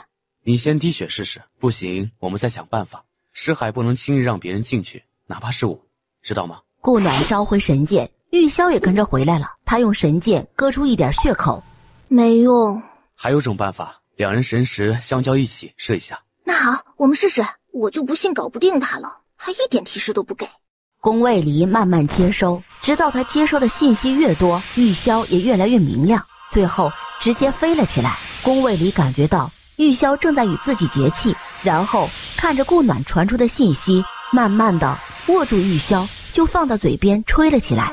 顾暖在旁边听得如痴如醉，如梦似幻的。宫卫离一曲中，这只玉箫与神剑本就是同一人所出，所以才会这样。只是不知为何，这玉箫是在天极帝国，而剑在灵仙宗的后山脉。不管怎么样，这2样神器现在是我们的。不过你送我的那柄剑被他逼出识海了。正常，我的本命剑本来也应该换成他的，只是不知为何他没有那么做。那肯定是他很友好，不像神剑那么霸道。这玉箫名玉溪，属于鹰梅类灵气，也有可能是因为这个原因才会这样。暖暖，之前在下界时，你不是问过我是怎么与你相识的事吗？其实当时我自己也没有什么印象，现在终于知道了。是什么让你这谪仙的人居然干出这种事？我当时应该是中了望仙草的毒，然后又中了云毒，才会造成那样的后果。望仙草会让修仙者忘记2天之内所发生的事，云毒就是凡界所说的媚药。谁给你下的毒？你现在怎么又想起来了？修为突破了合体期，那些毒自然就没有用了，所以我就想起来了。下毒之人也想起来了，望仙草是一个意想不到的人下的，云毒是云伽罗下的。那个人是谁？不能说吗？也不是，是师妹灵心。只是我想不通，她为何要给我下望仙草。灵心不是闭关10年了吗？怎么还给你下毒了？她8年前下过凡界，她去的目的并没有告诉我，我也不便多问。那肯定是中间发生了什么呗，不然他为什么要给你下毒啊？来说说吧，你是怎么从云伽罗手上逃掉的？居然把我给霍霍了。我当时还有些意识，推开他就走了，然后后面才渐渐失了神智。怎么找到你的那部分没能想起来，因为云毒当时是让人失了神智的。你们是不是只要哪个女人为你们生了孩子，那个女人就是你们的娘子啦？这不是应该的吗？那如果不是我的话，你也会娶了？那我是不是得感谢上苍，让我及时的来到了原主的身体里，不然就不会和他相遇了。自己当时与他并没有感情，还不是娶了她吗？那如果是其他的女人，自己会不会娶？是会的吧，孩子都生了，怎能不娶？如果不是他，自己还会喜欢上那个人吗？怎么不说话？应该会娶，但不一定会喜欢上他。暖暖，我们应该是天注定的姻缘，没有人能改变的。不是吗？你是我的，谁也不能抢。我是你的。那么我们来说说，这你们还有谁？是谁还与你说过？啊？什么你们？娘子。那个云王不是不知道我是领养的边儿吗？后来解释清楚了就好了。现在可是整个修仙界都知道你娶妻了，我顾暖可是你的道侣呢。哦，需要为夫奖励你吗？不用，应该的。应该的，怎么能不奖励一番呢？他的话一落，林真就来找他了。顾暖立即笑了。我们晚上继续。宫卫离说完，就打开结界走了出去。师兄，我们打算给你办一个庆祝大会，借此机会看看魔修是否会露出马脚。可以，需要我配合的就告诉我。放心，不会落下你的。日子目前定在8日后，没问题的话，那我就去安排了。林真说完就走了。我去一趟师尊那儿，很快就回来。去吧去吧。等他一走，他就直接去找宫变。这小家伙难得的开始修炼了，无奈又走了出来，去了陶渊明的房间。打算开始学炼气了。师尊，现在也没什么事儿，我就先看看。你也可以试着练一下，需要什么材料可以去宗门储备堂领，我们雪剑锋的份额一直都没领过的。是，师尊。灵君尊上出关了，可以帮你看灵兽内丹了，你要提前做好准备啦，因为一下要同时用4颗内丹，到时绝对会灵力暴增。好的，我会好好准备的。我去看看袁凡，你先休息吧。袁凡正在努力的修炼中，他居然已经迈入初灵期了。第2天，不要急。急，还要给渊明弄灵兽内丹的事呢。宫卫离看着他露出来的肩，挑了下眉，上面玫红点点。还不伺候本夫人更衣？是，这就伺候，请稍等片刻。一切弄好，就直接去了陶渊明的房间。师尊，尊上。阿离，你看看，可有合适的？宫卫离挑出3颗，加上之前从灵真拿的那颗，齐了。你盘腿坐好，照本尊说的做。陶渊明立即盘腿坐下，运用灵力，保守内息。4种灵力渐渐从内丹中散出，又被他牵引着，让陶渊明吸入体内。最终，他停在了破骨后期。你这一次的吸收太急，按理是可以直接升到灵丹期的，但本尊给你压制住了。等你稳固了，自然会打开，助你突破灵丹期。是，谢谢尊上。好好修炼，我们就先走了。晚点带你们去后山脉修炼断体。是，师尊。顾暖带着宫卫离来到隔壁，让他帮袁凡布了个会灵阵。你对这些弟子倒是挺上心的。那是，都拜我为师了，能不上心点吗？免得误人子弟呀。宫卫离大感失策，说着，郑华就带着他的族人来了。这孩子和你什么关系？这弟子是兄长的女儿，如今7岁，叫文婉莹。为何一直看着我？师父说你很厉害，以后是我的师尊。哦，然后呢？所以我看看你有多厉害。那你觉得我厉害吗？应该厉害，都能教我修炼，肯定厉害。那你应该也知道，我之前也说过，不一定会收你为关门弟子哦。没关系，只要你教我了，就是师尊。一日为师，终身为母。你先留在雪剑锋吧，以后叫我老师便好。那就多谢夫人了，弟子告退。师父慢走。你跟我来吧，你有位师兄也是武林根系，我先介绍你们认识一下。今日早点休息，明日再开始。我知道，师父说过，叫陶渊明，今年17岁，比我大了好多呢。顾暖笑着将他带到陶渊明的院子里。师尊，这是你小师妹文婉莹，以后多照顾她些啊。好的，师尊。文师妹好。师兄好。渊明，你带婉莹去找一下卓然，让他安排一下婉莹的住处，让她先休息一下。是，师尊。陶渊明应下，就带着活泼的文婉莹走了。文师妹，要不你和云朵一个院子吧？雪剑锋就你们2个女弟子。我没问题，你问一下云师姐有没有意见？袁卓然把他又带到了罗云朵的住处。哦，我没有意见。那好，你们一个院子吧。文师妹，你自己挑一下房间，然后到我这里来登记一下就好。顾暖去了隔壁，别一味的埋头修炼，劳逸结合呀。走吧，我带你和渊明他们去后山脉断体。这次北辰和秋楠也来了，他们可是听了袁卓然一顿夸的。来，把这些东西带到双腿上，从这儿出发，跑到前面那座山下，优先到的人胜。中间除非对付灵兽，不然不许用灵力。当然了，胜利者是有奖励的，奖励一个天级灵器。哦，对了，耀儿不参加，因为他已经是结灵期了。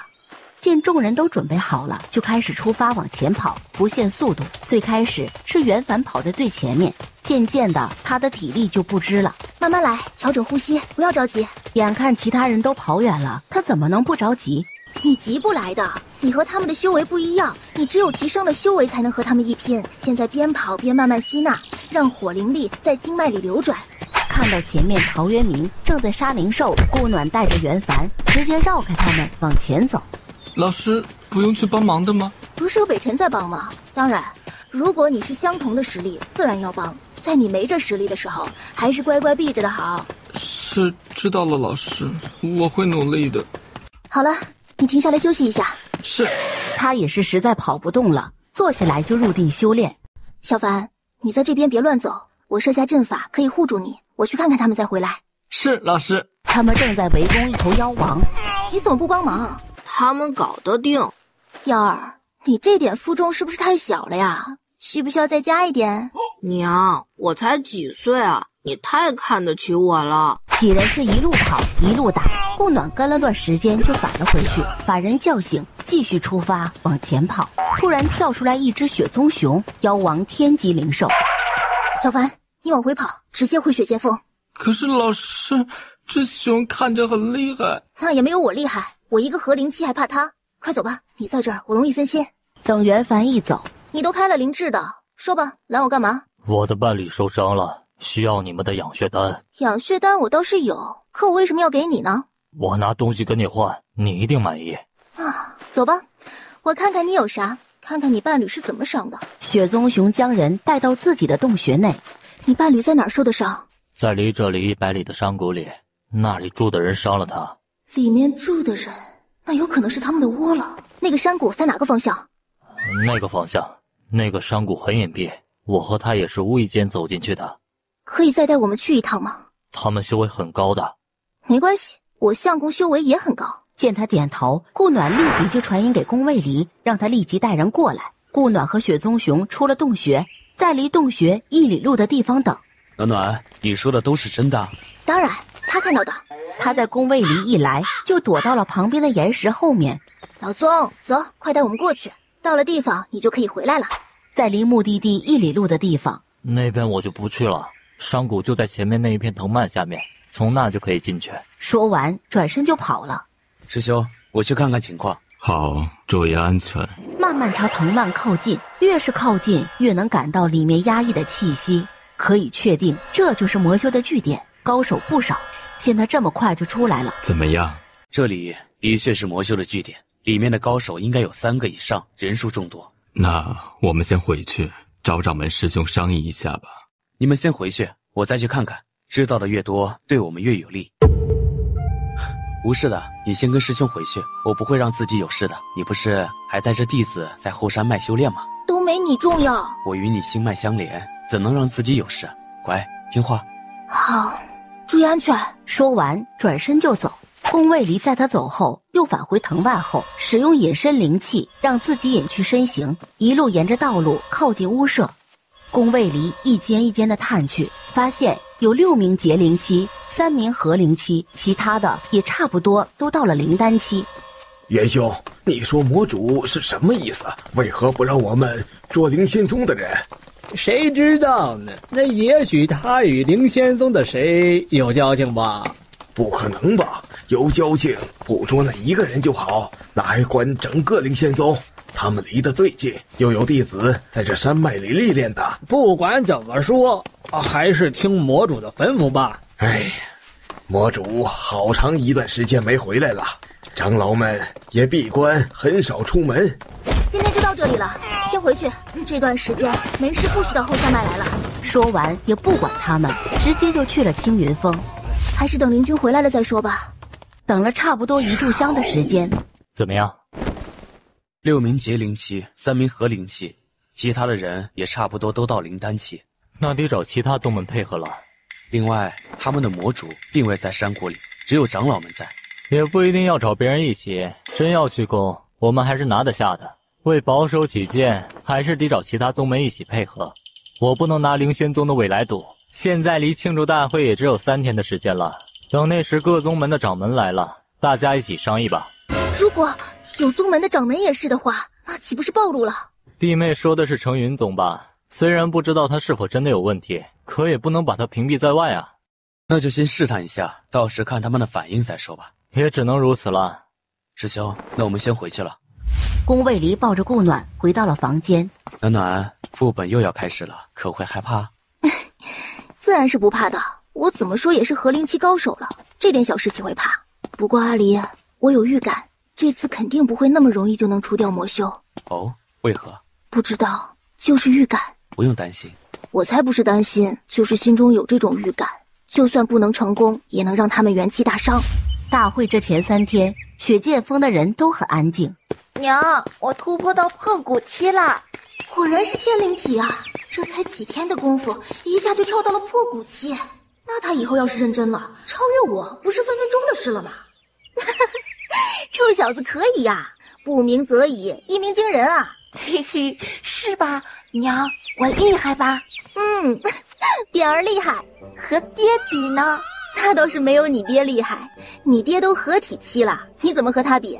那我要是到了合体期的时候比他小，是不是就比他厉害啦？到了合体期的时候比他小，是到合体期的时候比阿离现在的年纪小，还是实际年龄小啊？他永远都比他小吧？是的吧？和我比，等你到了合体期再说。放心，我迟早会赶上你的。我怎么觉得他蠢了不少啊？这孩子精着呢，只是偶尔有点蠢萌。娘，爹骂我。哈哈，爹骂你了吗？我怎么没听到？哎呀，爹怎么会骂我们变儿乖宝宝呢？娘只爱爹，不爱我了，我伤心了。哎呦，我们家变儿怎么了？这是？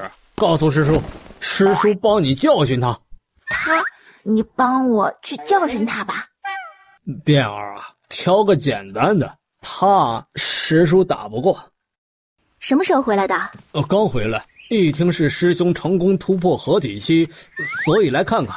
收回你的眼神，看着伤眼。师兄，我可是一回来就来看你了，怎能如此伤人呢？师叔，教训他，加油！得了，别装了，说说看，你调查到了什么吧？程云宗的确有不少魔修，但他们宗主是不是还不能确定，我靠近不了。我们在后山脉100里外的山谷里发现了魔修据点，但他们的魔主并未在山谷里。但看程云宗掌门那样，并不像魔主啊。宫耀走进来，师叔回来了。是啊，我们的小耀儿有没有想我呀？爹，师尊来了，在师伯那里等您。谭麒麟这家伙舍得冒头了。宫卫离起身走了出去，刘元叔跟了上去。耀儿，你这师尊拜的可没一点用处。用处还是有的，我在凡界时还是带过的我。哥哥，师尊是谁呀？他是谭月宗的宗主谭麒麟。他很厉害？没有爹厉害。哦，那还是算了。宫耀没明白的看向了自家娘亲。他就是想找一个比爹厉害的，可以帮他教训爹。娘，你知道谁比爹厉害吗？知道啊，你师公就比你爹厉害，你爹绝对听你师公的。那我找师公，娘快带我去。我可不带你去，你要去你自己去。哥哥带我去。不去，你自己都破骨期了，你自己去也可以。哼，小气，自己去就自己去。宫辩说完就走了。娘，您可真行，要是爹知道了，您也得受罚。没事，你弟弟不会说的。那可不一定。宫卫离和刘元叔一到青云峰，也不知道叫我一声，来者是客，不懂吗？说吧。其实也没什么事儿，我宗门里抓到一个魔修，只是还是个小喽啰，并没有得到什么有用的信息。另外呀，我也是打算带耀儿回宗门，他毕竟是我的弟子，不是？耀儿的主意别打了，他是不可能跟你回去的。你们谭月宗是家族宗门，他去也不合适。唉，人都是要变通的嘛，更何况我们修仙宗门呢，不是？喂，耀儿，你还真别打他主意啊，我们也有这意思啊。别介呀，你们灵仙宗人才大把的，干嘛要和我抢徒儿呢？是吧？他天资更好啊，更适合。你既然来了，就在灵仙宗多待几日，后日便是灵君的庆祝大会了。哎，你进阶成功了。你可以去雪剑峰看看耀儿，但别企图将人带走。说完直接就走了。你还是住到雪剑峰吧。说完也走了。这是什么待客之道啊？只能自己去了雪剑峰。路上遇到宫变时还愣了下。这孩子也这么大了。宫变看了他一眼，就直接朝主峰后飞去。他还要去找师公呢。到了目的地，看着威严的门，又有些胆怯了。来了就进来吧。那我进来了哦。哎呦，变儿，找爷爷有什么事吗？爷爷是师公吗？对，是的。听娘说你比爹爹厉害，爹要听你的话是吗？可以这么说。怎么，你爹欺负你了？可是都没有一个比他厉害的帮我教训他。哦，要怎么教训他？也不用干嘛，让他别欺负我就行。那变儿说说，你爹是怎么欺负你的？他说我蠢，还给我甩脸色，让一直帮我的娘都不帮我了。爷爷，你可以帮我教训你弟子吗？哦，那罚他100大棍可以吗？爷爷，你都是这么教训不听话的弟子的？那可不，还有比这更厉害的呢。啊，等一下，我考虑一下。能改成别的吗？轻点儿的。哎，这是最轻的了。那还是算了吧。其实也没怎么着我，就是伤我自尊了。哟，爷爷看看伤着哪颗了？说着就要扒他的衣服。爷爷，你也欺负我？没有，爷爷怎么会欺负我们变儿呢？你不是说伤着了？爷爷看看。爷爷，你要不要跟我去雪剑峰住？我娘做烤肉很好吃的。不了，下次啊，你娘做的时候，你帮爷爷送点过来，让爷爷尝一下，怎么样？可以，不过现场吃才好吃呢。没事，爷爷尝一下就好。那爷爷，我回去啦，有的话我就给你送过来。宫变说完就跑了。谭麒麟飞到雪剑峰时，就直接去了宫卫里的院子。哟，谭宗主，稀客呀！既然是稀客，不是得好好招待吗？哎，你们这是什么待客之道啊？以其人之道还治其人之身。大会这天，云王面无表情，到处乱看着。变儿在雪剑峰。云王直了一礼，就转身走了。哟，天极云王怎么有空来参加庆宴？云王看了他一眼，招呼都不带打的，就往变儿的院子走去。你怎么来了？来参加灵君上孙的庆宴。哦，那应该在主峰，怎么到雪剑峰来了？云王来得够早啊！夫人，我先来看看变儿。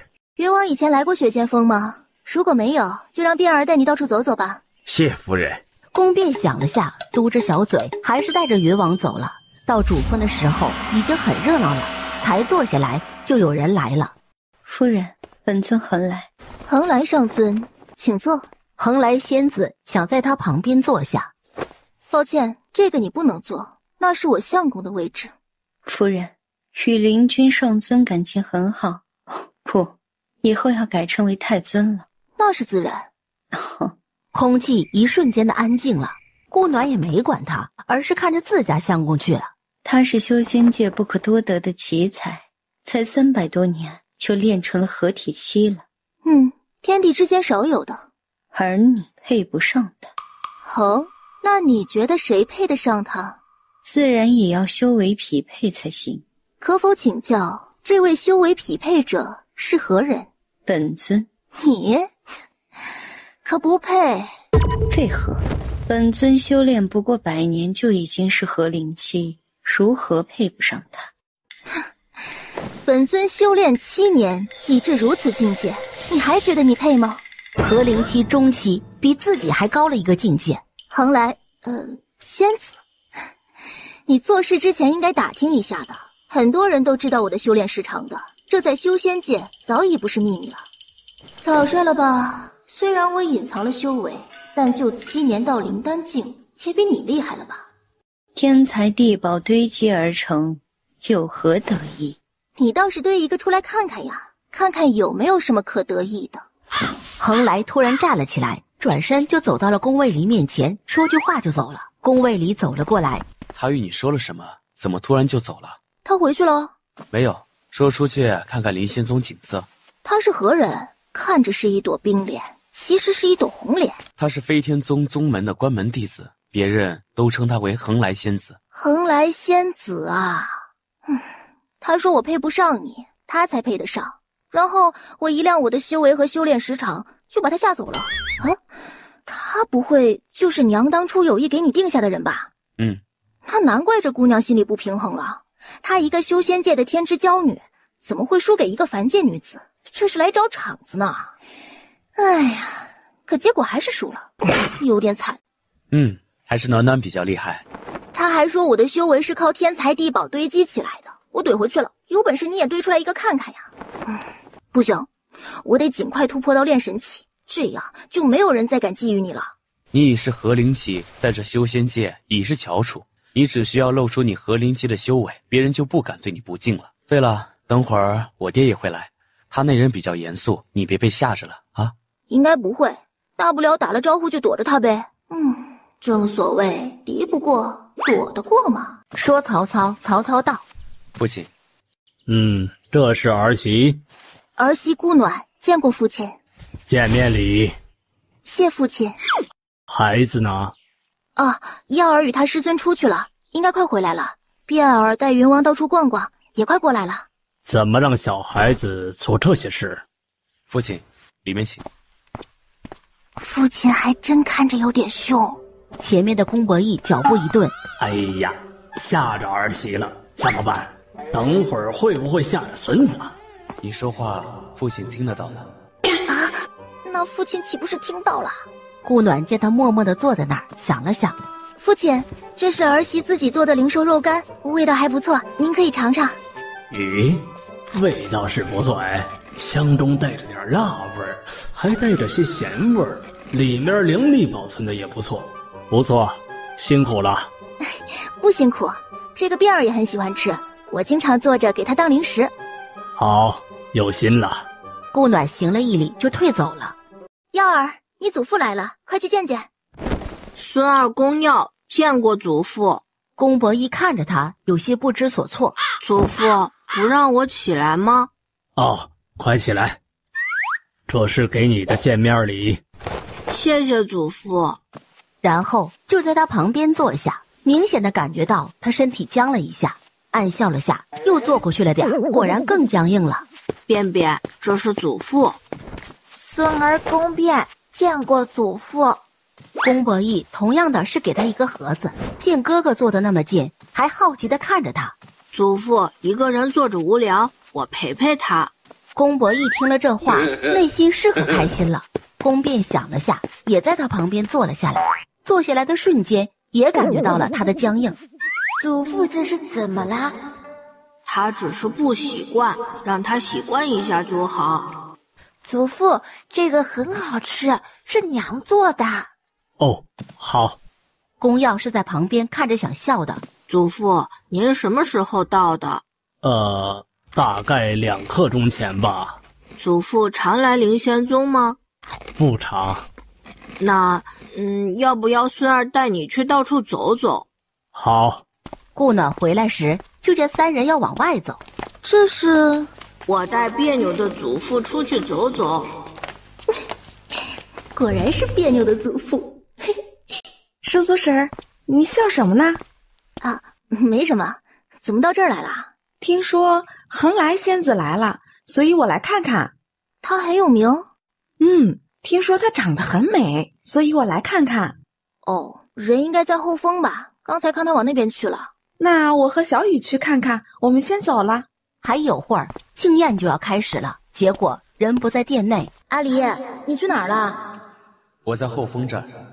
转身就朝后峰走去，刚走到转角，哎，你们别说啊，灵君上尊，哦不是灵君太尊，与恒来仙子看着还挺配的。我觉得没师祖婶配。你那是与师祖婶交好，才会这样觉得。霍林刚想对回去，就见顾暖从旁边走了过去。宫卫离将手中的树叶递给他，并未说话。顾暖与人王在后峰私会。谁给你的？一个弟子，不过样貌我记住了。这人有点蠢啊，都不打听清楚就想栽赃，段位太低了。走吧，先回主殿，快开始了。恒来仙子看着他们的背影，抿了下唇。他手上也有一片树叶，是相同的内容，他没拿出来。这是谁做的？他向来讲究正大光明，这明显是要栽赃他的。恒来随后便走了进来，看了他们一眼，就在自己的位置上坐下。月琴纱是踩着最后的点儿来的，顾暖当时还懵了，宫卫离庆宴为什么给自己礼物呢？你是他娘子，给你是一样的。见两个都在宫伯义旁边坐着，就拉下了脸。祖父，您这样会吓着祖母的。如何能不吓着他？您看着他的时候，表情得柔和些。像我爹，看谁都冷着一张脸，但看我娘的时候就不一样了，那温柔都快不是他了。还真是那么回事儿，看得牙都酸了。祖父试试。祖母，我来陪你。哎呦，还是我家变儿最好啦。祖母，你是不是不喜欢祖父啊？变儿怎么突然这么问？因为爹娘坐在一起，你们是分开坐的呀。祖母和祖父是两个宗门的，所以坐的位置不一样。那你嫁给祖父了，不是应该是一个宗门了吗？月琴纱感觉自己被问到了，总不能告诉孩子两人在吵架吧？这个你还太小，长大点就知道了。灵真见人都到齐了，便开始致辞，说了一通，让开宴了。阿离，是不是级别越高的灵兽肉越好吃啊？那也要看是什么灵兽了。这是一头云凤妖王，它的肉质鲜美不柴，还饱含灵力。像有些灵兽，就算级别再高，它的肉质太差，也是不能食用的。你要是喜欢吃，改天我去抓两头回来，你按自己喜欢的味道弄。好啊。师嫂，要不改天我去猎一头云凤灵兽回来，然后烤着吃。好啊，这免费劳力，没道理不用啊。灵真见大家吃的差不多了，各位掌门，今日是灵君的合体级庆宴，另外还有件事与大家商量一下。是何事？还需在灵君太尊庆宴上说。各位在之前的各宗门大比上就知道魔修之事，今日要说的是魔修据点之事。魔修据点，你们找到了？找到了，他们人数众多，光合灵旗就有3人，所以需要大家配合一下。这魔修不除，弟子在外试炼，终将是隐患。顾暖看到了，在师兄说3个合灵期时，腾云宗的掌门眼睛闪了一下，果然是有问题的。我们华清宫已经失踪了7名弟子了。我们千年宗也失踪了不少，这魔修不除，也不放心让弟子出宗门试炼。灵真上尊，这魔修据点在哪儿啊？我们需要怎么配合？因为不确定这大殿内有没有混入魔修，所以我想了个办法，每人展出自己的灵力一关，若有魔气的，便是魔修了。这殿内这么多人，一一试过，未出魔修，有何不可？归元宗掌门第一个站了起来，挥出灵力，灵力在殿内转了一圈，才渐渐消散。这方法谁想的？有用吗？有用，在场的人修为都不低，修为越高，魔气越重，这也是最有效的办法了。顾暖就站了起来，挥出一道绿色的灵力。合灵期，完了，忘了藏了。不用担心，反正知道的人不多。灵仙宗果然是第一大宗门，又突破一位合体期，还迎来了一位合灵期，可喜可贺啊！弟妹带着引灵镜，本尊还真没有注意到，就差程云宗了。夫人不知怎么称呼，总不能一直喊夫人吧？字忘忧。忘忧上尊，听说你才开始修炼7、8年，虽然就到了合灵期，是有什么机遇吗？我有没有机遇不重要，重要的是晨光上尊可以先试一下吗？你这逃避也不是办法，就算我说了什么，你不还是要试的？请吧。晨光恶狠狠地瞪了他一眼，宫卫离朝他挥了下手，他下意识的就反手一挡，挥出灵力，虽然不中，但还是感觉到了魔气。魔气？晨光，你何时堕了魔道？别废话，要杀便杀。你是炼神期修为，为何还要修魔道？为何？本尊也不知道为何。那你告诉本尊，为何你修为进步如此神速？因为我是天才啊！晨光跳起来就要攻过去，宫卫离挥手就打了出去。晨光见离自己最近的是宫耀，就想去抓，却被宫博弈打了出去。本尊的孙儿，你也敢碰？其实我也没啥机缘，我在凡界时就已经差不多这个修为了，来上界这么久才修到合灵中期，有什么好奇怪的？不过晨光上尊，其实你不说，我大概也猜到了点，你不会是被情所骗吧？说完，就见他的眼睛瞪了瞪。哦，猜对了，会是谁呢？有没有什么八卦是说他心上人的？并未听闻。他是魔修，那程云宗岂不是凶多吉少？去看看吧，希望不是全部。那我与各位掌门先去程云宗，据点的事稍后再议吧。本公主就不过去了，如有需要，再给信儿与本宫。灵真拿出灵气，带着众掌门一起走了。霍灵从门边溜了进来。师祖婶儿，怎么了这是？怎么都走了？没什么事，他们去程云宗了。你通知一下，让弟子们没事别出宗门。爹，祖母和祖父吵架了，你们不管的吗？儿子，你这样当着当事人的面说，好吗？管不了。儿子，你怎么知道祖父祖母吵架了？霍灵正眼睛发光的看着，岳琴莎一个眼神，立即起身跑了。我猜到的，祖母都离家出走了。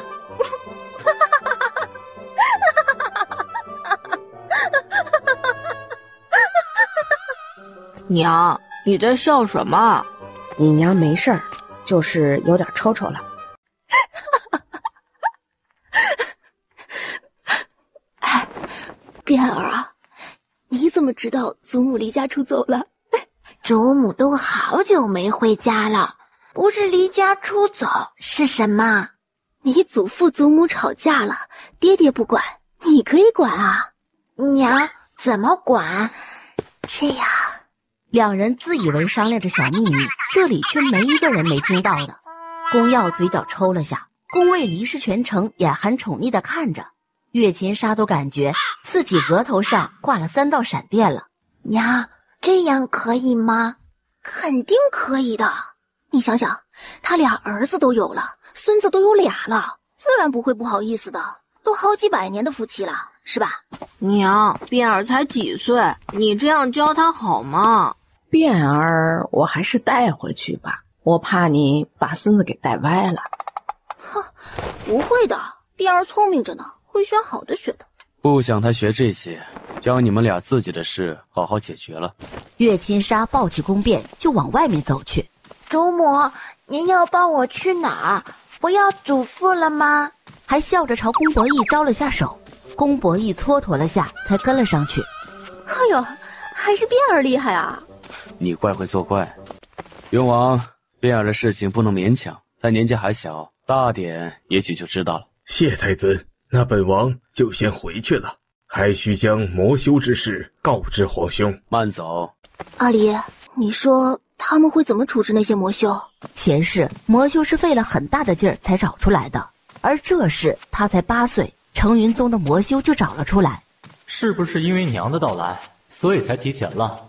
爹也跟着改变了。原来前段时间他们在商议的就是魔修的事。如果没记错，魔修最大的魔主在我死后都没有找出来，那魔主他们应该也能提前找出来吧？看多少人吧，也许会送至深渊。深渊？那是个无灵之地，就算你有灵力，到了那里也会被剥夺。那边是修仙者的绝地吧，而且只许入不许出。还有这样的地方吗？那里还有人看守的吗？对，那里设有一道禁制，只要一进去就没有人出来过的。里面究竟是什么模样也无人知晓，我们所知的都是史记记载的而已。史记上记录那是堕仙伐地。堕仙？那里说不定是另一片天呢，说不定那里的生活和凡界一样呢，那里也是日出而作，日落而息，生活得更惬意呢。也有可能是地狱。阿离，咱们要往阳光的那方面想，不能太悲伤了。好，听暖暖的。再说了，能有史记记载就说明有人出来过，不然史记从哪里来的？总不能凭空想象的吧。那边月琴纱抱着宫变，气急败坏地飞了过来，把人往顾暖怀里一塞就走了。变儿，你祖母怎么了？哎，应该是害羞了吧？害羞？嘿，你祖母为什么会害羞？不知道祖父和他说了什么，他红着脸就把我抱回来了。我想估计是被气的。暖暖，我去一趟成云宗，你在宗门里也要注意安全。宫卫里已到成云宗。怎么回事？成云宗老祖，圣光太尊走火入魔，直接击杀了晨光后就自爆了。掌门师兄和其他掌门都在殿内，他们也都受了伤，将他扶了起来。宫卫里转身就进了殿。师兄，抱歉来晚了。唉，不能怪你，我们都没想到晨光会挣开束缚，跑去圣光太尊的闭关处，害他走火入魔。最主要的是他挥出的魔气，圣光太尊是感受到他的魔气才会走火入魔的。成云宗弟子呢？跑了一部分，还有部分关在侧峰。他们的长老呢？陈心上尊在圣光太尊出来的时候就死了，其他2位并没有看到。先看看侧峰的弟子吧。宫卫里转身就去了侧峰。顾暖从宫卫里走后，就一直皱着眉头，也没挪地方。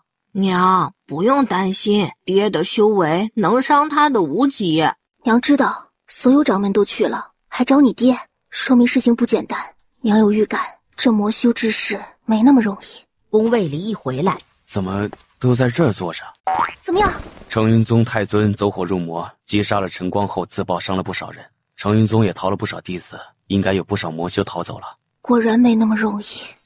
突然，石海内的字体飞速地转了起来，顾暖一阵晕眩，就倒了下去。暖暖，娘！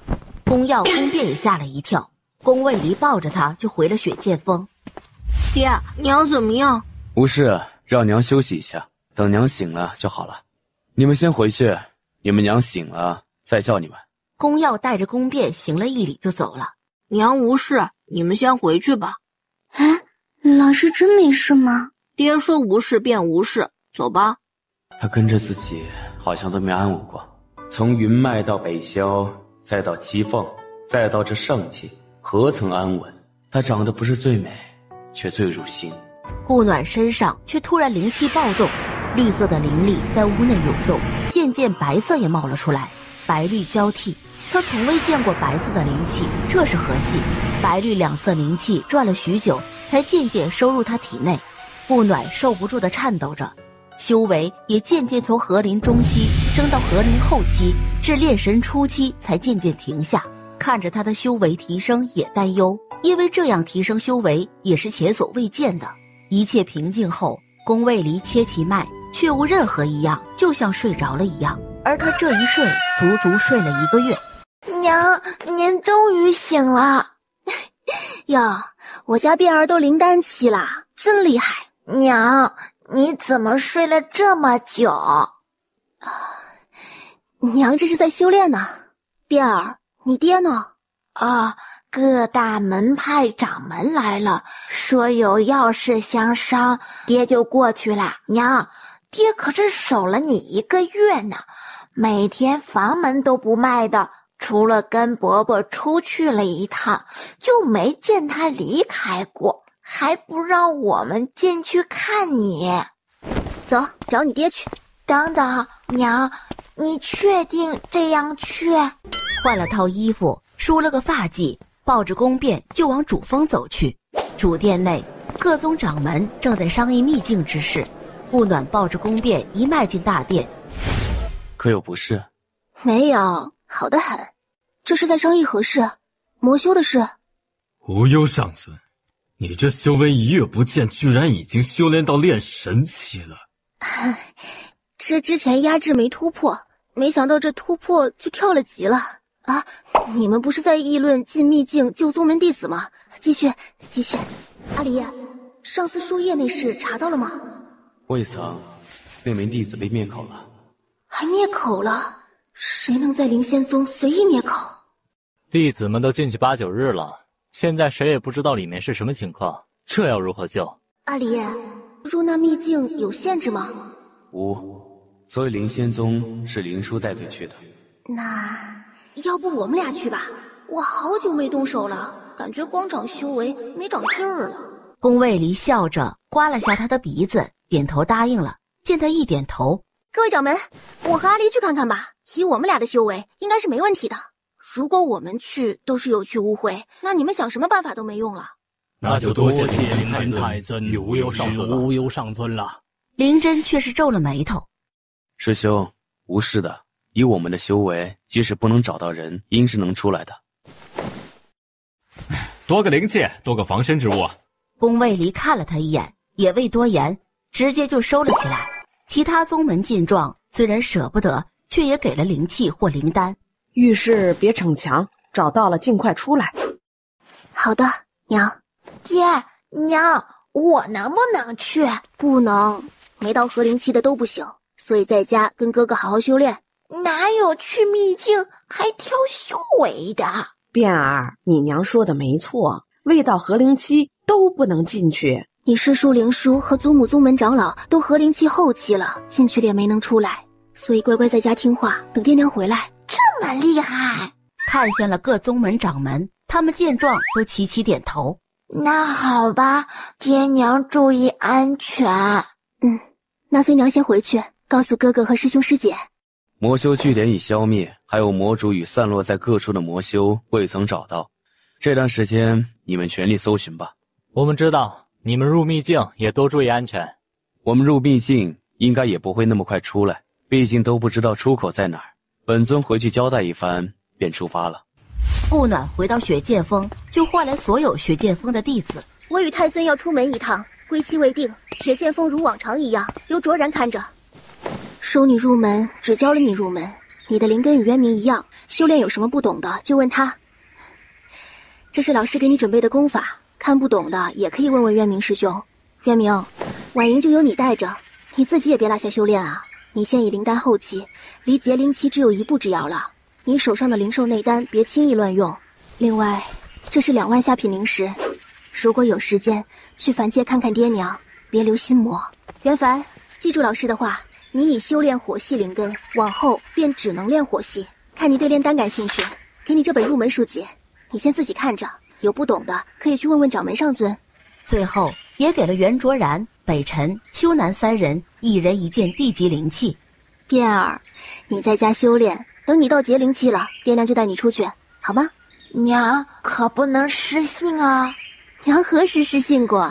乖乖在家，等哥哥出来，告诉哥哥一声，交代清楚。等宫卫离一过来，2人就出发了。老弟呀，什么时候可以把儿子认回来呀？云王淡淡的看了他一眼。老弟呀，这天极帝国可是靠他了的。原本以为我们俩会注定无子无女了，没想到上天给你送了个儿子来，所以加把劲认回来呀。皇兄如今已是结灵期，也才500岁，还可以努力一把，生个孩子。臭小子，要是能努力，老子能不努力吗？变儿都不怎么理我，怎么认？没出息，不用拐的呀，先把人拐回来再说。反正本帝不管，你就是要把人拐回来继承皇帝位。这天极帝国可是天家的天下，可不能便宜了别人。他不回来你就来，反正你如今也就300多岁，天极帝国你可以管很久。与其指望别人，还不如自己加把劲。我先去秘境看看，和你讨论太费劲了。天极地看着他的背影，脸都黑了。灵君太尊，无忧上尊，你们也要进去？许多弟子困在里面未出，进去看看。那就一起吧。元王说完，就优先跳了进去。暖暖，抱紧我，免得秘境将我们二人分开。一阵晕眩就到了。阿离，这里好像不能用灵力啊。一进来就感觉到了，这也许就是他们出不去的原因。暖暖，在这里一定不要放开我的手。不放开。两人手紧握着往前走，走了近1个时辰，才看见绿色。阿离，他们应该不在这边，这边都没人来过。宫卫离握紧他的手，带着他继续往前走，直到两人站在一片山崖边上，这才停了下来。顾暖单腿跪下，手贴在脚下的岩石上，闭眼感受。阿离，下面有人，应该是宗门弟子。这边是下不去的，他们应该是从一开始进来就在下面。暖暖，可累着了，我们今晚在这边休息一夜，明日再想办法看看能不能下去。乖，先休息会儿。我先休息，然后你再休息。我没事，你睡吧。顾暖这一睡，直至第2天阳光照上来才醒。对不起，说好要起来的。跟自己相公说什么对不起？而且说好的相公要宠着你的。好，要一直宠着。一直宠着。我们想办法下去吧。顾暖握住旁边的树枝，感应了下，这附近有只大雕，如果他能带他们下去就好了。阿离，有什么东西可以把大雕换过来吗？我看看可不可以让他带我们下去。我试一试。宫卫离对空中吹了一声，不多久，还真有一头大雕飞了过来。来了！等他靠近，顾暖就闭目伸出了手，感觉到亲切后才飞近了些。阿离，他愿意带我们下去。大雕往下飞了段距离的时候，阿离，那儿有个洞，要不要去看看？可以去看看。顾暖与大雕沟通了一下，大雕立即就飞了过去。暖暖，你在这边等我一下，我先进去看看。不行，说好去哪儿都带着我的。好，一起进去，一定不要松开我的手，知道吗？好。一迈进洞，就感觉灵力能用了。阿离，灵力能用了。我们把要用的东西拿出来，等会出去好用。阿离，我们既然还要往里走，为什么要先把东西拿出来？那是因为不知道这有没有时间限制，万一出来时又不能用了，岂不是不妙？相公真有先见之明。两人走了一段距离，看到光一点一点的，像是从缝里透出来的一样。出了洞口。阿离，我不是在做梦吧？这些灵药要带走吗？把年份等级高的收了，其他的留下吧。阿离，会不会是因为有这些灵药，所以这洞里才可以用灵力呀？应该是，所以留一件万年份的灵药，不然怕这里的灵气不够孕育这些灵药。好。两人花了好一会儿才收了所有灵药，走出洞穴，发现大雕还等着那儿。谢谢你啊，让你久等了。两人拿着包袱又坐了上去，大雕立即开始起飞，飞了许久才到崖底。到了崖底，顾暖让宫卫离先猎了几只野鸡，感谢了他，看着他飞走了，两人这才向着有人的方向走去。灵君太尊和无忧上尊来了。真的，灵君太尊和无忧上尊都来了。是归元宗和谭月仙宗的人，归元宗6人，谭月仙宗5人。你们一直在这里，可有遇到其他宗门的人？我们和谭月仙宗就是在这儿遇到的。我们困在这里，走了很久都没能走出去。你们的带队长老呢？长老与我们进来时就分开了，我们都是分散各地的。休息好了就继续出发，往南方走。你们在这里这么久，可有遇到猛兽或凶兽？未曾，都是些小型动物。秘境里一般都是些大能造就的空间，里面不是应该灵气充裕、灵兽横行的吗？这里封印灵力，也无猛兽凶兽，很像凡界啊。走了一段距离，就遇到了屏障。现在都无灵力，怎么能破除这道屏障？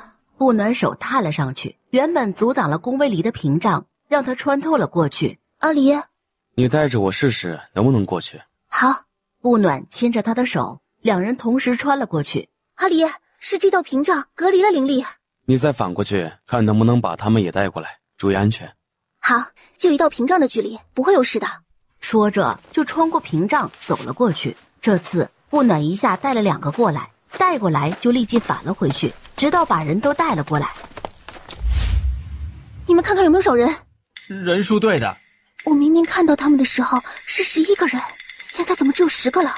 先莫慌，别离开我身边，后面再看情况。这边灵气充裕，说明这边灵兽肯定不少，所以都注意安全。是。才走了没多远，就遇到了一头灵犀妖王。你们搞定，这是你们锻炼的机会。阿离，你说是之前有人混进来了，还是有人隐瞒了什么？如果有人混进来了，不可能不知道，应该是有人在隐瞒。宫卫离牵着他继续往前走，顾暖偶尔也会状似无意地抚过一些树叶来问取信息。这片区域有一头妖皇，是头烈焰虎，半空中都设了限制，无奈只能步行。前面有处山洞，都进去休息一夜，明天再继续。让弟子们去里面休息，2人在外面守着。阿离，你说这是什么秘境？怎么这么多限制？未曾有记载，这个秘境是突然出现的，所有人都对它是一无所知。那各大宗门怎么这么放心将弟子送进来啊？现在都有去无回了。出现秘境，没有哪个宗门会弃而不入的，因为有可能里面是无数的机缘，如得机缘，得幸的不只是弟子，还有整个宗门。也对，富贵险中求，不冒险哪来富贵？休息一会儿吧，有异动再叫你。你才不会叫呢，要不你休息，有异动我叫你。立即就跳了起来，在旁边坐下，拍了拍自己的腿。暖暖，先起来，我铺个垫子放下面。顾暖站了起来，等他铺上垫子，拍了拍屁股，这才坐下。快，今晚我抱着你睡。如果不舒服了，要告诉我。好，你安心的休息。看到亮得过分的月亮，就是拿了一本书看了起来，看了一本又一本，这天才见亮。看了一夜的书，无聊吗？夜里看书伤眼。不会的，昨晚的月光很亮，我还用灵力护住了眼睛的。宫卫离见弟子们都醒了，便直接出发了。阿离，这样漫无目的的走，什么时候能找到啊？这里不能飞行，只能走，什么时候能遇到，谁也不知道。不过我们也不是漫无目的的走，我是一直朝南走的，肯定能遇到的。这都问了好几遍了，这边一直都没人来过。不着急，我们再往前走走。宫卫离牵着他继续往前走，这样走了3日，顾暖才从树木间获取到了一些信息。阿离，这边2天前有人来过，大概有5人，还有1人受伤了，好像也是往南方去的。我们加速应该能追上。都加速前进，跟上来。赶了1日才追上人，是灵仙宗的人。见过灵君太尊，无忧上尊。灵叔呢？我们进来就与灵叔上尊分开了，并未见到他。轰的一声，突然灵气暴动了一下。这是有人在打斗。你们在这儿等着，我们先去看看。找到时，只见2人正打得不可开交。2个都是妖皇。既然不是，那我们还是回去吧。不对，阿离，他们怎么不受限制，飞得那么高大？他们应该是长居此处，对此已免疫了吧？刚准备走，2个正在打斗的妖皇就落在了2人面前。又来了人类，又有的玩了。还有个有意思的姑娘，你是什么人？停！你们俩叽叽喳喳的说着，让我怎么说话？你说，你们俩是好友还是仇人？哦，好友。好友。仇人。算了，没关系。你们有没有见过其他人类？你们告诉我了，我就告诉你们，我叫东皇，见过的人类不少，都是来去匆匆的。你要找他们？对，我进来就是专门找他们的。啊，我叫西安，和他经常待在一起，所以也看到过不少。你是什么人？我叫顾暖，他是我相公灵君，修仙界灵仙宗人，进来找宗门弟子。为何你会让我们感到很亲切？天生的。你应该也是天生的欠揍吧？不，这个是后天的，看人的。西安看了眼宫卫离，怎么想打架啊？没有，淡定。我很淡定的，怕你们不淡定。东皇是越看他越不顺眼了，转身就想走。慢着，还没告诉我人在哪儿呢，走什么？放开，粗鲁的女人！告诉我人在哪儿，我就放了你。离这儿200里左右的地方有一批，右边300里处的地方也有一批，其他的不知道了。顾暖听了就放开了他。可以问你一个问题吗？请问为什么你们能在天上飞不受限制，我们不能？这个就不知道了，我们是一直没有这个限制的。挥手示意两人可以走了。阿离，我想试试这儿对我有没有限制。好。顾暖松开他的手，就直接飞了上去。果然对我没有限制。阿离，我那天传给你的内容你能不能学？不能，但你对感知多些。好可惜啊。不可惜，你习得就很好了。看看我修的越深，你能不能蹭到些。对了，你有飞行灵气吗？像师兄就有一艘船一样的灵气，如果有，看看我能不能操控着带你们飞过去。有也不能用，不能暴露你的特殊。你的修为提升速度已经很招人眼红了，再有别的，难保不会有人觊觎。哦，那我们回去找他们吧。两人回到弟子们所在地，带着他们朝东皇所说的方向去。我说，你找别人玩行不行？我还有事要办呢。不行，我就看中你了。打个商量，我去寻我宗门的弟子，你要跟着就跟着，好不？不好，我红莲何时跟过别人？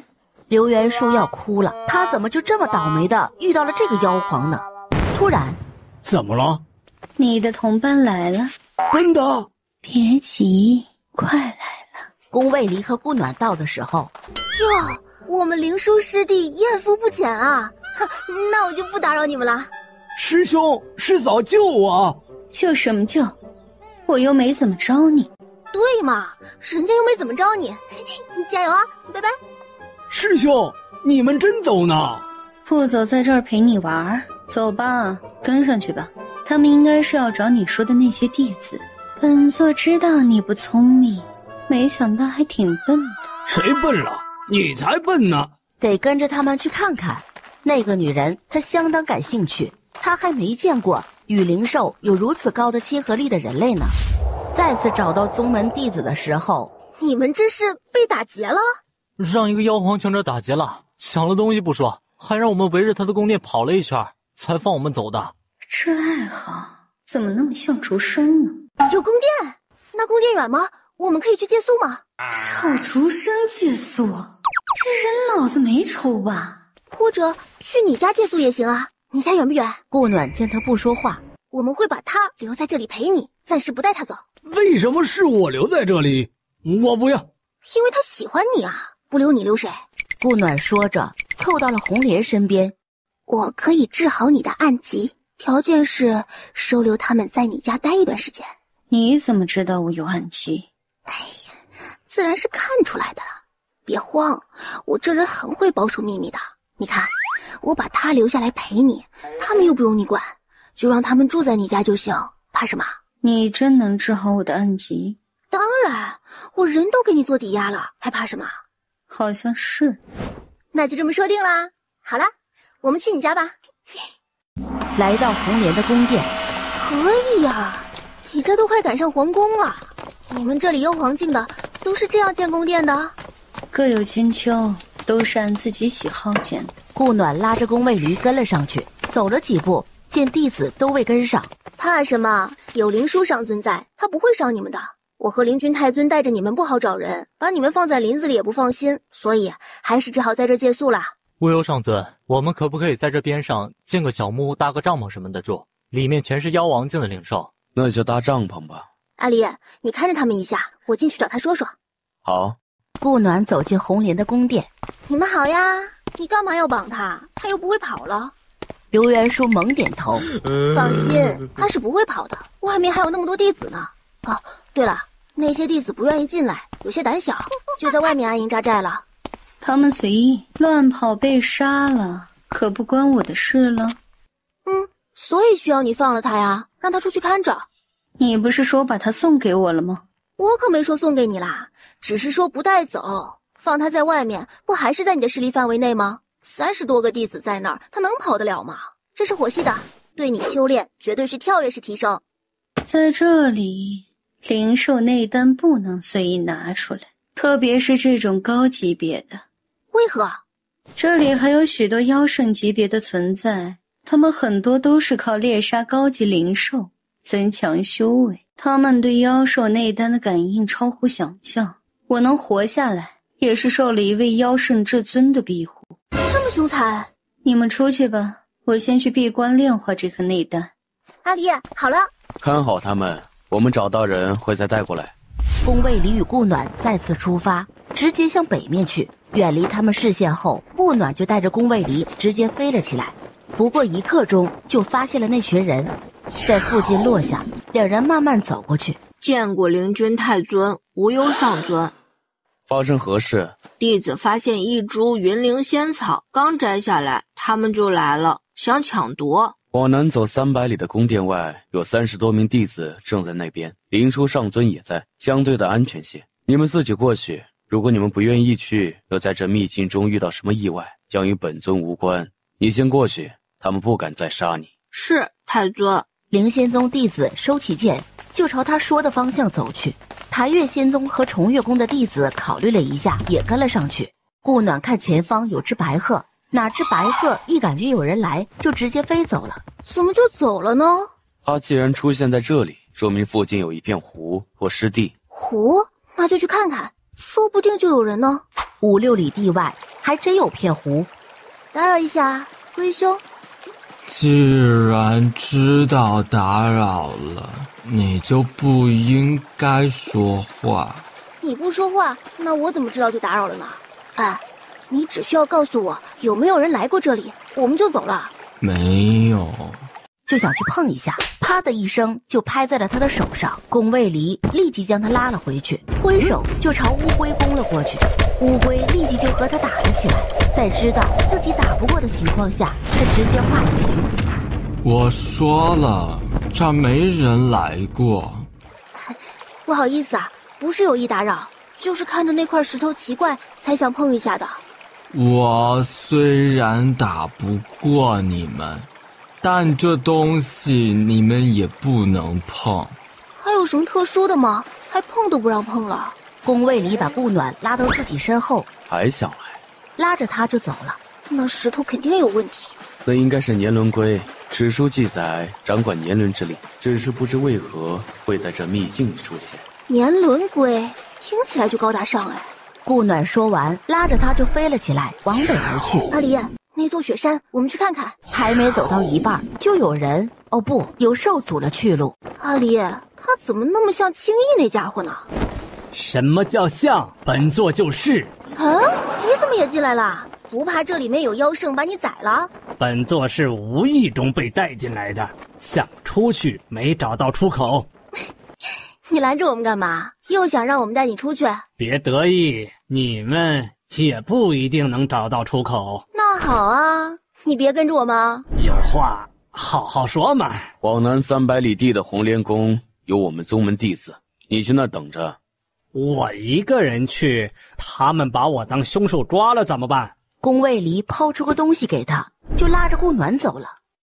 青翼最后并没有去找什么弟子，而是直接跟了上去。阿离，那雪山顶好像有座房子，你能看到吗？这雪太伤眼了。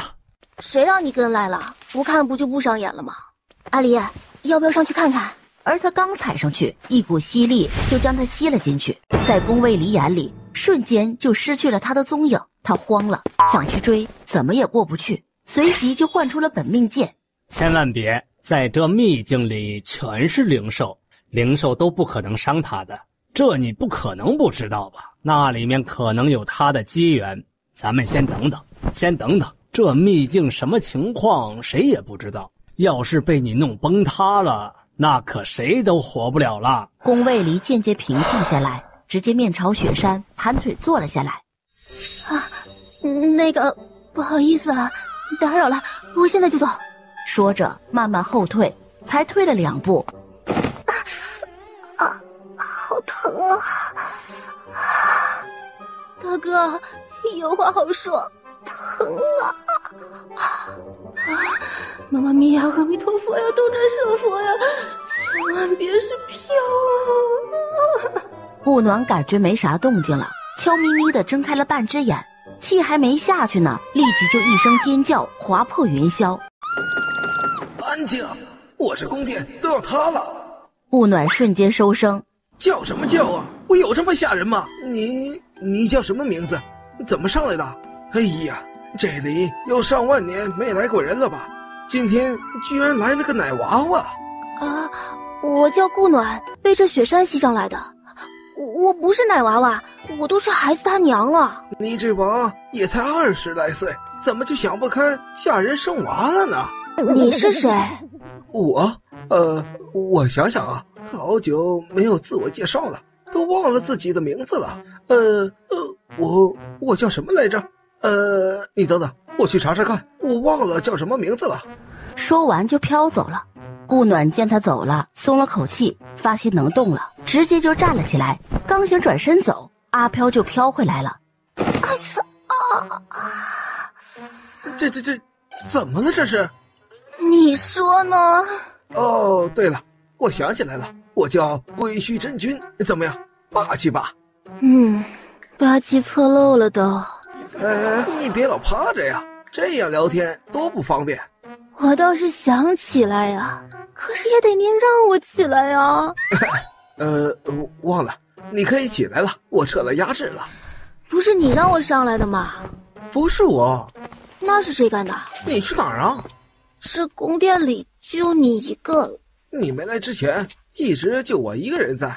以后也会只有你一个人，哦不，一个阿飘在。那边的炼丹房和炼器房里的东西，我能拿吗？你可以拿呀，随便拿。这个想法在看到他的动作后，直接打脸，所到之处夜夜不留啊。那就谢谢啦。进门就将那些丹药全收了，看到后面进来的归墟一愣一愣的，收了丹药又进了炼器房，把里面的灵气、仙气、神气全都收了。在他要进炼阵房的时候，你这是洗劫啊，一件不留全拿了。反正你又不能用了，那你也得给我留点吧，这样你不会良心不安吗？不会，哪能呢？怎么敢呢？这样，你拜我为师，这个宫殿都送你了，怎么样？划算吧？不要。为何？我可是仙级至尊。我怕阿飘。阿飘是何物？你这样的。那没事，看久了就不怕了。还有，我这宫殿可是神器，我可是练了好久才练出来的。我那12个徒弟都想要，我都没给呢，可是便宜你了。12个徒弟，不会就是外面那12座铜像吧？你那12个徒弟，不会都不是人吧？有人有妖，怎么了？那你是人是妖？我当然是人了，哦不，应该说是仙了。你是仙还被困在这里啊？还不是呢，我那不孝徒弟走之前居然忘了把我带出去了，不然怎么会困在这个破地方？怎么样，要不要考虑拜我为师？我会的东西可多了，你收的丹药和灵气、仙气可都是我炼的。这个宫殿炼化后，你可以带走它，走哪儿带哪儿都可以的。我那个12个弟子可都是大人物，绝对值得的。我拜你为师后，不会就被困在这里走不了了吧？不会，你拜我为师后，这个宫殿你可以直接收走，我会一直待在这里面。你有什么问题可以直接与我沟通。徒儿顾暖拜见师尊。好，乖徒儿请起。我终于可以离开这个鬼地方了。走，为师教你炼化这宫殿。来，盘腿坐下。顾暖直接盘腿坐下，听着归墟的一言一行操作，花了1个月的时间才将这座归墟宫炼化。怎么样，不亏吧？不亏。师尊，我相公还在山下等我呢，我先把归墟宫收起来，下山后看看您能不能出来。好，去吧。不过一瞬，直接扑进了宫卫离怀里。相公，我回来了。好，哥哥受伤？没有，还有一个小秘密呢。突然感觉地一阵抖动，雪山就要崩塌下来了。我去，你们俩就别腻歪了，赶紧走吧。屏障解除了。宫卫离揽住他就飞了起来。宫卫离和顾暖直接落在流言书面前。怎么了这是？怎么都聚在这里？一位妖圣强者走了过来。我叫白钦，这个空间已经不能待了，想让你们带我们出去。5位妖圣，9位妖皇，在修仙界里的妖圣也只有8位。为何确定我们能带你们出去？他知道为什么？我不知道啊。白钦靠近了些，你仔细的感应一下就知道了。感觉整个空间与他丝丝相连了一样，他额间的印记符文也渐渐显露了出来。白钦一见，立即就跪了下去，表情十分的虔诚。为何白钦会看到印记后跪着下去？是有什么特殊意义吗？所有弟子和长老在还没有反应过来之时，就直接被空间送了出去，只剩下本就在空间里生存的灵兽们。只要看见顾暖额上的印记的灵兽，都默默地跪了下去。顾暖睁开眼，看着那块石头，这本该是你守护的，你还是继续守着吧。这片空间我不带走了，这片空间会一直存在，我会封掉入口，你们一样可以在这里修炼，一样得大道之能。如果想要出去，我也可以带你们出去，但要立誓不能滥杀无辜。当然，你们出去后的安全我也是不能保证的，选择出去的站左边，不出去的就可以走了。半晌，竟然没有一个妖圣或妖皇离开，连年轮龟都没有离开。你们都要出去？我去哪儿都一样，你带着我就好。都起来吧，那我就送你们出去。出去的地点不定，你们做好准备。可否告知我们你们的宗门？灵仙宗。怎么，你要去？我们从开智便在这空间里成长，对外界一无所知，自然需要充实对外界的知识，当然也不白教。我愿意为灵仙宗守宗1000年。我也要去灵仙宗。可以到灵仙宗找灵真掌门，给他看这个，他就知道了。你们记住我的话，我现在送你们出去。阿离，我们也出去吧。不过我还把握不了地点。不是，先出去再说。心念一动，空间一阵扭曲。这是哪儿？宫位里展开神识，查探了一番。不知，去附近看看吧。阿离，东胜帝国，你知道吗？知道，修仙界的东方齐越大陆帝国。这里是东胜帝国衡水山脉，山脉中灵兽为尊，很少有人类进来。如此稀薄的灵气，这边的修仙者能达到结灵期，已是天赋异禀了。阿离，这是无意中进入了隐藏副本啊。可能是吧。我们先离开山脉，去打听一下如何回云耀大陆。两人直接遁光而行，有一座名为衡阳城的，两人都将修为隐藏至结灵期，便进了城。老板，这个怎么卖？仙长，这个送您，想吃多少随意。不用，我有钱的。你收多少钱？3个月币。月币？这个银子你要吗？要。那你看看我这个碎银能买多少糕点？那您可把我这个摊都买下了。这银子可以换多少月币啊？可以换2000多月币了。把糕点包起来，再将你手上的月币给我就行，剩下的归你了。顾暖直接拿起了一块糕点吃了起来，味道甚美，把剩下的就塞到宫卫里嘴里。老板全程兴奋的打包，自是没看见。我只有100月币，实在抱歉。没事。大仙儿呢？阿离，这感觉和七凤差不多啊，一样的是有修仙者和凡人。这里的灵气都没有下界的浓郁。两人慢慢的走在街道上，突然有人拦在了两人面前。2位仙长，我家主子有请。带路，这边请。就在对面的酒楼上，宫卫离神识一扫，就看到了坐在楼上的人，转身就走。仙长。姑娘气得直跺脚。桃花挺旺的。为夫指望暖暖。求生欲还挺强。阿离，我们该去哪儿打听啊？去宗派里问最好，这些散修或百姓里应该问不到什么答案的。那就走吧。钱满派。这什么鬼门派？钱满？做生意的门派？2位仙长到此有何事？你们是修仙门派？是的，我们掌门是灵丹强者，请问是有什么事要找掌门吗？是很强，厉害。能否帮忙通禀一下你们掌门，有客来访？守门弟子直接点头就跑了。阿离，我觉得这掌门可能知道的不多。未可知，也许他知道呢，怎能以名字定义？守门弟子跑了回来。两位仙长，有请。只有更好的，没有最好的。哎呀，两位仙尊大驾光临，真的有失远迎，失敬失敬。我还以为是普通修仙者，没想到都是大佬，都怪这守门弟子，怎么不说清楚呢？这要是让仙尊恼了，可怎么办？可知云耀大陆？知道，但是想要过去，却是很困难。有3种方法，一个是越过深渊，这个基本没可能了。另一个是越过衡水山脉到雾灵大陆，再从雾灵大陆到木玄大陆，再从木玄到云耀大陆，最后一个也基本没可能，那就是从传说中的云中路过去。既然是传说的，找起来就很麻烦了。这里离东胜帝国都城有多远？那倒是不远，不过也要御剑飞行2、3日，自己去一趟都城回来也要5、6日吧，肯定没错。那我们便先告辞了。哎，这天都快黑了，休息一夜再走嘛。不必。两人在天黑前，在下一个城镇里落脚。为什么一定要去都城啊？我们直接从那儿越过衡水山脉不就可以了吗？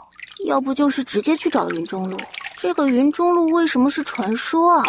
因为都只听说过，都未曾有人去过，就像深渊一样。去都城也是为了了解一下这边的情况，这边为何灵气如此稀薄？可有传送阵去别的大陆？宫卫离穿好衣服，笑着走到他面前，擦了下他的小嘴角。哎呀，流口水了吗？为夫可好看？好看。乖。第2日，不过1个上午，两人就到达了都城。阿离，这么多人，我们要不要从别的地方过去？不是。我怎么就没想起来呢？宫卫离带着他一路往前走。前面干嘛呢？前面广场上是各大正门正在招收弟子呢，都赶着去看看能不能入修仙道。哦，好，谢谢啦，我们过去看看。好。哎，听说啊，今年万影宗宗主放言要收关门弟子呢，所以灵根稍微好点的，都去万影宗排队了。那可不，都想成为万影宗宗主的关门弟子啊！可是哪有那么简单？也是。要是那么容易，他怎么会这么久不收一个徒弟？哎，不过听说今天来的有好几个灵根非常好的，都是单血灵根，也去了。哎呦，那是不错，不过灵根好还是看资质，不然灵根再好也修炼不上去。你看他们今年不知道从哪儿弄来了个测制资质的东西，让测着呢。阿离，那东西真能测资质？那是元灵水晶，可以测人资质，只是我们云耀大陆的各大宗门都不怎么用。只要灵根好，以云耀大陆的灵气浓郁情况来看，修仙者的修为都不会低。单灵根木系中品资质收。由于两人太引人注目了，不知是哪派仙尊，是有何事吩咐？不是，来看看而已。让开让开，别柔公主驾到。别柔公主一下马就看到了宫卫离，眼睛一亮就直接走了过来。仙长，可是哪个宗门的长老？宫卫离看也未看他，转而看向了顾暖。姐姐也是修仙者呢，可能告知何修为？既是公主，可不能乱认亲戚，我可没有当皇帝的爹。大胆，竟敢对公主如此无礼！云儿不得无礼，不知仙长可否告知您的尊姓大名？不能哦，他娘子我可是不许的呢。原来二位已结侣，姐姐真是好福气呢。听不懂人话呀，我可没有妹妹，别乱认亲戚。哼，真是不知廉耻，当街搂搂抱抱的。知廉耻的人怎会当街问人家相公的名字？这话让蝶柔公主脸一阵红一阵白，瞪了他一眼，转身就上了马车。暖暖，走，我们去最近的玄武派看看。好啊。两位仙长前来，请问是找人还是？找你们掌门。请稍等，已有弟子去通禀了，这边请。怎么了？顺着看下去，上面还有2名弟子正在攀岩呢。这个要是可以，我们灵仙宗也可以弄一个，多好的炼体方法呀！是可行。不知2位仙尊驾临，有失远迎，请多包涵。2位仙尊请移驾门内，让弟子好生招待一番。不用，坐。本尊只是有事一问，问完了便走。仙尊请问，可知有何法可以去云耀大陆？没有，您也知道，这边灵力稀薄，有许多修仙者想去雾灵大陆或云耀大陆，都未曾成功过。穿过衡水山脉太危险，那里是灵兽的天下，走深渊更不可能，所以没有人成功的离开过启月大陆。多谢掌门告知。2位仙尊是从云耀大陆来的吧？怎会到启月大陆来呢？意外。那可不好回去了，除非是怎么来便能怎么回去的。2位仙尊，再过几日便是东胜帝国的生元节，到时会很盛大，你们可以看看。何为生元节？是东胜帝国每年4季交替，冬季换春的一天，为了庆祝下个春季更好而庆祝。这不就是过年吗？那倒是可以看看。阿离，我想看看。好，你想看就看。弟子邀2位仙尊屈尊暂居玄武派，弟子可以安排人带仙尊参观东胜帝国，如有不明之处，皆可告知。宫卫离看了他一眼，点头应下。那弟子去安排仙居，起身行礼就跑了。这玄武掌门挺有意思的哈。不过是想留我们2人在门派里撑场面罢了。见那边招收新弟子的长老带着新弟子回来了，那阶梯起码也有2-3千梯吧，未修炼的新人爬这么高也是可以了。不暖看着最后面的小萝卜头走了过去，手探在小萝卜头身上，木火双系灵根。不暖蹲下去。多大啦？5岁。5岁了，还是3-4岁的身高，可见是吃了许多苦的。你自己从山下爬上来的？小萝卜头点了下头。叫什么名字？孤楚幽。可愿拜我为师？你很厉害吗？比他们俩厉害，也比他们掌门厉害。你说厉不厉害？可以帮我报仇吗？我可不能帮你报仇，但你自己可以去报仇。如果拜我为师，我给你2年的时间给你报仇。如果不行，那你就只能留在这儿了。怎么样，还愿意拜我为师吗？弟子孤楚幽拜见师尊。好，跟着2位长老进去收拾一下吧，我们会在玄武派暂住几日。2位长老向2人行了一礼，就带着新弟子进去了。又不由自主地收了个弟子。你最近倒是热衷上了收弟子，刚开始还说自己不会教呢。这不是收了那么多书，加上脑子够用了，所以有底气了吗？怎么办啊？我答应给他2年时间报仇了，那我们得在这儿等2年了。那我想儿子了怎么办？那你刚才说时怎么没考虑到想儿子了？一时冲动了。不是，2年时间很快就到了，你就当是闭关2年了便好。哎呀，变儿可别被云王拐走了，出来的时候忘了叮嘱他了。哎呀，不会的，有耀儿和师兄在呢。 2人在外面坐了会儿，才走进玄武派。仙尊可还有吩咐？没有了，你们忙去吧。今日先休息，明日教你引灵气入体。是，师尊。 3人慢悠悠地逛完整个玄武派，回到前殿，玄武掌门正在那等着。仙尊，仙居已准备好了，是个雅院，姑师妹的房间也在里面。2位仙尊请与我来，就在旁边。好，麻烦你了。玄武掌门行了一礼，退了出去。你自己选个房间，先休息一下，先吃点垫一下。晚些我让掌门再备些食物给你。谢师尊。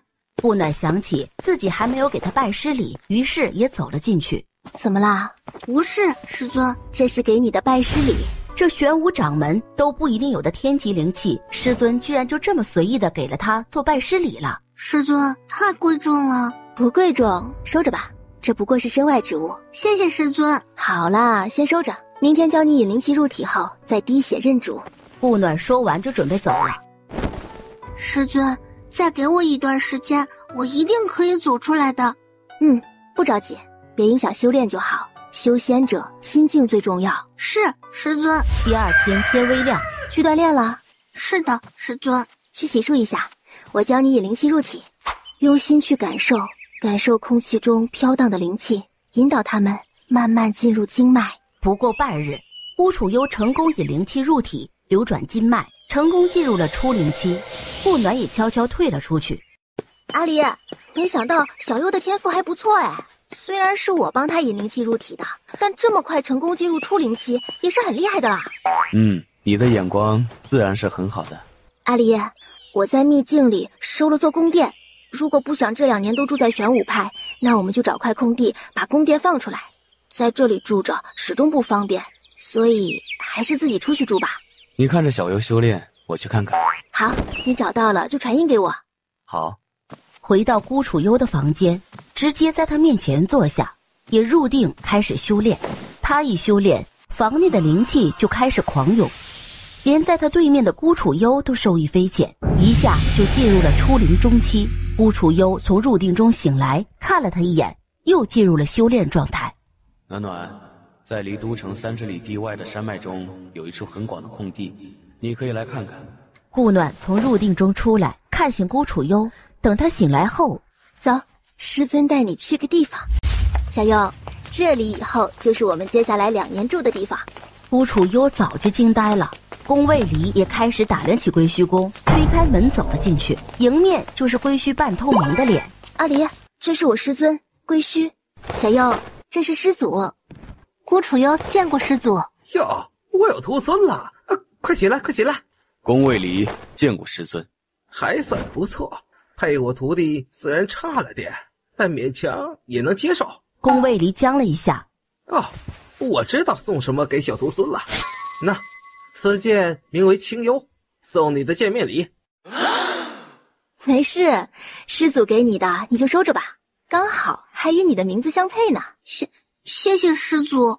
你已能进入初灵期后期，但是为了安全，还是先收着吧。等你修为到了破骨期了，再试着认主契约。师尊，可不可以先放在您那儿？我怕自己弄丢了。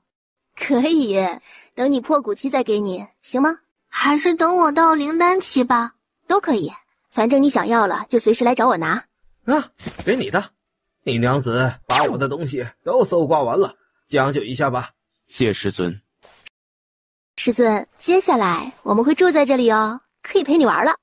这个好，我不能离开这里。有你们陪我自然是好了。小优，自己去选个院子住下，这里面的灵气很浓郁，很适合修炼。对，走，师祖带你去。归墟带着他就飘走了。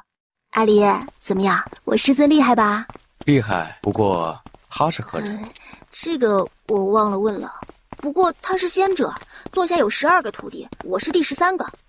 走，我带你去看看他的徒弟，有8个是灵兽，只有4个是人。拉着他进入大殿，看着两侧的铜像。看，这是我的12位师兄。宫卫离看着两侧的铜像，皱了下眉。其他的他不知道，但左侧第2个，此人是通天仙尊，掌管天道至尊，他是归墟的弟子。那归墟到底是谁呀？掌门，孤楚幽的行李并没有拿走，说不定只是出去走走了呢。希望如此吧。这个希望如此，直到过了3天都没见人回来，慢慢的希望就破灭了。师尊，小优很棒啊，这就入灵初期啦。师祖偶尔有指导我。来，为师烤一个给你吃，绝对美味。慢慢的香味就出来了，连归墟都飘了过来。懂什么呢？连我这个魂儿都能闻出味儿了。那您真厉害，这都能闻到。师尊，您不吃？不用，为师辟谷啦。徒孙，给师祖尝点。您怎么吃啊？你撕一点丢给我试试。孤楚幽撕下个鸡翅膀丢了过去。我吃不到。师尊，可有什么办法可以让你恢复真身？归墟摇了摇头就走了。有，但是他不想。你先吃，我去看看师祖。师尊，今天好像是东胜帝国的生元节，您要不要去看看？我不能出这里的，也出不了。您有没有可能可以附在某个东西上，然后徒儿带着你出去？对呀。等一下，徒儿，为师去挑一个漂亮的东西来附身。小优，生元节是不是今天？好像是的。怎么了？你要去看看？你师祖心情不好，想办法带他出去走走。徒儿，快来，我找到了。顺着提示来到一个他没来过的地方。师尊，你还藏了这么个地方啊？您不是说我把您的东西搜刮完了吗？这是什么呀？这个归虚宫都是你的了，这自然也是你的了。我要附身到这个灵气里，我试了，我可以附身。您能看到外面吗？可以。那好，我将它戴在我的头上，这样您可以看得更远，也更方便了。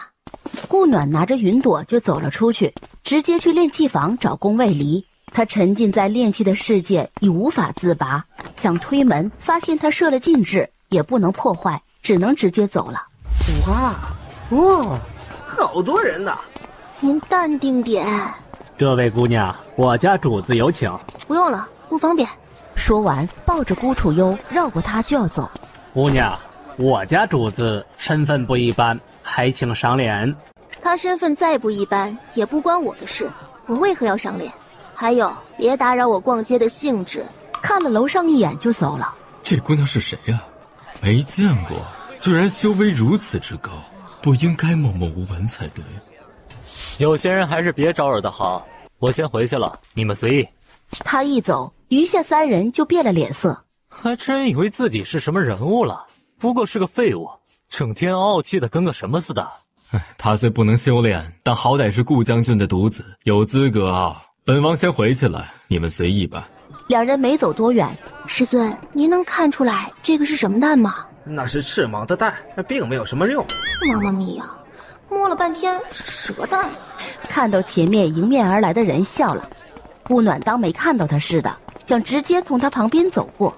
请问这个小孩是谁？与你有何关系？只是看着他眼熟而已。那也只是眼熟而已。顾暖这次直接绕过他就走了，看着表演场地，直接上了旁边的酒楼。蝶柔公主将他旁边的包间定下。皇兄，顾承鹤，你们怎么也来了？跟了你一路了，是有多没长心？你们跟着我干嘛？你想多了，我们要跟的是与你说话的那姑娘，你刚好在中间而已。那你别费心思了，他已经结侣了，他和他的仙侣修为都不低，所以人家看不上你的。已结侣，为何还输个姑娘发髻？顾楚幽正慢慢的吃着，这些都是他没吃过的东西。顾暖神识一扫，差点喷了。这不是从秘境出来的其中的一个人吗？怎么也到了这里，还当了仙子？轿子的雪容感觉到他的神识，轿子立即在他窗口停了下来。一看到他，立即就跪了下去。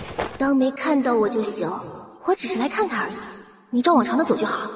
雪容点头，平静了下，起身重新坐好，轿子继续往前飞，直到停在广场上。下面的百姓只以为轿子在那停了下而已，只有顾暖隔壁包间的人才看到了雪容下跪了。那个女人到底是什么身份？哟，她不是雪狐吗？怎么也跑出来了？我把他们放出来的。你怎么想着把他们放出来了？不怕他们为非作歹？放心，我让他们立了誓的。雪容表演完后就直接消失了，直接来到顾暖的包厢，然后跪下。上尊，请您带我离开积月大陆，可以吗？以你的修为，越过衡水山脉去雾灵大陆是没问题的吧？衡水山脉有位妖圣强者，我试过，受了很重的伤。妖圣？那我和阿离还是可以对付的。除了你，还有谁来了这里吗？没有遇到其他人了，只遇见了您。我们会在这儿待一段时间，如果走的话，会通知你。好，那雪容等您通知。雪容告辞。说完就行了一礼走了。有想去的地方吗？顾楚幽直接摇头。师尊呢？我也就是想出来看看，看过了就可以了。那好，都没有想去的地方了，就回去吧。走出门口，姑娘，之前冒犯了，请多包涵。顾暖淡淡的点了下头，看了顾承鹤一眼，抱着顾楚幽就准备走了。姑娘，是不是出了什么问题啊？你被人封了灵根，我也只是看出来了，也不知道怎么封的。顾承鹤瞪大了眼睛，谁都没想到他不能修炼是因为灵根被封印了。他一到玄武派十分抱歉，突然离开，忘了跟你打招呼了。只要不是弟子招待不周才离开的就好。不是啊，这是感谢你那2天照顾的谢礼。怎敢啊，都是应该的。收着吧，我们在后面山脉里，如有重要的事，我们会帮上一次。顾暖带着孤楚幽直接就走了，只限1次。回到归虚宫，宫卫离还在炼气房没出来。徒儿，你再试着炼一炉回春丹，如果还能出10多颗，那说明他的炼丹天赋很强。好，我试试。顾暖回忆回春丹的方子，开始配药。这一炉出来，将近有20颗了。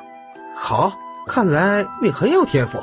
现在你已经是黄品上级，再努力一下晋升到天品。是不是只要我炼出天品丹药，就晋升为天品炼丹师了？对。那我直接试一下不就得了？咱们能不能一步一步的来？试一下又不会怎么样。半个时辰后，还真练出来了。我了个豆，你之前真没练过？没啊，之前只看过书，没有练过。顾暖就起身出了门，直到后面的山脉。喂，陪我玩一下好吗？不用灵力，纯肉搏的，来不？风灵豹直接摇头，掉头想走。怕什么？我又不杀你。风灵豹使劲地蹬了2下，最终趴下了。得，走吧，不为难你了。风灵豹得令，直接飞速消失。顾暖无聊地在山脉里转了一圈，其他东西没找到，倒是捡了一堆药材。正悠悠地往回走时，就看到是一只小小的幼崽，把它从里面抱出来，想转过来看看。结果这家伙抬头就是一嘴火喷了出来。呀，带你回去，有好吃的，要不要？呀！掏出自己炼制的清心丹倒在手上，小白虎瞬间就扑了过去，一嘴就全吃了下去。没了，跟我回去才有。小白虎歪头就直接跳了下去，转眼就跑没了。顾暖展开神识，却怎么也没捕捉到他的身影。刚想回去，一个身影就跳到了自己肩上，嘴里正叼着个东西。呀，送我的呀，吃的，回去给你。到归虚宫，一蹦就跳到了他身上。你出来了，可想你了。喂，也想你。呀，我练出了飞行灵气，有助于我们回去。真的？现在可以看看吗？当然。好看，原来你闭关这么久，都是在练这个灵船。用掉了本来准备给变儿的玉铁。没事的，我这里还有很多空间，很大的储物戒和储物桌，一样的可以用。如果再找到玉铁，我们再重新给他炼制一个就好啦。好，这是什么灵兽？我也不知道，在山里捡的，准备去问师尊呢。宫卫离抱着他就进了归虚宫。师尊，来帮我看看，这是什么灵兽？从哪儿来的？在后山脉里捡的。您认识这是什么灵兽吗？呀，这看着形态像白泽，可我也没见过白泽幼儿形态啊，看不准。你个小东西，是不是白泽呀？呀，白泽也不是这种叫声啊。先养着吧，应该费不了什么事。那就叫你小白算了，等知道你是什么灵兽了，再改名字，好吧？这日复一日的，顾暖不是去山上采药，就是跟宫卫离谈情说爱。这会儿正带着小白在后山脉里采药。仙尊，没想到会在这里遇见你，很是荣幸的。仙尊可否需要帮忙？本尊采个草药而已，并不需要帮忙。顾暖换回小白，带着他就走了。明天就是父皇的生辰宴，一定要捕到灵兽家宴，不然就不好交代了。顾暖也没回去，只是换了个地方继续找药材。这是要猎人呢，还是猎兽呢？搞得这么隆重。看着他们弄好陷阱离开，等着看看是谁好运的会掉入陷阱。不过一会儿就看到了来人。呀！萧王立即抬头看向了他。仙尊，咱们又见面了。不是又，是我在这儿看戏，没想到入戏的是你而已。什么意思啊？我刚才看到有人在这儿设了陷阱，所以想看看谁这么幸运而已。要不是我家小白，你就是那个幸运儿了。萧王沉思了下，换出剑往前面地上一挥。很好，来人，将刘初抓起来。殿下，不是臣呀，不关臣的事啊。不是你带我来的这边，不是你说这边有灵兽，那你说说是谁？臣真的不知道啊，臣是听到声音了才说这边有灵兽的。把人丢下去，叫刘家人自己来收，是死是活，看你自己的造化了。掌门这是有何事找我们？这是东胜帝国送来的请柬，邀请您参加东胜帝的80岁生辰宴。东胜帝怎么知道我们在这儿？东胜皇室有位老祖，他应该是知道的。好，我知道了，你先回去吧。顾暖拿着请柬就进了归墟宫。要去吗？去不去自然随你，你想去便去。那就去吧。好，带你一起去呀。归墟又附身到云朵里。哈里，我们是去抢人眼球的吧？你一直都在吸引眼球，出发吧。2位仙尊，请上座。一直不出世的东胜皇室老祖走了过来。2位仙尊来东胜帝国，未曾招待周全，还请见谅。无意打扰，不必过谦。东胜皇室老祖在见过两人后就回去了。顾承鹤想了下，走到两人面前就跪下了，求仙尊帮忙。你这灵根是至心封印的，需你至心解封，我们帮不了你。仙尊，这种封印有什么要求吗？需他的修为在合体期以上的才能做到，你说呢？父亲才灵丹级修为，不可能做到。母亲从我出生后就失踪了，听父亲说也是灵丹级修为，那究竟是谁封印了自己的灵根？又为什么要这样做？你的灵根可能很有独特性，或者太过逆天了，他想保护你，所以才封住。仙尊，真的没办法了吗？有，找到破厄丹，它能解你的封印。那就是没希望了。你可是顺了我不少破厄丹吧？我有破厄丹哎。先看看再说吧。没过多久，东胜皇帝就带着他的妃嫔们出来了。众卿平身。东胜皇帝看见宫卫离和顾暖，2位仙尊初到东胜，请仔细领略一下东胜的风土人情啊。我们这里虽然灵气不是很充裕，但是特色却很鲜明，一定会让2位仙尊不虚此行的。顾暖吃着吃着，突然看向了宫卫离，怎么小优也跑来了？不是在闭关修炼吗？陛下，有人闯进来了。让他进来吧。是。过了会儿，顾楚幽就走了进来，见到顾暖在这里，还愣了一下，行了一礼也没说话。你是谁？顾楚幽。你是他的孩子？明知故问。没想到这小徒儿一段时间不见，就升到元灵期了。怎么怕了？旁边的禁卫立即就拦下了他。顾楚幽小手挥开禁卫，又走近了些。我不为难你，我只要知道是谁杀的就行。朕不告诉你又怎么样？小小的元灵期修为，居然也敢跑到朕这里来撒野。蝶柔公主回身想提醒，却发现自己怎么也出不了声。萧王也一样。我自然会让你知道怎么样的。哦，那朕拭目以待了。顾楚幽直接走到顾暖身边站着，而他什么话也没说，只是饶有兴味地看着他。仙尊，他与您是什么关系啊？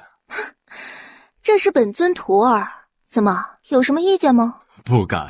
顾暖揽过顾楚幽，让他在自己身边坐着，还以为能看戏呢。在宫卫里揽着顾暖起身时，仙尊，请留步，请移步御书房，有事相告。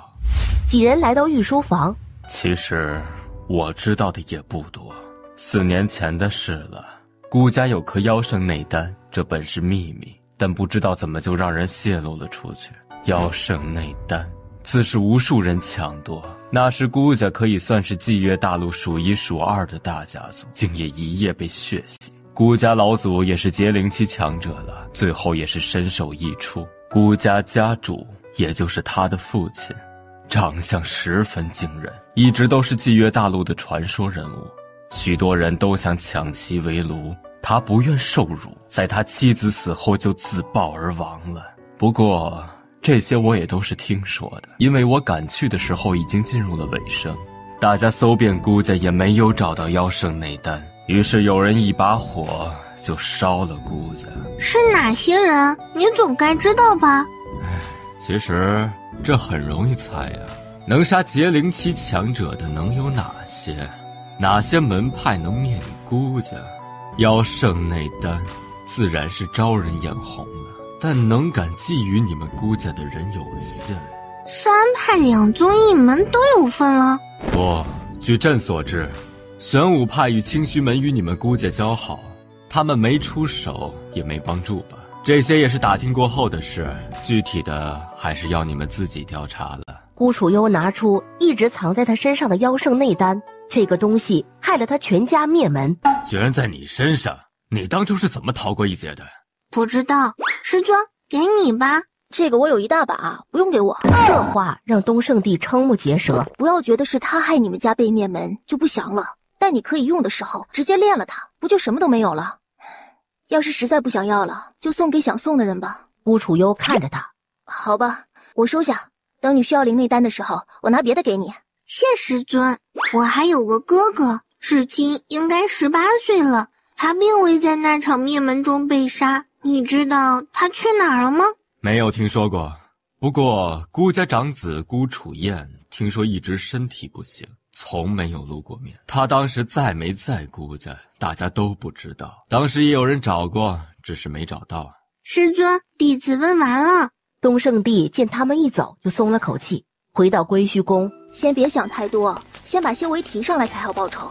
以你目前的修为，都不够人家一个手指头摁的。再说，你不过是个5岁的小丫头，着什么急？大不了长大些了，再想办法回来报仇啊。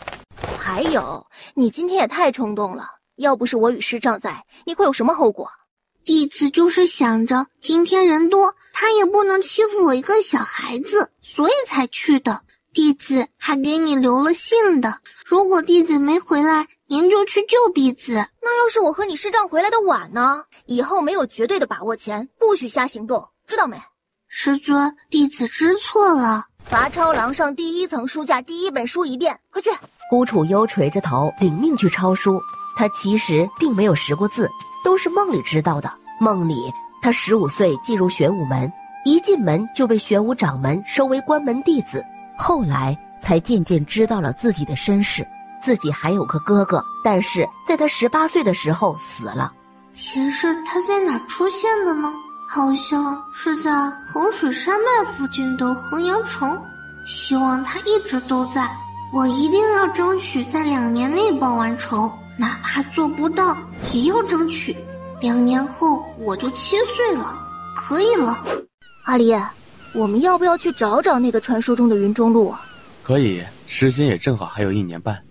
说着把云朵留下，让归墟通知孤楚幽。第一个东阳东，不知2位仙尊找老朽有何贵干？打听一下云中路。这个老朽真不知道。云中路一直都是传说中的存在，记载中只出现过1次，还是在深渊附近，后面就没再出现过。云中路是飘忽不定的吗？那不是就算找到它，也不一定能去到想去的地方了。可以，只要到了云中路，你想去任何一块大陆都可以去。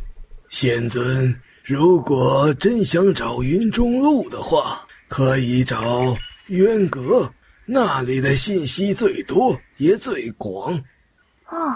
多谢提醒，这是给你的谢礼。顾暖抛给他一瓶丹药，就与宫卫里走了。不知仙尊驾临，有何指教？指教没有，请教有，可方便？自然方便。2位仙尊请。不知2位仙尊有何事要问呢？云中路。仙尊，说实话，我知道的也不多，也只知道云中路20年前在深渊附近出现过1次。4年前被灭门的孤家就是从云中路来的，另外的我就不知道了。你是说孤家是从云中路来的？对，这点儿证实过，不过知道的人不多。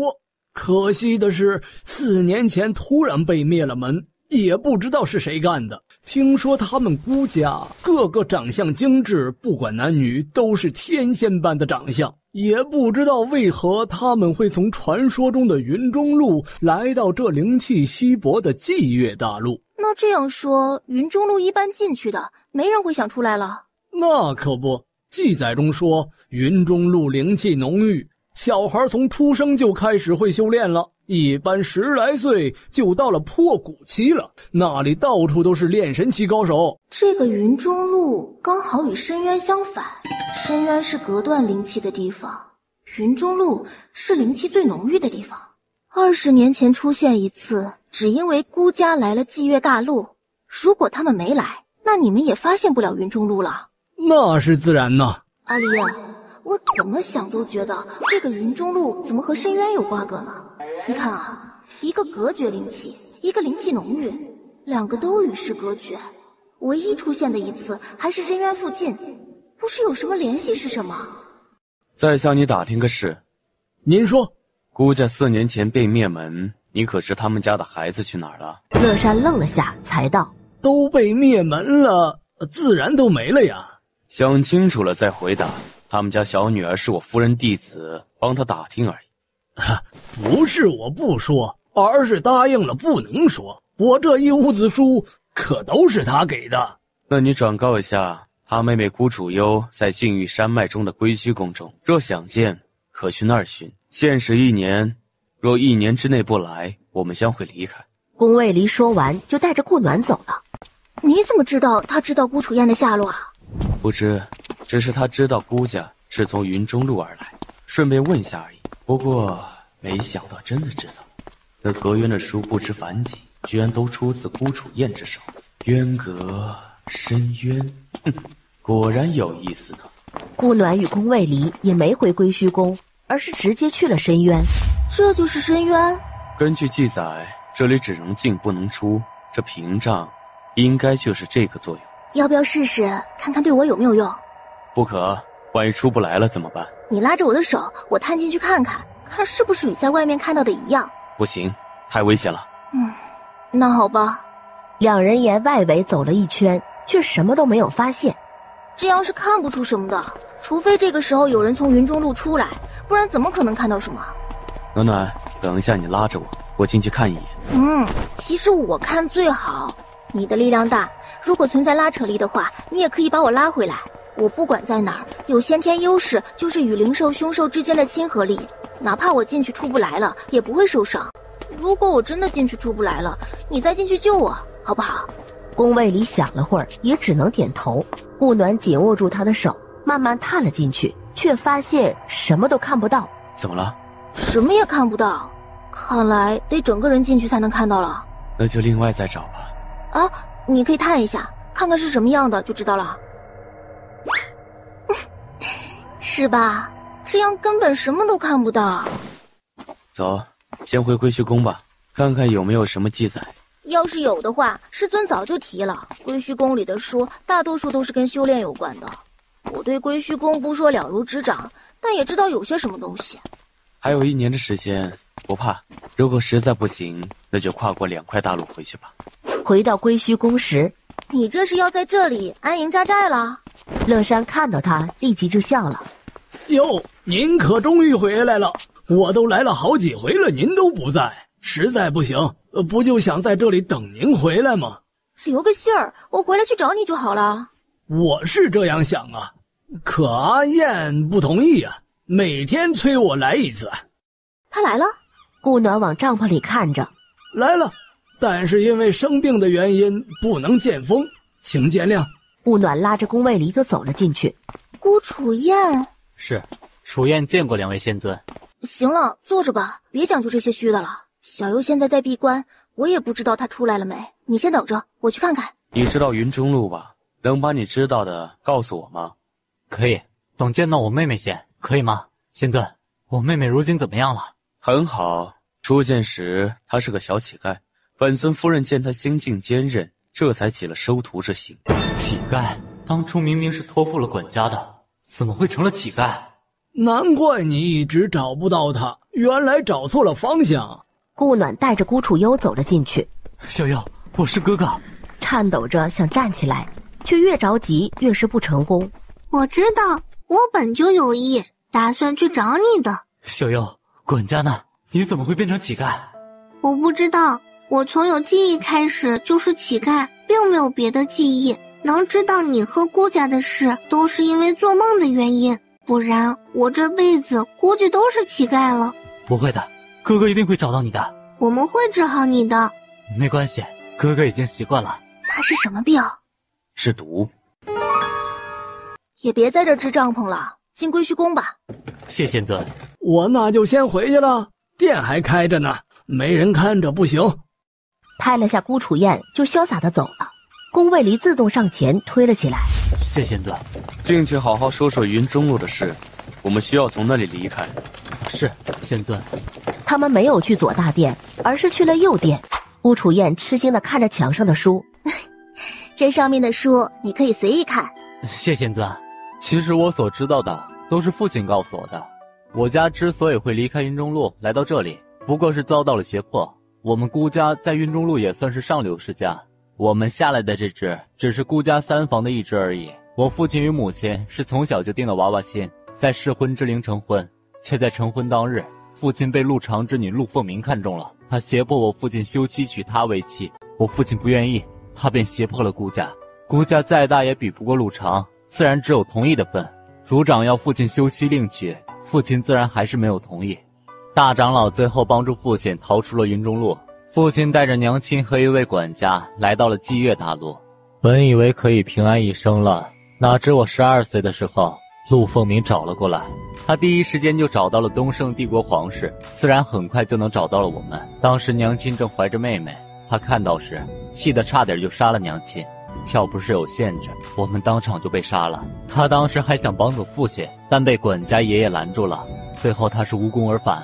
不过2年，他又带着人来了，不知道他是怎么做到的，居然没了限制，还散不出我们家有妖圣内丹的事。虽然我们家本来就有，还是从云中路里带出来的，但是他这一散布，就引来了很多人的觊觎。当时我身体不适，就被父亲送去了清虚门内休养，而逃过一劫。妹妹当时才1岁多，被爹托付给了管家，其他的我就不是很清楚了，都是打听到的。你说从云中路出来的人会受限制，是什么限制？就是压制修为，自动压制到灵丹境或是结灵期。老管家与我父亲在这待了近10年，限制才慢慢消除的。你当时不在，你怎么知道是他出来杀的？因为我在顾家废墟里找到了他的珠钗，他当时出来时带过。据我打听，管家当初并没有带我走，而是把我藏起来后就回去了，因为他们都说顾家有位老祖宗身首异处。那父亲母亲是不是都死了？这个并不知道，废墟里什么都没剩下，只找到了这个。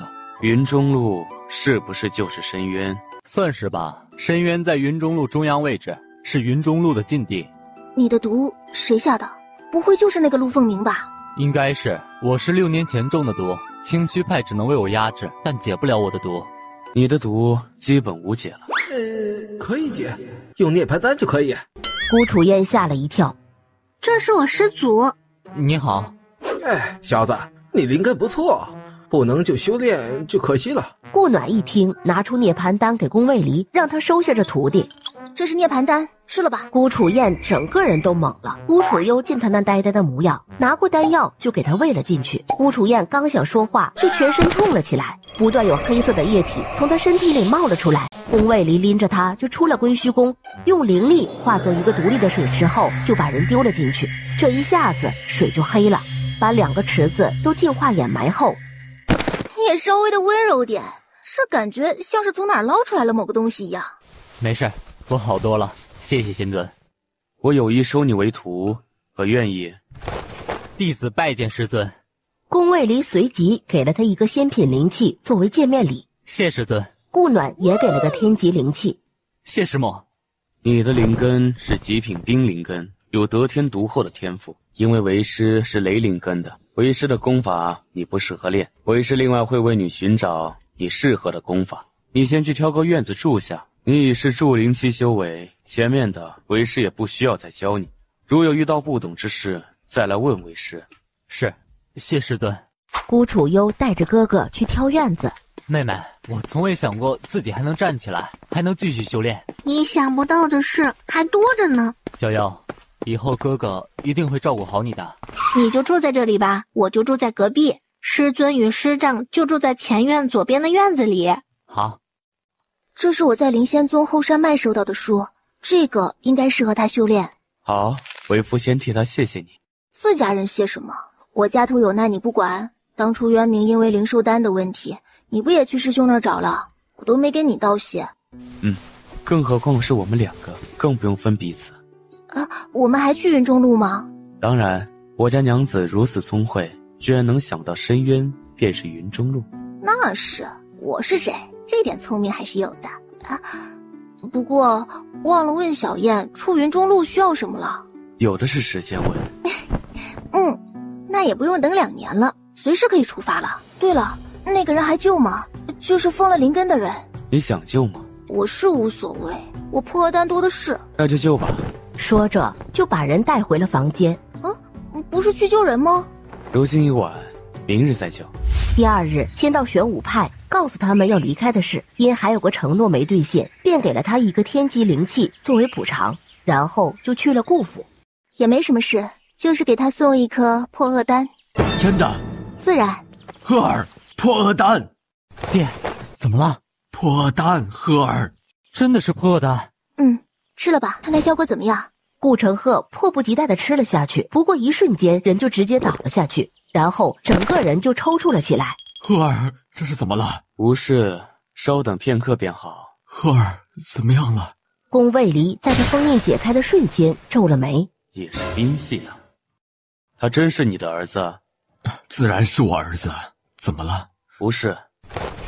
多谢仙尊，顾承鹤恳请仙尊收弟子为徒。本尊昨日刚收一弟子，也并不打算再收的。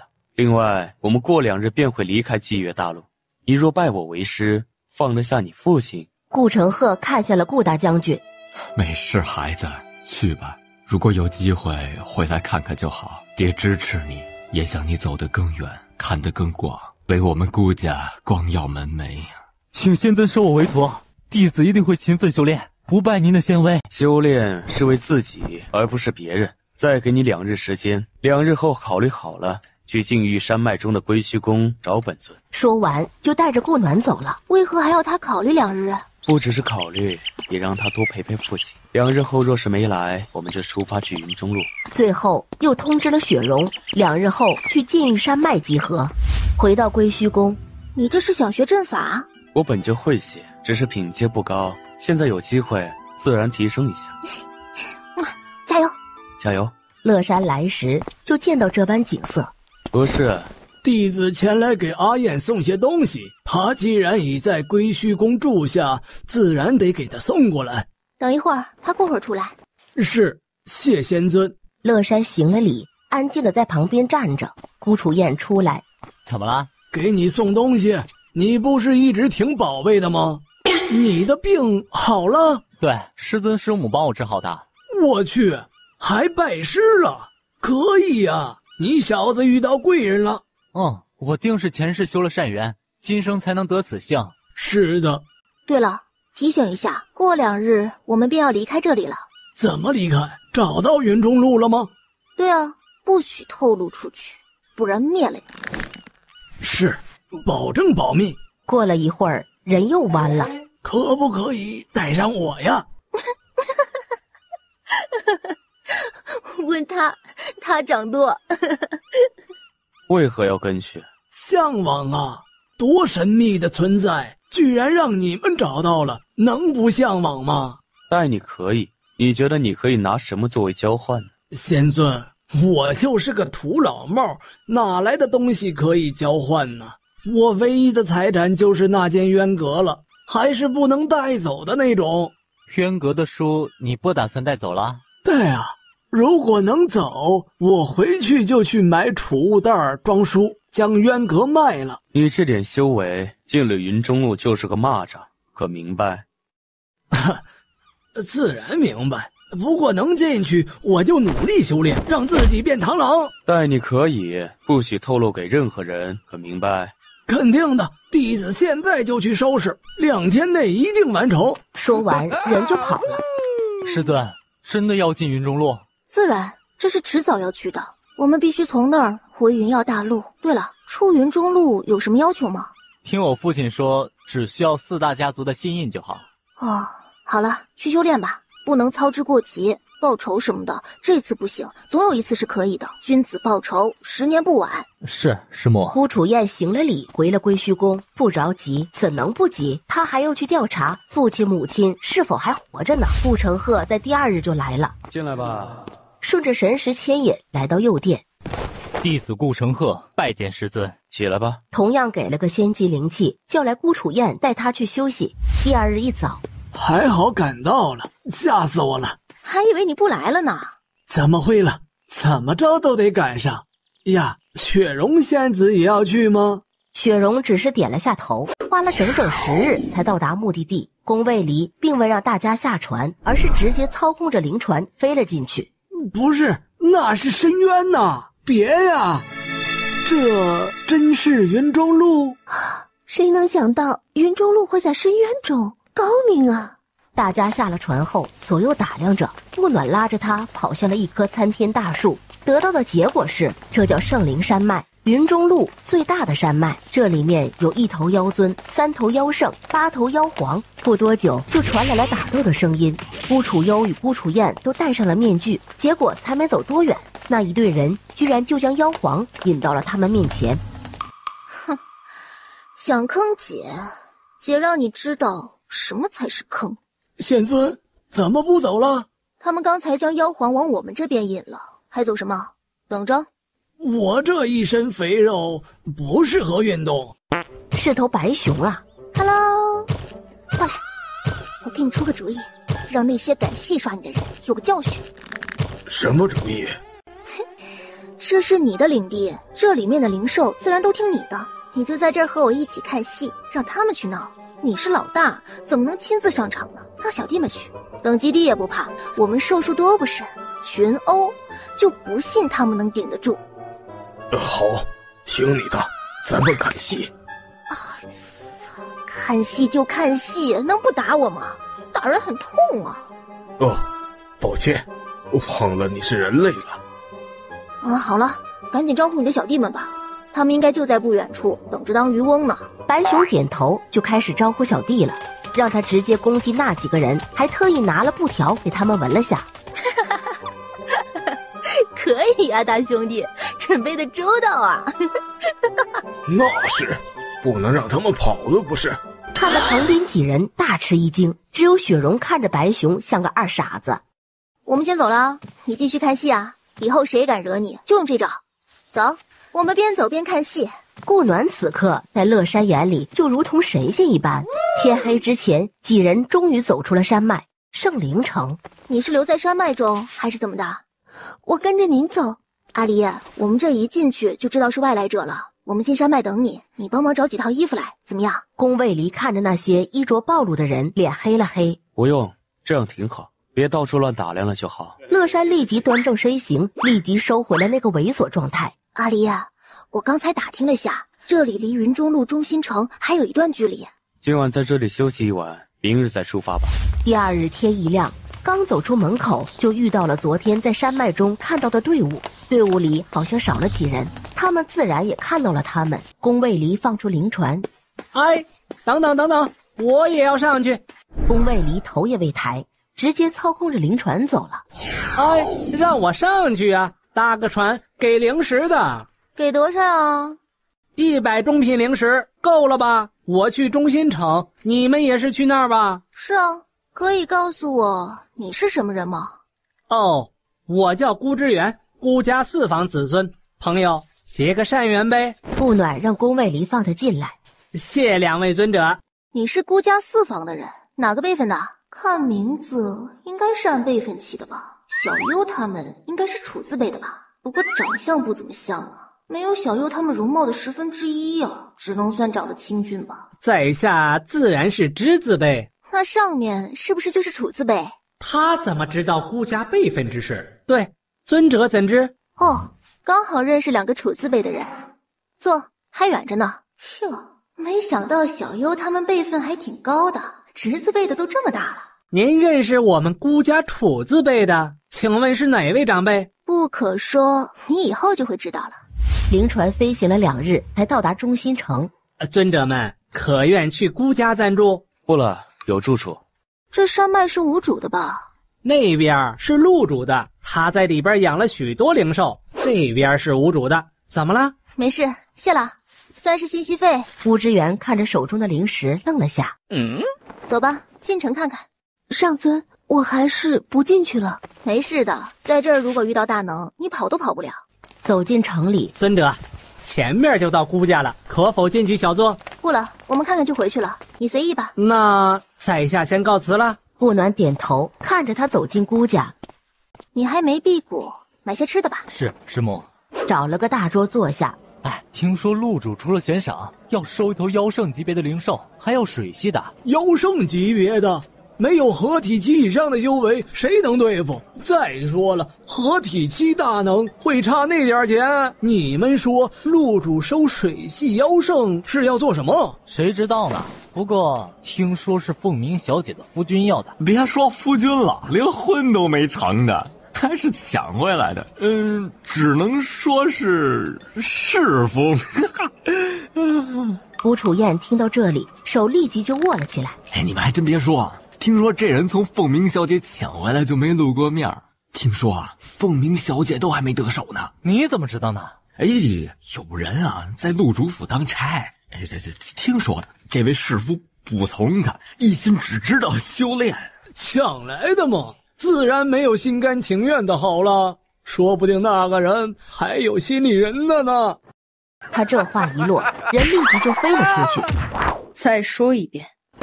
哎，小姐饶命，小子知错了，小姐饶命。姐姐，何必这么大的火气呢？人家说的又没错，何必如此欺负人呢？顾暖立即挡住了宫卫里的眼睛。哟，吃醋了？没有，不需要。都不让他看我了，还不是吃醋了？哎，行了，就在那儿，别过来了，我这儿都有人流鼻血了。乐山真的是流鼻血了，都滴到了衣襟上了。这人长得还真特别。我叫陆凤舞，很高兴认识你啊，小妹妹。哼，你好，我叫顾暖，很高兴认识你。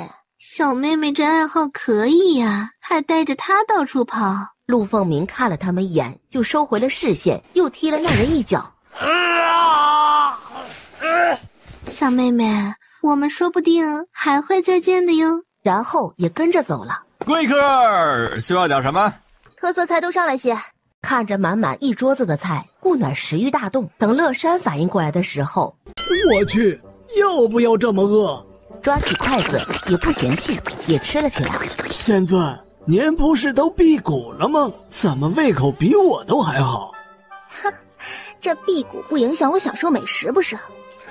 唉，不过我最近是比以前吃的多了些。走，出城去那边的山脉看看。下次可不能这么胡吃的啊！想吃我们下次再来便好。对，下次得注意了，这小肚子拖的都不好看了。几人慢慢往城外走，出了城，只有中间区域有片空地，不过那片空地不足以放下归虚宫。归虚宫可是神器，在这里也是独一份的存在，会不会被那些大能们觊觎？归虚宫自带禁制，看不出的，那就直接压上去吧，也没别的地方可选了。我去把那些灵兽驱走。待这片中心没有灵兽了，他这才放出归虚宫，很像本身就在这里的一样，还真的很合适。你们俩是怎么想的？我想跟着您，可以吗？跟着我？跟着我做什么？我可是要回云耀大陆的。那属下就跟着您去。我也要跟着你们，你们没管家，要不我做你们的管家吧？我一定会尽职尽责的。属下也可以做管家的。可以，留下你们没问题。如果谁敢有异心，可就别怪我不留情面了。属下立誓，不背叛主子，听候主子一切命令。两道禁制直接落在两人身上。那乐山掌管左殿，雪容掌管右殿吧，自己进去熟悉一下。以后归虚宫所有事务就交给你们二人了。是。乐山咧着嘴就跑了进去。怎么了？弟子告退。徒弟们走了，只剩下了宫卫离。阿离，我应该要突破了，需要闭关了。好，去吧，我在外面等你。这一出来，可就和宫卫离一个境界了。阿离，自从来了这里，有没有灵气自动入体的感觉？未曾。怎么，你是这样的？对啊，从进入云中路就开始了，今天就感到要突破了。你突破吧，什么都先别想，先突破要紧。顾暖点了下头，盘腿坐下。宫卫离退出去，给他带上房门。师尊，弟子有事想请教你。何事？暖暖说，他从一进入云中路开始，灵气就自动进入经脉，都不需要他运功修炼。您知道这是怎么回事吗？有这种，以前我也听说过，有人可以不修炼，灵气也能自动充盈经脉。不过从古至今，只有一人有这种能力。至于小徒儿为什么会这样，我也不知道。看看是不是跟他所练的功法有关。他练的是何功法？不知，但是他之前给我看过。我虽不能练，但我也能受益。你们是仙侣，你自然能受益了。这种不会对他有别的影响吧？不会，有益无害，放心吧。你还是好好修炼吧，别等他超过你了，你还在原地踏步。修炼这种事不能操之过急。再说她是我娘子，她厉害了，我自然也受益匪浅。归墟翻了个白眼，直接飘出了左殿。切，有仙侣了不起啊！乐山刚转了圈出来，看到归墟，直接就叫了起来：“闭嘴！你是谁？你主子的师孙。主子的师傅？主子的师尊是个魂体。”乐山抖着小腿回了房。顾暖这一闭关就用了近2个月的时间，睁开眼，愣愣地看着自己的肚子，有孩子了，还这么大了。走进店内，愣愣地看着自家相公。怎么了？相公，我怀孕了，都4个多月了。恭喜师尊师母。宫卫离回神，可有哪不是？顾暖摇头，我是不是太笨了？居然4个多月了都没发现。是我不好，都没注意到你的身体情况。你在祭月大陆时食欲就增加了，居然也没注意。顾承鹤拉着顾楚燕起身离开了。居然都这么大了啊！幸好我这次突破顺利，没有影响到他，不然可就毁死了。前面2个月都没发现他的到来，幸好没事。暖暖，谢谢你。谢我做什么啊？这也是我的孩子，不只是你的。阿离，我们是不是很厉害啊？不是说修仙者修为越高越难有子吗？咱们修为都这么高了，竟然还能有孩子，是不是很厉害？很厉害，暖暖是最厉害的。2人窝在右殿许久才出来。恭喜师尊，谢谢。小佑又成功升了1阶啦。这是男孩还是女孩啊？现在可不知道哦，得生下来才知道呢。不过在云耀大陆，我还有2个儿子，他们2个可都比你大呢，你都得叫哥哥啊。宫卫离揽着顾暖在归墟宫散起了步，才没走多远。哎呀，我听说小徒儿怀孕了，快让我瞧瞧。师尊，也得出生后您才能看到吧？没事，看肚子也一样，他住在里面呢。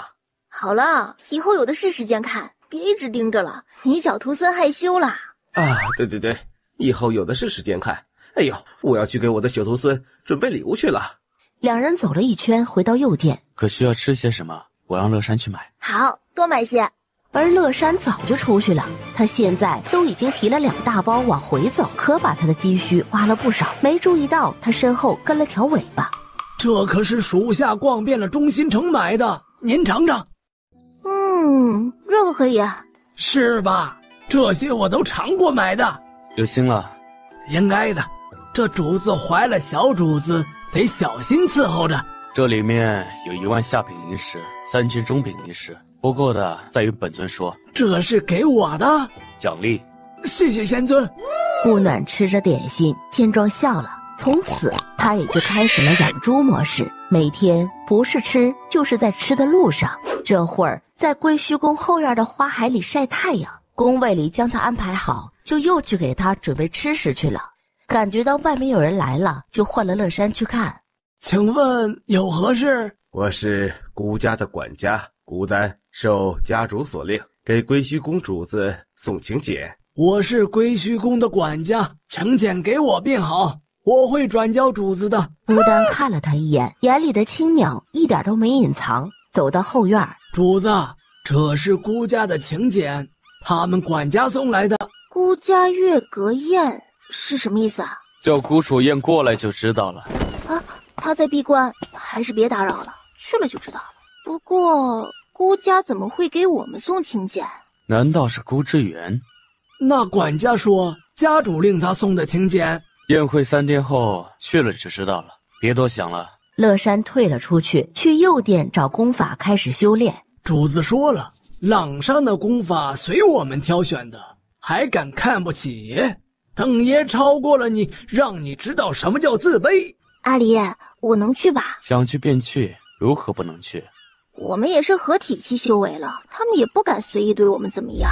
第二天，孤楚燕出关，就让他看了请柬。这月阁宴其实就是孤家弟子的入阁仪式，4大家族都会办宴，请各族人过去观看。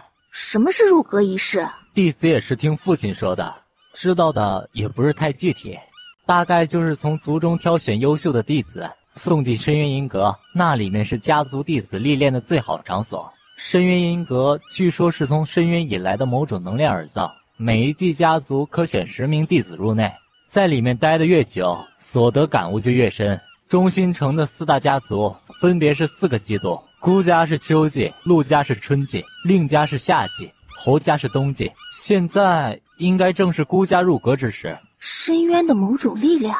师尊，孤家怎会请我们？这你师尊和我都不知道为什么，除了遇到过孤之源，就没见过孤家的谁。我们也才来中心城没多久，并没有出名到让孤家家主都知道了。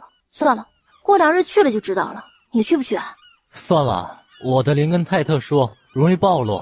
这个可以隐藏你的灵根，谁也看不出来，带着便好。是，谢师尊。孤楚燕收起灵气，直接带在身上。这个带给你师弟。是，师尊。宴会这天，他们只带了孤楚燕去。尊者能来，蓬荜生辉呀！令家与侯家也没想到，他们的修为，他们竟然看不透。孤家家主见人来齐了，便通知宴会开始。顾暖慢慢吃着桌上的点心，偶尔才抬头看一下。陆凤鸣最终没忍住：“尊者可有孕在身？”“啊，对啊。”“我也想要个孩子，可那人都不愿意碰我，什么办法都用过了，宁愿忍受痛苦也不愿意碰我。而他向我悉心照顾，整个人都浸在幸福里，我好恨不得杀了他们。可是不行，这2个人的修为自己敌不过，父亲肯定也不会让自己乱来。”“阿离，我们有机会去看看那深渊银阁吗？”他就是要让其他家主听到。自然是有的，等会儿您可以仔细观看。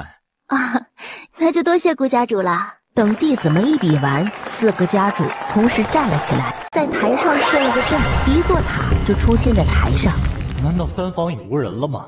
顾家主，这10层塔可有弟子都登上过？没有，最高只有人登到过第7层。这么难？顾暖撑着下巴看了一会儿，好半晌才有人登上第2层。顾家主，进塔的修为限制是多少？结灵气以下，但都会以弟子为限。一般进过1次，将不会再进第2次。在灯塔失败后，银阁会自动将人送出来。能登多高，看的不是实力，而是资质。哦，能登上第7层的人多吗？不多，至今登上第7层的只有1人，第6层的有5人，第5层的只有13人。顾暖看着深渊银阁，是越发好奇了。顾暖伸展意识，化成丝，慢慢向深渊银阁探去。刚接触到银阁，就被他吸了进去。他紧张了一瞬，后来感觉没什么问题，慢慢的让神识在阁内游荡起来，慢慢从第1层上了第2层，发现里面什么都没有。怎么就说的那么难呢？等他上了第6层的时候，才感觉塔里有一点点的那种压力。顾暖又上到了第7层，有人到了第7层了，是绿色木系灵根的。顾暖又登上了1层，上了第8层，感觉这层数的压力是成倍增的。哪个扯犊子的混进去了？扯犊子的顾暖慢慢的又爬上了第9层。9层了，9层变了，我的天，这人不得了了！恭喜啊，顾家主，这顾家是要出大能了，这都能登上第9层了，还如此速度的登了上去。哼，多谢啊！你是有多没长心啊？进去的是些什么灵根，你长眼没看吗？还有，这登上第9层的到底是谁呀？明明进去的都是自家弟子，怎么会有木系灵根登上第9层呢？还速度那么快？宫卫离像是察觉到了什么，看了顾暖一眼，顾暖冲他挑了下眉，直接登上了第10层。银阁瞬间将所有弟子都送了出来。怎么突然就出来了？我才登到第4层，明明还可以登上去的。登上第4层修为就晋升了1级，如果能再登上去，那就更不必说了。4大家主直接走到了深渊银阁面前，不可置信地看着深渊银阁速度转到极致。顾暖脑袋刺痛了一下，赶紧收回神识，也站起来看着银阁转了会儿，直接唰的一下消失了。以往深渊银阁都是他们上去收掉印信才慢慢消失的。支援，你登到第几层？第4层，在登第5层的时候被送出来了。家主，这是怎么回事？我明明还可以登上去的呀。家主，我明明也可以再登的，怎么就都送出来了？那个后面再说，先休息一下吧。抱歉，今日宴会到此结束了，我们4大家族还有事要商议，招待不周之处还请见谅。宫卫离等到大家都离场了，这才揽着顾暖往外走。顾楚燕抱着最后的希望张望了下，还是没什么发现。今日出了意外，未能招待周全，还请2位尊者见谅。无事，这深渊银阁也看到了，不枉此行了。何止啊，这一行真是捡了个大便宜了。还不知2位尊者怎么称呼呢？本尊无忧，他是灵君。灵君尊者，无忧尊者，招待不周，改日一定赔罪。陆主可知道这是怎么回事吗？陆主也摇了摇头。到底是谁登上了第10层？这人绝对要找出来，能登上了10层，绝对是超群绝伦之人。我们4大家族都没有木系灵根的，那会是谁混进去了呢？要不请教下老祖吧。老祖正在闭关，如何请？今天来的2位尊者什么修为？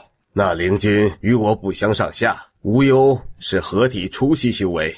在此之前并没有见过他们。新进云中路的人，家族弟子之源是在圣灵城遇到他们的，搭了他们的灵船回来的。他们在城外山脉中建了一座很大的宫殿，刚好占据中心地区，也不知道是什么时候建的。支援邀他们入孤家暂住时，他们就说有住处了，那就说明他们来之前就已经建好了的。唉，这2人只能结交，不能得罪。顾暖回到归虚宫，拉着宫卫离就回了房，布了禁制，就将银阁拿了出来。收起来吧，往后在云中路不要轻易拿出来。我这运气也是没谁了，就去探一下而已，就收了个宝贝。他们不是说这个和深渊的某种能量相关？我也没觉得啥呀，里面的确很适合修炼，每层的压力不一样，一层一层的递增，越往上压力越大。有什么问题等孩子生了再看吧，我们不着急，免得影响了他。我们是等这个小家伙出生了再想办法回去吗？自然，你不能冒任何的险，等你生下他一切无事后再回去。对了，他们应该还没发现银阁没了的事，因为银阁每3个月才能开1次阁，我们就当不知道就好。你好好养胎，什么事也没发生。顾楚燕一回来就去闭关了，也不知道是不是受刺激了，连整天乐哈哈的乐山都开始闭关了。来，给你娃读读书，这是胎教。宫卫离将书接了过来，坐好。顾暖是听得昏昏欲睡，宫卫离声音也越念越低，声音轻柔，时不时的看向怀里的人。他们窝在归虚宫里安逸的养着胎，中心城里却是鸡飞狗跳的。父亲，需不需要去灵城找找？也不一定是中心城的人。你和凤舞一人去1个，不要声张，带上元灵水晶去，是木灵根，还要看天赋。是，父亲。陆凤鸣行了一礼，就回了房。见心上人还是在修炼中，也没敢打扰。他一走，榻上的人就睁开了眼，不过一瞬又闭上了眼睛，继续入定修炼。怎么，人家又没理你？都说了，强扭的瓜不甜，干嘛死赖着人家不放呢？还害得人家妻离子散、家破人亡的，多造孽啊！陆凤鸣瞪了他一眼，直接越过他就走了。顾家主也派了几人去寻人。楚玄姑姑，可否去一下城外的新店走一趟？你想去拜访尊者？是，当初带我回中心城，还未好好感谢呢，去拜访一下。那就去吧。来到归虚宫面前，3人都愣了愣。顾家少爷可是来寻主子的？对，麻烦你通禀一下。里边请。乐山将人带到新开辟出来的湖边亭里，各位请稍等，主子过会儿就来。宫卫离扶着顾暖缓缓地走了过来，后面还跟着孤楚幽小萝卜头。见过灵君尊者，无忧尊者。都坐吧，你们来，所谓何事？上次烦您带我回来，还没正式向您道谢，今日特意来道谢的。不用，你已经道过谢了。这是要出远门？不算出远门，就是去临城出任务。这是给您的谢礼，小小的一点心意，还请笑纳。好，我收下了。那我们就先告辞了。打开孤之园送的东西一看，小白闻着味儿跳了上来，直接叼起一块就吃了起来。小优，尝尝姑府的糕点，好吃。喜欢那就拿回去吃。谢谢师尊。你压什么？你反正什么都吃，吃别的也一样。喏，莲花糕，多吃点。起身回了右殿。怎么不叫我去接你？就几步路，有什么好接的？我这才5个多月呢，也不能一直闷在归墟宫里吧？你想去何处？不知道，这云中路又不熟啊。对了，要不去姑家拜访一下？小燕可是很惦记三房的人了，上次宴会上她可是张望了几次了，当事人多也不好帮她问。你想去便去，那就让乐山去送拜帖吧，下午就去。说着就传音给了乐山。过了会儿，主子，我们归墟宫的标志是什么呀？您看孤家送过来的请柬上都有图腾，咱们不是也得弄一个吗？在这等会儿。不多时就拿了一叠请柬样式的册子递给乐山。用这个写。有必要吗？一个拜帖还弄成地级灵器，这让我怎么送出去？舍不得送人了都。不过这封面图腾是什么意思？主子，这图腾是什么呀？无需多管。得，不必多问的意思。什么图腾？乐山递给他一张拜帖。阿离，这是什么图腾？我感觉在哪儿见过一样，但一时没想起来。这是你额上的印记符文，我稍微的改了一下，弄成了一个圆形。我额上有印记？你练功的时候才会出来，我也只见过2次。那应该是我练了御神诀的原因，我以前修炼时是没有的吧？对，可能就是因为它，你也可能因为练了御神诀的原因，修为才会进步如此迅速。我也感觉到了，自从修炼了它，我有了之前没有的本事，能与万物沟通，又有了一点点的预知之能，能感受天地间风云之变。这些都不能透给旁人，可知？自然是知道的。两人直接出现在孤家门口。这位是我们孤家大长老云霄尊者，这位是我们孤家3长老云静尊者。你们2长老呢？他身体不适，还请见谅啊。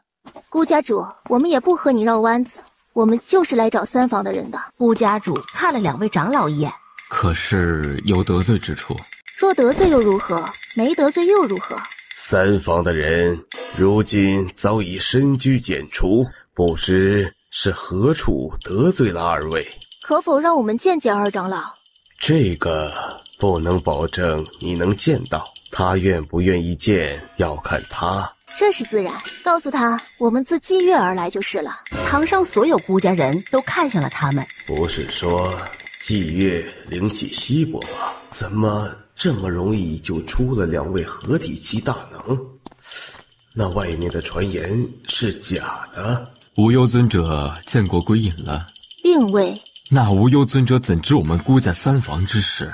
祭月大陆能知道孤家3房之事的人，除了孤归隐还能有谁？他在何处？孤家主能不知道？不是在祭月大陆吗？哦，是吗？孤家主还真是法眼通天呢。2位是否认识归隐？不认识。那不知从何处得知孤家3房之事？不是你们一直在说孤家3房之事，不知是何事呀？你不知道？知道什么？直到大长老回来。不知2位找本尊何事啊？有关于令孙之事。何处？他如今是我徒儿，自是在归墟宫，如今一心想寻仇，本尊不愿他日后存心魔，此来只为了了解始末。这一下孤家人都愣了。是不是上次来的那个人？难怪他上次在打量寻找着什么，原来在找人。可否带本尊去看看他？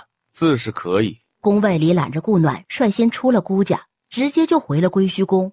乌云禅紧随其后，大长老与3长老也跟上了。请稍等，燕公子稍后就到。他刚转身，乌楚燕就来了。燕儿，孙儿拜见祖父。好，燕儿，为何才灵丹后期修为？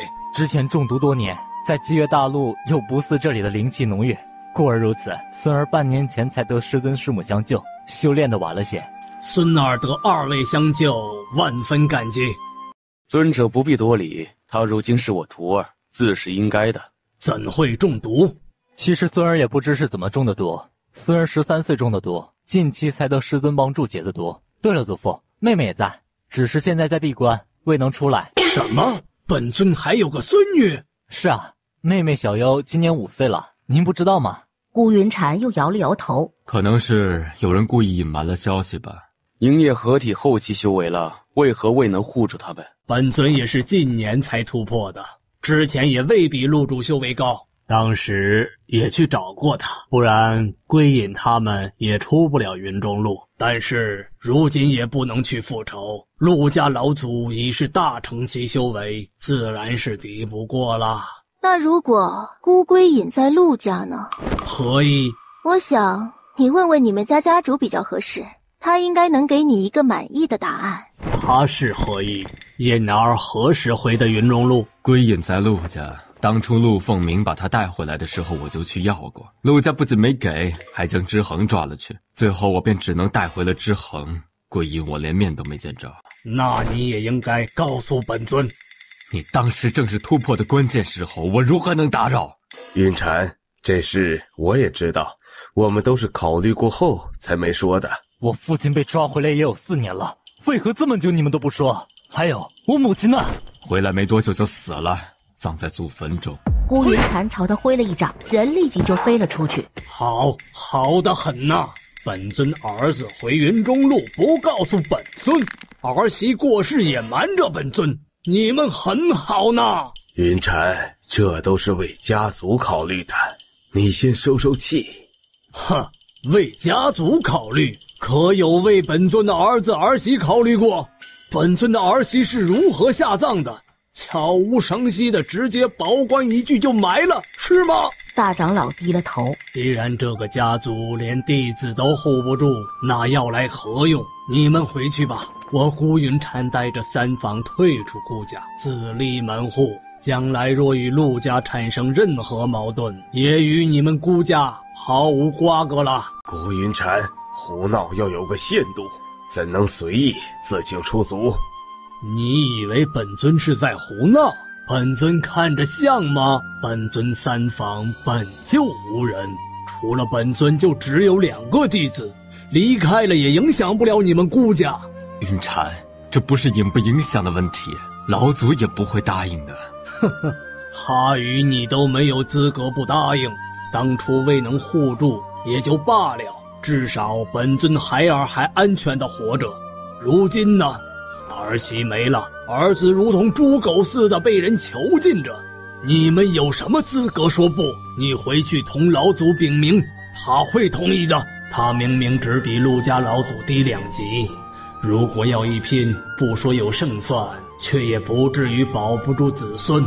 而且陆家老祖根本就没出现，他却也不敢出来，仍躲在闭关室里，真是可笑。本尊可否在此暂住一宿，明日找到住处便走？你随意，想住多久都行，反正孙儿孙女都在这里。那便多谢了。燕儿，你应该也是冰系根，可寻到合适的功法？有，师尊帮我学了一部。说着看向了宫卫离，宫卫离点头。林海诀是一部天级功法，孙儿正练着呢。如此便好。小燕，带你祖父去休息一下吧。是，谢师母。顾楚燕带着祖父去了他的院子。你师尊师母是何许人？怎么这么轻易的在这云中城建如此规模的宫殿？祖父，这我暂时不能告诉您，不过以后您就知道了。师尊师母他们都很厉害的，他们不仅是我的贵人，也是妹妹的。妹妹从小就吃了很多苦，要不是师母，现在都还不知道在哪儿呢。我是因为妹妹才被师尊救了的，师母帮妹妹找兄长，这才找到了我，为我治好的毒。你妹妹不是和你在一起的吗？不是，当初怕她受到伤害，父亲将她托付给了管家，但管家不放心父亲，把她藏了起来，就返了回去。哪知她最后未能活着去找妹妹。妹妹从1岁多开始就是乞丐，直到被师母发现，自己的小孙女从小就是乞丐，还是吃了那么多苦，受了那么多罪。陆家此仇不报，枉为人父啊！顾楚燕将一路的经历说给他听，他听得自是悲痛不已。顾家主与大长老他们回到顾家，就闭门开始商议了起来。还是先与老祖通禀一下吧。不管如何，雷祖之事绝不能行。老祖真有可能会答应的，还是去问问吧。于是几人就去了老祖的院子。何事？弟子有事通禀。进来。弟子云霄，弟子云静，弟子云瑞，拜见老祖。何事？说吧。老祖，云禅他要自请出族。为何？为归隐之事。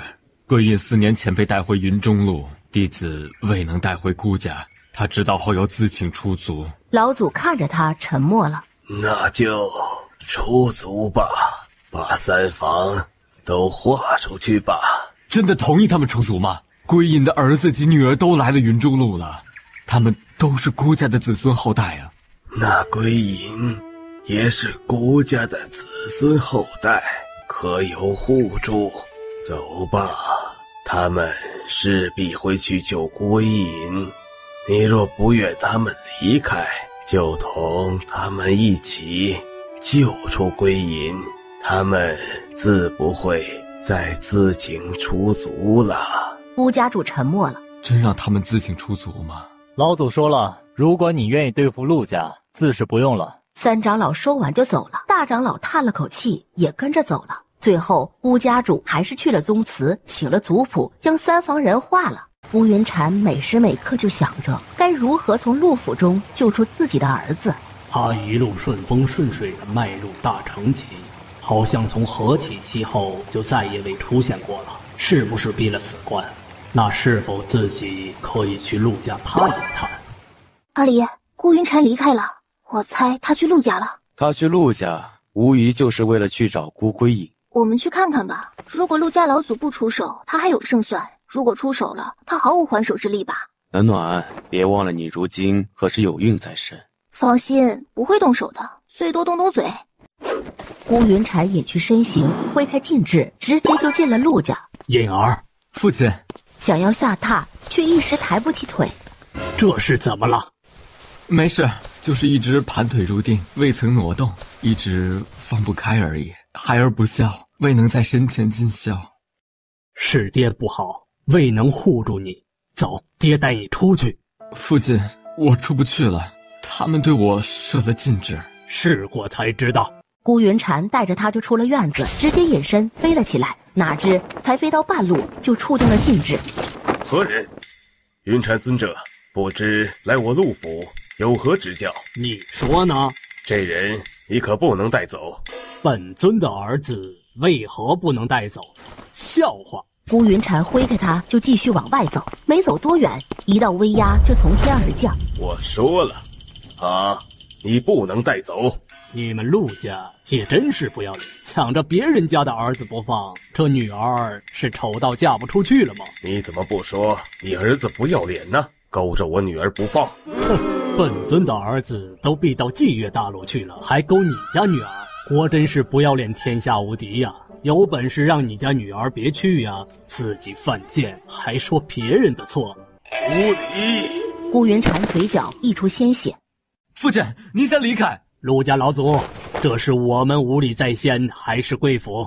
我儿大婚之日便逼我儿休妻，我儿逼到霁月大陆，又将我儿抓回来，甚至还杀了我的儿媳，这是我儿之错吗？父亲，您刚才说什么？哎呀，这戏不错呀！陆家主看到两人，愣了一下。灵君尊者和无忧尊者怎么来了？哦，跟着他来的。陆家老祖，你好呀。我说，你们是怎么想的，才会让后辈如此行事啊？抢别人家的相公的事儿都干，这孩子是有多嫁不出去啊？凤鸣小姐我也见过，长相出众，修为也高，也不像嫁不出去的呀。两位尊者，为何要参与此事？很不好意思啊，我家相公刚好收了他儿子为徒，而我呢，刚好也收了他女儿为徒。这不，第2个徒儿接父亲来了。没想到郭归隐的儿女竟拜了这2人为师。陆主，这1没聘2没礼的，藏着人家儿子，是不是有些不合适啊？恋爱呢也不差，为何一直绑着他不放？第一是没得到，得不到的都以为是最好的，哪怕这是别人的。第二呢，就是你了，你怎么就不告诉你家宝贝女儿，抢什么都行，就是不能抢别人的男人呢？好好的千金大小姐不做，硬要做小三儿，这世上又不是只有他一个男人了。这小三是何意？哦，就是第3者，放在这里的意思就是小妾吧。顾暖一说完，就觉得威压朝自己涌来，宫卫离立即为他挡住，朝后面看了看。陆家老祖，我这话有错？在人家有正妻之上抢人做相公，不是妾是何？你也别不爱听，如果不爱听，就不应该纵容子孙如此行事了。好一个牙尖嘴利的丫头！这人有几千多岁了，黑色黑眸，脸上半点皱纹也没有，真的是陆家老祖？不会整天拿焕颜丹当饭吃了吧？宫卫离见他又看呆了，黑了下脸，伸手捂住了他的眼睛。放心，他没你帅，就是惊讶了一下而已。你是陆家老祖？宫卫离见他盯着顾暖看，立即将人揽进了怀里。尊者何意？你是何人？你是何人？他有种看不透他的感觉。无忧，云耀大陆来的，怎么有何问题吗？不是霁月大陆来的吗？怎么又变成云耀大陆了？他可以走，但你得留下。为何？你不投，留下来观察。我又不离开中心城，你想观察随时可以。我一个孕妇不适合囚禁在这宅院里，会影响到我宝宝的。可以走，但不得离开云中路。自然，没有你们家族印信，我们也走不了不是？陆凤鸣和陆凤舞回来，见老祖都出来了，行礼。凤舞拜见老祖，凤鸣拜见老祖。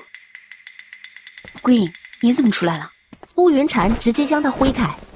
怎么，他还不能出门了？本尊来带他回去的，让开。父亲，等一下。归隐，你杀了阿凡？我是想杀他，结果没成功，只不过是重伤了他而已。还不过是重伤了他，此仇不报，枉为人。不许走！你们老祖已经同意了，让开。乌云禅再次挥开他，便带着孤归隐走了。凤鸣，注意态度，老祖的确同意了。其又错了一子，又得重下了。你们走吧，明日本尊会去拜访。哼，恭候大驾。宫卫离带着他出了陆家。真是对不住，给你们带来麻烦了。往后有任何事，本尊一定竭尽全力相助。先回去吧。没想到陆家老祖隐隐的能看出暖暖的特殊，以他大成后期的修为，若是要做什么，我最多也只能顶住几息时间。现在只希望在暖暖在孕期间，他不要有任何动作。回到归虚宫，暖暖在事情还未明白之前，还是先别出去了，安心在家里养胎。阿离，他应该暂时不会对我怎么样。阿离，不用担心，真的，我并没有预感到危险，不会有事的。如果有不好的感觉，我一定不会瞒着你的，别担心了，好吗？好。阿离，孤归隐和云禅尊者来了，去看看吧。宫卫里揽着他起身，慢慢的走出去。谢尊者救下乌儿。起来吧，云禅尊者已经谢过了。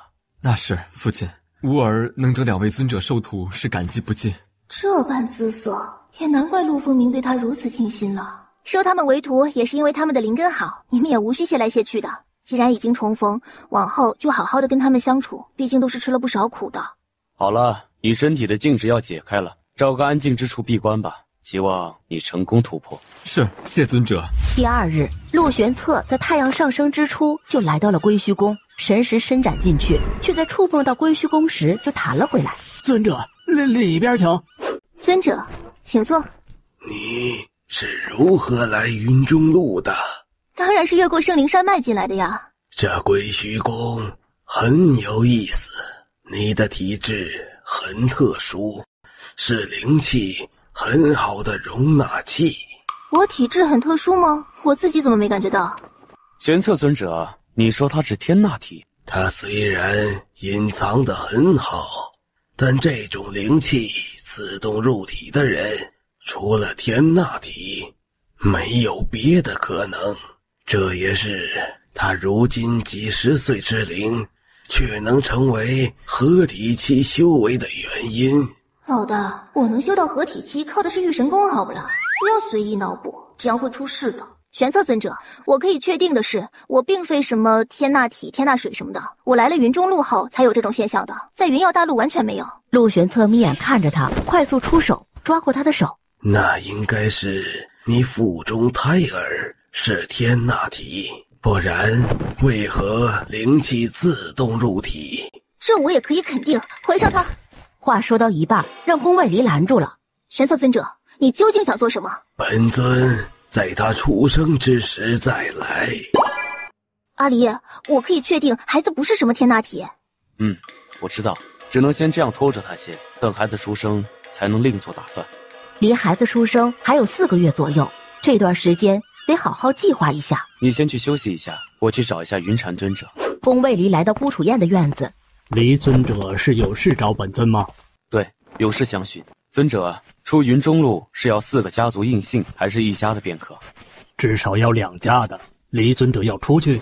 自然，我儿还在云耀大陆，自然要出去。本尊已出孤家，不然可以提供孤家印信，不过也可以一试。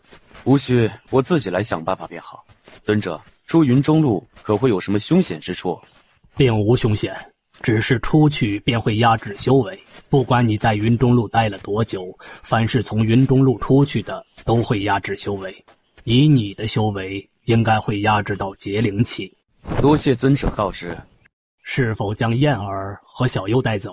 自然是看他们的选择，若想留下来，自是可以。我徒儿已在城中寻到府邸，不日便要搬过去。近日梵灵尊者与无忧尊者到府了。你们是本尊徒儿的亲人，都是应该的。住在这里还有许多招待不周之处，还请见谅。回到房里，见顾暖睡着了，直接进了炼阵室。他在这段时间内要将阵法提上来，哪怕不能进入大成期，也能多些可能。顾暖才睡没多久，又有人来了，让乐山去赶人。陆大小姐，归隐尊者不愿见客，你请回吧。我又没说来找他。那你找谁？总不能是找主子的吧？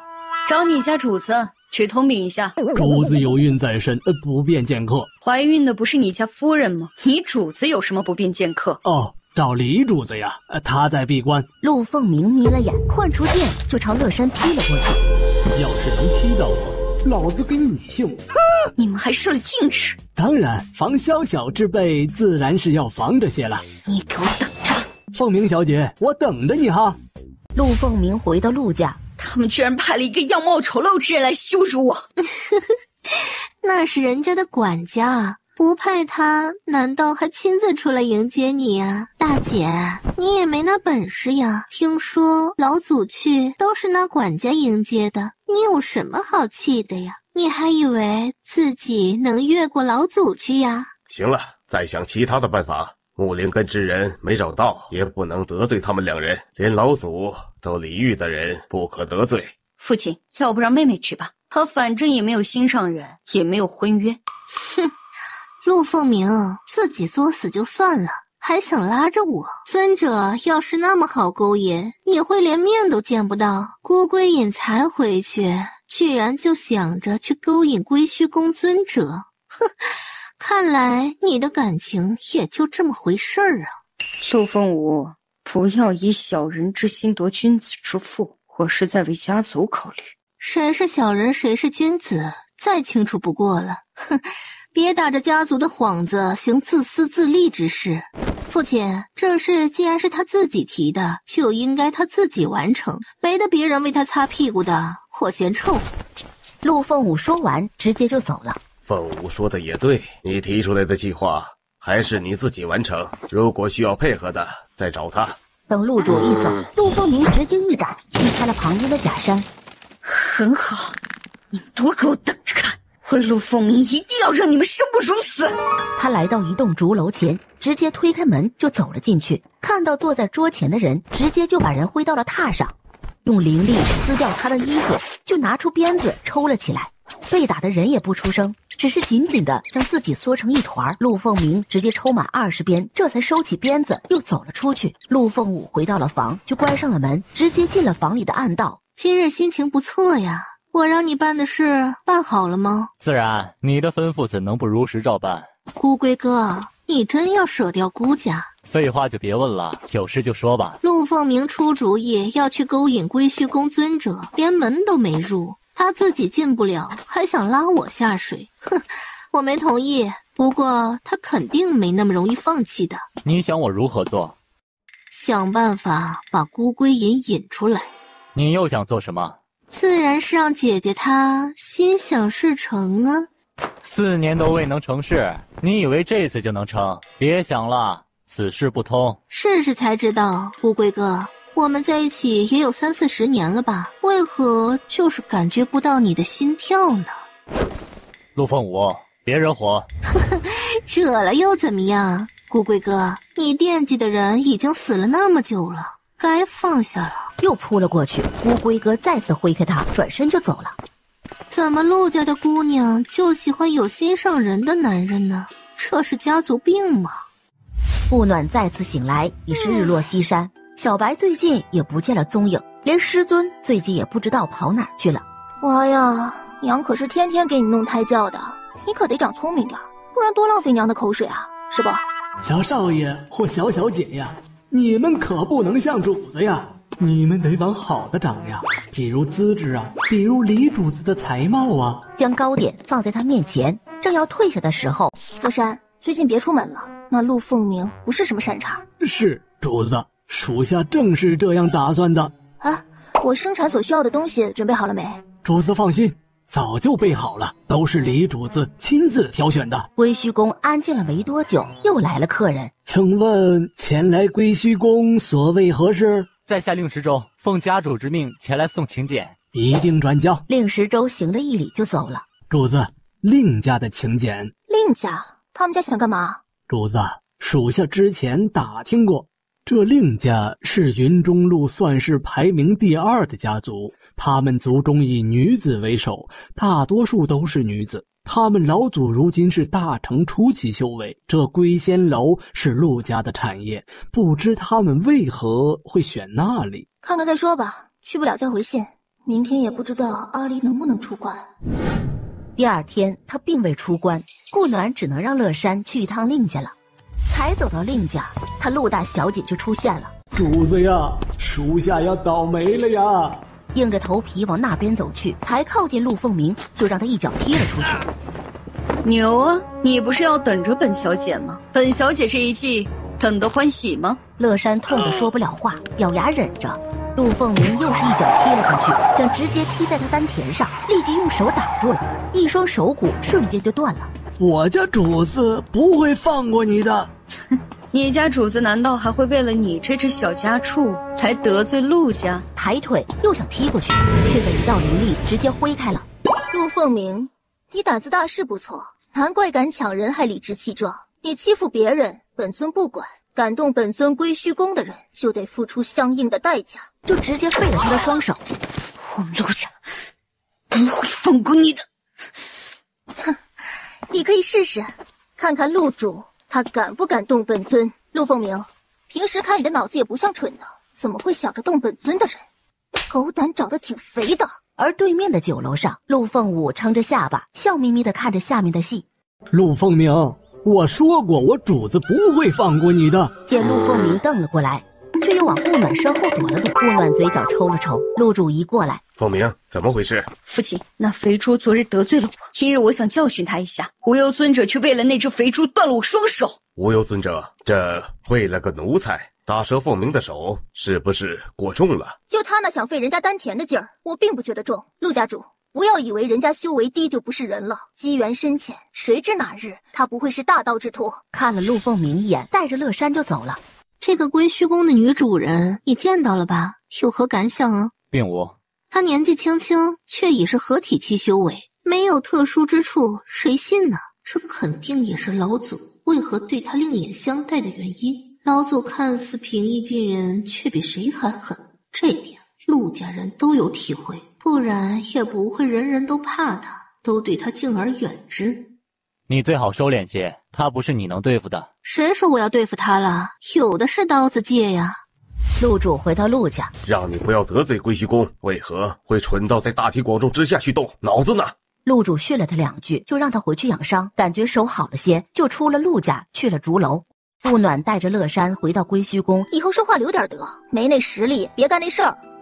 属下知错了，属下一定努力修炼，让自己可以随心所欲。得，你随心所欲去吧，只要不坏了我归虚宫的名声，随你怎么玩。乐山立即回房闭关去了。宫卫离出关后，看着他窝在软榻里看着书，心疼极了。暖暖可是闷了？还好，都已经习惯了。孩子还有3个来月就快生了，可以为他想好名字。若是女儿就叫宫暖曦，若是男孩就叫宫盛，都带着光，可好？好啊，阿离，我一直没问过，宫家不用按辈分排名吗？自然也有，幺儿他们说这一辈是橙子辈，到时启安时用便好。阿离，以后不管去哪儿都要带着我，知道吗？当然，暖暖去哪儿也要带着我，我们一直说好的。顾暖会这样说，是因为这2天的感觉不大好，心里隐隐的有些不安，却又不明显。今天又收到了侯家的月阁请柬，他原本是不想去的，但是想想还是决定去了。孩子没出生前，他也不会怎么样。帮他简单的梳了下妆，就带着他去了侯家。这次只带了乐山去。顾暖坐下吃了些东西，就看着与顾家一样模式的比斗。在4大家族去放印信的时候，顾暖看着时机放出深渊银阁，4位族长都松了口气。陆凤舞在那边时不时的打量了他一下，看得他心烦。洛儿小姐，有话直说，看得人心烦。无忧尊者，这是快要生了吧？还早，还要几个月呢。侯家宴会比顾家顺利多了，直到夜幕降临，这才散了。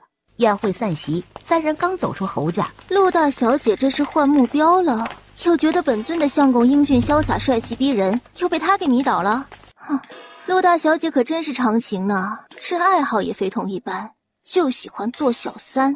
陆凤鸣转眼瞪向他，这一瞪立即就让宫卫离挥了出去。原本该遮住的地方都未遮住的，此刻却有入目不堪了。宫卫离看也没看一眼，揽着顾暖就往回走。姐姐，你还真是不死心呢，瞧这模样还真是难以入目啊。还有，并不是衣服穿少了人家就喜欢了，要有自己的风格。像无忧尊者就很有自己的风格，不然怎么会这么得离尊者的喜欢呢？陆凤鸣狠狠地环视了一圈，原本偷偷围观的人一下子全躲了起来，转身走进旁边的巷子里，才没走多远，就让人疯了灵力无感，直到有人把他带进了一个地下室内。是谁？谁给你们胆子抓的本小姐？凤鸣小姐可曾想到有朝一日你也会沦落至此呀？你究竟是谁？我是谁不重要，你是谁才重要。今日地狱使者会来勾你之魂，入18层地狱。陆凤鸣，你最大的错误就是不该动凡儿。你究竟是谁？出家的人！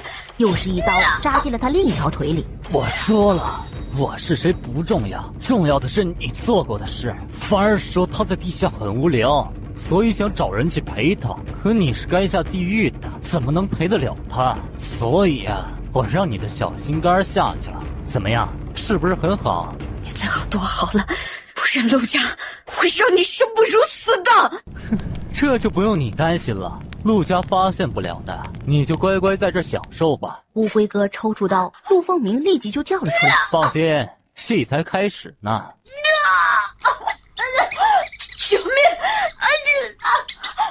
正如乌龟哥所说，他失踪了，居然没有一个人发现。父亲，姐姐不会是出城了吧？都许久未见她了呢。传信给他，让他立即回来。您有什么事就让我去办呗，他也难得出去玩一次呀。再过2月就是狩猎大会了，你去安排一下，让所有人家族提前做好准备。还有，我们陆家的猎场要安排好，不能出任何差错。是，父亲。陆凤舞行了一礼就走了，直接去了顾家与侯家，将陆家主的通知带到，最后才去的令家。什么事让你亲自来了？第一，还有2个来月就是狩猎大会了，陆主让你们做准备。第二，我会将山脉灵兽的分布图给你，如何将孤家人引过去，就是你们的任务了。第三，要你约灵君和无忧2位尊者出来，怎么还没约呀？注意你的语气，前面2个知道了，约过他们一次，有事没来。当时你不还安排一场戏吗？后面我会再安排一次，希望你把握好机会，只此一次了。我会的，也没什么机会了。无忧都快要生了，那就不是本家主管得了了。再约一次，如果还是没来，你自己得想办法吧。我不能久待，就先回去了。约到了通知我啊。顾暖不知为何最近突然有些焦躁了。暖暖，别紧张，不会有事的，为父也不会让你有事的。正在他焦虑的时候，令家又来了，同样的地点，同样的事。不想去就不去，亲间解成这样，不去也无妨。那就不去了，看着烦。还有什么办法可以把人约出来？难道要等到狩猎大会？那时他应该都不会出门了，都快要生了。那孤龟哥也不知道跑去哪儿去了。自从处理了陆凤鸣，人就消失了。早知道这样，就不该让他那么容易得逞。转眼间，顾暖只剩下1个多月就要生了，所有人都安分了起来，也有不安分的。陆家送来请柬，邀请他们归虚宫所有人参加狩猎大会，顾暖自然不会去。这样一来，陆凤舞的计划又落空了。孤云禅带着孤龟隐自立门户为禅隐宗。孤龟哥，如果你见着他开山立派了，会如何做呢？陆凤舞眼看着快要帮某人达成愿望了，整个人隐隐地透着一股兴奋。孤家将会是猎物。狩猎开始后，孤云禅特意关注了令家的动作，发现他们都不热衷于狩猎，而是全程跟着孤家人。令家要设计孤家，你现在最好通知所有弟子回来。孤家主想了下，立即通知几个主家弟子回来。家主，换我回来是有何事？挥手让他在旁边坐下。只是孤之恒一直没回来。不会是真出事了吧？难道他们是发现了什么了？应该是意外，不然不可能走漏信息的。要是提前知道了，他们就不会来参加了。我孤家弟子有难，本家主需去救人。场内有长老看着，如有受伤，自会带回。孤家主不必着急。孤云禅看了他一眼，起身便朝所感受之处而去。不过2息，便带回了奄奄一息的孤之恒。陆家主，这就是你说的长老会带回，是不是要等他变成尸体了再带回来？陆家主，我们孤家需要一个解释。说完，立即召回场上所有弟子，结果去了30人，只回来了18人。令家主脸都黑了。令家主，为何贵族弟子不狩猎，只跟着孤家弟子，是何意？本家主不知道你在说什么。是的，我们一入山脉，令家人就跟着我们了。我们被召回时，令家人还想拦着我，要不是我反应快，差点就被灵兽伤着了。当时以为他们是尸首，想来就是不想让我们走。令家主与我们孤家有仇，还是想吞并我们孤家？你也不怕撑死？很好，欺我孤家无人了是吧？我们孤家老祖上不如陆家老祖厉害，但也不是没有一斗。说完就带着孤家子弟走了。侯家主见状立即告辞，也带着家族弟子离开了。长老们呢？这事是你安排的，凤鸣也是你支出去的。不是，姐姐是真的不知道去哪儿了。我只在侯府月阁宴时见过她一次，就再也没见过了。这事儿女儿也不知道啊，长老都是按往常大会一样安排的，女儿并未更改啊。令家主，你想怎么对付孤家都可以，却不该在我的狩猎场内动手。哼，可不是我要动手，是你女儿安排的，我也是合作行事。令家主说完，召回了家族弟子。你是说凤鸣？难道他这么久不见，就是安排这事去了？陆凤舞垂着的脸一喜，而顾暖的时间却是没有多少了。宫卫里也去开始找印信了，也不知道他与孤家达成什么协议。孤家的印信是拿到了，现在去的是侯家，令家与陆家都不在他考虑的范围内。尊者，不是我不介意你，而是我们侯家本就是末位家族，一旦被抓住错数，就梁难再站在4大家族之列了。宫卫里拿出一尊仙级灵鼎，本尊只是借用一下，出云中路而已。拿仙级灵器与你交换，已是相当送了你们一个仙级灵器。本尊是云耀大陆人，无意参与云中路之事。如是本尊长期待在云中路，那侯家真有可能不保4大家族之位了。请容本家主去请示一下老祖们。侯家老祖有3位，均是合体后期修为。侯家主没多久就出来了，尽量尽快归还，快到陆家入阁之时了。会在那之前还给你。宫卫离拿着印信就走了，时间也快到了。小徒儿啊，不用紧张，修仙者生孩子是很顺利的，不会很麻烦的，也不怎么痛的。乖孙呐，师祖可是给你准备了很多宝贝了，要乖乖的哟。这孩子是不是觉得娘亲肚子里住得太舒服了，所以不愿意出来了？师祖，你怎么知道？猜的，我又没住过，我怎么知道？他这话一出，所有人改看向了他。干嘛？师尊，您是从石头里蹦出来的，有些孩子到月份没出生很正常，别担心，都别围在这里了。其他人都听话的散了，除了一老一小。顾楚幽难得的没有听师尊的话，还是直勾勾的盯着他的肚子。师尊，我觉得宝宝要出来了。哦，为什么？不知道，感觉他要出来了。那你觉得是弟弟还是妹妹？不知道，没感觉到。夜里就发动了，宫卫离还比顾暖这个孕妇先发现。他要出来了。别担心，我守着你们。李主子，听说生孩子男人不能在产房，您要出去吗？没事，你在也没关系。好，我陪着你。宝宝，咱们不折腾啊，早点出来，我们早点看世界啊。乖，不折腾娘亲。主子，宫口4指了。顾暖一听开了4指，连忙开始使劲。乖，咬这里，别咬牙。去他娘的！谁说修仙者生孩子不痛的？老娘锤死他！说这话的人正在外面转圈呢。师祖，您能不能别转了？看着晕。前辈会没事的，您别急。哎呦，你知道啊，可就是忍不住飘了嘛。主子看到头了，再加把劲儿，小主子就出来了。顾暖一听，想着要使出洪荒之力，结果才用上一半，就感觉肚子一空。小主子出来了。暖暖，怎么样？有没有哪儿不舒服啊？是小小姐。宫卫里抖着手，不知道怎么接。李主子，您快接住，属下还要去给主子清理呢。宫卫离连忙接了过来，看向顾暖。是女儿，我们儿女双全了。小暖心来了。辛苦了，好好休息一下。让他们都别出去，只要没我同意，没有谁能进来。顾暖说完就睡着了。是位小小姐。哎呀，乖孙女儿终于出来了。怎么还没看够？没有，怎能够？要不要喝点水？顾暖点头，休息一下，灵气还提一轮就已经好多了。不着急下床。小暖心饿了肯定。你还不走？不要，我是你相公，难道还要避嫌吗？结果半天也没吃到，立即就哭了起来。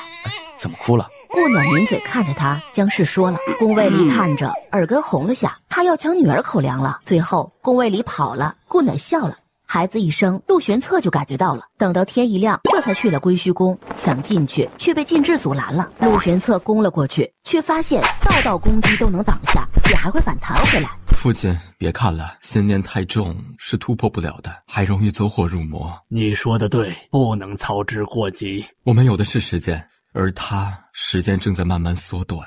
先不管他，等你休养好了，我们就想办法离开，试一下看能不能离开。宫卫离将他带回房里，他已经炼制了一个假的婴儿。别担心，我们都会好好的，女儿也会好好的。夜里，顾暖趁着大家都睡着了，宫卫离闭关去了。他要趁着今晚炼制一个阵法。过一会儿，我会带着一个假的仙奏，你帮我看好小暖溪。我一走，你就去叫灵君尊者，让他赶紧带着你们走，知道吗？雪蓉只能红着眼点头。记住，抓紧时间。陆玄策已经不在上空了，但他的神识覆盖在归虚宫上。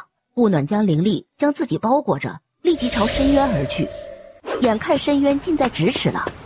怎么想去深渊？你这么想得到我的女儿，我自然只能带着她逃。云中路出不去，但深渊还是可以进去的。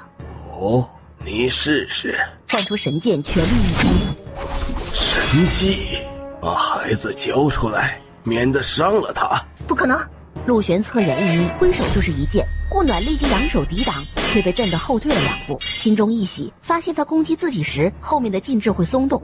既然如此，顾顾暖立即挥剑攻了过去，在保证可以进入深渊的情况下，使出最大的一击，计算着怎样才可以不死进入深渊，却在灵力到达之前被拥进了一个怀里。顾暖反应迅速，将他的方向改变了一下，灵力却还是直接打在了他的身上，两人直接被灵力打进了深渊。陆玄策反应过来，立即飞了过去，想把人拉回来，却还是晚了一步。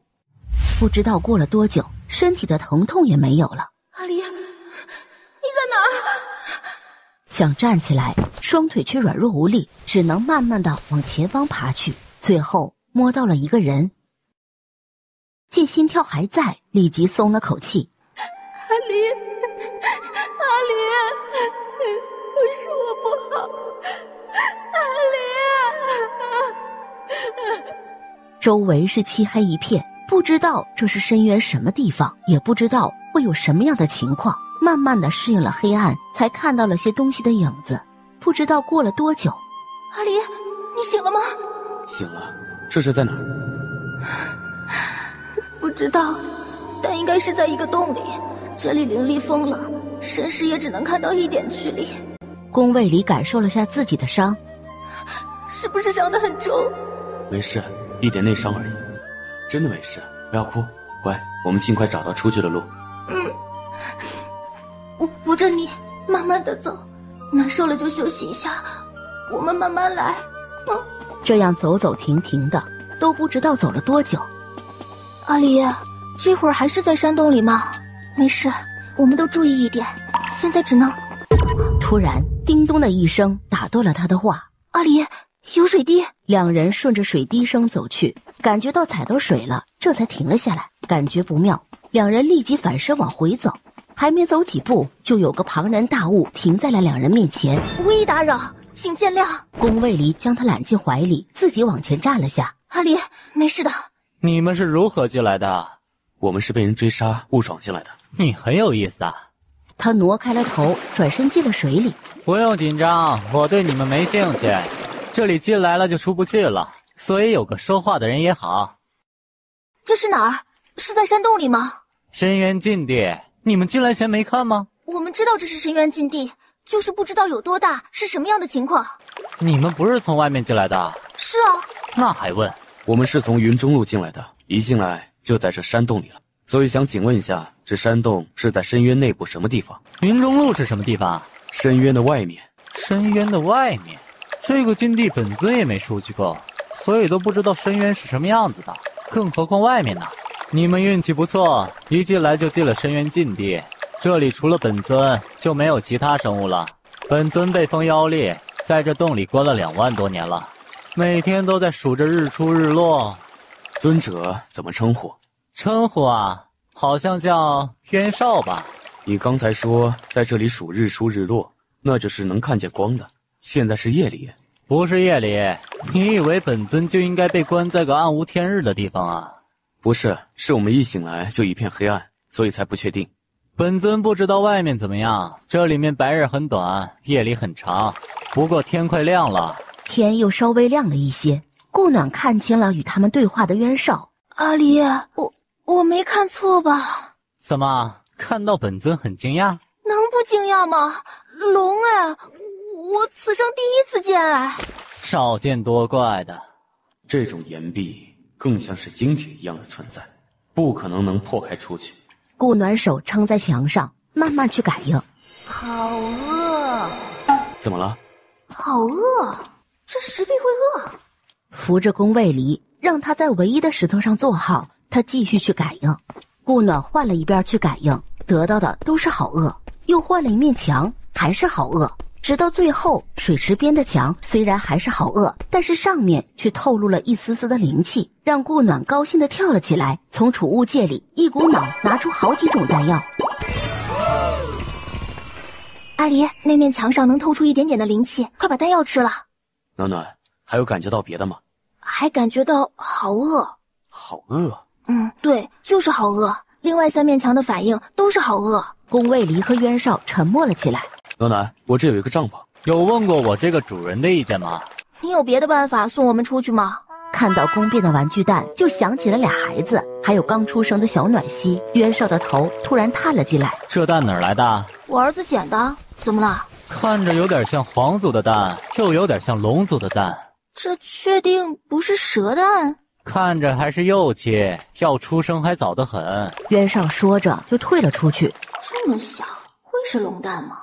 那到他出生还要多久？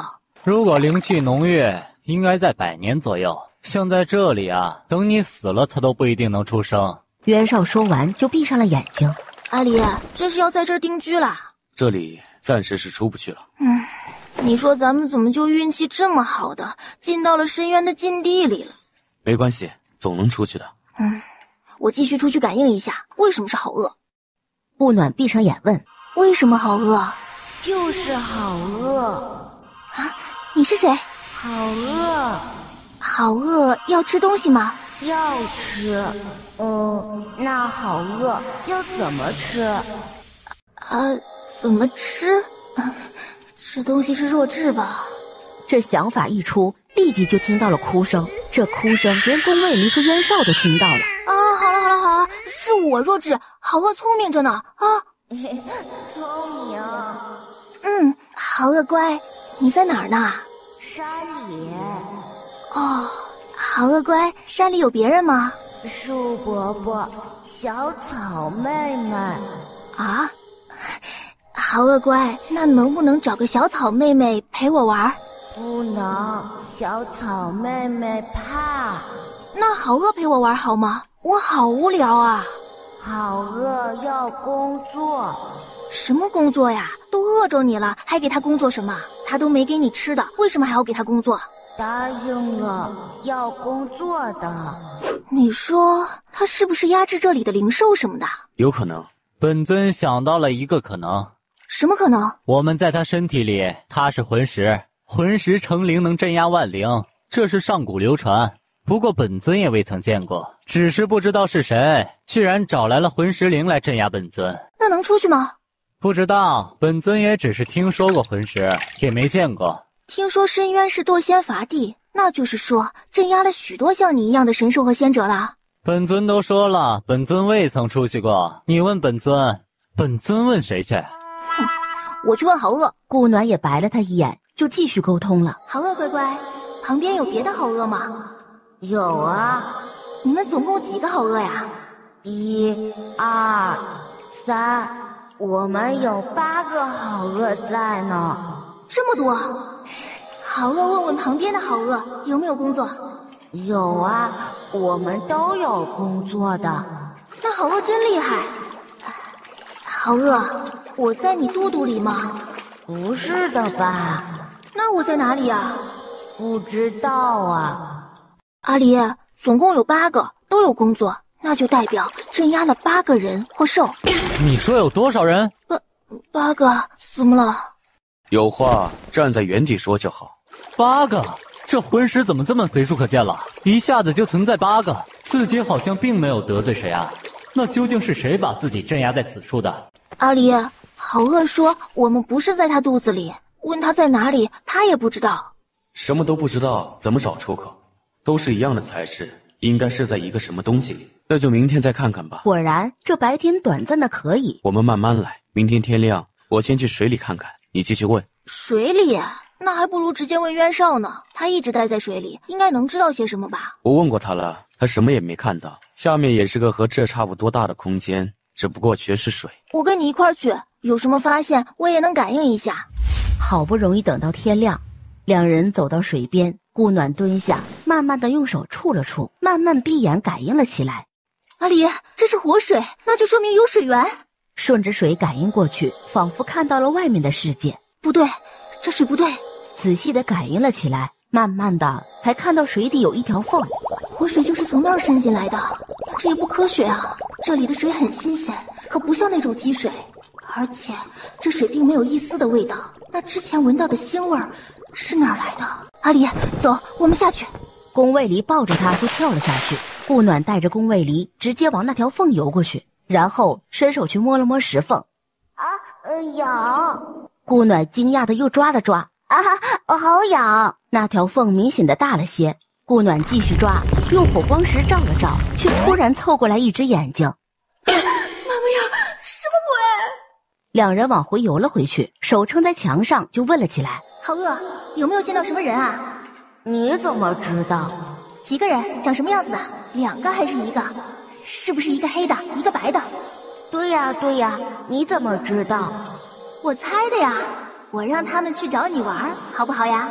好呀，好饿，好无聊。好，那明天去找你玩。好呀。阿离，出去的路可能找到了。是那个缝？对，从那儿绝对可以出去。那只眼睛就是好饿的，我们看到就是他的眼睛，说明就可以从那儿出去。我跟他说了，明天从那儿出去找他玩。宫卫离看见了渊少，你可以变小吗？这样才能带你出去。我变小也是需要灵力支持的，这墙上的灵力不足以支持我缩小身形。那你可以到储物界里去吗？暖暖，储物界只能装死物，它不能进去。那当然也是活的呀，它怎么就可以进去？那是因为它不需要呼吸。阿离，深渊银阁可以一试。你是为什么被镇压的？你真的不记得了？不知道，不是不记得。你们找到了出去的办法了？只是可以一试，明天试一下，看看能不能出去。我们刚才下去看了，找到一条缝，看看能不能从那条缝出去。那条缝里看到了你所说的魂师灵的眼睛，那就说明那是连着外界的。我这体型，你们觉得我能从缝里出去？所以要试一下呀。我等会儿放出一座塔，你进去看看。吸收了好一会儿灵气，银阁才慢慢现了出来。这塔看着挺眼熟的，我从别人那儿顺来的，你进去试试吧。我试试吧。渊少走到塔门前，但往里走却又走了进去。我在这里面没问题，你试一下能不能收起来。我不知道外面的灵气是什么样的，所以不知道什么时候能放你出来啊。无所谓，反正在哪儿都是呆。顾暖点头，慢慢的将塔收了起来。先进去休息，明天天亮就下水。好。静待黑夜，迎接白日。天一亮，来到缝边，顾暖笑了下，就开始抓它痒痒。好痒啊！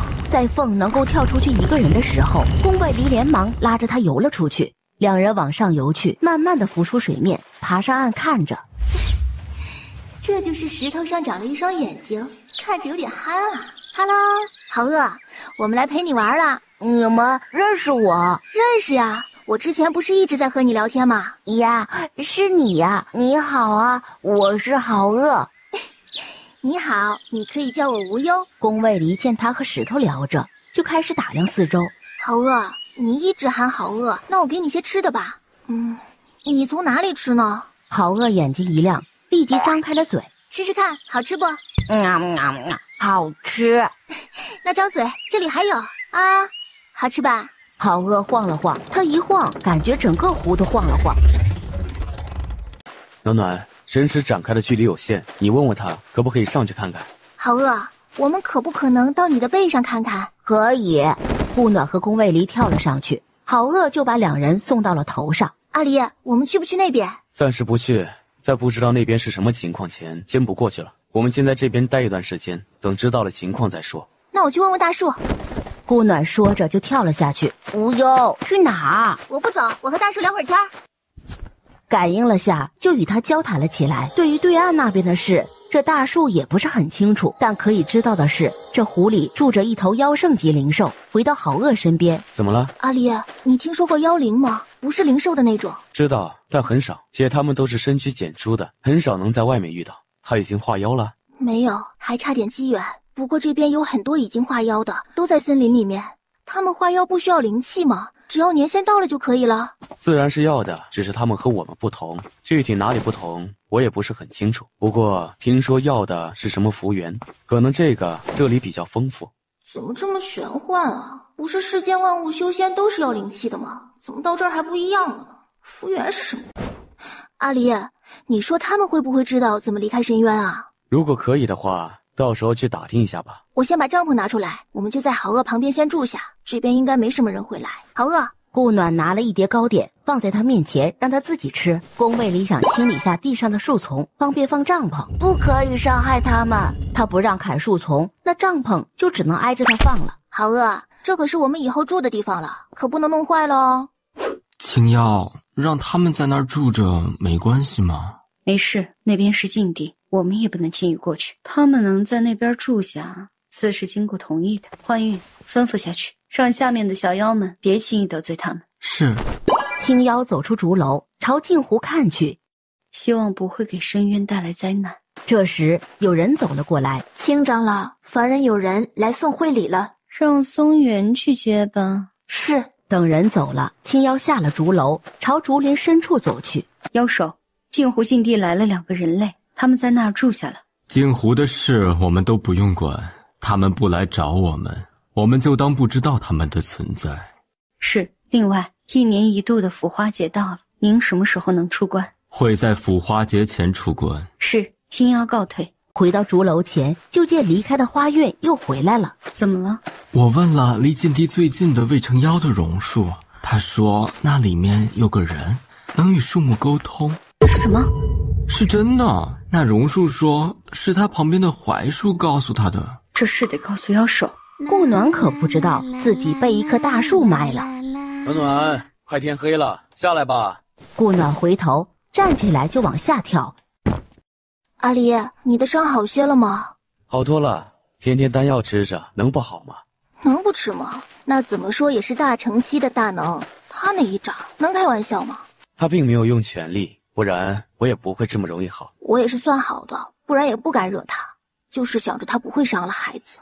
小奶蟹不知道怎么样了。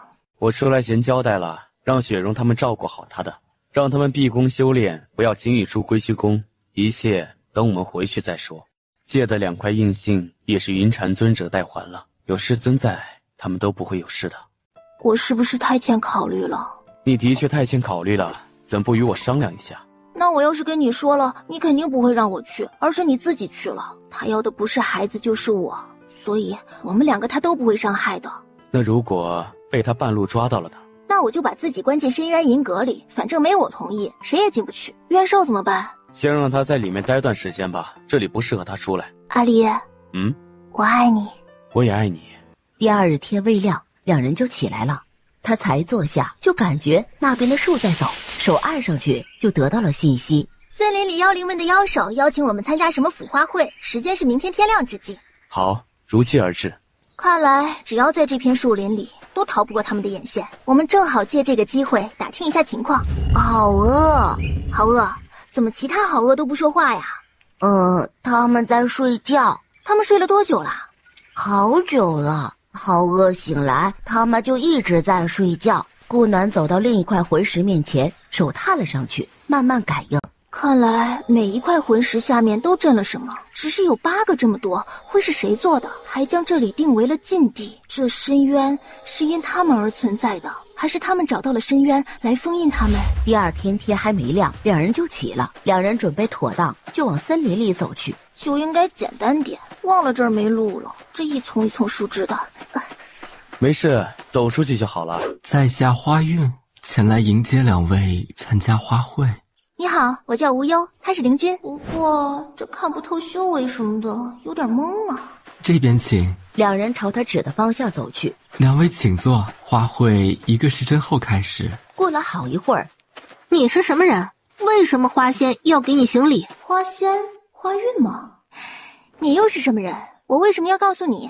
你好无礼。你有理？你自报家门了吗？你行礼了吗？你一开口就是你是什么人，本尊欠你的。这人自称本尊，这里只有仙手才自称本尊，他到底是谁啊？小秀，快回来！叫小秀的姑娘看了他一眼，直接跑了。哼，无礼！顾暖看到碟子里的菜，愣了下，全是花做的菜。也是，全是植物妖，自然不会吃植物，那只能吃花和叶了。哎，这个好，花酒一般都很好喝。在花会开始前，妖首终于现身了。恭迎仙手。怎么这么容易醋啊？你不花痴，我就不吃素了。我哪儿花痴了？我就本着欣赏的态度看了一眼就收回来了。乖啦。妖首看着2人。无忧，名字挺好的，他还能与树木沟通，是上天送来的礼物吧？宫卫里感觉到他的视线，看了过去。阿离，咱们先别理他，我又不是什么花仙子，这么招人喜欢。他估计也就看一个新鲜而已。好啦，乖，这个糕点很好吃啊。好吃。青妖见时间到了，便上台开始致辞。问个事儿呗。那妖灵看了他一眼，点了点头。那边是凡人吧？那妖灵还是点头。那他们为什么也来参加你们的腐花会？他们上了贡品，自然要邀请了。贡品？你们腐花会多久办一次啊？自然是1年1度了。那妖灵感觉上面投来的视线，立即坐直了身体，低下了头。腐花会就是妖族们找伴侣的时候，妖手给两妖施了术，两人身上一道法则降下，就是结侣成功，然后就是凡人向妖族们求愿，1年1个愿望。花会在日落前结束。无忧姑娘，妖手有请。就只有我去？对，妖手只找你。请告知你们妖手，我不方便单独过去。青妖看了宫外里一眼，转身走了。阿离，你说这妖手抽什么风呢？找我干嘛？目的不纯。宫卫里脚步不停地往树林走去，妖手直接落在了两人面前。无忧，干嘛？本尊看上你了。这是什么神操作？你什么意思啊？有病吧？还看上我了？你是上天为本尊量身定做的，不该是我的吗？啥？兄弟，有病得治。顾暖说完，拉着宫卫离绕过他，说要走。他是我的。妖手又拦住了两人。你为何看到本尊不怕？为何能与树木沟通？我为何要怕你？还有，我的能力是后天的，不是先天的，所以与你无关。我也不是什么上天为你量身定做的人，为你量身定做的人正在森林里等着你去找呢。说完，拉着宫卫离就走了。在森林里等我？怎么可能啊？这么多年都没见到，怎么可能会在森林里？这片森林没有一处我不熟悉的，并没有见到啊。回到镜湖边，喏，这是那边花卉上的糕点，味道还可以。好吃。宫卫离从回来就一直皱着眉，想不通那妖手的意思。好了，他们就是见的人少，这边的人见到他都是信仰，所以才会对我这个例外感兴趣。如果他遇到了一个不买他账的妖了，估计也会以为那个是为他量身定做的。不过今天好像没打听到什么有用的信息，真是浪费了。没事，我们找时间去那边的西边看一下，那边应该会有信息的。阿离，我觉得打凡人主意估计用处不大，真正知道的应该是那些妖灵。明日我们先去那西边看一下，如果没有可用的信息的话，我们再去找森林里的大树，年限越大越好，问问他们有没有什么信息。目前也只能这样了，那妖手犯傻，一时半会儿应该也好不了了，只有先问那些还没化形的树灵了。第二日天微亮，两人就出发了。西对面真的住了人，对面的院子出来了一对年轻人，两人有说有笑的走了，完全没有往这边看过，就像看不到他们一样。顾暖伸手探了探，果然在半空中摸到了一层隔膜。阿离，看来找他们打听行不通了。这个禁制应该需要妖灵才能打开，这边的树灵知道的很少，我们去别的地方问一下吧。两人又来到了森林边缘。阿离，看来他们是想杜绝我们的打探，都是一问三不知的，应该是得了吩咐的。我们先回去吧。两人又回到镜湖边上。阿离，树他们不让问了，我们去问别的。这么大，应该知道些了吧？顾暖伸手撑了上去。深渊分两极，这边是重朗山脉，左边住的是妖灵，右边住的是人类，还有另一边是重阴山脉，那边是罪恶之徒的天地，都是些魔与凶兽。他也没有见过其他的人类来过这边，所以他对人类知道的也不多。还是得找妖手，只有他知道的最多。宫卫离牵着他往回走。稍后我去找一下妖灵，你在帐篷里等我，好吗？好，如果天黑之前你没回来，我就去找你。好，你先回去，我直接从这里过去。宫卫离来到竹楼前，灵运有事需见长老。稍等，我去通报一下。好，多谢。过了会儿，请坐，找本座何事？你们应该也打探着我们的来历，我也不和你绕弯子。此次来就是想找你们打听一下离开深渊的办法。不可能的，深渊只许进不许出，你们不可能不知道。知道，但能进来总能出去的。本座在这里修行了1万多年，都没有听说过有人离开过深渊。我们外面既然能知道深渊，自然就有人离开过，不然从何而来的记载？秦瑶看着他不说话了。这边重朗山脉可能没有人知道出去的办法，那边重阴山脉的应该会有人知道的。他怎么知道重阴山脉？那个山脉连很多化形的妖灵都不知道，他们又是从哪儿听到的？我们妖灵也是有限制的，不是什么事都知道。妖手已经修炼了近10万年，本座也从未听他提起过什么。本座有意识开始就只知道这座重朗山脉，其他的是妖兽教导才知道一些而已。所以你找我们打听也未必有用，我们知道的也不多。在这深渊里待了这么久，不可能一点信息都不知道。那妖首呢？可否找他询问？从花卉后，他就进了森林，再也没有出来过，所以本座并不知道他在哪儿。既然什么信息都得不到，那就只能起身告辞了。回到镜湖边，令顾暖正在练剑。怎么样？妖灵长老说他知道的不多，什么有用的信息都没得到。那妖首呢？他没在，应是去森林里了，应该去寻找你所说的量身定制了。那不是我说的，是他自己好吧？两人又坐到了好鳄头上。这湖怎么没有一点波纹？扶好顾暖跳了下去，手在水里搅了一下，波纹很短，只动到了1米左右的位置就停了。是不是水底那个圣级妖兽的原因？虽不清楚，但能让妖族称为禁地，肯定是有原因的。暖暖，你问一下好鳄，这里面究竟有什么？好鳄，你泡的水里是不是有个大哥哥啊？大哥哥？对啊，一个伙伴。没有啊。没有？那树说有个圣级灵兽的呀。里面只有一个小狸狸。好鳄，小狸狸多大啦？你要见它吗？我可以叫它出来。好啊，我也可以和它交个朋友。过了会儿，水面就开始出现波纹，一条红彤彤的鱼。你好，我叫无忧，怎么称呼你？可以叫本尊李宁。李宁？李宁？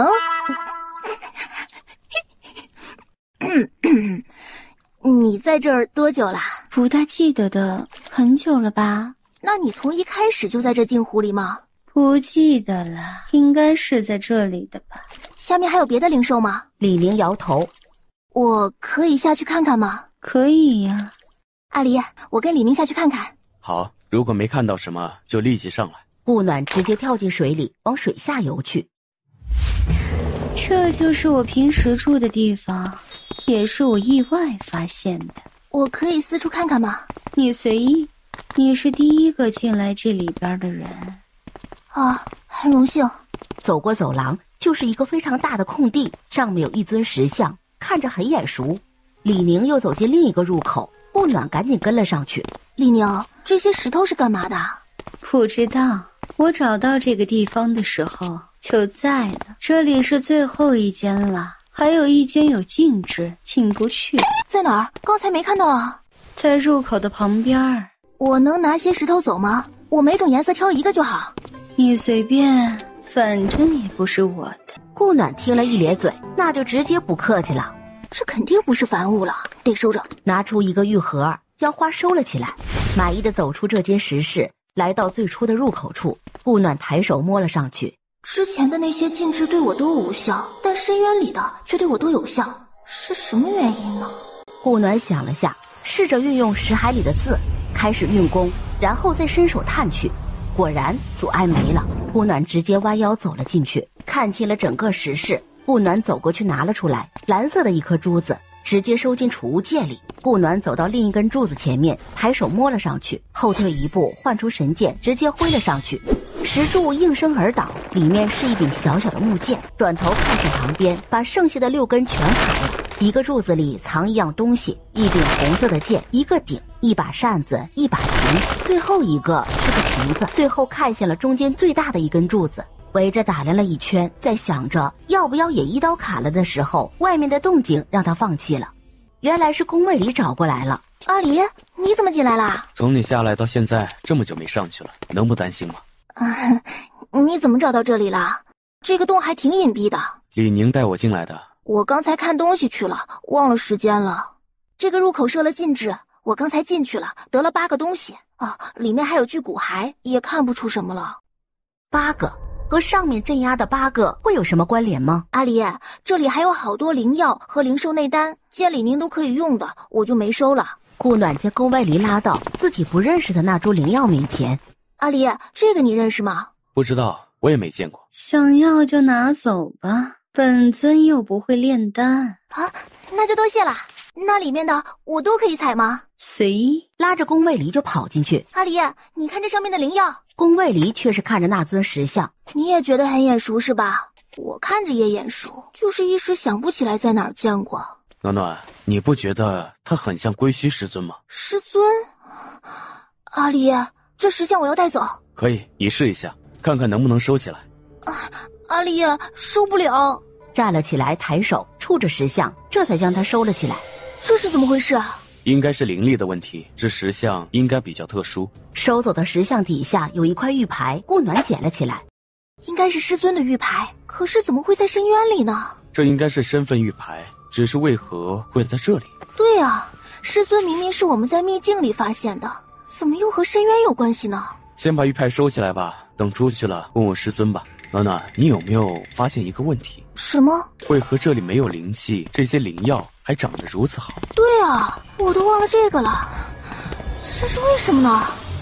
顾暖凑到了那株灵芝底下看着。暖暖，你运功试一下，这里能感应灵气。顾暖听了一愣，连忙盘腿坐下。真的可以，而且有很好的效果，那应该也能用灵力了。难怪之前运行御神诀是那么容易。我们可以在这里修炼吗？随意陪着我也好啊，那就多谢了。暖暖，我上去将帐篷收了，还得告诉好友一声。宫卫离说着就走了。你不用修炼的吗？修炼？怎么修炼啊？像我这样的，只不过你们灵兽修炼方法应该和我们不一样。李宁走到他旁边，也盘腿坐下，学着他闭着眼睛。刚开始也没觉什么，慢慢就感觉有股气吸到了身体经脉中，这是他睡觉时才有的。难道真的离开去找重阴山脉了？不可能，去重阴山脉必须经过重朗山脉这片森林，并未见他们来过呀。妖兽一直未归，也不知道做什么去了。华云，你派人看着点金湖，如果那边有动静了，就告诉本座。是。修炼向来无甲子，3年的时间，宫卫离成功突破到大成期，顾暖也突破到合体后期，连李宁也进入了妖圣后阶，已是半步妖尊了。又是1年，顾暖在要突破到大成期时，又开始昏迷了。顾暖这一昏便是半年的时间，灵气稳定后，他的修为直接停在了大成中期。宫卫离也跟着受益，也到了大成中期。只是太过急躁而有些不稳，又过了半个月，顾暖才醒。顾暖笑着睁开了眼，看着室顶，才发现上面有一幅很大的画，像是一座山脉。这不会是重阴山脉吧？有什么特别的吗？李宁，这幅画一直都在吗？在呀，不过画得太丑了。李宁，我教你法术功法怎么样？什么法术功法？就是可以用来打架的，你记忆里有吗？好像没有。那我给你找找。花了半个时辰，终于找到了华清诀。试这个，你可不可以修炼？试着练了一下，发现还不错，抱着书就跑了。不知道他从哪儿摸出来一根造型奇怪的藤鞭。啊，别在这儿挥！阿离还在这修炼呢，别打扰他。顾暖想出去看看好恶，也跳了进去。好恶，我来看你啦。好恶，我知道错了，没跟你道别就消失这么久，我用好吃的跟你道歉好吗？很好吃的。过了好一会儿，你不带我玩，你不是在工作不能离开吗？而且我也不好带你啊。好饿。顾暖一出现，青妖就收到了消息。李宁过了一会儿，一身的草就走了过来。怎么了？我刚才去跟那个妖精打架，没打过他。妖精？松原那家伙。你才刚学，怎么可能打得过人家？要多练习，把这鞭子舞的可以按照你的想法指哪儿打哪儿了，你就可以再去找他打啦。好想撸啊，好柔软的小呆毛啊。头发不能乱摸，小心长不高了。当时是化了形才出来的呀。李宁开始努力练功了，鞭子挥得呼呼的。他练了2天，就又跑去找那个松原去了，然后又是垂头丧气的回来。顾暖笑着看着他，你和那个松原有仇？有仇？没有啊，我也才跟他认识没几天。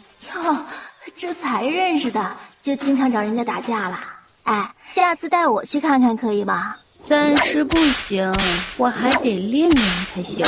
见宫卫离从水里出来，好了吗？稳固了。你知道我在下面发现了什么吗？发现了什么？疑似重阴山脉地图的东西。是不是洞顶的那幅画呀？对，你看到了。你觉得那是不是重阴山脉的地图啊？是不是重阴山脉的地图我不知道，但我发现洞里的灵气来源是那里，那就是一个阵法。谁这么牛，在深渊里搞一个这么大的阵法？他又是怎么做到灵气化无的呢？要不是你试了，估计都不知道这里面灵气浓郁的快成实质了。我猜应该洞里还有别的阵法。那我们再下去看看。于是两人又下了水，最后宫卫离在骸骨边的地方发现了机关。阿离，这还可以修复好吗？修复不了了，破坏的太厉害了。那是奇怪了，这里都没人进来，怎么会被破坏了？要么是设置阵法的人破坏的，根本不想让人发现什么。能看出是什么阵吗？是传送阵。阿离，我去那个石室看一下，里面还有个像画了奇怪花纹的台柱没有看。你带我进去看看。宫卫离成功的被他带了进去，打量了一下，看着中间石台上的花纹，皱了眉。暖暖，这上面画的是金乌，而且还是用血画的，应该是底下镇压了什么东西。这种属于邪魔阵法，而创造这里的人应该不是什么好人了。阿离，这里面的味道你闻到了吗？并不像血液的味道，带着股异香。宫卫离走到其他被毁的柱子前看了下，这些都是我拿了。知道，这里也只有你进得来。暖暖，拿一件我看看。顾暖拿出那柄红色的剑，是神器，那其他的应该也是神器了。这里封印8个神器，是为何呀？暖暖，有没有可能这些都是封印在魂石里那些大能们的神器？还有颗蓝色的珠子，便拿了出来。那这应该是渊少的东西了。先收起来，等出去了再问我渊少吧。阿离，要不我们去看看其他被魂石镇压的是什么人物吧？好，我们是从好恶底下出来的，那其他的会不会也是在下面？先去他们下面看看，能不能找到缝隙。宫卫离拉着他就进了水里，朝最近的魂石游去。两人来到魂石底下，最后顾暖先发现了缝隙，用同样的招数开始挠痒痒，果然还是有用的。宫卫离没有发现，就游了过来，两人又抓了下，好半晌又挪开了点。两人拿着火光石游上了岸。你好，麻烦后退一点，让我们上去一下。你们是何人？如何能入这禁地？你很有趣。尊者有礼，我们进来一位查探，二位带您出去。带本尊出去？真是本尊被封印这么多年来听到最好听的笑话。你的隔壁邻居我们已经救了，你应该也能。邻居？这旁边还封印了其他人？您离远点儿，您的气息太大了。是啊，一共有8个封印，目前只救了1个。你救出来的是谁？说说看，本尊认不认识？渊少，认识吗？什么？渊少？他怎么也被封了？你们认识啊？他现在已经被救出来了，在其他地方。他是本尊师弟，你说认识吗？那不知尊者如何称呼？本尊离望。你们是何人？为何会来救本尊？纯属路过。你信吗？我们遭遇追杀，逃到深渊来的，误入渊少的封印之地，就将他带出来了。然后想出深渊，却发现没什么门路，所以凑着有时间，就想着把你们都救了算了。你们觉得本尊有门路？并不觉得，你都被封印了不知道多少年了，怎么可能知道？往水边的墙上探去，想弄点灵气把衣服弄干了，却发现并没有灵气，于是走向另一面墙，也没有，居然都没有。怎么了？阿离，这里面没有灵气，4面墙都没有。肯定没了呀！如果有灵气，那还能封印住本尊？没有一丝灵力，就等于你出不去，可懂？本尊也没想过能出去。再说了，这设了封印灵力的禁止，有灵气也没用啊。谁说的？有灵气的话，可以带动体内的灵气，自然就可以用了。顾暖走到他旁边，拍了拍他。渊少那里有面墙，能透出一点点灵气，所以能将他带出去。可你这里没有，以你这么庞大的身躯，就很难出去了。你们真的将渊少救出去了？真的，不然我们怎么知道他？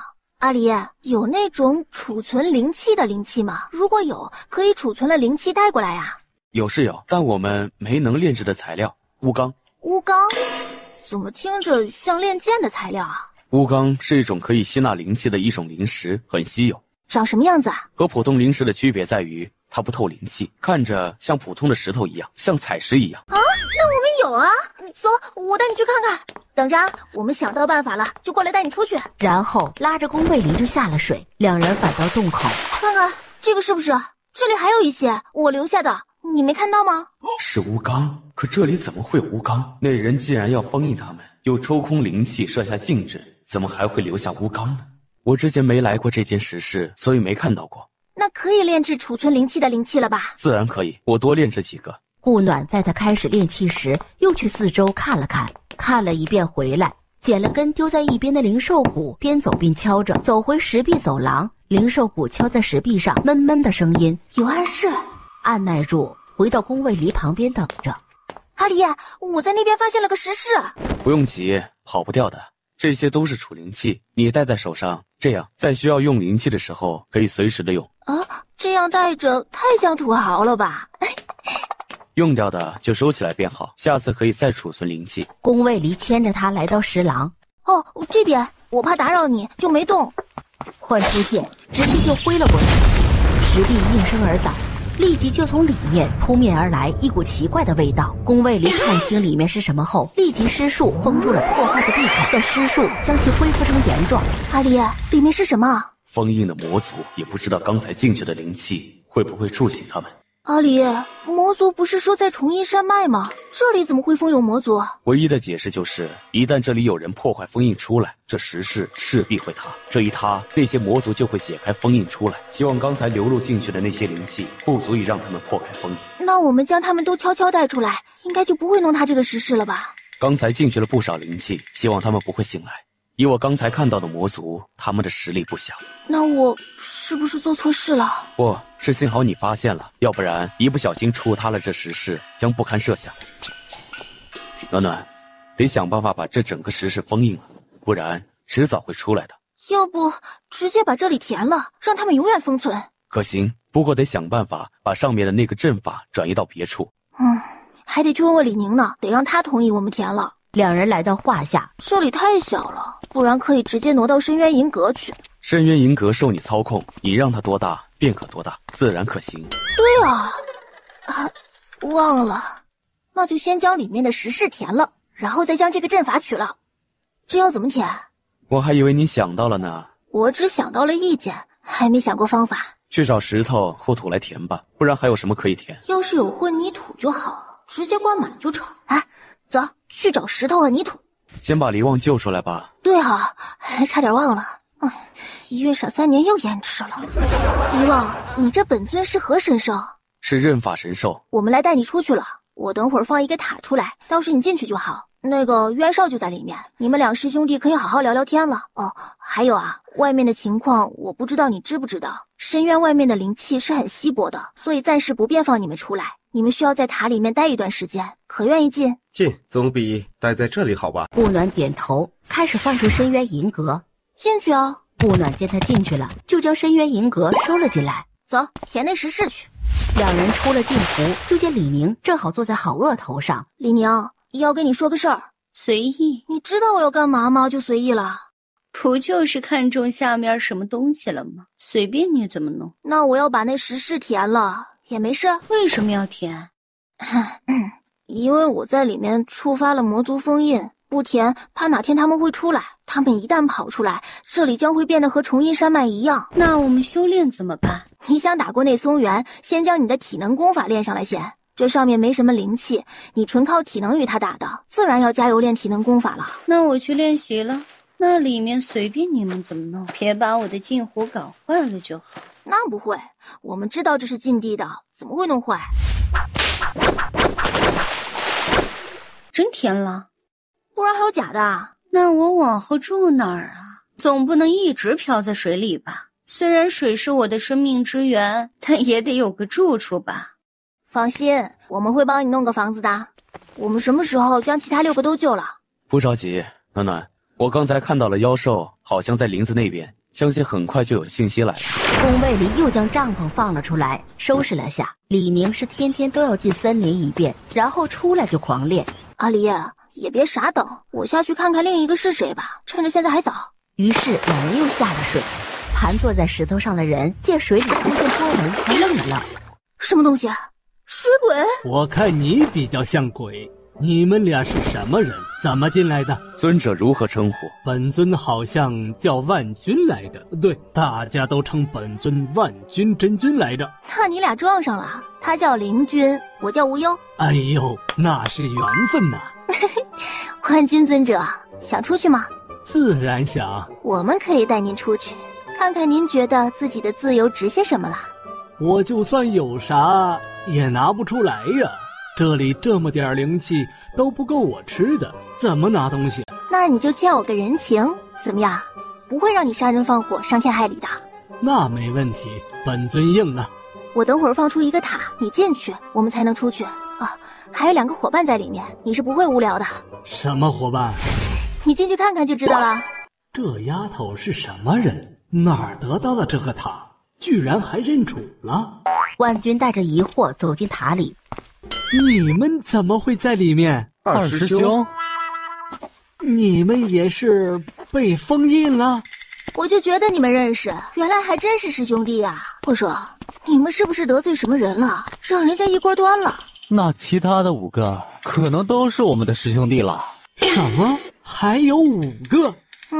那就不打扰你们兄弟相聚了。我们去看看其他的是不是你们兄弟。这感觉像是一个宗门的人都让人封印了，可能还是新进的人做的，不然他们怎么都不知道是谁封印了他们。阿离，我们是先上去，还是先去看看其他的？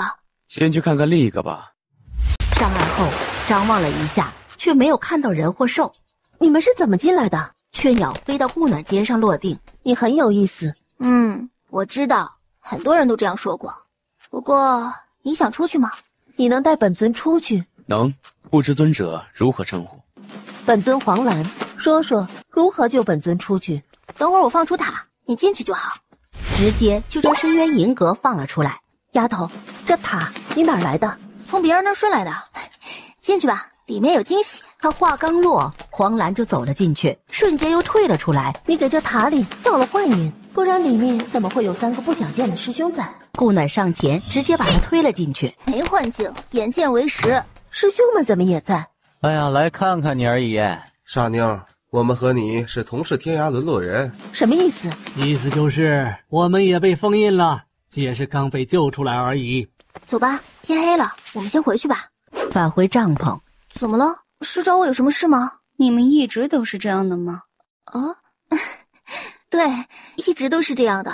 你要是遇到对的人，他也会这样对你的。是吗？李宁若有所思地走了出去，没一会儿又返回来。松原说要见你们，明天就在那边的林子里。好，会赴约的。夜里进来请打声招呼，免得看到不该看的。她心智可还是小女孩呢，别吓着她了。不提醒，下次又直接走了进来。好啦，先睡吧，明天看看他要做什么。你说这松原是谁啊？会不会就是妖手？8成是的。好了，既然不想睡，那就做点别的。见2人终于出来了，还以为你们不打算出门了呢。放心，不会放某人鸽子的。放鸽子是何意？就是说我们一定会去的。走吧，去见见这松原是何方神圣。说着拉着宫卫离的手就往那边林子里走去。走进林子里，果然是他。你能不能下来说话，让我们一直仰着头看你吗？说吧，叫我们过来何意？你们在打听离开深渊的办法？正是，不知妖手可有什么建议可以告知？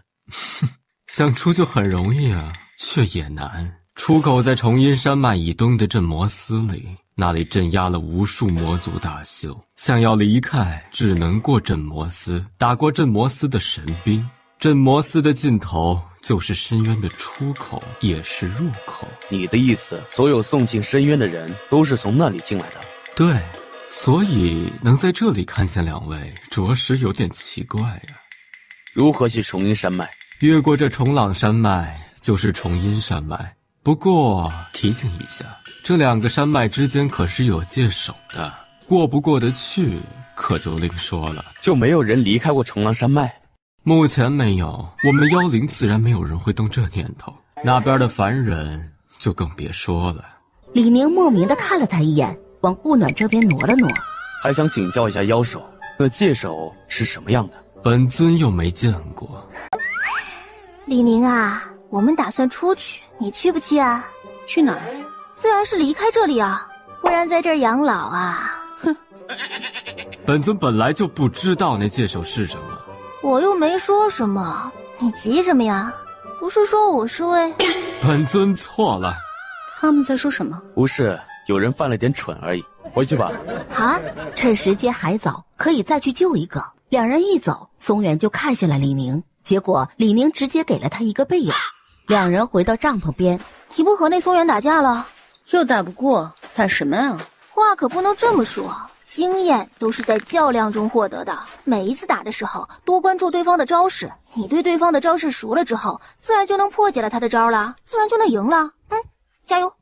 李宁觉得他的话有理，就去找松原了。松原正要回去呢，见他来了，面上一喜。你怎么又回来了？自然是和你打架的。顾暖和宫卫离看着眼前的，您是一只猫吧？本尊修齐。您想出去吗？无所谓。您的师兄弟们都在，您去不去？都有何人？袁绍、黎望、万军、黄兰。直接跳到顾暖肩上，伸出利爪。在何处？放开他！啊，阿离，没事，他们都在里面。你如何得到这个的？哎呀，从别人那儿顺的。他们为何会在里面？他们都是被封印的，都救出来了。另外还有3个。另外3个人是谁？不知道啊，得救了才能知道是谁啊。看到里面的4个，扭头想走。大师兄，别走啊！万军走出来，就将他提了进去。赶紧放开本尊，成何体统？顾暖好奇地走了过去。这是怎么了？回答他的是一扇门。阿离，走，去下个。直接去另外一个。这次也是个人。敢问尊者如何称呼？速记何事？带您出去。何求？无所求。人非圣贤，孰能无求？非圣贤，却也无所求。您师兄弟们都在，您去不去？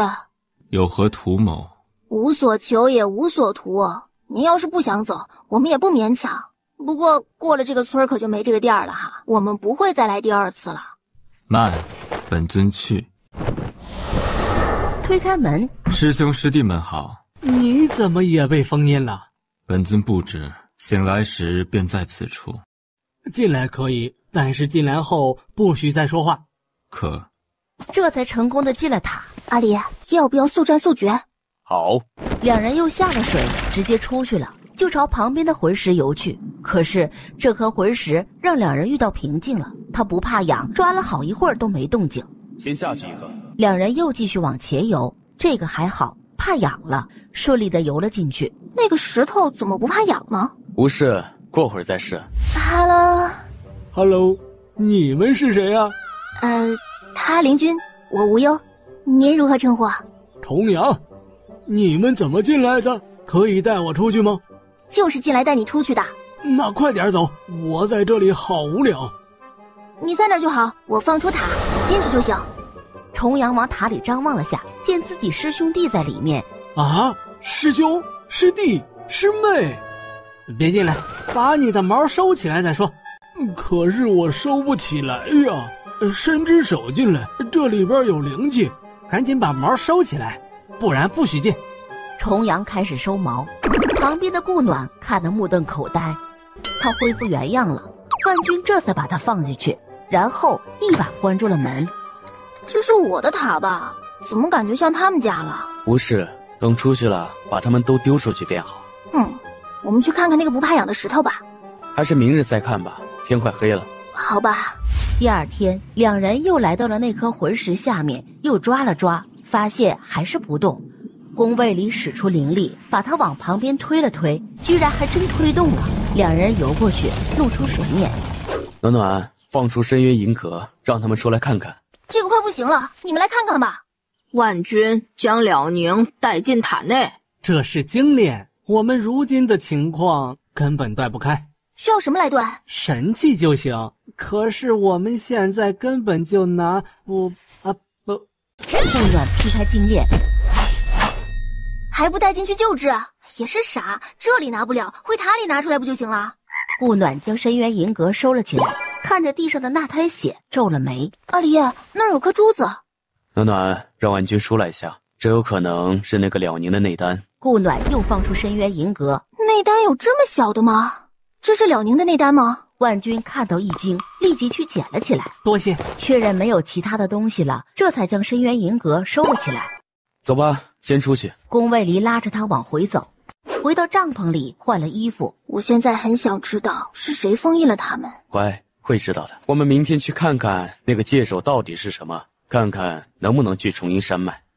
那界首如果只是禁制的话，我们很容易就能过去。如果是有人守护的话，以我们储存的灵气也能一搏吧。明日去看看就知道了。想到什么，顾暖立即跑出帐篷，看着最后救出了宁的那块魂石，用意念与之沟通，却发现毫无反应。他已经死了。两人往回走，顾暖见李宁回来了。如果我们要离开，你要不要一起？我不走了，在这里挺好的。那好，那我们想办法帮你弄个房子。这不是有了吗？这种房子不能久居，很容易破的。第二天天还没亮，两人就出发去看界首。怎么，你也要去看看？只是来送送你们而已。又不是不回来了，放心，会回来的。顾暖挥了下手，和宫卫离继续往前走。顾暖和宫卫离两人走了2天了，又是2天。阿离呀，快到了。这个距离起码还需要1天时间。可是脚走累了，坐下来休息一会儿，我帮你揉揉。没事，不用揉。只是这看着没多远了，居然还要走这么久。那是因为你站在至高处，看着便近了。我们继续吧。看着这黑白分明的界限，有些诡异。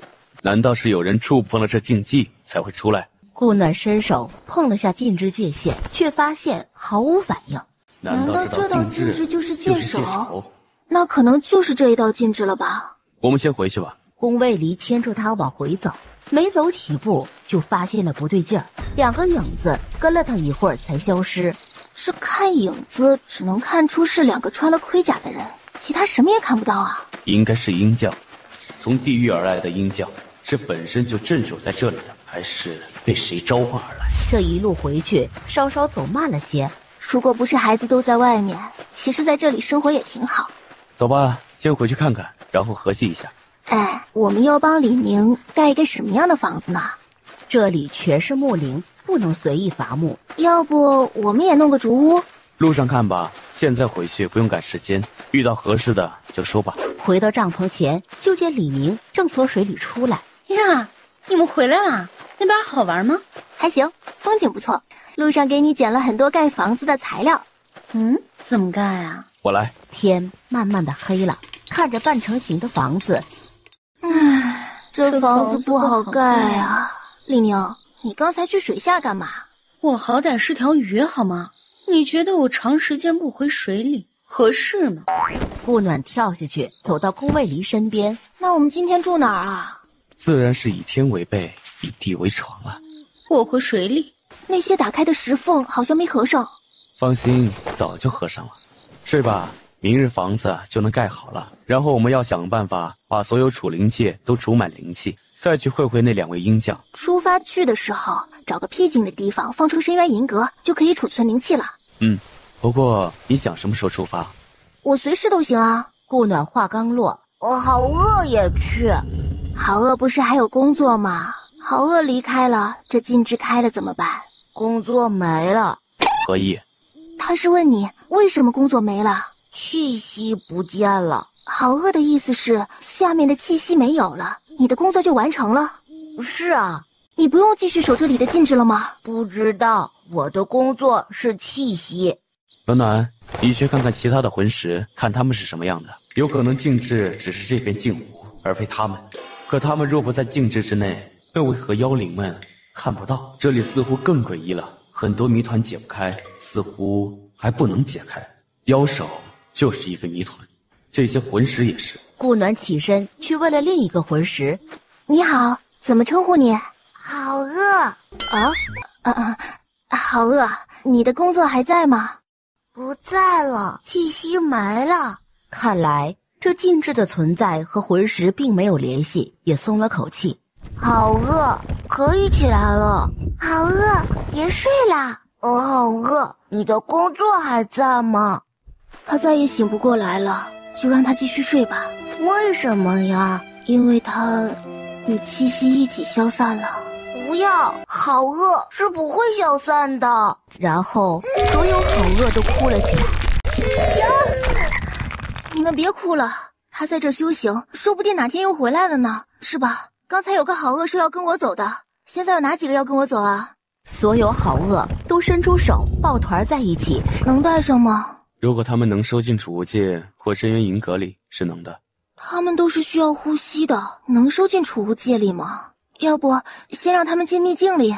可行，那边好鳄们也决定了，我们都走，我们都走。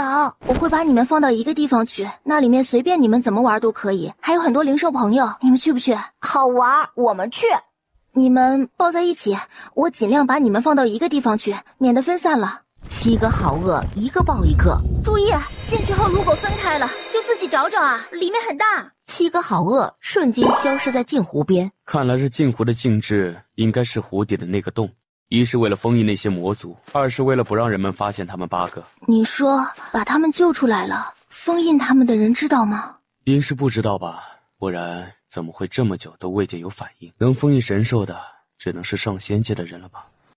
阿离，如果没有遇见你，我应该是桃花村里的一个小村妇吧，每天日出而作，日落而息，也可能会努力赚钱当个小地主，绝对是种田文，而不是现在的修仙文。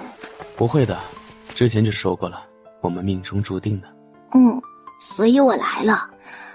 阿离，深渊这个隐藏副本刷完了，应该就没了吧？也许吧。喂，还有一些时间呢，睡吧。顾暖蹭了蹭睡着了，顾暖在他下榻后就醒了，静静地看着他处理木头。醒了，打扰你了。没有，我也来帮忙。要怎么弄？我来就好，就差一点了。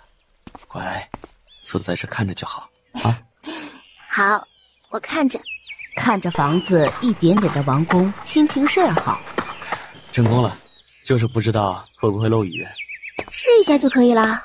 言罢就开始闭目，按照之前所学的内容操控，雨花就下了下来。阿离，成功了。成功了。现在还差些家具，我们要不要把帐篷里的分他些？听娘子的。李宁走进来，东看看西摸摸的，真不错啊，谢谢了。不客气。别气，等回去啊，你如果想，我在雪间峰顶再为你盖一间更好的啊。我又不气，就是有点舍不得，也不用再盖了。雪剑锋很好，这房子盖起来辛苦。你喜欢就好。我们什么时候出发？明日吧，明日出发，早日知道重阴山脉的情况。好吧。李宁走出来，见两人抱在一起，翻了个白眼就走了。不知羞耻，搂搂抱抱的。我再给这镜湖加到阵法，以免他们有机会从地底破土而出。好，得让青妖带我们过去。走吧，去找他们说一下。走到竹楼前，两位找本座何事？我们在镜湖发现了被封印的魔族，这也许就是镜湖被视为禁地的原因。现在以防万一，本尊想再加一道阵法巩固一下，但预算位置是在凡人区那边，需要麻烦你带我们过去一趟。设好阵法后，我们就回来。带他们去吧。是，妖手。两位这边请。宫卫离牵着顾暖跟了上去。我刚才见李宁去森林了，你不去？多谢提醒。青妖莫名的回头看了一眼。三人来到溪边，青妖朝旁边的巨树点了下头，立即就有座桥出现在溪面上。请。宫卫离牵着顾暖先走了过去，青妖才跟了上来。暖暖，后退些。宫卫离走进湖边，开始展开神石探入地底，每一颗灵石都深深地打入地底，直贴那间封印着魔族的石室。你们能看到湖面吗？自然是平静无波。阿离，那是因为你阵法的原因吗？部分之前的魔气已经开始慢慢渗出来了，所以才会那样。在那边感受不到，但这边很明显，站在湖边都能感受到一丝魔气。走吧，可以回去了，让人别轻易靠近，也别破坏阵法。这镜湖有禁制，没人能靠近，这边本座也会交代下去，让他们不要靠近。他们开始往回走，刚走没多远，之前求愿的老爷子赶了过来。不知青仙过来，有失远迎，还请见谅。无事，那边都设为禁地，任何人不得靠近。是，一定办到。修仙便是修道，道心不稳，莫强求。他怎么看出来的？若强求，必魂飞魄散。这么严重？第二日天微亮，李宁，我们要走了，死去就不会再回来了。那送你的，一路平安。没想到我们小李宁都会用成语了呢。什么成语啊？一路平安就是。来，抱一下。你自己在这里要好好的，如果没有伴的话，就找一个玩得来的作伴。不过他一定要像阿离对我好的那样对你才行，不然就不能要，知道吗？愣愣的点了下头。好了，我们就先走了。顾暖撸了下他头顶的小呆毛，拉着宫卫里就走了。这样会长不高的。脑子里突然蹦出了第一次见到他的情景，突然感觉眼眶湿湿的，有什么东西流了下来。啊！我出水了，我要死了！松原，我要死了！怎么了？看，我眼睛都出水了，我是不是要死了？刚才谁欺负你了吗？欺负？没有啊，刚才我又抱了我一下，那像这样。还有啊，他还摸了一下我的头，像这样。拿起他的手放在自己头上摸了下，然后我眼睛就出水了。李宁看着他没反应，皱着脸道：你是不是不知道？知道，这是眼泪，别怕，不会死的，这是人的一种情绪。一个人悲伤的时候会哭，就是眼泪。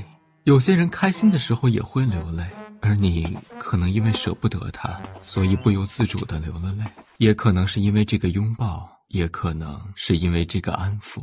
我想起了第一次和他见面的样子，他就低下来了，那是不是因为我舍不得他？对。那我要去找他。松原立即将他一把拉住。别走，那你跟着他走了，会不会舍不得我？会。那就不走了好吗？他有他的相公陪，我没有人陪啊。你还是想走吗？人长得也好看，也能打架，应该可以做自己的伴吧？你能做我的伴吗？你说什么？我说你能做我的伴吗？阿宁，你知道这个是什么意思吗？吴有走之前跟我说，让我找一个玩得好的作伴，我们就玩得很好啊，可以作伴。不过他说一定要像林君对他好一样对我好才可以，你能做到吗？如果能做到才行，做不到就不行了。他的意思是让你找一个可以对你很好的伴侣，我可以做到，但是你还不知道伴侣的感情是怎么回事。等你知道了，我们再接侣，好吗？伴侣和伴有什么区别吗？当然。慢慢的给他解释了伴侣和伴的区别。你们是不是也太不把自己当外人了些？什么外人？不都是自己人吗？谁跟你是自己人？放心，迟早会是的。不可能，谁要跟你们是自己人，倒了血霉了。哼！顾暖冷笑一声，直接走了。好了，就让他们再待一会儿，等出了深渊就好了。对，一出深渊，我就要把他们全部丢出去。看到前面一道瀑布前的彩虹，阿离，彩虹，很漂亮。两人用了6天时间才到达禁制界限附近。今晚先休息，明天再去会会那界首。好，看看他们的本来面目，应该不会和师尊一样是个魂体吧？想起李宁送自己的包袱，打开一看，这都是什么呀？树叶、花，还有2颗石头。两人来到界限边，顾暖捡起1颗石头就丢了过去。两位，还请现身一见，我们想入重阴山脉。过了会儿，尔等为何要入重阴山脉？自是有要事。怎么看着像刚吃了东西过来的呢？这偷吃不剔牙不擦嘴的啊？那是菜叶还是啥？要入重阴山脉者，须过界首一关。是吗？2骷髅和宫卫离都看向了他。吃好吃啊。我就剩1点了，吃了可就没有了。真的不要？2骷髅对视了一眼，点头。顾暖朝2骷髅眨巴下眼睛，直接朝他们攻了过去。才打了2、3个回合，2骷髅就倒下了。哼，承让。顾暖悄悄的又把剩下的1包糕点递给了他们，2骷髅拿了，直接消失了。相公，我厉害吧？厉害。你怎么知道他们喜欢这个？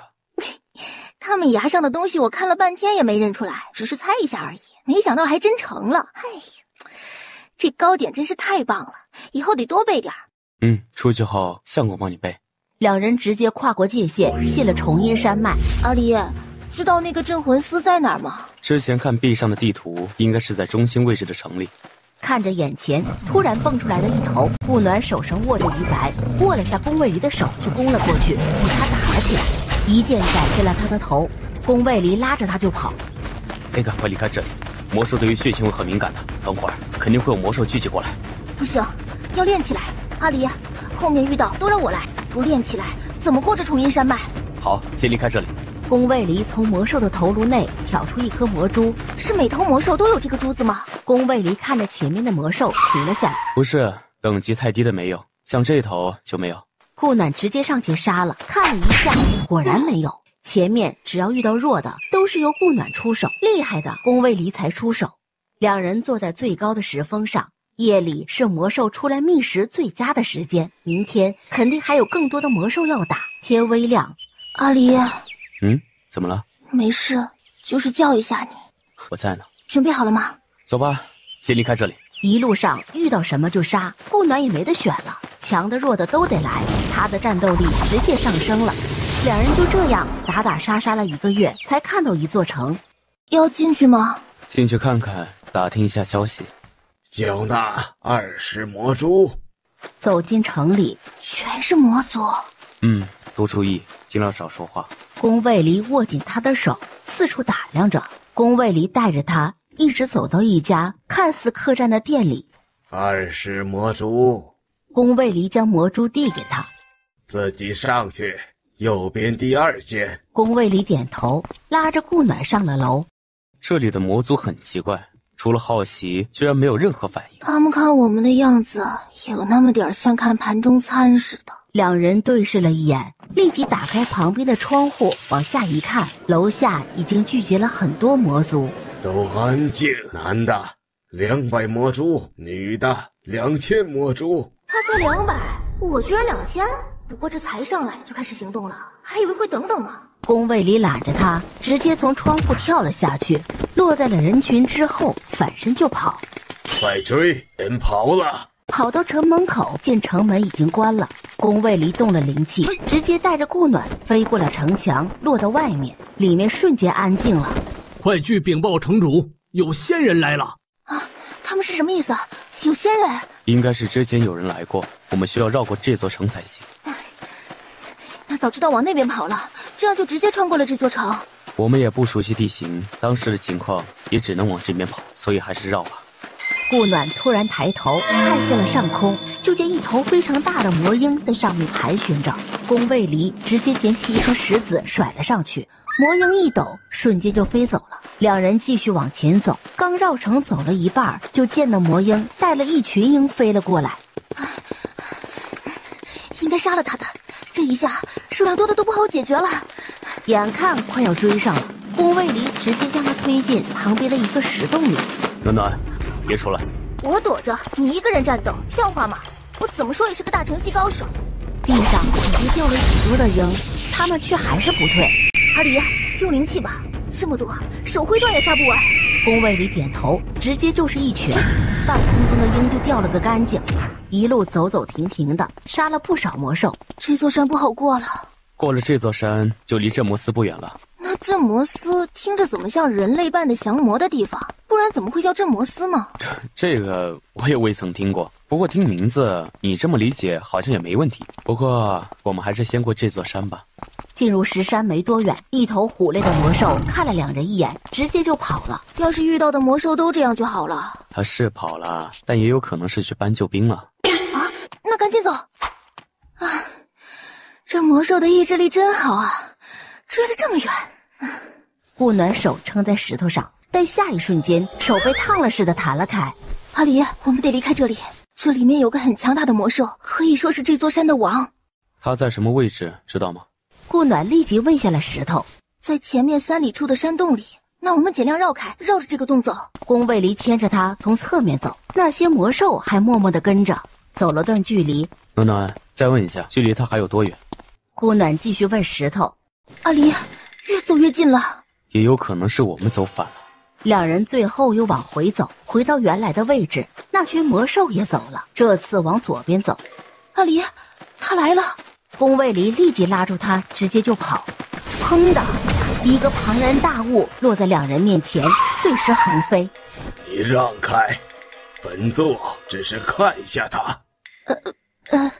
嗨，找我有什么事啊？你很特别。很多人都这么说。你们这是要去镇魔司？对，那边有什么问题吗？请问怎么称呼？称呼不重要，那边可都是高阶的魔兽，不怕有去无回。有去无回也得去啊，不然能怎么办？镇魔司的镇司听说很强，你们好自为之吧。交点东西给我就走吧。你要什么？你们有什么？这个要不要？你们走吧。宫卫里点头，带着顾暖就走了。对魔族的修炼很有用处的一块石头，他怎么会有？难道他身上的亲切感就是这块石头？眼看着离城越来越近了，魔兽也越来越多。暖暖，去云树洞或高处休息一下。去那棵树那儿吧，没别的地方了。走到树下，树上还有。宫卫离率先上去，将那蛇杀了，这才拉着顾暖上去，布下阵法，杜绝那些魔兽上来，让顾暖靠着自己休息。这魔兽真的是杀不尽一样，是不是这整个重阴山脉都布满了魔兽？这里差不多是中心位置了，越往中心魔兽肯定越多。那城也不知道好不好进。等会儿下面魔兽少了些了，我们去把魔蛛收起来吧，那里进去说不定也需要呢。收不了了，他们早就吃了。那下次杀一头就要收，不然太浪费了。前面那座城都是用魔蛛消费的，那里说不定也一样呢。好，都收起来。好不容易杀到城边不远处，却见城门前有一条很宽的水沟，这怎么进去？如需入城，需何条件？200魔蛛。可以。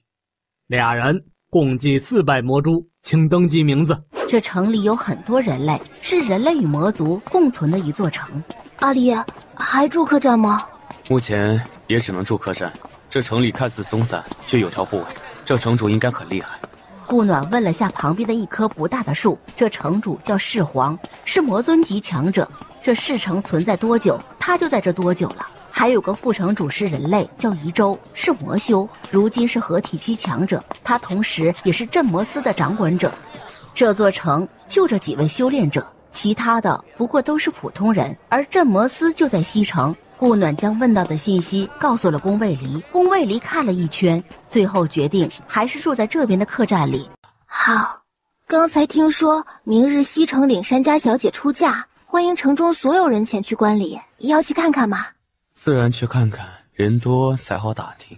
要找镇魔司的位置应该不容易，那棵树都不知道，应该普通人都不会知道。第二天微亮，阿离，起来吗？起来了。睡得真舒服。一切弄好后，两人就出了门。我这里还有一些糕点，等回客栈我都给你。好啊好啊，我馋了。两人一路从西城走到东城，回到客栈。还是熟悉的味道。听说这边出嫁都是晚上出嫁的，那什么小姐出嫁应该就是今晚了。那也要去看看，看这魔族出嫁和我们有没有什么不一样的。好，吃了糕点，顾暖就趴到了窗户下，这才看到了交换的景色。这里还真有趣啊！白天人类做生意，晚上就是魔族做生意，这主意好啊！这魔族看着也像人类一样的生活，并不像传言里那样整日只知争斗和杀戮。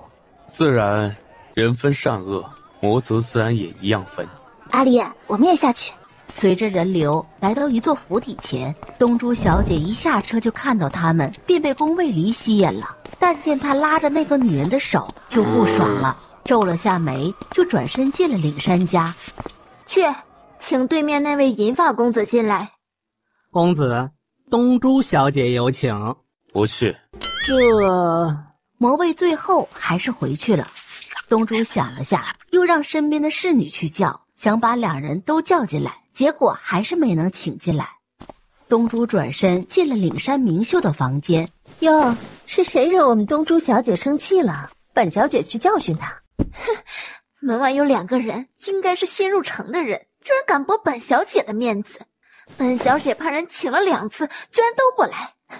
本小姐倒是要看看他们什么样的身份如此大胆。是来观礼的人？应该是。站在对面台阶上，那个女人像没见过世面似的乱看着。岭山明秀摇了摇头。顾暖看着街对面来的车队，就知道是迎亲的人来了。没多久，就抱了个穿着黑衣裙的小姐走了出来。东珠见两人还在，等马车一走，直接就往这边走过来。本小姐请你进去，为何不去？为何要去？本小姐问的是他，这是我相公，那又如何？休了便是。这话一落，宫卫离便一脚朝他踢了过去。你敢对本小姐动手？嘴巴放干净点，跟本小姐拦住他们，将他们抓回去。顾暖一脚就将快扑到自己身上的人踢了出去。放肆！本尊也敢扑？他们是何人？居然敢这么自称！将人全踢完了，两人继续往前走，回到客栈。这样能不能行啊？东胜是魔族，还不如找犀利呢。会找他的，先会会这个东胜。没过多久，东胜就来了。灵君与无忧是吧？在下东胜。东胜将军有礼。小女莽撞了，还请灵君公子多多见谅。不敢，初来乍到，不周之处，还请见谅。不知两位从何处来呀？你们过了界首？这是自然，不然怎么能过来呢？两位在这客栈着实简陋了些，不如移居东府。不便打扰，住在这儿挺好的。本将军在东城靠西城附近有处别院，若不嫌弃，可暂居那里。宫卫离垂下了眼眸，做若有所思状。我那院子闲置已久，稍微收拾一下，住的也比客栈舒适。那就多谢东将军了，这算谢礼。多谢，这个我很需要。跟着他来到他所说的别院。两位，这以后就是你们的了，你们给的石头完全可以将这买下了。那就多谢了。东胜随即就告辞走了。阿离，这石头是什么啊？看他们魔族都很需要一样。应该是有助于他们修炼，毕竟这里比较特殊。你那儿有多少？顾暖把储物戒里的全拿了出来，数了下，还有10来颗。宫卫离收起5个，其他的让他继续收着。有种终于住进房子里的感觉。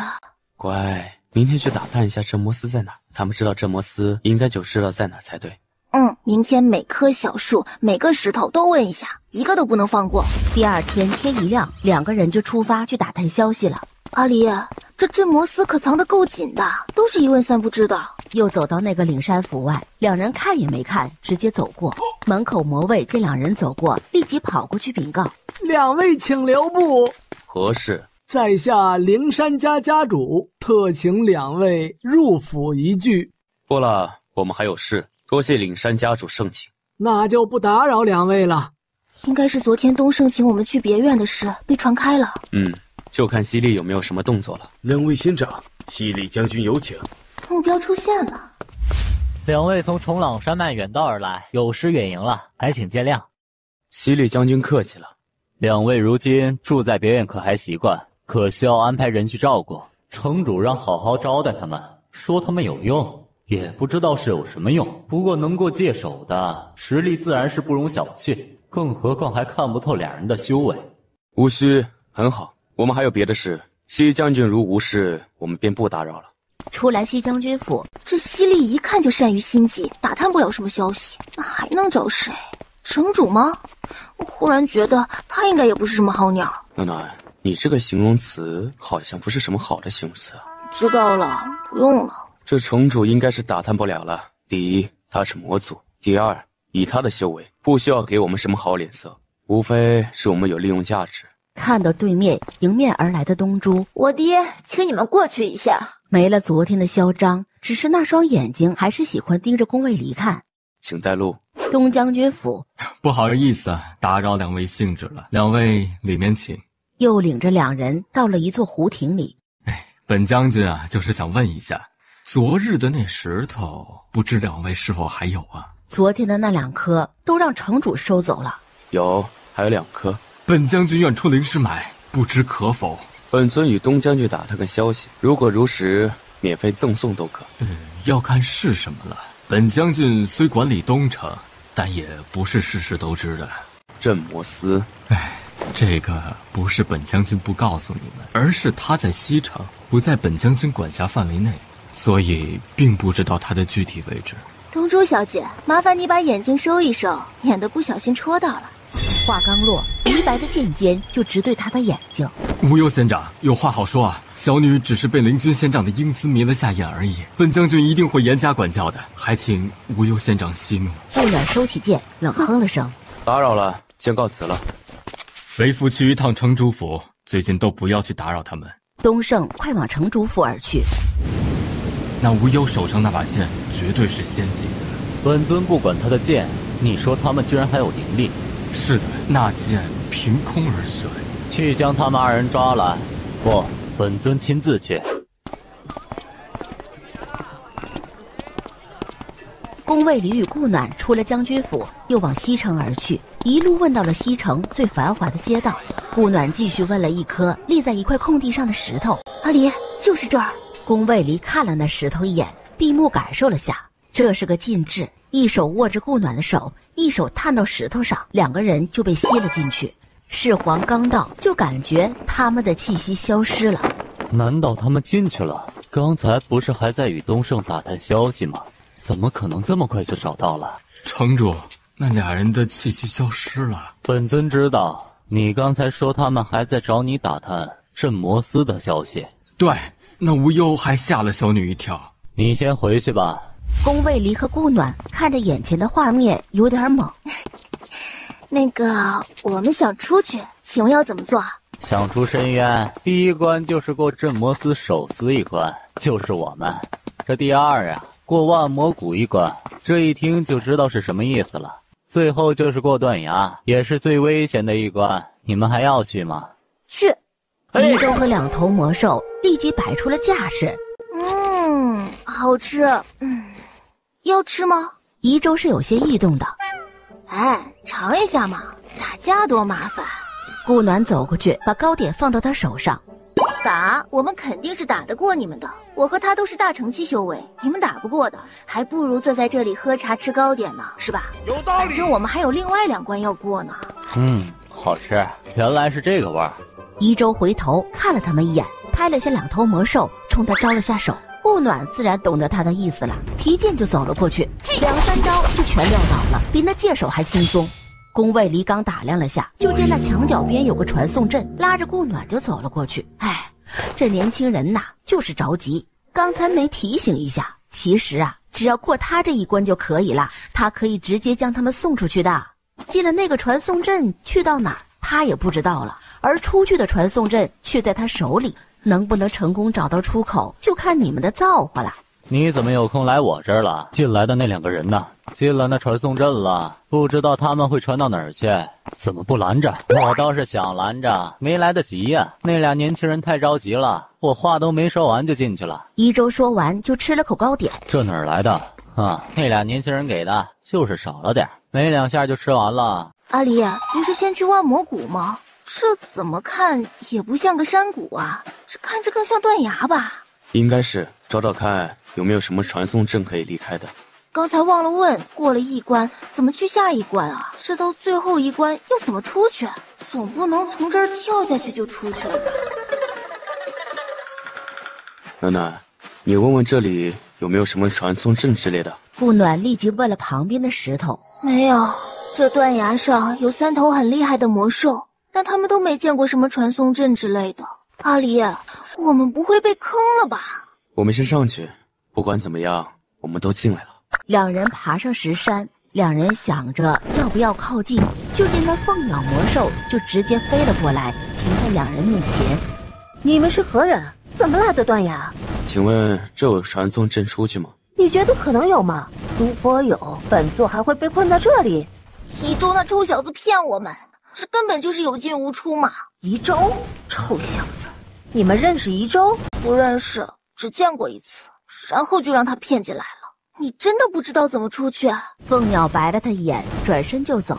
暖暖，我们围着这断崖看看吧。这断崖不大，走了没多久，2人又回到最初的地方。阿离，我们这真是一个空间套一个空间啊！这深渊应该是天地自行而成，这个空间应该也是。继续盯着不远处的白云看，突然伸手一碰，发现这还是真被禁制隔离的。因为这样才自成了一个空间。阿离，过来！怎么了？你伸一下手。禁制？对，我怀疑从这儿出去应该就是外面了。阿离，你拉住我探过去看看。顾暖运行御神诀往禁制里探了探，看了眼前的画面，立即回身。阿离，是外面。跟我们出去。顾暖点头，抱紧他就迈了出去。我去啊！怎么不带上我？拿翅膀触碰了下，发现根本穿不过。失策啊！早知道打好关系了，让他们带我出去。这大的没抱住我，这要等下一个进来的人，得要再等多久啊？两人落在草地上，我们真的出来了，这是云中路。终于回来了，走，先回去。对，赶紧回去，我要看看小暖溪。两人直接回到了归墟宫。顾暖一进归墟宫就展开了神识，将归墟宫内所有人都唤了出来。师尊，您终于回来啦！小优不错呀，已是和灵期了。松开孤楚幽，小白就跳进了他怀里。小白，你怎么还是这么点儿大呀？小白立即跳了下去，直接变大了。好，我们小白也长大了，快变小一点。恭迎师尊师母归来，起来吧。雪蓉抱着宫暖溪赶过来的时候，两个人的眼睛都看着他怀里的孩子。小暖溪，我是娘抱抱。娘，你们去哪儿了？这么久才回来？娘亲和爹爹让坏人打进了深渊里，想了许多办法才出来的。来，这是爹爹，叫爹爹。看着宫卫离那紧张的样子，直接破涕而笑。爹爹为什么头发是白色的？爹爹从小头发就是白色的。这是爹爹和娘亲。这段时间辛苦你们了，希儿多谢你照顾了。是应该的，小姐也很可爱。师尊和乐山呢？四人的笑脸都落了下来，连宫暖溪也皱了脸。怎么了？归墟尊者3年前因为护着归墟宫，所以元气大伤，现在还没醒来。乐山出去为小姐找奶源，也受了重伤，现在还在昏迷着。顾暖抱着宫暖溪，立即往乐山所住的院子走去。不是他不重师尊，而是他知道，就算去了师尊那，他也帮不上忙。宫卫离上前看了一眼，为乐山吃些丹药，发现他筋脉尽断，连丹田也被毁了。我如今已是玄级炼丹师，但也只能吊住他的命而已。知道是谁做的吗？顾暖拿出涅槃丹，宫卫离接过来，就给乐山喂下了一颗，用灵力帮他重塑。四人都摇头。他是直接被人丢回归墟宫的外面的。那就只能等他醒来了，才能知道是谁了。小希儿，有没有见过师祖？见过，就在左殿，不好看。来到左殿，师尊，徒儿回来了。火焰跳动了下，徒儿可有什么可以帮您的？顾暖看着那火焰，半晌才得到回应。是，徒儿明白了，徒儿会想办法找到的。娘，师祖可以说话了吗？还没有，是娘跟师祖在用意念沟通，所以才能听到师祖的话。那小希儿可不可以和师祖说话？当然可以，希儿说话，师祖可以听到的，只是暂时还不能给你回应。小希儿，对不起啊，娘亲和爹爹没有一直陪在你身边。不怪娘亲和爹爹，是坏人太坏了。娘，可以再亲我一下吗？感觉暖暖的。希儿想亲多少下都可以。宫暖溪也亲了他一下。娘有没有感觉暖暖的？有，很暖。等会儿小希儿也给爹爹送点暖暖，好不好？好。不过爹爹都不抱我，是不是不喜欢我？顾暖抱起他出了左殿。怎么会？爹爹只是不知所措了，他怕自己吓到你。真的吗？不信啊，你问一下爹爹。爹爹抱。宫卫离快步走了过来，立即接过他，动作轻柔的不得了。宫暖溪抱着他的脖子就亲了一下。爹爹。希儿乖。也暖暖的。爹爹是不是很喜欢我们家希儿啊？喜欢。放轻松，当初你抱耀儿和变儿的时候可不是这样的。那不一样。娘，耀儿和变儿是谁呀？耀儿叫宫耀，是希儿的大哥；变儿叫宫变，是希儿的二哥。不过他们不在这里，在云耀大陆那边。过段时间就带你回去见他们。啊，我有大哥二哥呀，他们长什么样子？悠悠师姐之前有给我看娘亲和爹爹的样子，所以我知道，可是没听说过哥哥。娘没有哥哥的存影，所以要回去才能看到啦。娘也好久没见着他们了，也不知道他们长多高了，是不是乖乖听话修炼。小希儿有听话修炼哦，悠悠师姐教我的。我们小希儿真棒。孤楚幽走了过来，师尊，乐山醒了。顾暖点头，抱着宫暖曦就往他住的院子走去。宫卫里转身进了左殿。多谢师尊，我们回来了，定会为师尊报仇的。我如今与暖暖都是大成期的修为，不用怕任何人，所以师尊放心，我们也会尽快找到方法帮师尊恢复的。先多休息一下，你的修为尽失，需要重新修炼。不过现在重塑经脉，你后面修炼起来会比以往快上许多。没死已是万幸，多谢主子救命之恩。应该是我们谢谢你，要不是为了希儿，你也不会受这么重的伤。知道是谁重伤了你吗？我们此次回来，有仇报仇，有冤报冤。是陆主，他亲自动的手，废了我的筋脉，再废我的丹田。很好，好好养伤，等你好点了，咱们就去报仇，把你身上的伤全部还给他。娘，什么是报仇？就是之前打伤乐山叔叔的人，他无缘无故打伤了乐山叔叔，那么等乐山叔叔好了，自然要打回来，这就是报仇。如果是乐山叔叔有错在先，我们就不说了，谁让他犯错了？可问题是，乐山叔叔并没有犯错，他居然就废了乐山叔叔的丹田，自然是要报仇了。哦，那我可以去看看吗？可以去，不过不能乱跑。好。你们对云中路的信息清楚吗？结果都是摇头。主宴，写一张请柬，邀请你祖父过来一趟。没过多久，两位这修为……顾宗主，请坐。我们如今是大成期修为，此次请两位来，是想知道一下云中路的情况。如今云中路已是陆家一家独大了。自从陆玄策出关，他们行事风格就变了。孤家如今也败了，许多孤家弟子加入了禅隐宗，孤家算是倒了。令家和侯家都依附了陆家，所以才得以生存着。这云中路早已面目全非了。顾宗主有意做这云中路的路主吗？你们要对付陆家了？哼，这不明显的吗？都被气得与孩子分离了近5年，这仇怎能不报？还有我家管家之事，新的旧的一起算。我儿当年之事也查清楚了，是陆凤舞与孤家叛徒设计的。我们也有新仇旧恨，只是实力太弱，一直没能报仇。那就一起呀！等我家管家的身体好些了，咱们就行动，将他们陆家一锅端了。那我们孤家等你消息。与陆家有仇的是孤家，而非禅隐宗，所以到时候出来的自是孤家人。这就是当初的孩子吧？长得真精致。对，取名暖曦，很好的名字。顾楚幽走到他身边，拉住了他的手。小幽，要跟你爹去禅隐宗住几天吗？再过几天吧，师尊才刚回来。如果你不打算跟师尊离开的话，那就多陪师尊一会儿。如果你想跟师尊离开的话，那可就要多陪爹爹一会儿了。虽然随时可以回来，但也不会像现在这样想见就能见了。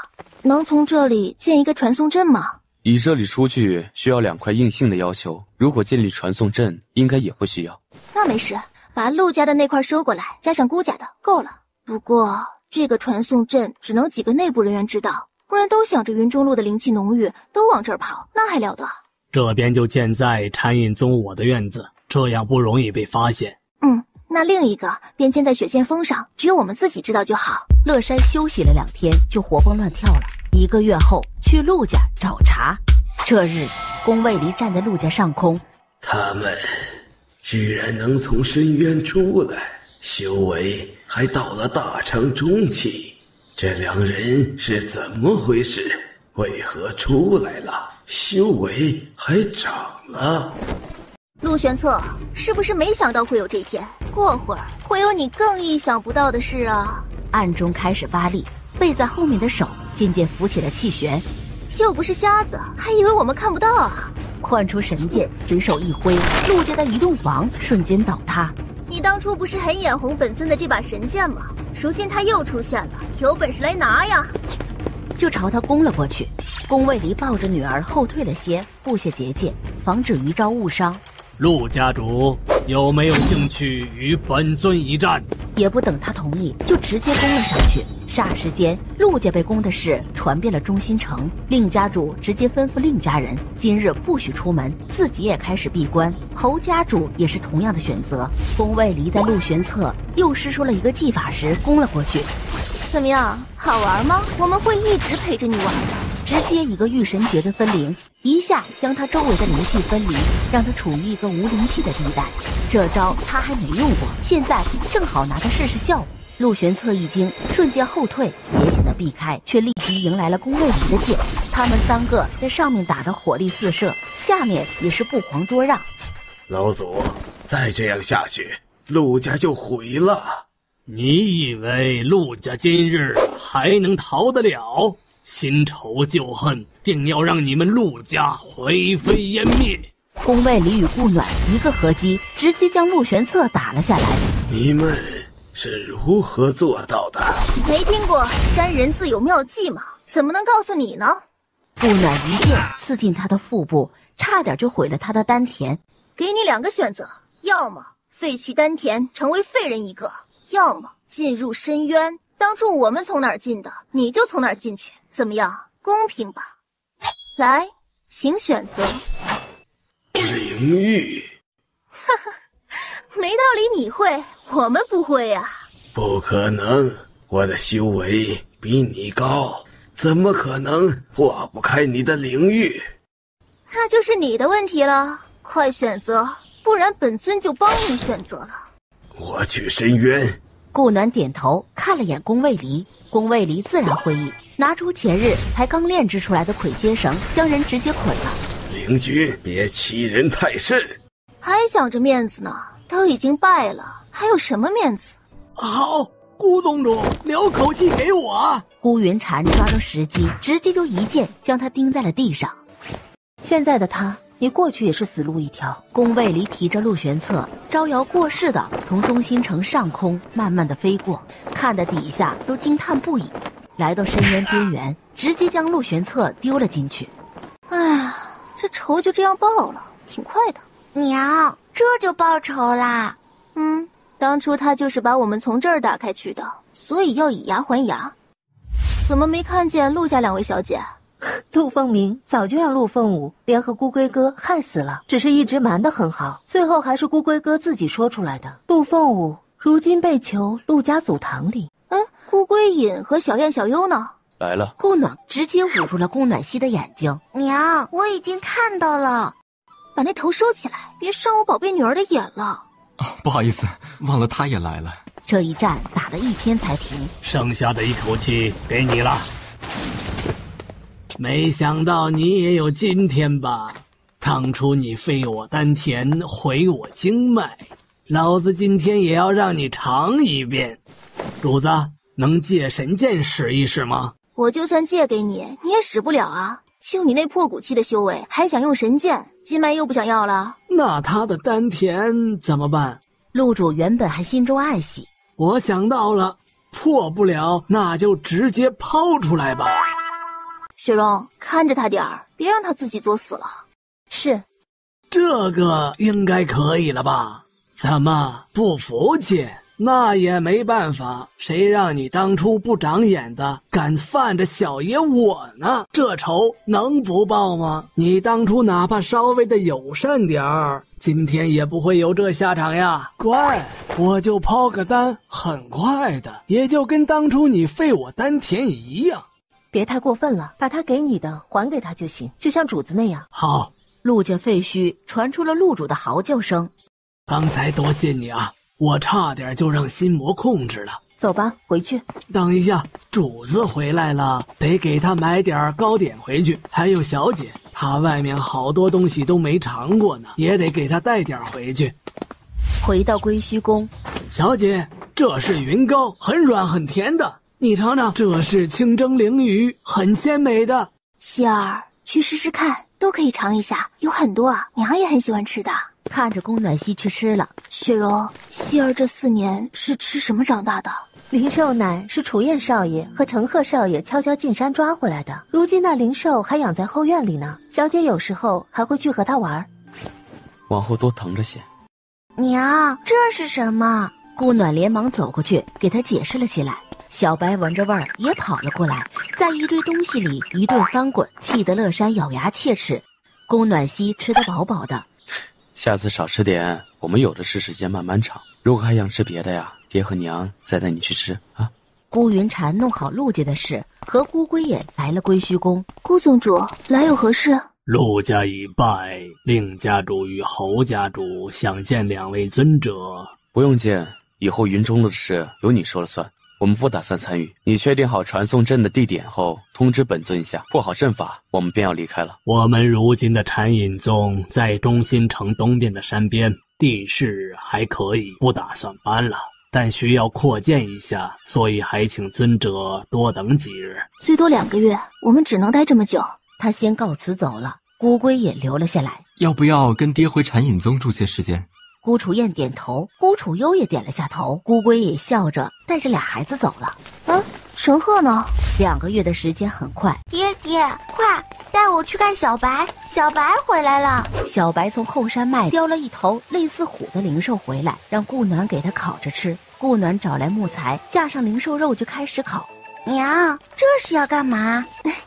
娘烤肉给希儿吃，好不好？这是我的。好啊好啊，我们和小白一起吃。娘，你真厉害。这是小意思，希儿想吃了，娘随时都可以烤给你吃。好，谢谢娘。宫暖曦站了起来，就亲了他一下。宫卫离见状，立即咳了声。宫暖曦想了下，跑过去也亲了他一下。顾暖轻哼了声，宫卫离立即又亲他一下。于是，一家3口亲来亲去。哼，别以为我是兽，我就不知道了。好吃，那就多吃点儿。不过别吃撑了，还想吃的话，下次娘再给你烤。阿离，深渊银阁里的大家伙怎么办？放出来吧，随他们自己选择。顾暖就把深渊银阁放了出来。娘，他们在干什么？娘也不知道，估计是抽风了。等等，到外面了，我们可以出去了。我突然觉得你们并不适合出来，我觉得这塔更适合你们。别这么说嘛，你女儿都这么大了，我们在塔里待了这么久吗？哎呦，这娃的资质不错，要不要拜本尊为师啊？本尊可是上知天文，下知地理的。敬谢不敏，我们高攀不起。怎么会呢？拜师都是讲究缘分的，又不是看家世的。修齐跳起渊少的头，直接跳到了宫暖曦的怀里。可愿拜本尊为师？本尊是他们的大师兄，知道的比他们更多。宫暖曦捏着他的后颈。娘，这是猫吗？无礼，还不放开本尊！本尊是骑虎，什么猫？有没有点眼力劲儿？他一看就没出息，还不如本尊呢。本尊至少还是个人，他连人都不是。婉君小儿，休得无礼！本尊岂是你可辱的？反正都压制了修为，谁怕谁？等恢复了修为了，直接跑就行了。你们还是待在塔里更合适，免得误人子弟。继续把万军也推了进去。在他要关门的时候，万军余光看到了个熟悉的建筑。等等，还有什么事？怎么看那都是我的。你的？对啊，不然还能是你的。师兄师弟们，本尊看到师尊的宫殿了。塔里的瞬间都想挤出来。归虚宫？这不会都是他的师兄师姐吧？你是归虚的大弟子？正是。不对，左殿的铜像可不是这样的。你们真是归虚的弟子啊？本尊是2弟子。本尊排行第3，本尊排行第5，本尊排行第9，本尊排行第10，本尊最小，排12，塔里面重伤的那个排老6。你怎么会有师尊的归虚宫？因为我是师尊最小的弟子啊！啥？真的？不然还能是开玩笑的。进来吧，都做好心理准备啊！来到左殿。怎么回事？我怎么知道？我遇到师尊时，师尊就已经是魂体了。他上不去，但顾暖可以上去。我被人打进深渊时，师尊为保归虚宫，被人伤了，如今还在休养。你们可以试着与师尊的意识联系一下，我之前试过，是可以的。修齐试着与师尊联系，不行，联系不了。顾暖也试了一下，也不行了。应该是师尊闭关休养去了吧？你们说，你们有哪点和这些铜像像了？不然我也不至于不认识啊，是吧？娘，他们都挺像的呀。一点都不像啊，哪里像了？于是看见了宫卫离，宫某人直接摇头。这都是师尊根据我们的原型炼制的，怎会不像？只是如今压制了修为，所以外表都有些变化了而已。小师妹，你在哪儿遇上师尊的？一个秘境里，你们要去看看吗？小师妹，你连秘境都收了？对啊，怎么了？秘境内的灵气如何？很深郁，和这里的差不多。我说，你们都不知道是谁封印的？你们？齐人齐摇头。这里有尊师尊的石像，这石像不对劲儿。怎么不对劲？修齐伸手探上石像，却被弹了开。顾暖也探了过去，不过他没有被弹开。你是不是做了什么不讨喜的事啊？不然几次都被挡住了。哦，师尊之前老喜欢坐在你的肩上了，也不知道他在想什么。大师兄之前也是师尊的坐骑，所以师尊才喜欢坐在他的肩上吧？这石像发烫了。所有人都看见了石像，石像以肉眼的速度开始红了起来。暖暖将师尊的身份牌拿出来。骷髅突然站了起来。师尊！骷髅走下来，直接停在了石像的面前，背对着石像站着。修齐想了下，直接放出灵力给骷髅，骷髅明显的动了下，然后又归于平静。宫卫离将宫暖溪交给顾暖，也上去帮忙。希儿，去找雪容一玩，娘和爹还有众师伯看看师祖。所有师兄师姐都在输入灵力，立即也上前加上了自己的灵力。他一来，骷髅融进石像的速度明显快多了。等骷髅全部融入石像，这是大帅哥呀！师尊不是个糟老头吗？是不是哪里不对呀？石块越掉越快，也露出他的真容。修齐他们7个都跪了下去。还没完全融合。宫卫离放出一张软榻，将人放了上去。师兄啊，这是师尊吗？不是师尊，还能是谁？你是不知道啊，我见到的魂体是个糟老头啊，这不是不确定了吗？真的？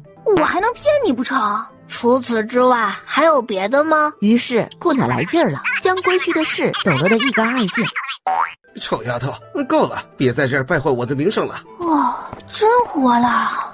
哦，好像是真的。现在是真的了吗？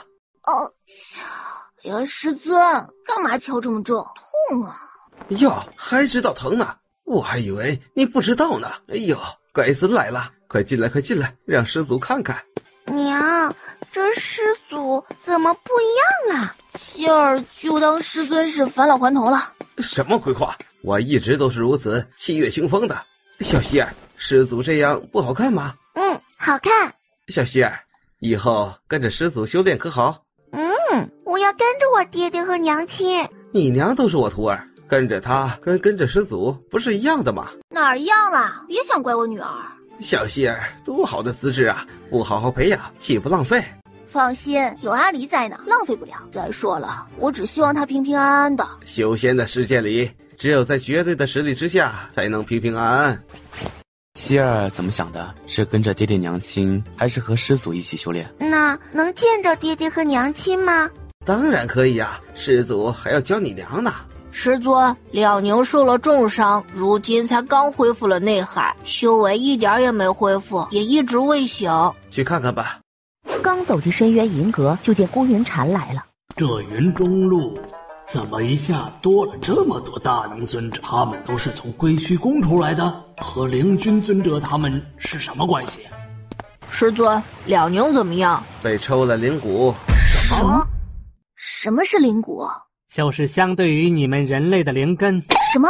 这灵根还能抽走？这相对就是邪术，所以基本不会有人用，一般人都是直接毁掉那丹。小徒儿，先让你六师兄在里面待着吧，看能不能找到他的灵骨。好，是谁抽了六师兄的灵骨？这灵骨抽出来，是不是还能用到其他人身上？不然他把六师兄灵骨抽出来干嘛？你六师兄是12个，哦不，加你13个弟子里资质最好的一个，不排除有人觊觎他的灵骨，替他灵骨为己用。那被用了还能找到吗？难呐。顾宗主来是有何事？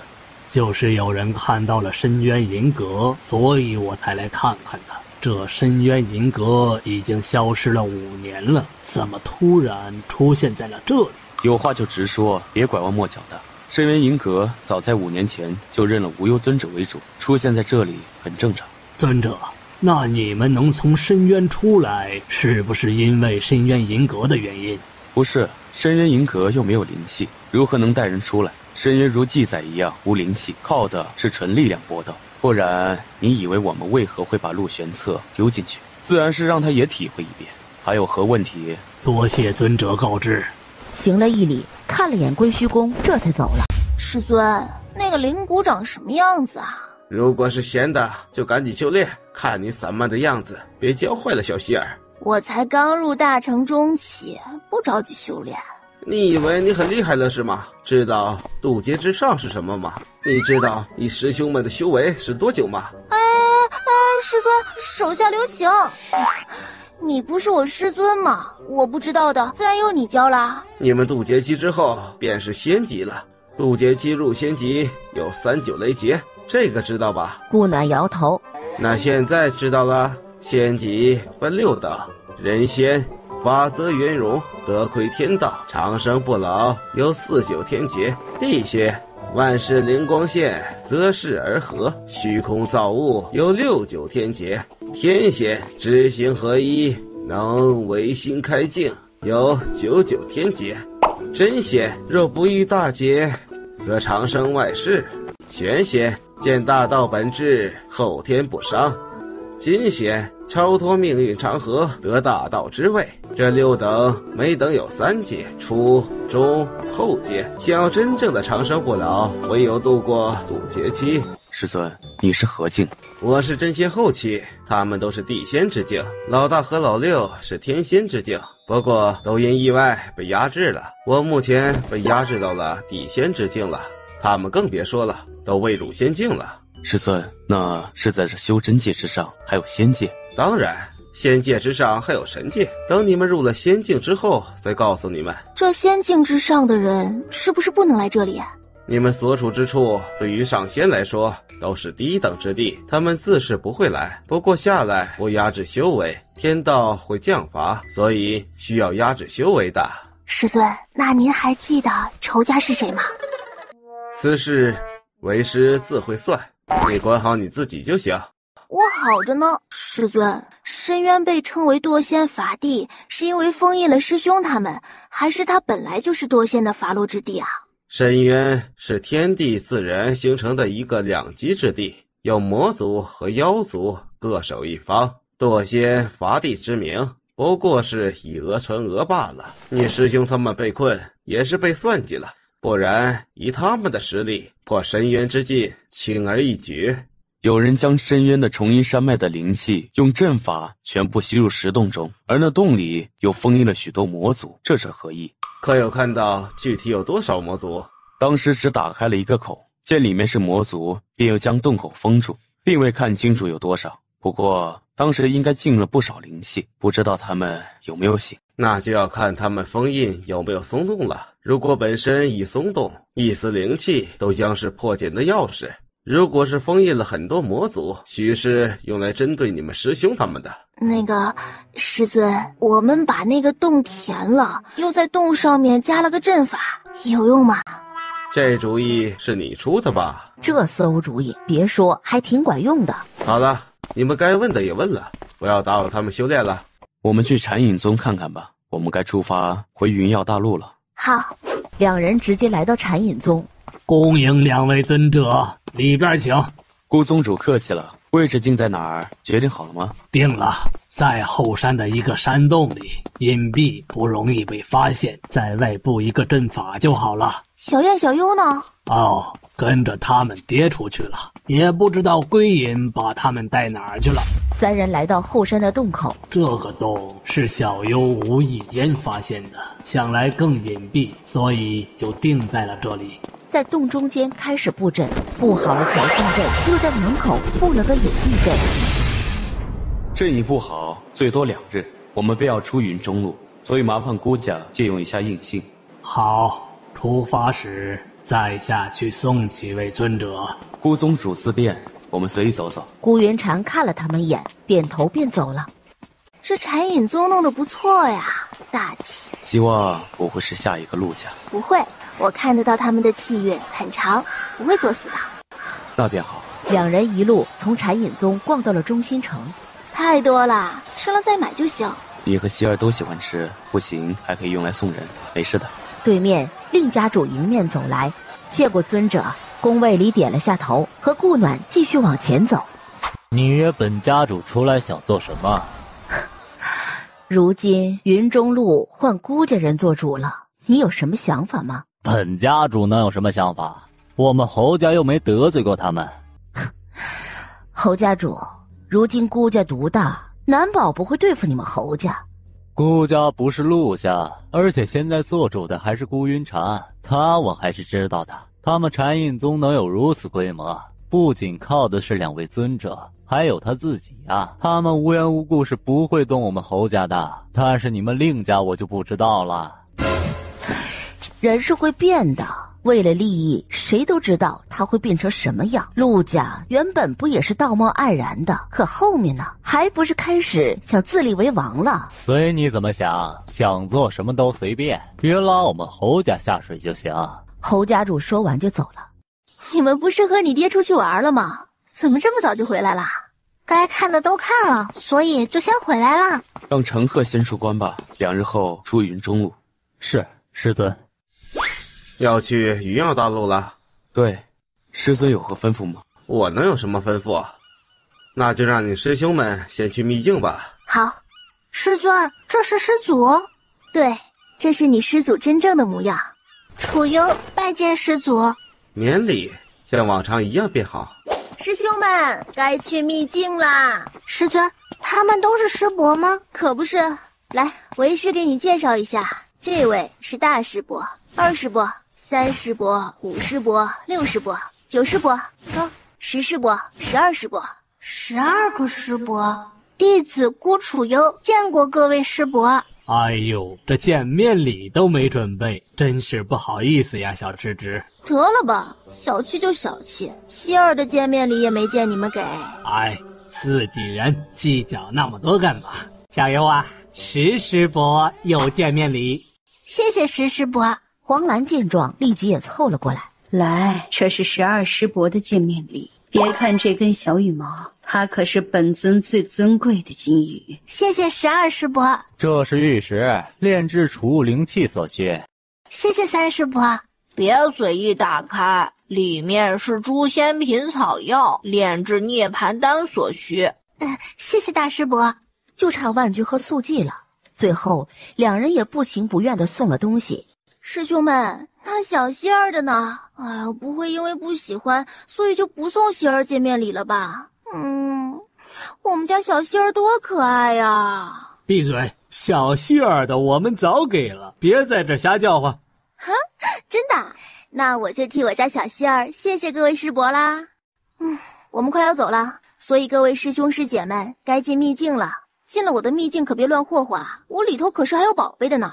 小师妹，开始吧。进去了，我也不知道你们会到哪儿，里面还有一片隔离的无灵区。祝你们好运了。话一落，就将人送了进去。师伯他们去哪儿啊？刚才你都没在听的，送他们去秘境了。这么多人，不好都去云耀大陆，所以他们只能去秘境了。如果哪天你想进去历练了，告诉师尊一下，师尊送你进去。好的，师尊。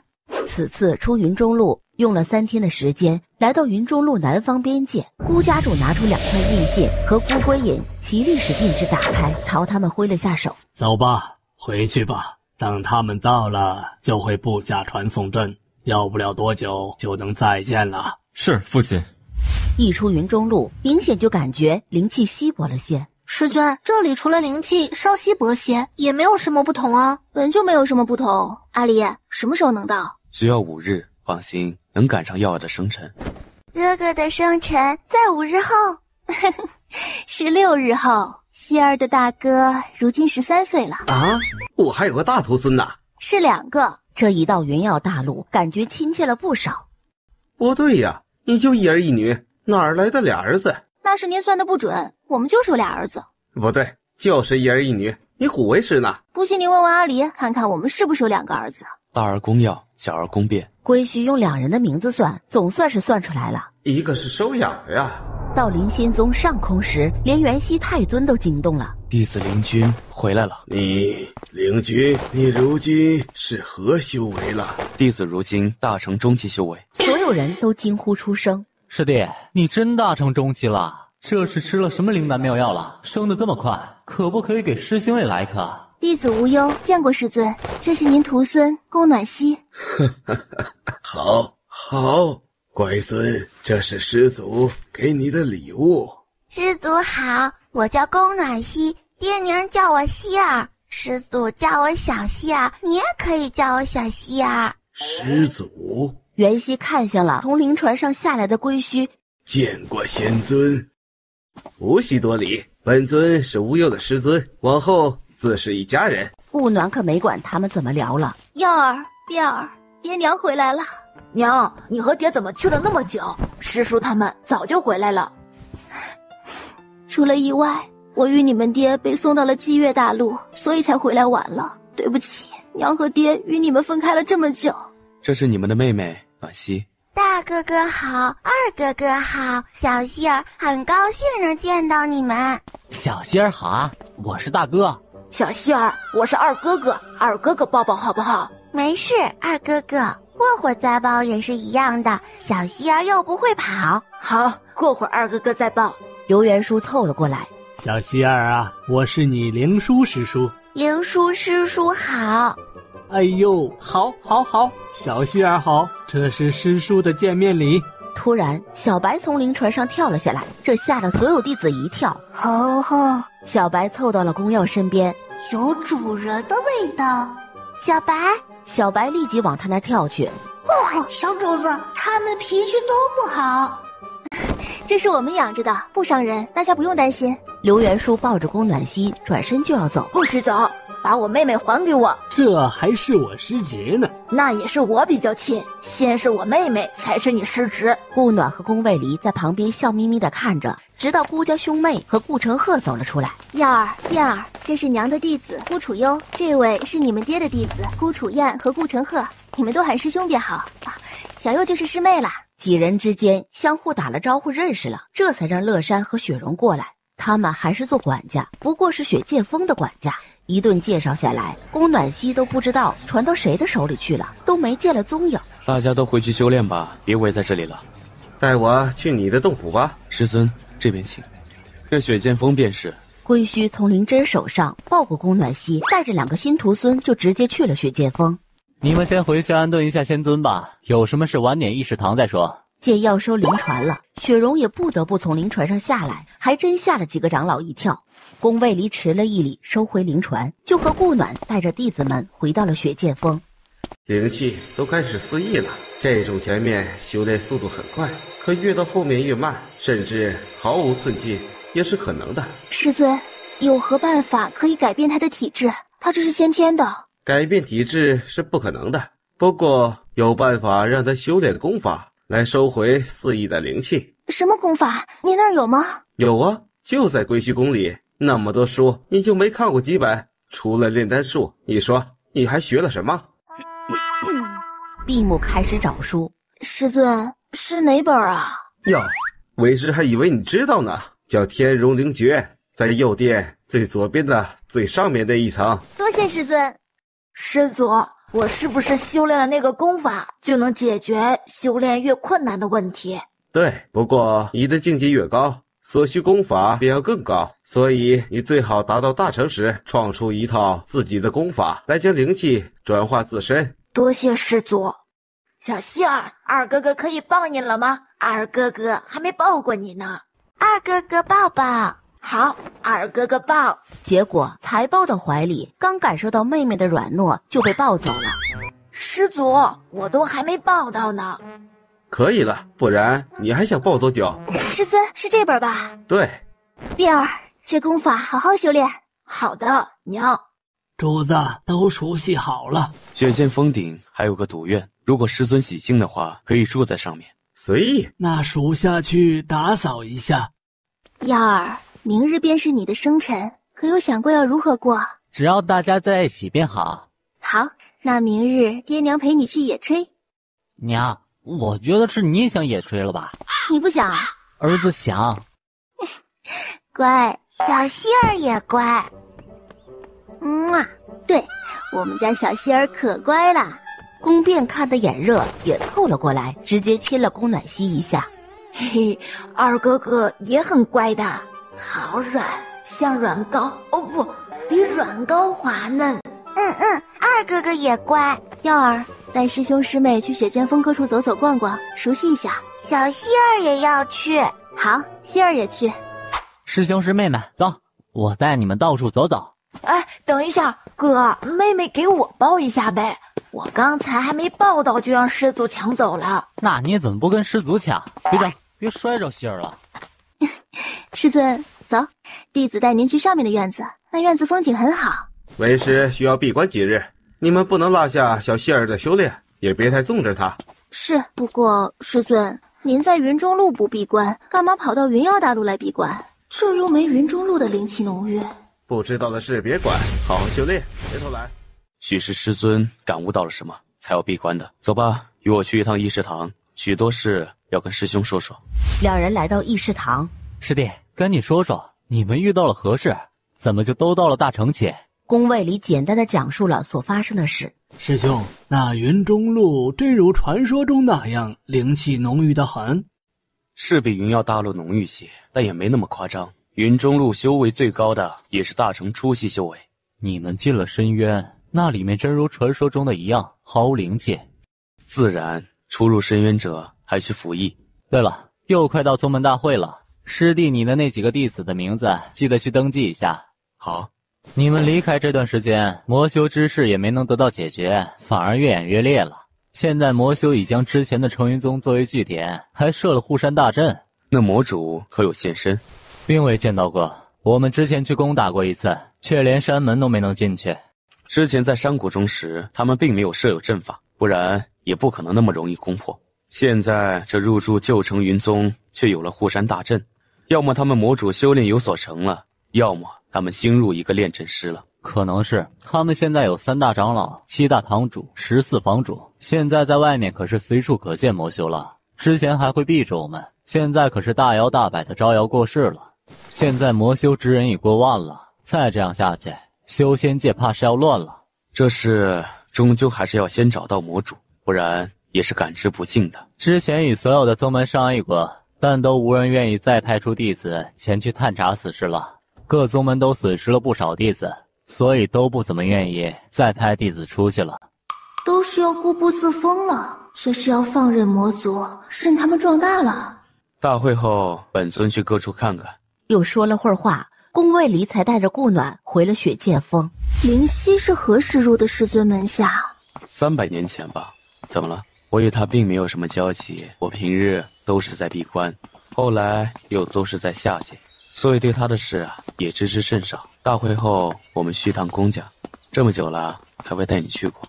好，想起那个别扭的公公，他就想笑。眼见天都快黑了，孩子们居然都还没回来。顾暖展开意识一看，阿离，去救救女儿吧，她让俩孩子缠住了。不多时，宫卫里就抱着宫暖曦回来了。希儿，好不好玩呀？唉，娘，根本就没玩到，哥哥们太幼稚了，抢来抢去的。那是因为他们都很喜欢希儿，都想抱希儿。希儿喜不喜欢哥哥们啊？喜欢呀，如果他们不抢，就更喜欢了。听到了没呀？两个臭小子，幸好妹妹不哭，要不然可得罚你们了。知道了，娘。辫儿呢？娘，大哥都不让我抱妹妹，我今天才抱了一下，都没感觉到，就让师祖抢走了。过来，问问妹妹愿不愿意让你抱。今天不给二哥哥抱了，你们今天光顾着抢了，都没带我去玩。嘿，那明天二哥哥再带你出去玩好吗？不行，明天大哥哥生辰，要给他过生辰的。那后天吧，后天带你出去玩。行了，随时都可以玩，妹妹又不是只在这里待1-2天，急什么？对，有的是机会。行了，都回房睡觉吧。今夜妹妹跟爹娘睡。是，儿子告退。哎，儿子们都大了。娘亲，你可以抱着希儿的，希儿不介意的。对，娘还可以抱着希儿呢。不是应该抱着为夫的吗？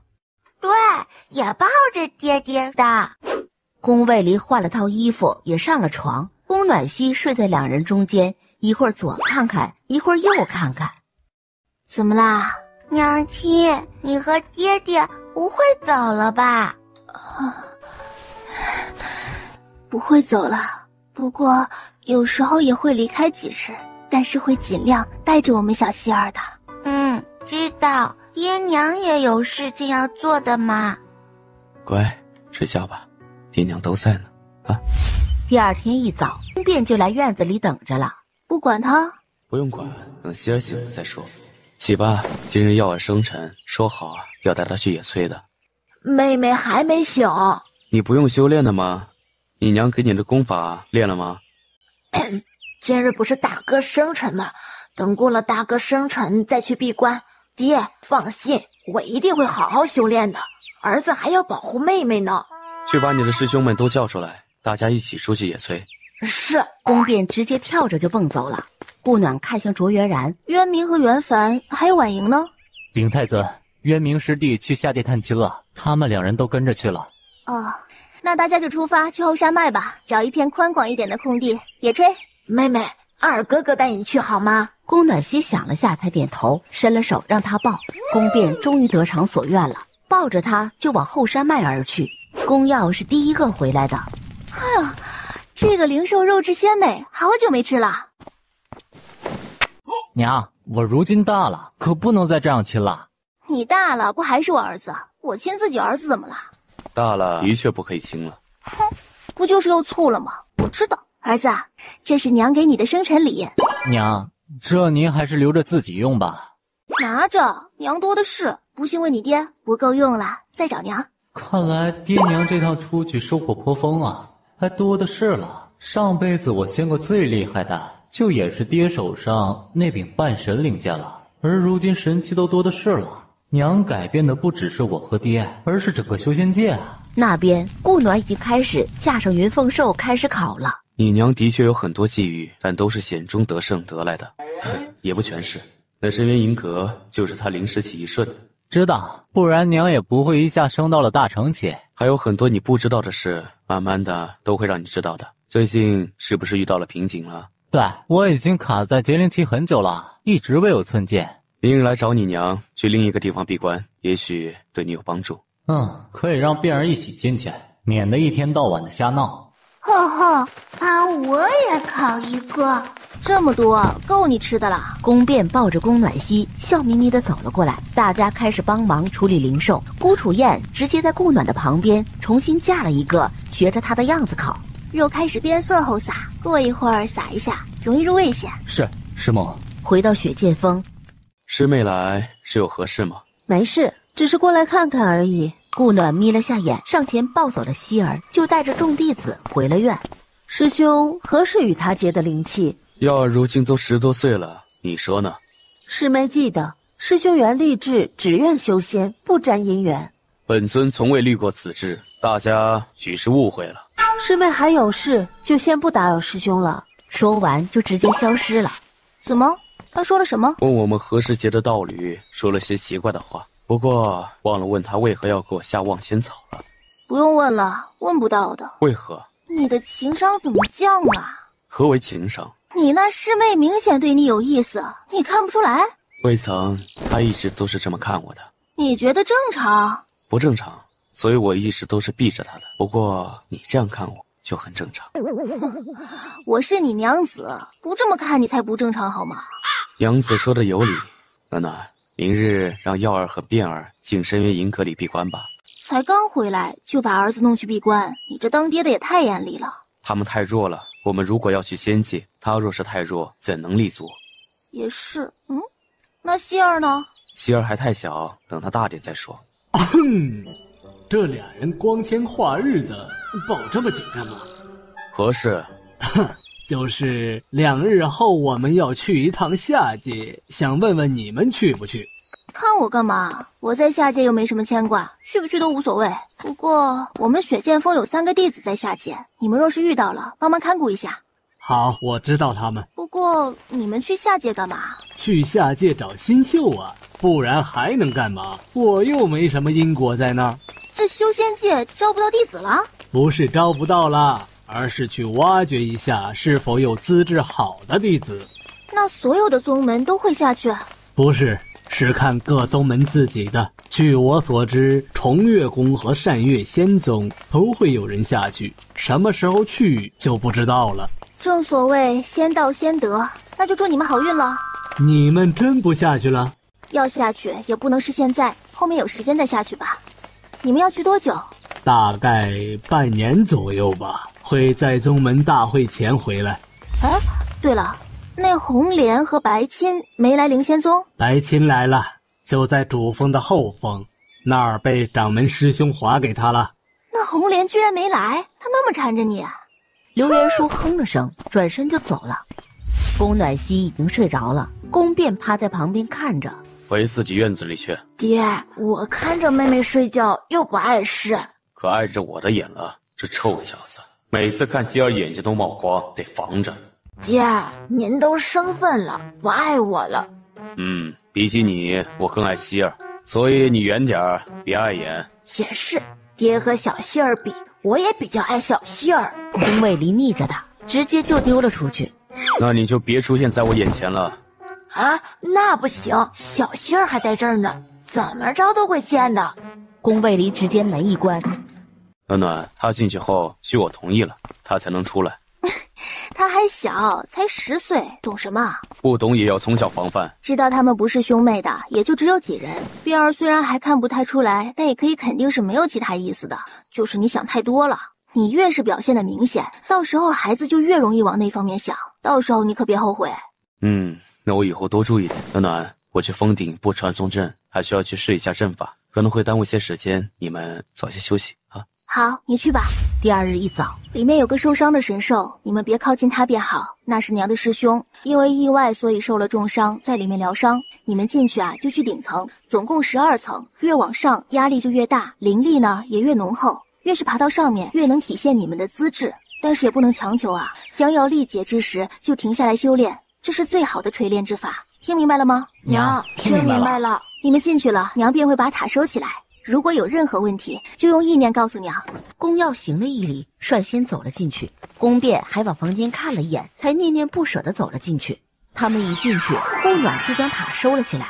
师伯，你师妹的儿子叫宫变，你好啊。见他没动，又凑过去了些。呀，居然是热的，这种地方居然还有温度，还越摸越起劲儿了。这是怎么了？不会触动他修炼了吧？师伯，对不起啊，我是有意打扰到你疗伤的，小子这就告退。阿离，宫家有没有什么规矩需要注意的？没什么特别的规矩，不用管。宫卫离牵着顾暖来到议会厅，儿携妻顾暖，女儿暖曦见过父亲。希儿，祖父可以抱抱你吗？希儿，祖父就是那样的，他就是不怎么会笑。其实呀，他可喜欢希儿了。宫暖曦看着宫博弈，在他紧张的手心都冒汗了的时候，终于点了头。希儿乖，祖父这张脸就是这样的，不是故意吓你的。祖父好。希儿好，这是祖父给你的见面礼。谢谢祖父。怎么不带耀儿和变儿一起回来？他们闭关了，下次带他们回来。少主真的已是大乘期修为了？自然。好，公家也出了个大乘期大能了。少夫人是和我一样。其他人都惊了。开宗庙，祭祖，我们公家出了2位大乘期大能了。不用管，他就是那样疯疯癫癫的性子，留在这里住几天再走吧，总不能带儿媳妇来打个招呼就走吧。点了下头。那好，带他们去你的院子吧，那里经常打扫着呢。现在知道爹娘为何闹别扭了，就爹这性子还真不好对付。走吧，带你去我的院子。见过少主、少夫人。他就是之前说的族弟。对，就是他。把他带到自己以前的房间。暖暖，这就是我以前住的院子，你和希儿先休息一下，我去找父亲商量点事。好，你去忙吧。宫卫离来到家主院。父亲。坐，是有何事？魔修之事，我们公家可有出现？目前没有发现。怎么，你打算去管魔修之事？不全管，也不能不管，毕竟灵仙宫、公家、重月宫都在。各宗门都自扫门前雪，谁都不想管。这事能避一时，避不了一世，迟早是要处理的。你意已决，为父也不拦你。公家放心，出不了魔修。如果需要帮忙的，可以告知为父一下。父亲有空多去母亲那儿走走，不然母亲何时才能回公家？站起身，转身行礼走了。臭小子，你以为老子不想啊？是你娘不让我进去，怎么多去走走？想了想，人也直接消失在院子里。宫卫里走到嘉怡院。少主，何事？父亲请您过去一趟，他不能出行事堂，故请需您过去一趟。走吧。走进行事堂。族叔唤本尊来是有何事？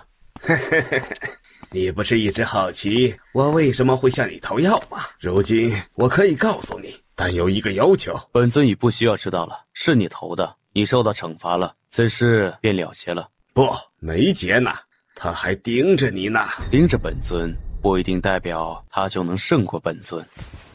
等一下，你真不想知道是谁？已不重要了。如果他是魔修之主，你还是不想知道？宫卫离皱眉，是不是意想不到啊？他那么早就在算计你了。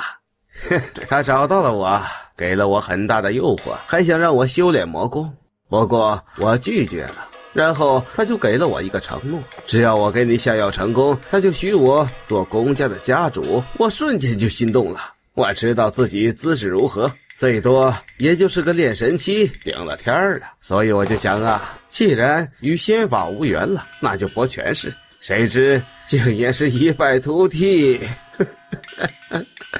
这个他是谁？想知道啊？可我不告诉你。她可漂亮了，一个眼神就能让人神魂颠倒，可惜呀。女人，你有何条件？啊？什么条件？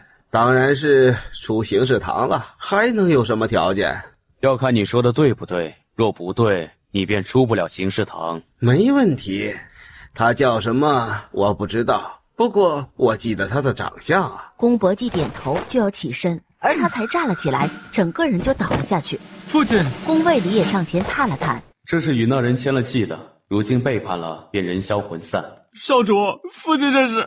他与魔主有先定契约，背叛者人消魂散。他既然已与魔主签了契，为何又突然要说？而且这种契约限制只有子约，母约却没有任何副作用。这种契约为何要签？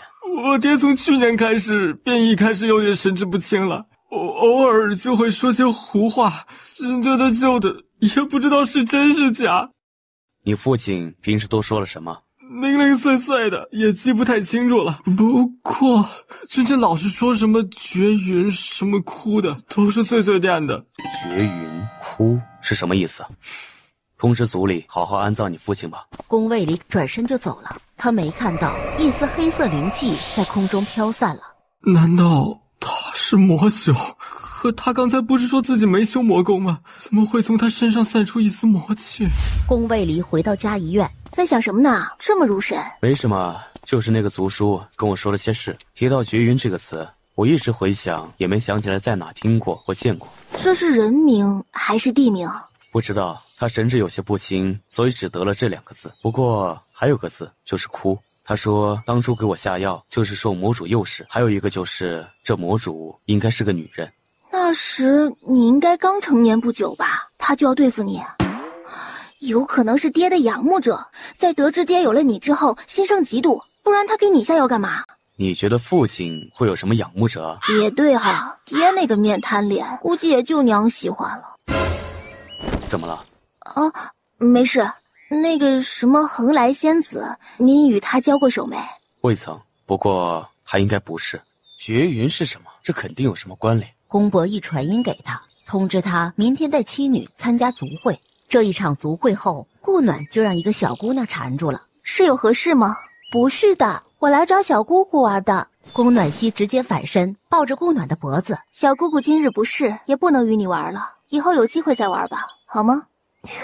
好的。那居春先回去了，祖母再见，小姑姑再见。行了一礼就跑走了。希儿，可以告诉娘为何不喜欢他吗？不知道，就是不喜欢，从这里不喜欢。好，不喜欢那就不和他玩了。顾暖展开神识，找到那宫居春，在与自己面前的乖巧就是两面派呀。眼看他就要踢到地上的孩子，是谁？谁在多管闲事？是本尊。怎么，你还要教训本尊？弟子不敢，请堂祖母恕罪。顾暖没看他，而是看向倒在地上的孩子。你是谁？居然看不到，这是什么情况？要么就是杂灵根，要么就是单灵根。第一次遇到这种没有灵根的。弟子宫城院见过少夫人。程字辈，和希儿一个辈分。你是哪房的？堂祖母，他是二长老的孙子，没有灵根的杂种。你与他同源，那你是什么？你既然是二长老的孙子，为什么还任人欺负？我没有灵根，修炼不了。你爹和你祖父不管？见他沉默着，娘，我要下去。顾暖将他放了下去。哥哥，疼吗？我和他接触了几次，他都不理，居然理了个废物。摇了摇头，肯定疼的，都出血了。这个很好的，一下就恢复了。谢谢。不客气。宫城院微微的勾了下唇，很浅。宫暖熙上前，这才是笑。好了，希儿，我们送哥哥回去。走，哥哥，我们送你回家。将宫城院送回去，就抱着宫暖熙回了嘉怡院。那个城院的无灵根是怎么回事啊？无灵根？你不知道？二长老的孙子宫城院无灵根，这事儿你不知道？没想到这世上还有无灵根之人，那不就是妥妥的凡人了？这个我也没听说过，最差的也是杂灵根，没听说过无灵根之人。更何况他还是二长老之孙，不应该会出现无灵根才对。我明日去看看。我也要去。好，带希儿一起去。第二天，见过少主、少夫人、小姐。宫卫里点了下头，在要越过他们时，少夫人，我们家春儿是不是做了让您不开心的事儿了？在这儿，我替她向您道歉。谁说的？本尊像是很不开心的样子吗？不是，春儿昨天哭着回来，我还以为她惹您不高兴了呢。你们过来是想质问本尊是否欺负了他这个孙辈？不是，是怕他惹您不开心了，所以过来道歉的，还请少夫人原谅。他还没那个资格能惹坏本尊的心情。以后没有吩咐，不许靠近家主院及少主院。是。瞪了宫居春一眼，站起来就走了。少主与少夫人、小姐怎么有空过来？来看看城院。哥哥，小希儿来找你玩了。哥哥，你在干嘛？扎马步。好玩吗？过来，我看看你的情况。宫城院看了下二长老，然后才收起马步，走到他面前。为何会是无灵根？以你们的血脉来说，不应该存在这种情况才对。唉，我们也不知道为何会这样。刚出生时也没人在意，是他1岁多的时候才发现的。顾暖围着宫城院打量了一下，又是独一份啊。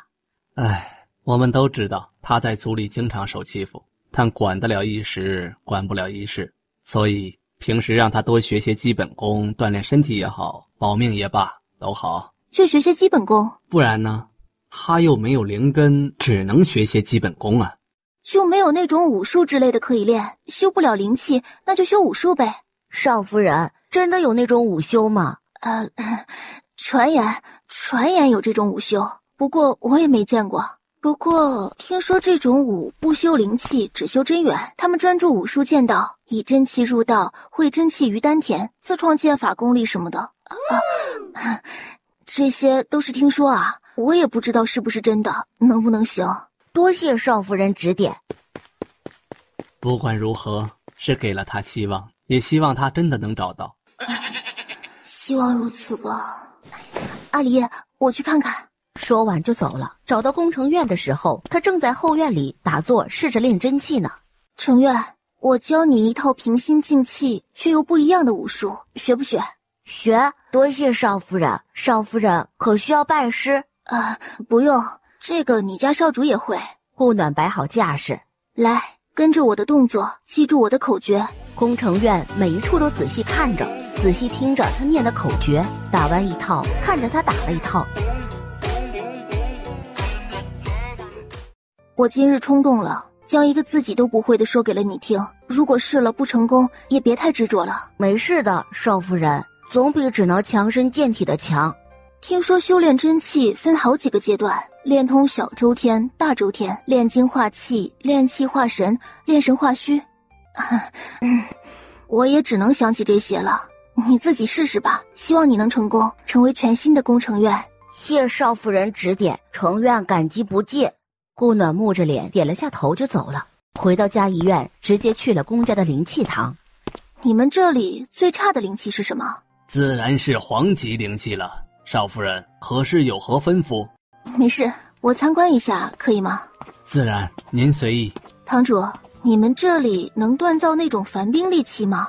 管事想也没想的直接摇头。刚走出炼气堂，少夫人，顾暖淡淡的点了下头就走了。堂叔，上次跟您说的那个东西找到了吗？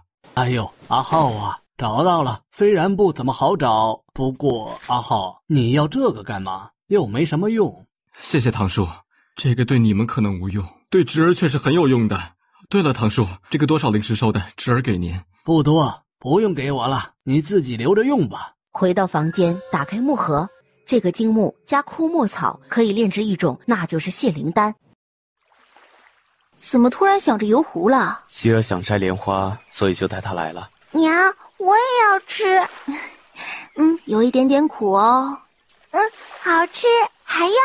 阿离，你之前一直在下界，那有没有那种不带灵气的武器？有，当初云脉仙皇送给我的一把不错的剑。那可以转送吗？自然可以，不是什么很特殊的东西。他送了我很多东西，留一线便足矣。宫卫里把那剑拿了出来。这剑很厉害啊，这么锋利，看着就寒光四射了。这剑应该是天外石锻造而成，所以很难得。宫卫里见宫暖曦手上的莲蓬吃完了，又想帮他摘一朵。这个不能多吃，吃一朵可以了，想吃明日再来便好，好不好呀，小希儿？好，明日再来。小希儿真乖。带着他摘了2朵莲花就回了岸。二长老，是有何事？哈哈，成院成功了，不请少夫人去看看。什么？走，去看看。来到宫城院之前修炼的地方。天才啊，简直就是为了开创武修而存在的天才。我成功了。哥哥，你笑了。你要多笑笑，好看。希儿，娘还有问题要问呢。我什么时候说自己有问题要问了？你结合真气舞剑试试，这个应该适合你用。你也要送给我？自然，我们留着也没用，也算是为他寻得了益友。多谢少夫人，我一定会好好对他的。试试吧。宫城院点头，开始挥剑。目前他还没创造自己的招式。阿离，你舞一个功法给他看看，让他借鉴一下。看着宫卫里舞了一套功法，宫城院看着他的每招每式，陷入了沉思。宫城院一直闭目沉思着，所有人也没有打扰他。这既然有这方面天赋，那就别辜负了，给他找个安静的、不容易被打扰的地方。是，多谢少夫人。你们已经道过很多次谢了，我也没做什么，这靠的是他自己。还是先去帮城院找个闭关处吧，别老是在院子里练，到时别被影响了。对，那老夫就先告辞了。我们一起走回去，好不好？好。三人慢悠悠地往回走。少主，少夫人，路过时，在他身上闻到了一股味道。走了段距离，怎么了？这个公离号有问题。我刚才在他身上闻到了一股味道，但一时没想起来是什么。娘，我也闻到了。那希儿知道是什么样的味道吗？有一点点刺鼻，像一种臭臭。阿离，那边是什么地方？炼丹堂和储备堂。公离号会炼丹吗？这个我不知道，没有关注过他的事。我去炼丹堂看一下，你带希儿先回去。一起吧。宫卫离蹲下去就想抱女儿。今日不许再抱了。为何？希儿都5岁了，哪有还一直抱着走的？让她自己走，偶尔可以抱一下。那这个偶尔是几次啊？最多3次，事不过3。希儿，要爹爹抱抱吗？不要，我要自己走。三人来到炼丹堂，直接走了进去。见过少主、少夫人、小姐。不用管我们，我们就是来看看的，你忙你的。顾暖走进去就开始打量了起来，只找到了3株味道相近的药材。堂主，麻烦看一下，本尊要拿这几株药材走。好的，属下记住了。走出了炼丹堂，走吧，回去，我去查查书。回到嘉怡院，希儿，为何不要爹爹抱？您都抱1天了，太累了。爹爹不累。宫暖曦直接闭上了眼，杜绝了他即将要出口的话。顾暖以意志翻了很多书，终于在殿内的架子上找到了一些信息。枯木草，其味辛臭，味寒，常用来做驱疫虫之用。顾暖想起了一个丹方，我大概猜到了，宫离号他有可能炼制了泻灵丹。顾名思义，就是卸掉修仙者的灵力，哪怕你是渡劫期也好，仙境也罢，只要服下了都不能幸免。他会不会想办法让你用，或者我们，甚至爹？宫卫离立即站了起来，直接消失在房内。父亲，怎么了？宫卫离走到他面前，看了看他的茶杯，却也看不出什么。阿离，入阵。宫卫离点头，就在房内入下了阵。说吧，出了何事了？宫离号可能炼制了泻灵丹，而且这丹药融水于无形，亦无味。什么是泻灵丹？听名字便知道了，卸掉修仙者的灵力啊。这种泻灵丹可是不分修为的，哪怕你是渡劫期，只要服下了一样的废掉。它不但能卸掉灵力，还能破坏丹田，且很难修复的。他怎么会有丹方？这就不知道了。泻灵丹又不分品级，只要会炼丹的人得到丹方就能炼制出来。就因为很容易炼制，又有如此恐怖的力量，所以这个丹方早就毁了。他从哪儿得到的丹方，只有问他了。还有，得尽快确定他到底有没有炼制泻灵丹，也得把丹方尽快销毁。这时，外面传来了宫离号的声音：“家主，离号有事就见。”顾暖与宫卫离对视了一眼，直接走到隔间，隐匿了身形。进，找本尊何事？家主，离号自请为父守灵7749日。为父守灵不是应该的吗？何须来报？离号还有一事想禀告家主。何事？宫离号一直趴在了地上，猛地朝他和宫卫离撒了一把药粉。宫卫离迅速展开空间之力，将他和药粉控制在一个空间里。这是什么药粉？我既然敢用，自然就不怕你们。你们还不知道吧？我还在宫家的饮用水井里下了，就算我死了，还有全宫家人陪葬。你不是宫家人吗？是宫家亏待你了，还是虐待你了？是你对不对？你一来宫家我就感觉到了，你不一样，一定会破坏我们的计划的。哼，本尊怎么不一样了？本尊也就修为高些，胆子大了些，也没什么不同啊。你周身气息很特别，带着一股让人难以抗拒的吸引力。你一定不是普通人，你一定有什么秘密。那我的秘密可多了，随便一个都能让这修仙界震一震。来，我告诉你一个，你告诉我一个，怎么样？你不就是想知道我撒的是什么药吗？我告诉你也没用啊，无药可解。这个不用你告诉我都知道是什么。我只想知道你是不是真的往宫家饮水井里撒药了。撒了呀，还是今天早上撒的呢。惊喜吗？现在都已经是晚上了啊，挺惊喜的。不可能，你们怎么可能知道这是什么药的？不可能知道啊。知道啊，泻灵丹的药粉嘛，我们都知道。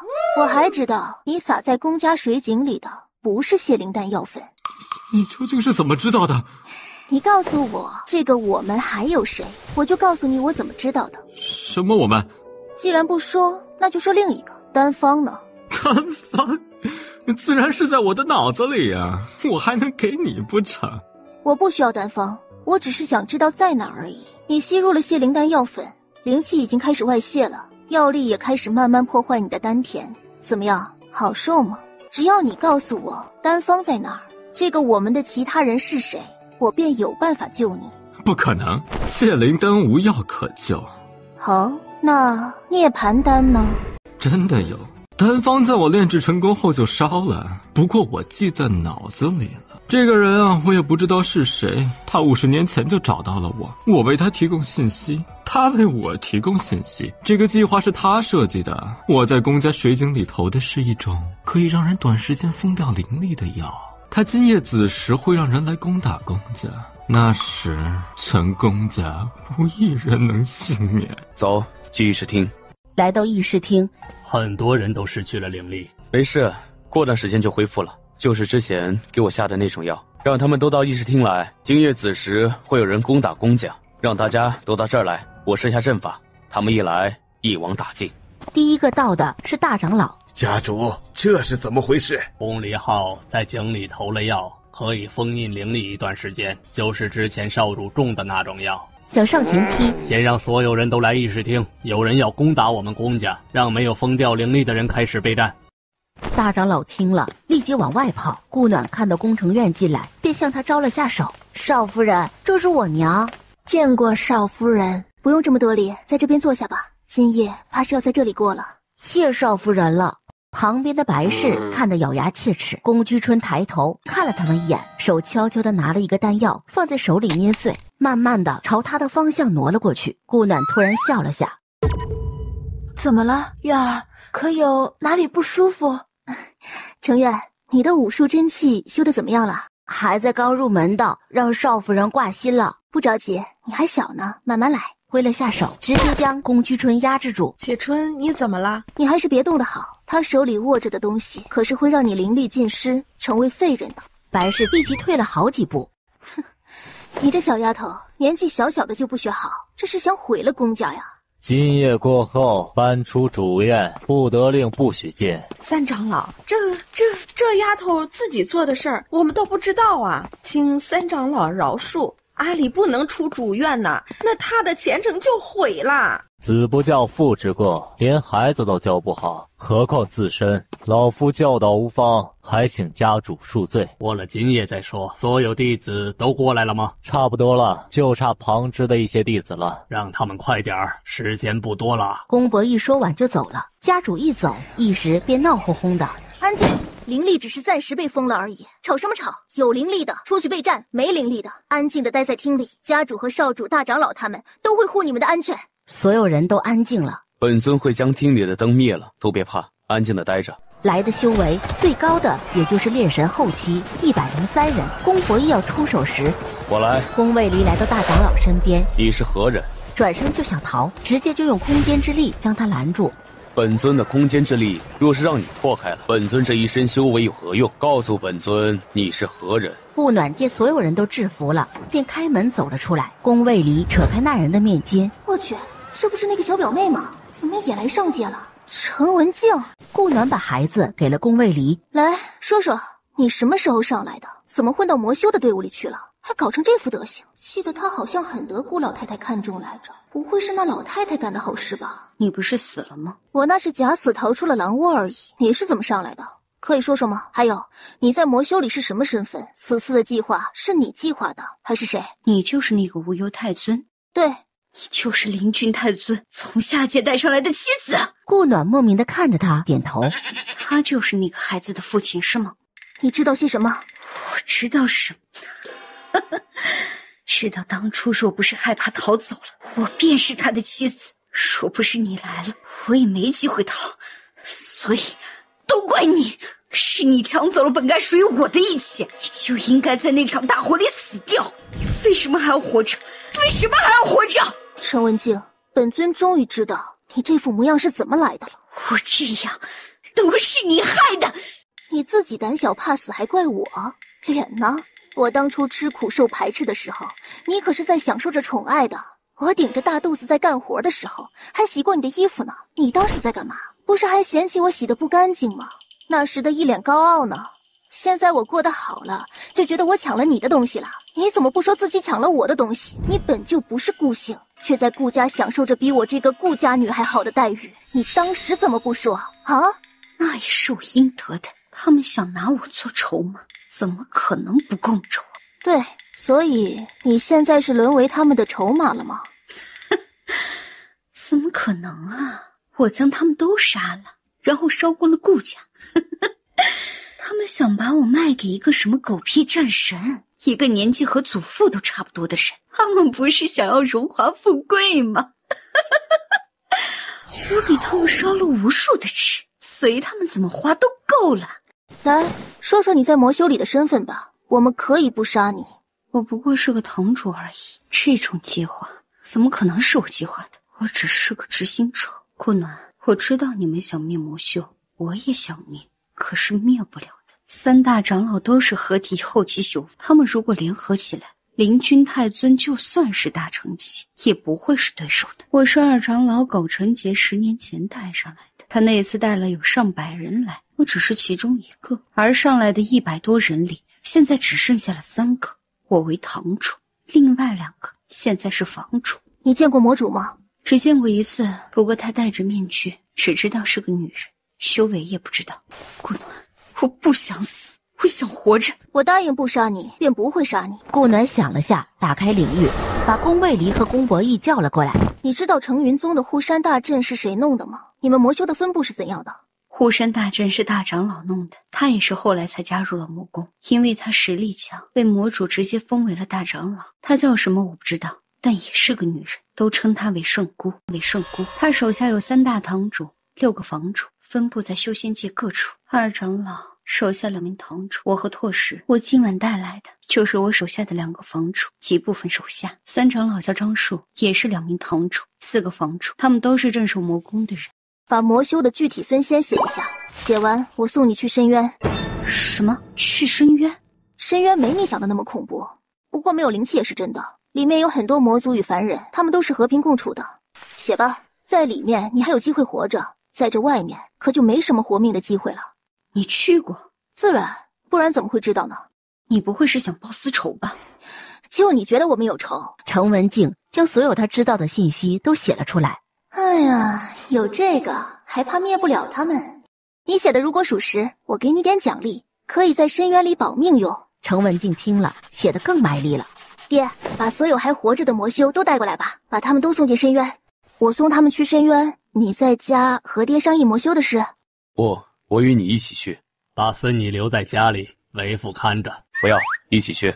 宫博弈看着他咬牙，带着希儿去也是不方便，不如你还是在家里看着孩子，和爹商议一下魔修之事吧。我现在出发，到深渊也不过2日便能到了。我不放心你，我现在把希儿送回灵仙宗去，再陪你去。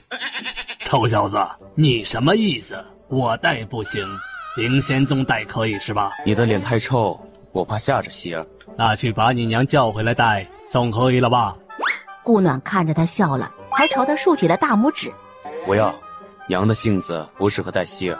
怎么，就你适合带希儿？也不看看你那面瘫一样的脸，冰块一样的性子，哪儿合适了？好啦，娘也就带3天，没事的。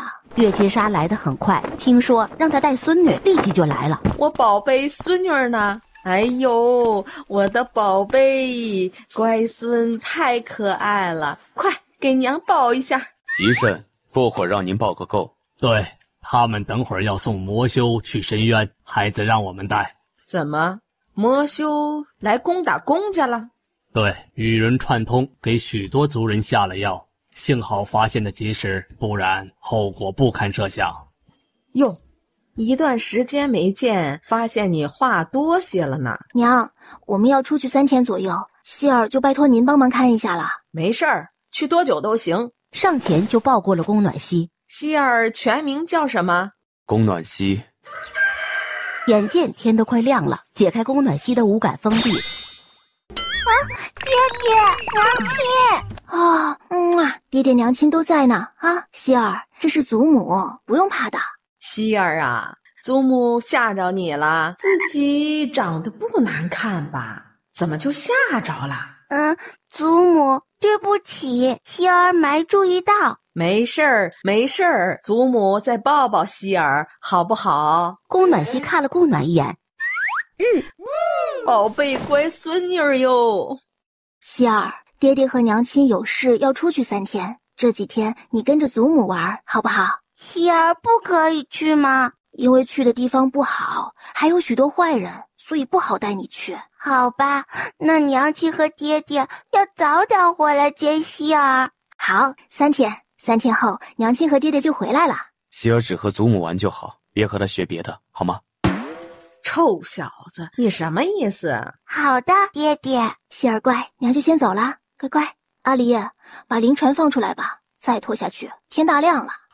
都带上吧。等灵船出了宫家，宫暖曦的眼睛立即就红了。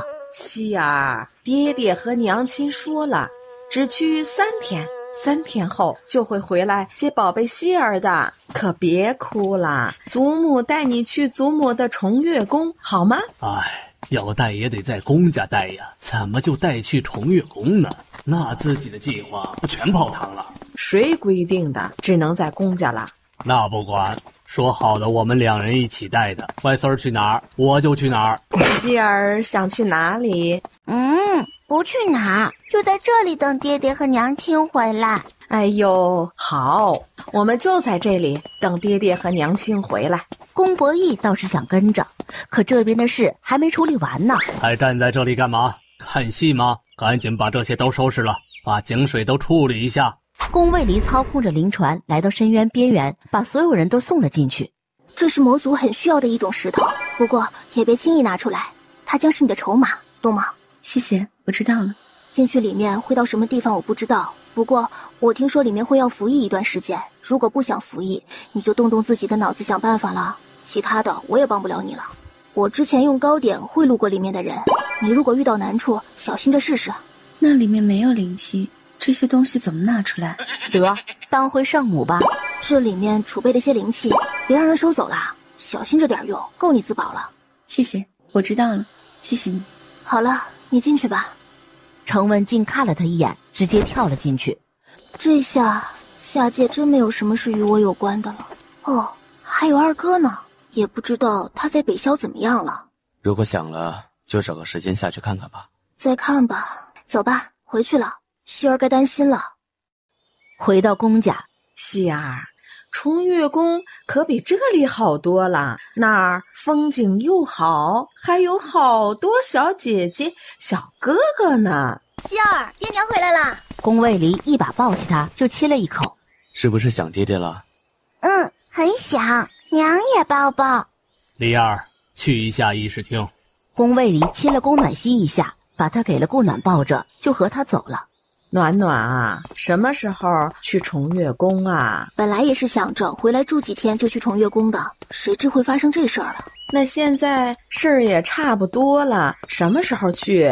娘，别急，事儿还没解决呢，我们会去重月宫的，等阿离把事情解决了再去。他们这几天什么都没说。能说什么？该交代的都交代了，这丫头也是受了他指使的。宫离浩，绝云究竟是何意思？我不知道，真的是父亲说的。我也以为你们知道，所以才说出来的。那哭字是你自己说的，还是你父亲说的？这个是我自己加的，就是枯木草的意思。为何背叛公家？你父亲想要公家掌权之位可以理解，你呢？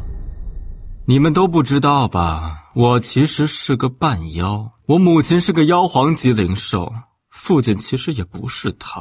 我去，这么劲爆！妖皇和人生的半妖，我还真看不出来哎。我亲生父亲是谁我也不知道，听父亲说，母亲也只知道他叫阿树而已。我母亲是一位银狐妖皇，生下我后就死了，他的妖丹父亲都给我用了。可能因为我没有公家的血脉，所以没有归属感，就觉得什么都无所谓。这树的名字有点耳熟呢。魔修三长老叫桑树。啊，会是一个人吗？不管是不是一个人，宫离浩现在都不能离开宫家，关进宫家暗室吧。他知道谢灵丹的丹方，一旦他将丹方泄露出去，或者炼制大量谢灵丹，后果不堪设想。为何不能直接杀了？留着还有用的，他有可能是魔宫三长老的儿子。我送你去重月宫，再去看看现在的魔宫。我这儿子就是坑爹的，居然这么快就想着离开了。他这一走，他娘不也就跟着走了？得想办法跟着一起去重月宫。等等，答应我的涅槃丹呢？给他吧。哼。爹，放心，我这还有。宫伯义还是瞪了他一眼，转身拎着宫离浩和宫居春就走了。宫家的事处理完了，其他的他们解决就好。去看看魔宫的情况，其他的再想办法。那我跟你一起去魔宫看看。那希儿也一起去？去看看又不动手，以我们的修为还怕藏不住？那我也跟你们一起去吧。宫伯义也硬要跟上，成了一家子去郊游似的。到了魔宫，顾暖看着阵法里的魔宫，都搞得像灵堂一样。转到魔宫侧面的时候，戴着面具的女人，那岂不是魔主？这人到底是谁？还要增高身形来避人耳目，把宫暖吸给月琴纱，自己跟了上去。哎，你怎么不阻止一下？儿媳比那魔主的修为高，不会吃亏的。娘亲不会有事的。对，通知你爹爹也过去。顾暖追着魔主来到一个山洞前，刚想进去。你怎么来了？怎么能一个人来？要是有什么意外怎么办？不会，那魔主修为比我们低，发现不了我们的。拉着他就走了进去。他的修为如何？谁知是真是假？顾暖没再反驳，拉着他看到石头就问。见魔主进了一个密室，顾暖想了下，手探在墙壁上的一块石头上，这还真知道些。说魔主每次都往这里走去，却从来没从这里出来过。要不要进去？去看看吧。慢慢的走了进去，发现人已经不在里面了。看着那边的门，看来他每次都是从这里走的。不过为何要这么麻烦？直接隐匿身形走不就好了吗？魏离拉着他走出了石室，定是有因。阿离，要不要去看看？两人朝其中一条走去，展开神识，慢慢探寻着。顾暖问了旁边的一个小草，就当初魔主来看过一次，就再也没来过了。两人正打算进去，发现宫伯义和月琴纱带着宫暖曦过来了。这里还有别的问题？没有，就是看看。顾暖边走边问着，一路探进去。这石洞有意思。几个人一路走到了尽头，也没发现什么。走了3条路都是死路。顾暖顺着走到最里面，手上摸了石壁，一路敲了过去。这里有什么问题？娘，你没发现吗？这里神识都展不开，之前还可以展开些，现在都不行了。顾暖最后抬着头看着头顶的石头，使用灵力让自己碰到石头。说实话，入口在哪儿？忽悠姐这么久，小心姐把你砸出来，雕成猪！一顿威胁，亮出了神剑，这石头才告诉他。阿离，爹娘都跟上啊，不然晚了就进不去了。捡起石头，直接砸向尽头的石壁上，随即往里面一跳。娘，这里好漂亮呀！真是意想不到啊，在这里面还有这一方天地。这大树知道的不多。顾暖推开木屋的房门，门一开，看到的就是墙上挂着的一幅画。阿离，那不会是你吧？阿离，这是御神诀的下部，我都不知道御神诀还有下部。顾暖弄破手指，直接就把血滴了上去，书上的字开始慢慢消失，直接出现在他识海里。走出木屋，换出神剑，就开始练了起来。顾暖边舞边进入了某种领域一样，周身的气息也开始变了，连一旁在玩的宫暖曦都感觉到了。除了宫卫离，所有人都进入了修炼状态。顾暖觉得自己进入了另一个世界，他像能感知到这世界的所有，外面雷电交加，出现了修仙界从来没有过的地动山摇。怎么回事？看着微晃的山脉，皱了眉，掐指一算，却什么收获也没有。一时就能看见各处空地上盘腿坐着不少修仙者，这一盛景，修仙界史无前例。顾暖感应到外面生灵的呐喊，霎时一股气息从他身上散发了出来，直至整个云耀大陆。宫卫里有了某种感应，立即开始入感应。阿离，我感觉我又快进阶了，我还感觉我自己的感知能延伸到整个云耀大陆了。暖暖很厉害，不过感知的事要保密，谁也不能说，知道吗？这时月琴纱突破了，进入了合体期。里面都看完了吗？没有，只是随意的看了下。顾暖拉着他又走了进去。这里为什么会有一幅画呢？这人又是谁？为什么挂着他的画还没画脸呢？这灵液是不是灵气汇聚成的液体？应该是，收好，不要让别人知道。阿离，你看得出这雕的是什么吗？暖暖，你滴血试一下。你滴。直接破开手指，滴了一滴血在上面。小石雕射出一道白光，使顾暖受不了的闭上了眼睛，但对宫卫离却没什么影响。阿离，是什么？是一只白虎幼崽，已经进入了识海，还在沉睡。为什么会封印着白虎的幼崽在里面？阿离，这种符箓之前我怎么都没见过？这种是斗法符箓，有的是用来斗法的，也有人用来战斗。这种符箓早已失传，修仙界都没几人会画。不过师叔好像会一些。师叔？师叔一直在闭关，等他出了关，带你去见他。全修仙界估计也就师叔会一点点的符箓了。为什么会失传？符箓的作用不是很大吗？怎么会没人学？我对此没什么印象，也没什么记载。不过听说是某位大能一下将全部符箓师都杀了，连他所知的符箓功法秘籍都烧了个一干二净，所以没人敢再修此法，也没能修了。后来那位大能呢？听说是陨落了。这里有，说明这里存的时间比那还久。反正他已经陨落，还是拿出去让感兴趣的人休息吧。宫卫离点头，直接将书架上的书全都收了起来。月琴纱和宫博弈还在修炼。爹爹，娘亲，快来帮我拔！这只能你自己拔哟，如果拔出来了，它就是你的了。希儿，你娘说的没错，得你自己拔，爹爹和娘亲不能帮忙的。宫暖溪瘪了下嘴，咬牙拔了出来，结果剑太长了，剑也直接划破了他的手臂。怎么不小心点？快别动，爹爹给你上药。剑身颤了一下，围着宫暖溪环绕了一周，直接没入了他的识海里。希儿，用意念就可以将剑唤出，等会儿爹爹教你御剑飞行。爹爹，我很喜欢。喜欢就好。希儿，娘教你一个功法，你好好接收一下。顾暖以传译的方式将功法的前半部分传给他。娘，这个要怎么练？希儿就按照功法上的提示来，闭目内观，法由心生。宫暖溪闭目，慢慢练了起来。他真的可以练，他是继承了我的木系灵根，不过他的资质非常好，这也是为什么几个师兄抢着要教他的原因。那这御神诀是不是说明只有木系灵根才能修炼？我当初初次修炼御神诀的时候，直接连挑几阶，看看希儿会不会也是。这功法很独特。对，天下独一份的。不过我修炼的时候有白色灵气围绕，为何希儿没了？宫暖溪一套功法练下来，修为升到了破骨后期。爹爹，快教我怎么御剑！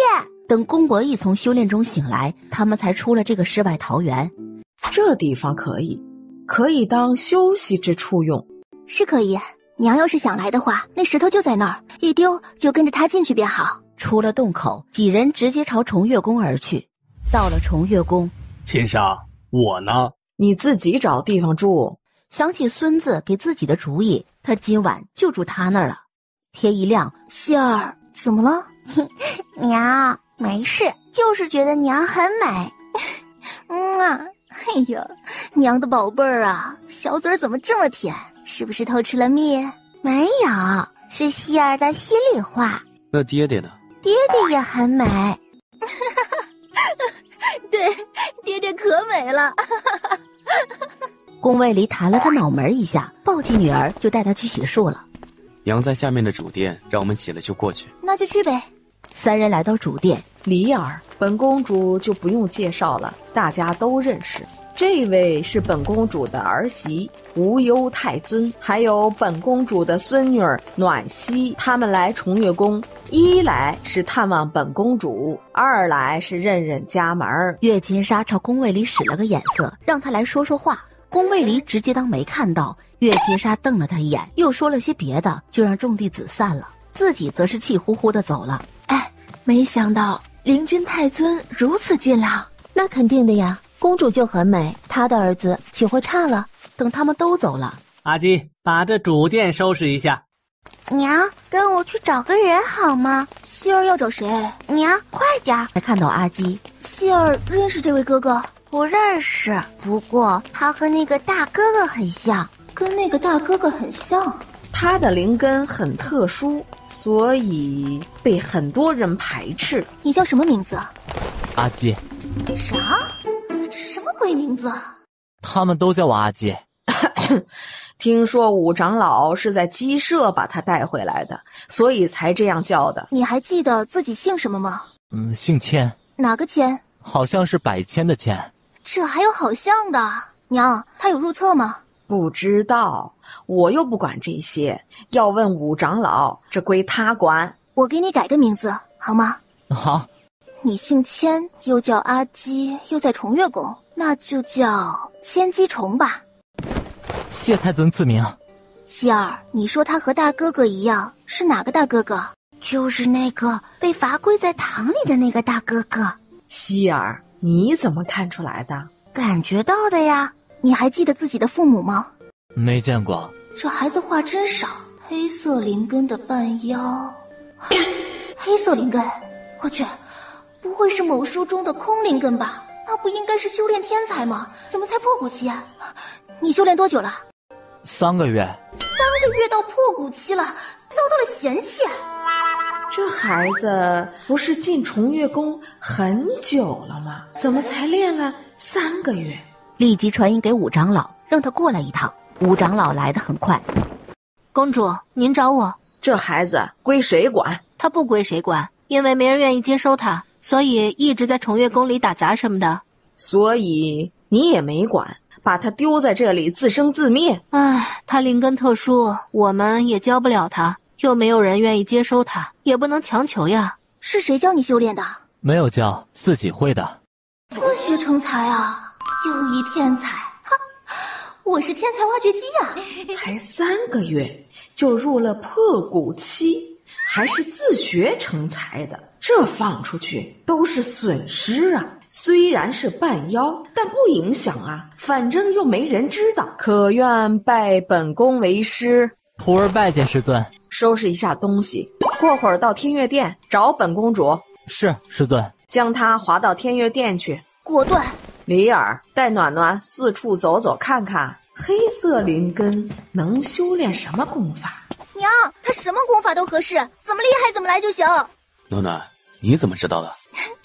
黑色灵根，如果不出意外的话，应该是空灵根，可以吸收各种功法，任何灵气。修炼中的天才，修仙中的战斗机啊，说不定不过几年就能赶上我们了。别人修炼还挑灵气，他又不挑，啥都可以，能不厉害吗？3人来到了后峰。娘，那是什么？那是彩虹，是太阳照射水滴而形成的，很漂亮呢。如果下雨时出太阳，也会有彩虹哦。 3人看彩虹，看到太阳渐下，才起身回了房。见过灵君太尊、无忧太尊，你们是来干嘛的？弟子们是来伺候2位太尊的。谁安排的？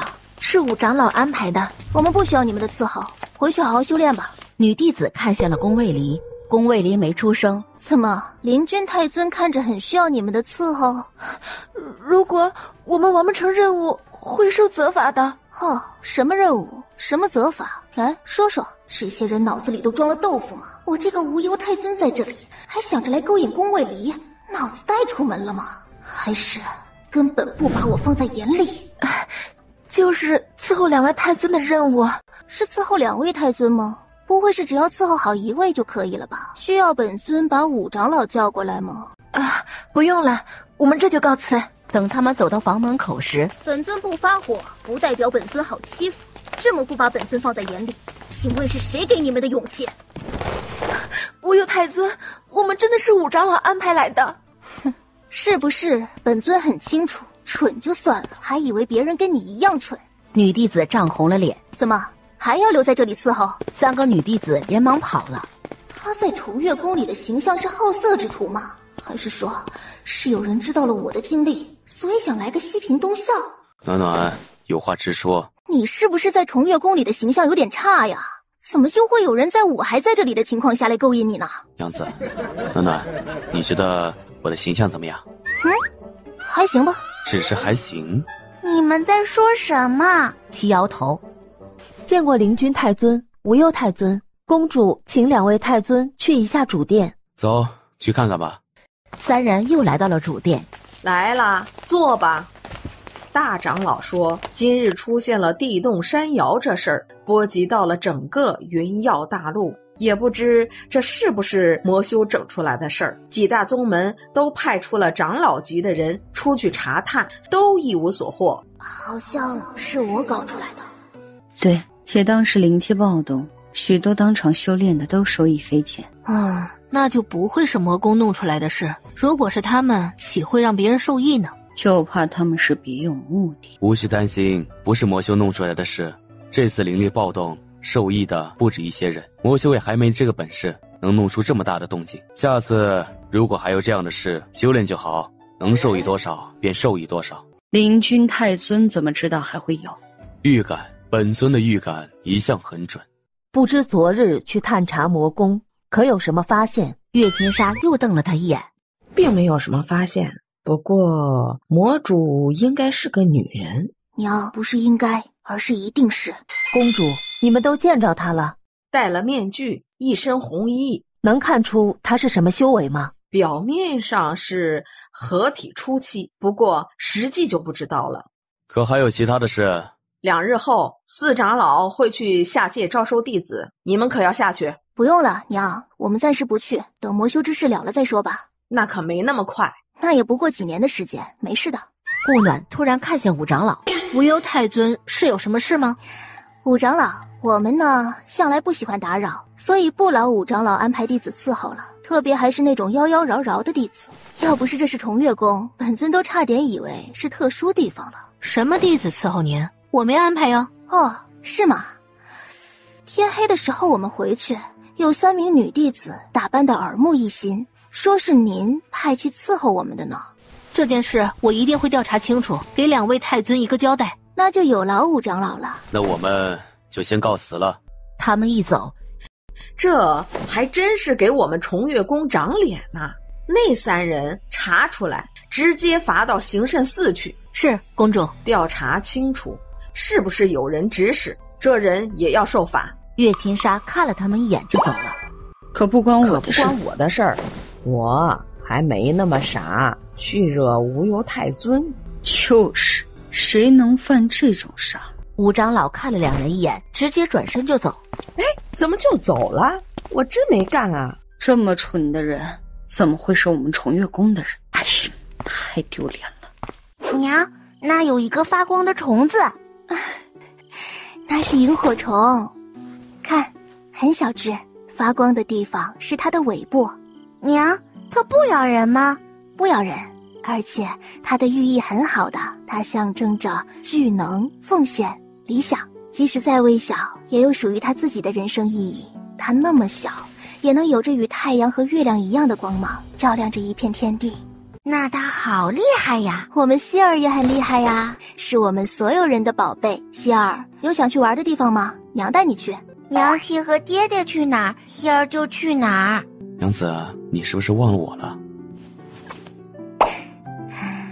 满意否？满意。哼，娘，干嘛要捂我的眼睛？问你爹爹。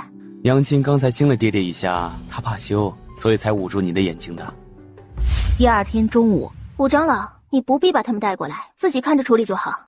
无忧太尊已经调查清楚，他们是收到纸条信息过来的，传纸条给他们的人并没有找到，我会继续调查的。纸条当时他们看过就自动销毁了，所以也没留下什么证据，可能不好查。看过就自毁了，这不是符箓才有的操作吗？才刚知道有符箓这东西的存在，立即就有人用了，这是在我身上装了监控了吗？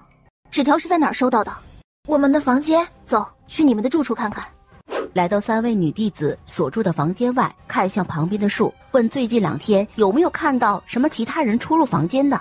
麻烦五长老去半峰找一个后颈有颗痣的男弟子，修为好像是灵丹期。哦，你只管去叫便好，把半峰的3长老一起叫来呗。无忧太尊，那我们等着吧，你们怎么处理可不是本尊说了算呢。等了好一会儿，后面跟着的弟子见来了这里，转身就想跑。跑什么？本尊还什么都没问呢。太尊饶命啊！弟子真的什么都不知道。你知道本尊要做什么？这么着急就喊着饶命了。3长老，这弟子今日午时偷偷跑进这3位女弟子房间里，行不轨之事。弟子没有，弟子什么都没做。那你是承认自己进去了？太子，说实话，看着蠢。弟子真的什么都没有做。那你进去干嘛？想与他们相会？太尊，我们和他根本不认识。那3张符箓哪儿来的？什么符箓？你就说说你放他们房间里的3张纸从哪儿来的吧。弟子也不知道啊，是和另外1张纸放在弟子的房间里的。我只要把纸条放到他们的房间里，就能得到100块下品灵石。顾暖有些烦了，他就不信了，还能有下一个？走，去你的房间。起身就去了半峰，又问了旁边的一棵树。你们等一下，本尊去找个人，马上回来。神识展开，很快就找到了人，二话不说，直接提着他就回了半峰。说说，早课时间进他房间干嘛？一通威逼利诱的问下来，终于没有下一个了。百灵娜弄的。阿芬，何事？这弟子说他是受娜娜所托做的，于是将事情经过说了一遍。不可能，娜娜平时连只蚂蚁都不舍得踩，怎会做这种事？闭目展开神识，直接覆盖了上峰所有的树木，将百灵娜的事一一打听了个遍。五长老，弟子根本就不认识他，可别冤枉了弟子呀。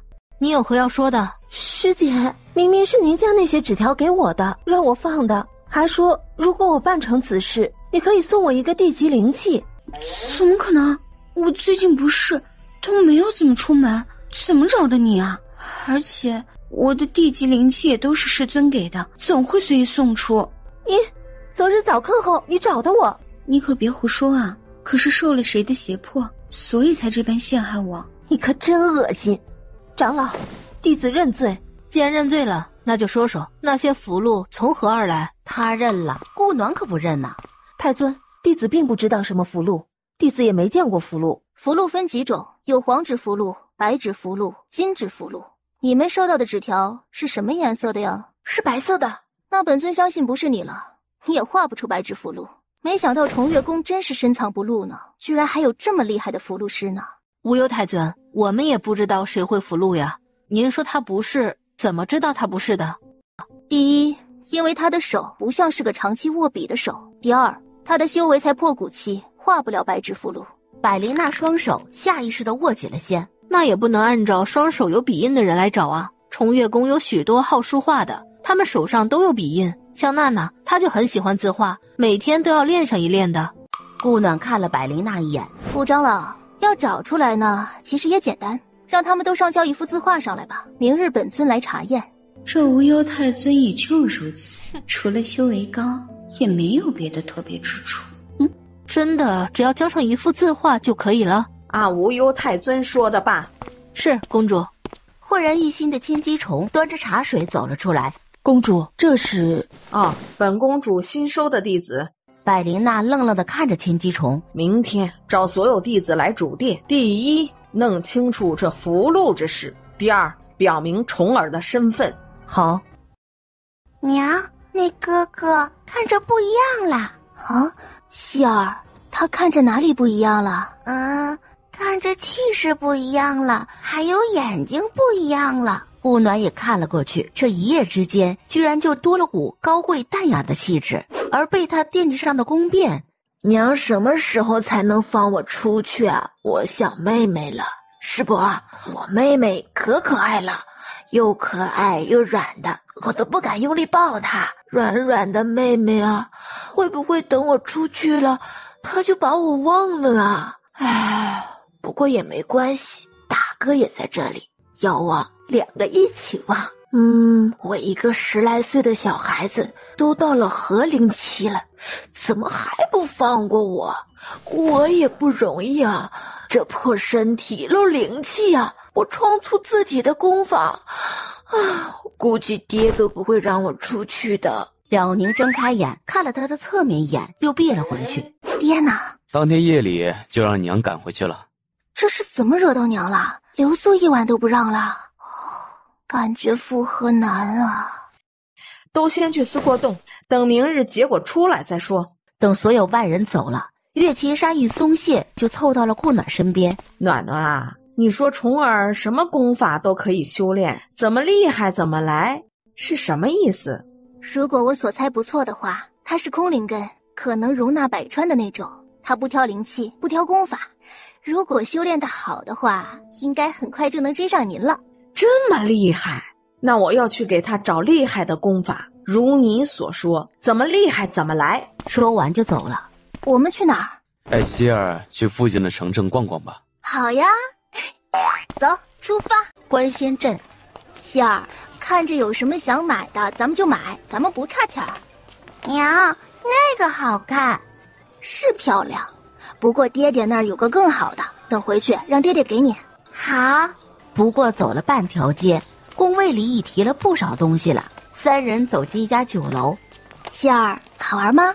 好玩，我们下次还来。好，我们下次还来。他们逛到了灯火阑珊了，这才返回重月宫。顾暖来到百灵娜的房间外。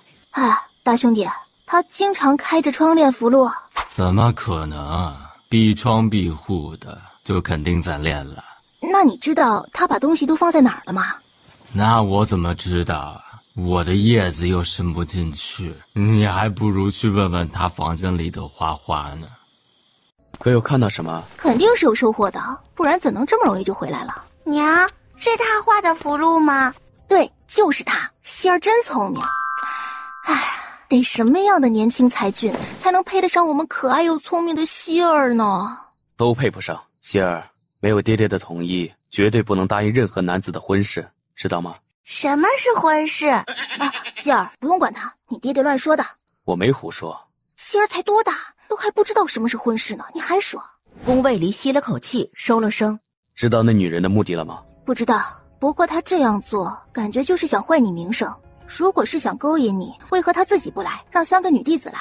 第二日收拾妥当，来到主殿。无忧太尊，请过目。这章是何人所写？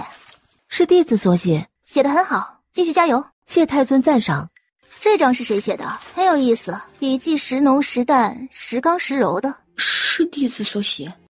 这章字里隐含了某种手法，你自己可能没意识到。才刚说一半，怎么了？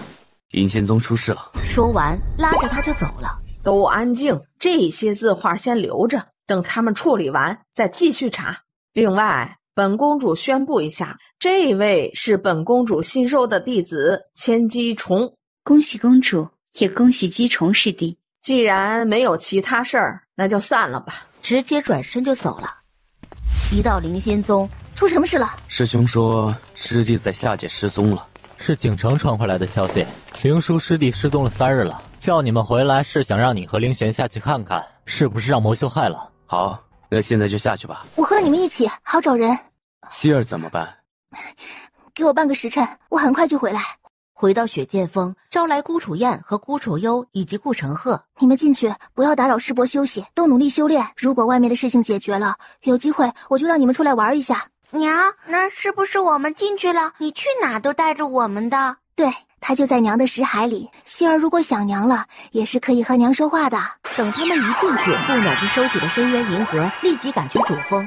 小希儿，怎么爹娘把你也关进来了？爹爹和娘亲有事要办，让我们好好修炼。那小希儿可有想二哥哥？没有，只想爹爹和娘亲。好吧，我也想娘了。咦，这就是师伯呀，我还没见过呢。对呀，他一直没醒过。见了宁睁开了眼，师伯居然醒了！小希儿，你一来，师伯居然就醒了。嘿，果然还是小希儿厉害。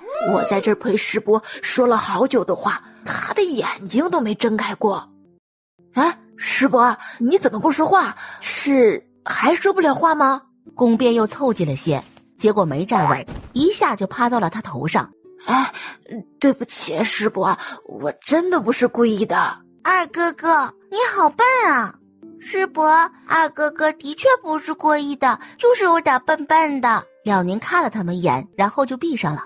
二哥哥，师伯不怪你的，走，我们去修炼吧。小希儿，越往上越不好走，你要是走不动了，就在那一层修炼，知道吗？好的，二哥哥。守阵的人肯定有问题。知道，不过先找到灵叔师弟再说。宫卫离牵着他走出石洞。走，先去找景城，看看他怎么说。灵君师叔，无忧师神，灵玄师叔，说一下灵叔在哪儿失踪的？当时他只说出去看看，然后就一直没有回来了，传言也没收到。他的生命玉牌还在，证明他生命还没有问题。顾暖直接开始感应了，在皇宫。走，去皇宫。4人直接去了皇宫。你们怎么下来了？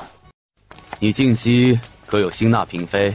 我如今以这副模样，还纳什么嫔妃？我们去一趟你的后宫，那边有异常。顾暖在前面领路，一路来到了月明宫，这是明贵妃的宫殿。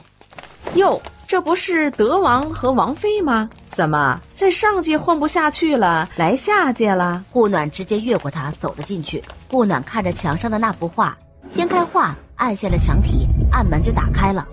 你们都要干什么？都给本宫出来！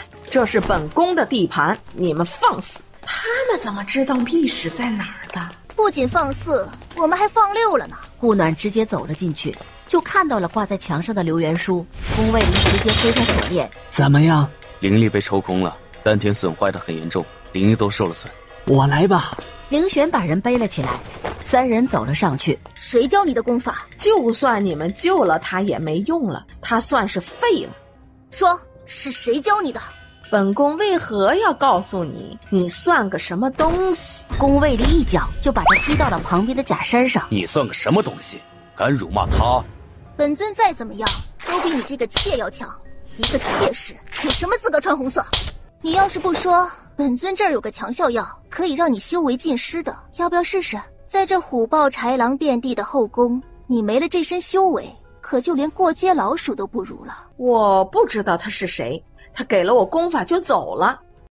那他是男是女？长什么样子？是个女人，她戴着面具，一身红衣，看不到长相。魔主亲自下来的，那他下来肯定不止这事。他的修为明显比你高，你是怎么抓到他的？用药，也是那个人给我的，只要让他失去灵力一段时间就可以了。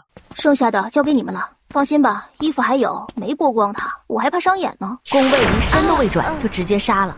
走，先回府邸看看怎么救治灵叔师弟。招呼也没打，就直接出了宫。灵叔师叔怎么了？丹田灵婴受损严重，也不知道能不能修复。师弟还失身了。有什么是我们不能知道的？这事就我们知道，谁也不能告诉我。江城、叶盛，灵叔师叔的事我们来想办法，你们回去休息吧。丹药暂时先不拿，等他醒来后再说吧。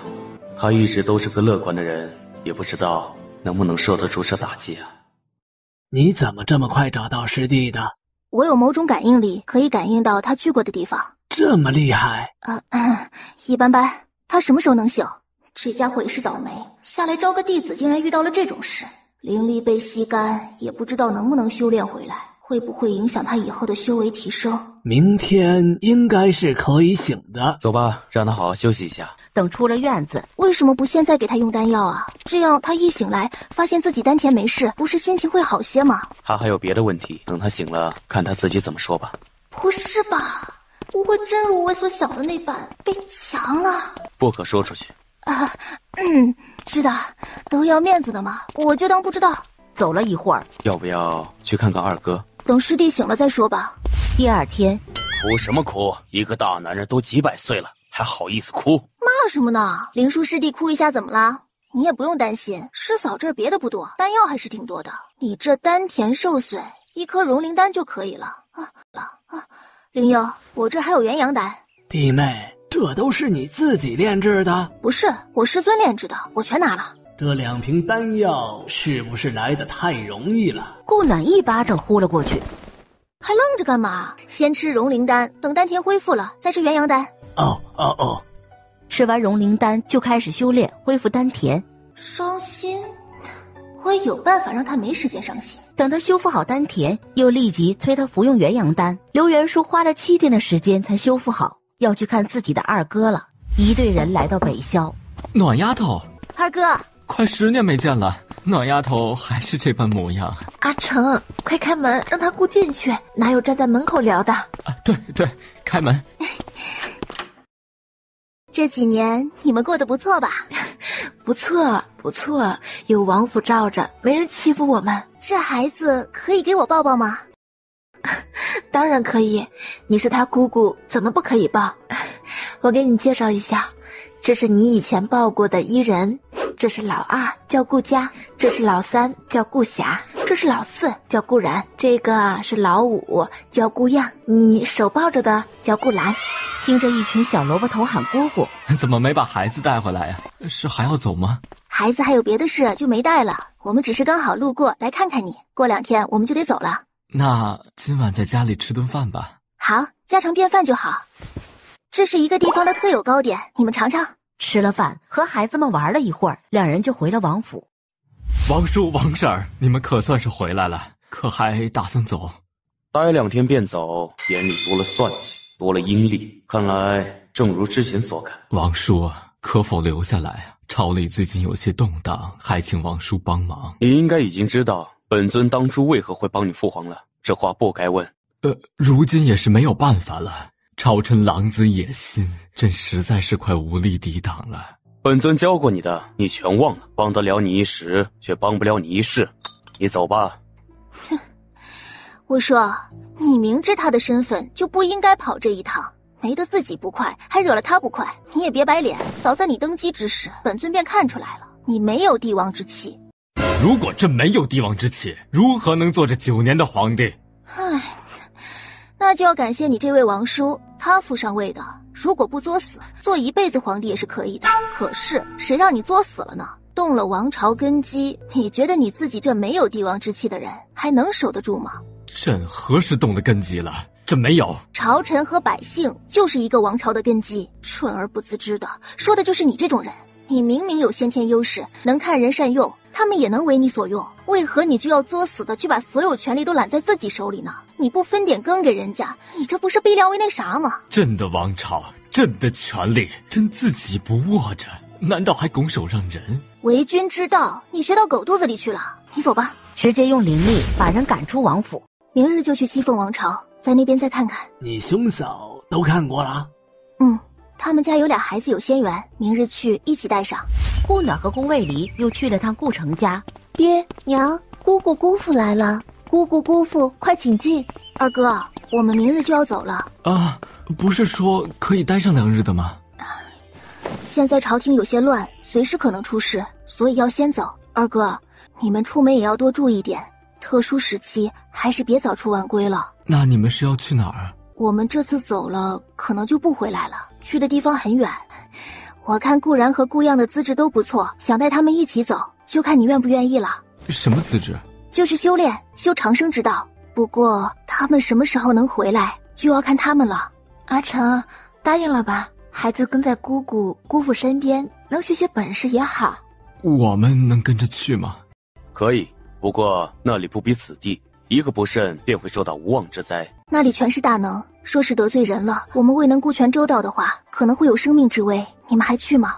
那还是算了吧，不为自己，也要为孩子们着想。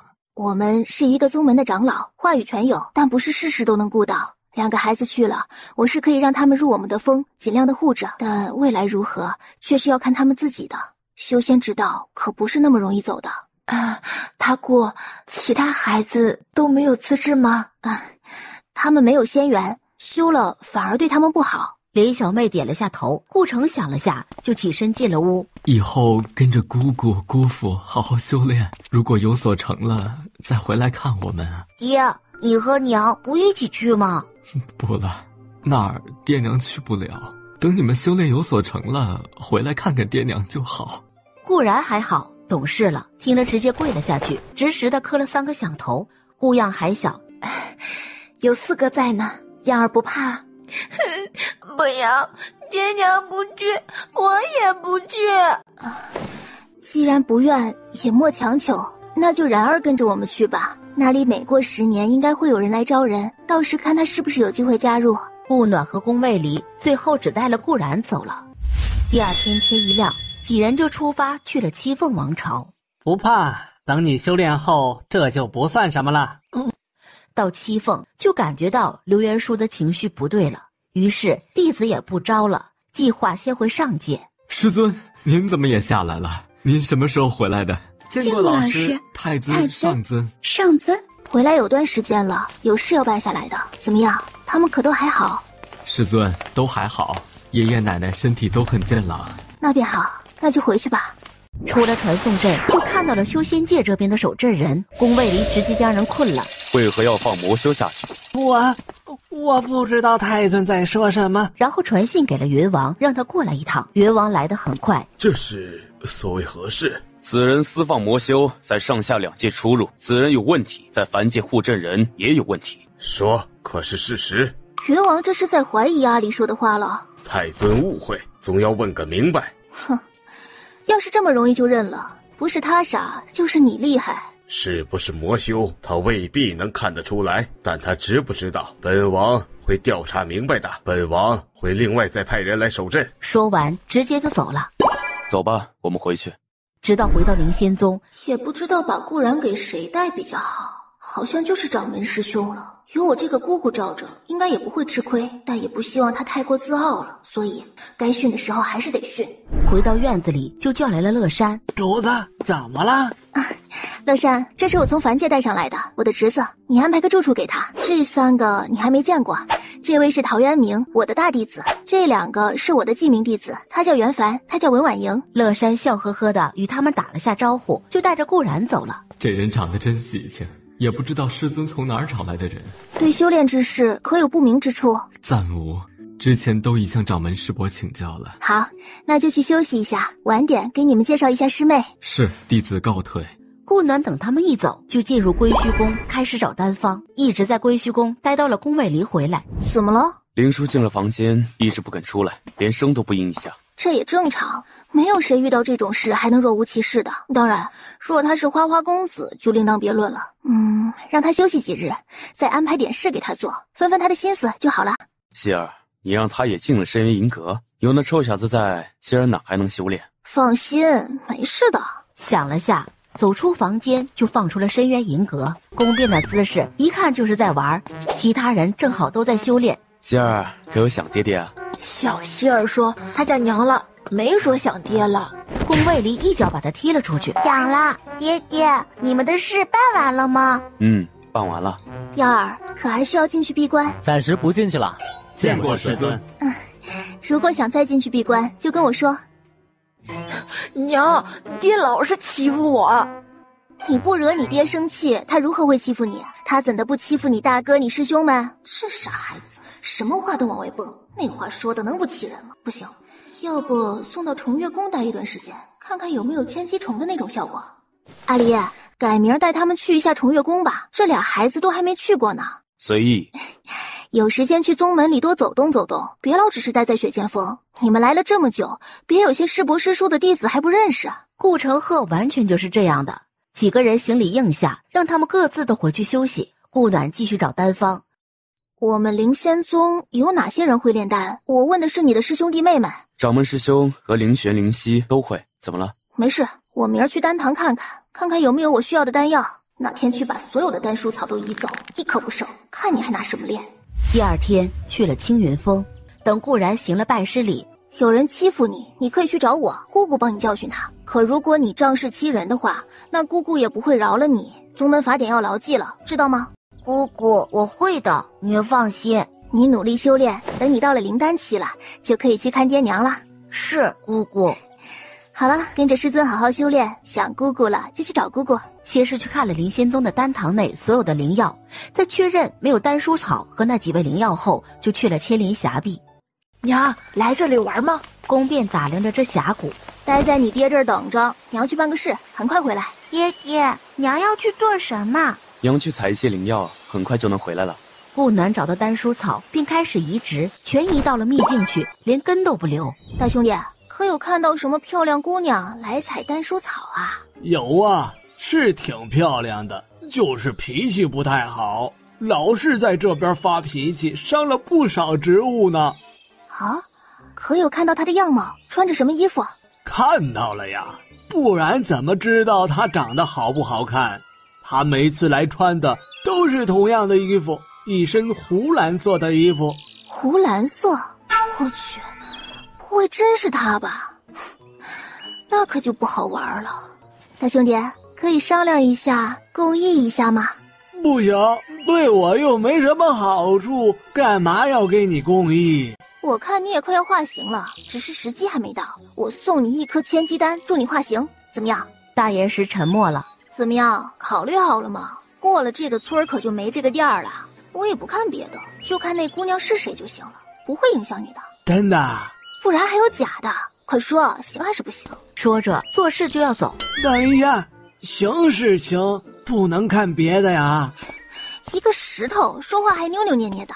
顾暖一等他点头，就开始与他共议。最后定格在他来的时候，这大兄弟几乎是全程盯着人家看的，还真是他。他采了药就会在这里发一堆脾气，也不知道是谁气着他了。我的千机丹呢？喏，给你，不会少了你的。别啊，你也得帮忙到我嘴里呀，不然我怎么吃得到？嘴？你的嘴在哪儿？半空，半空，你飞上去就能看到了。顾暖笑了下，飞了上去。这个不是，那是个给我凿的洞，我的嘴还往上一些。顾暖打量了那个洞口一下，走了进去。大兄弟，他凿这么个洞是为了住？知道，我当时刚开灵智，可痛死我了。吾东陵仙君破落于此，在此修身养息，等重返之时，必是血恨之时。此流三道无身法则，望有缘者感悟，得益于身，修炼易进。觉得可以让宫卫离进来看看，于是就传了音给他。暖暖，你们看看能否参悟到？你总能发现这些稀奇古怪的地方。没办法，谁让我运气逆天呢？他们总能让我遇到。顾暖看着3个孩子已经盘腿坐下了。阿离，我刚才问这大兄弟了，他说来采药的姑娘是身穿着湖蓝色衣服的人。先别打草惊蛇，等找到了证据再说。阿离，你打算什么时候开始对付那些魔修？我知道他们那种封印灵力的丹方了。如果你们快要行动前，我也炼制一堆丹药，全撒在魔宫里，让他们也体验一把封印灵力的感受。快了，等回去与师兄商议一下。不过这种药我们能不用就别用。哎，我说，你们也聊完了，千机丹可以给我了吗？能不能有点眼力劲儿？没看到我们2个气氛正好吗？又不是不给你，等我儿子女儿参悟完了，给你不一样的嘛。你都做石头这么多年了，也不差这一会儿了，着什么急？大兄弟直接闭嘴了，直到夜幕降临。娘，我只参悟了1点。没事，这种事不能强求，只说明你与他无缘。你如今可想到办法自创功法来改善灵气四溢的问题？没呢，哪有那么容易？更何况我还是个10岁的小孩子。公家比你小的族弟都能自创功法了，你还有脸说自己小？姐，你是魔鬼专来克我的吧？你还是专门来克我的呢，臭小子！他不是人，我是人啊，正常的人做不来这种事儿的。信不信我把你关塔里，让你待一辈子啊？姐，你得了吧，那塔听娘的，娘才舍不得关我那么久呢，是吧，娘？都闭嘴，别吵着他们参悟了，不然老娘一人一个爆枣。娘，什么是爆枣？嘿，好吃吗？顾暖看他那期待的眼神，立即就给了他1颗。娘，儿子知错了，唉，可真疼啊！宫耀在跃上半空时醒了过来。哥，你参悟了多少？反正比你多。娘，我觉得自己又快要突破了，需要进塔。哎，等等，娘，我去看看师伯。宫变也跳了进去，听他说到师伯，顾暖也跟着进去看了一下。师伯，我来看你喽。燕儿，不是说不要打扰师伯的吗？没事，师伯之前醒过，不怪我的。宫变说着就摸上了了宁的头，这儿子知不知道男人头女人腰不能乱摸啊？了宁睁开了眼。哟，师兄，你可算醒了。自我介绍一下，我是师尊最小的弟子，叫顾暖，字无忧。这臭小子他娘。师兄，你现在还不能说话呀？可需要丹药补补？了宁又眨了下眼。娘，师伯为什么受了这么重的伤啊？这个娘也不知道，得等世伯伤好了之后，让他告诉你。了宁看了宫变一眼，又闭上了眼睛。走吧，让世伯好好养伤，我们先出去。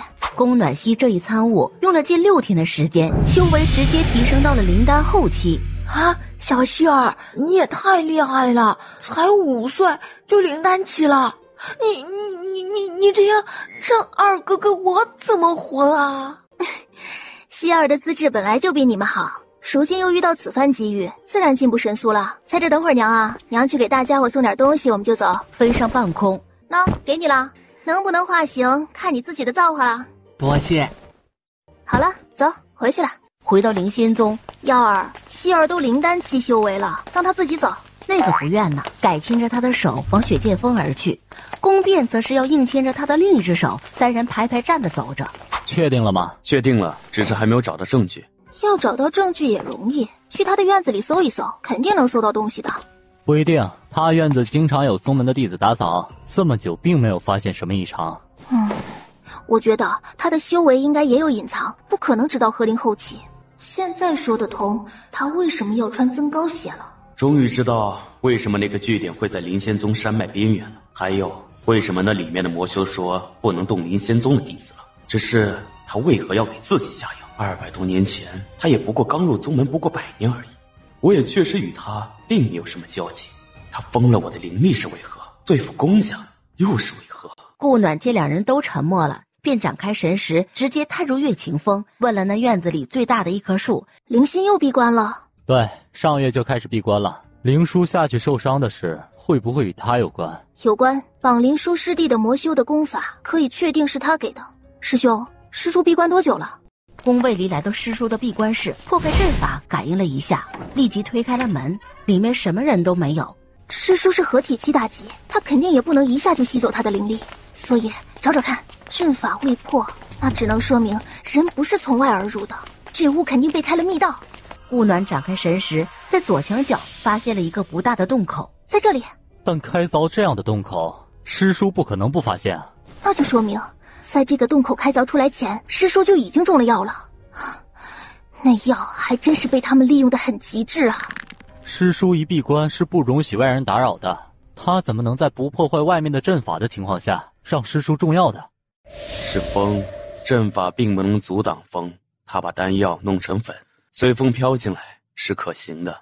顾暖问了下外面的树，灵心7、8年前来过2次，要进去看看吗？说不定他自傲，并没有把洞口堵上呢。顾暖说着就走了进去。你们先别下来，这洞口很小，去他们的旧据点看看，大概是往那儿去的。师兄，你先回去，我和暖暖去看看便好。宫卫里揽着他，直接往后山脉而去。阿离，在那儿！看到挂在墙上的老人时，立即红了眼。宫卫里看着墙上的老人，整个人都颤抖着。阿离，先把师叔放下来。宫卫里将圆寂师叔放了下来，直接抱了起来。走，先回去。两人回到灵仙宗，直接去了青云峰。在那山谷里找到的？对，叫林渊过来，他是师叔唯一的弟子，他应该知道。灵真想了下，便传信给了灵元。师叔不仅被吸去了灵力，还被收了所有的化神灵元。他是怎么做到的？灵元走进来，掌门师兄找我何事啊？元寂师叔陨落了。什么？师尊已是合体期大能了，怎会陨落？用力掀开白布。师尊，去通知一下师尊吧。灵真一走，是谁？魔主，师叔是我们在后山脉的石洞中找到的。灵元立即皱了眉，设了阵法，要不是暖暖感应到了，不一定能找到。师尊不是在闭关吗？怎会到那山谷之中？有人给师叔投了药，然后从地底凿了个洞，把师叔带走的。你可以去看看。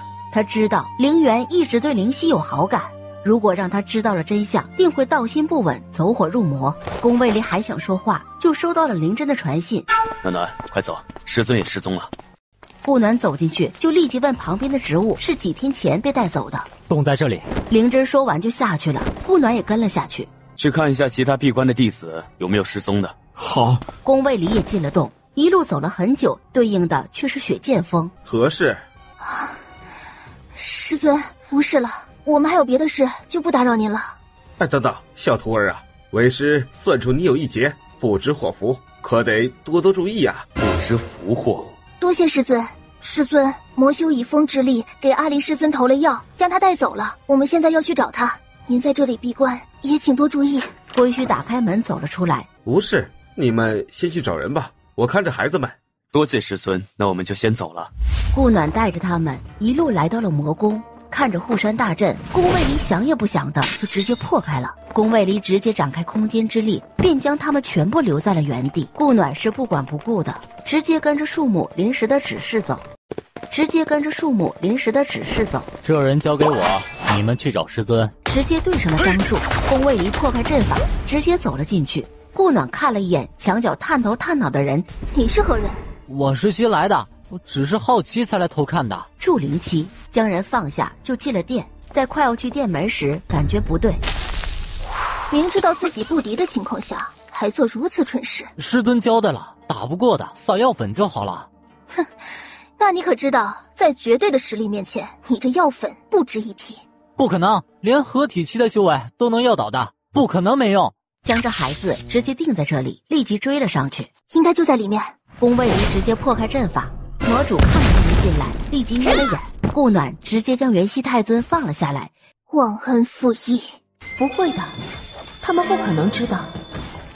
快带师尊回去，续血剑锋让我师尊看看。灵书接过，立即转身就走了。干嘛呢？看对眼了？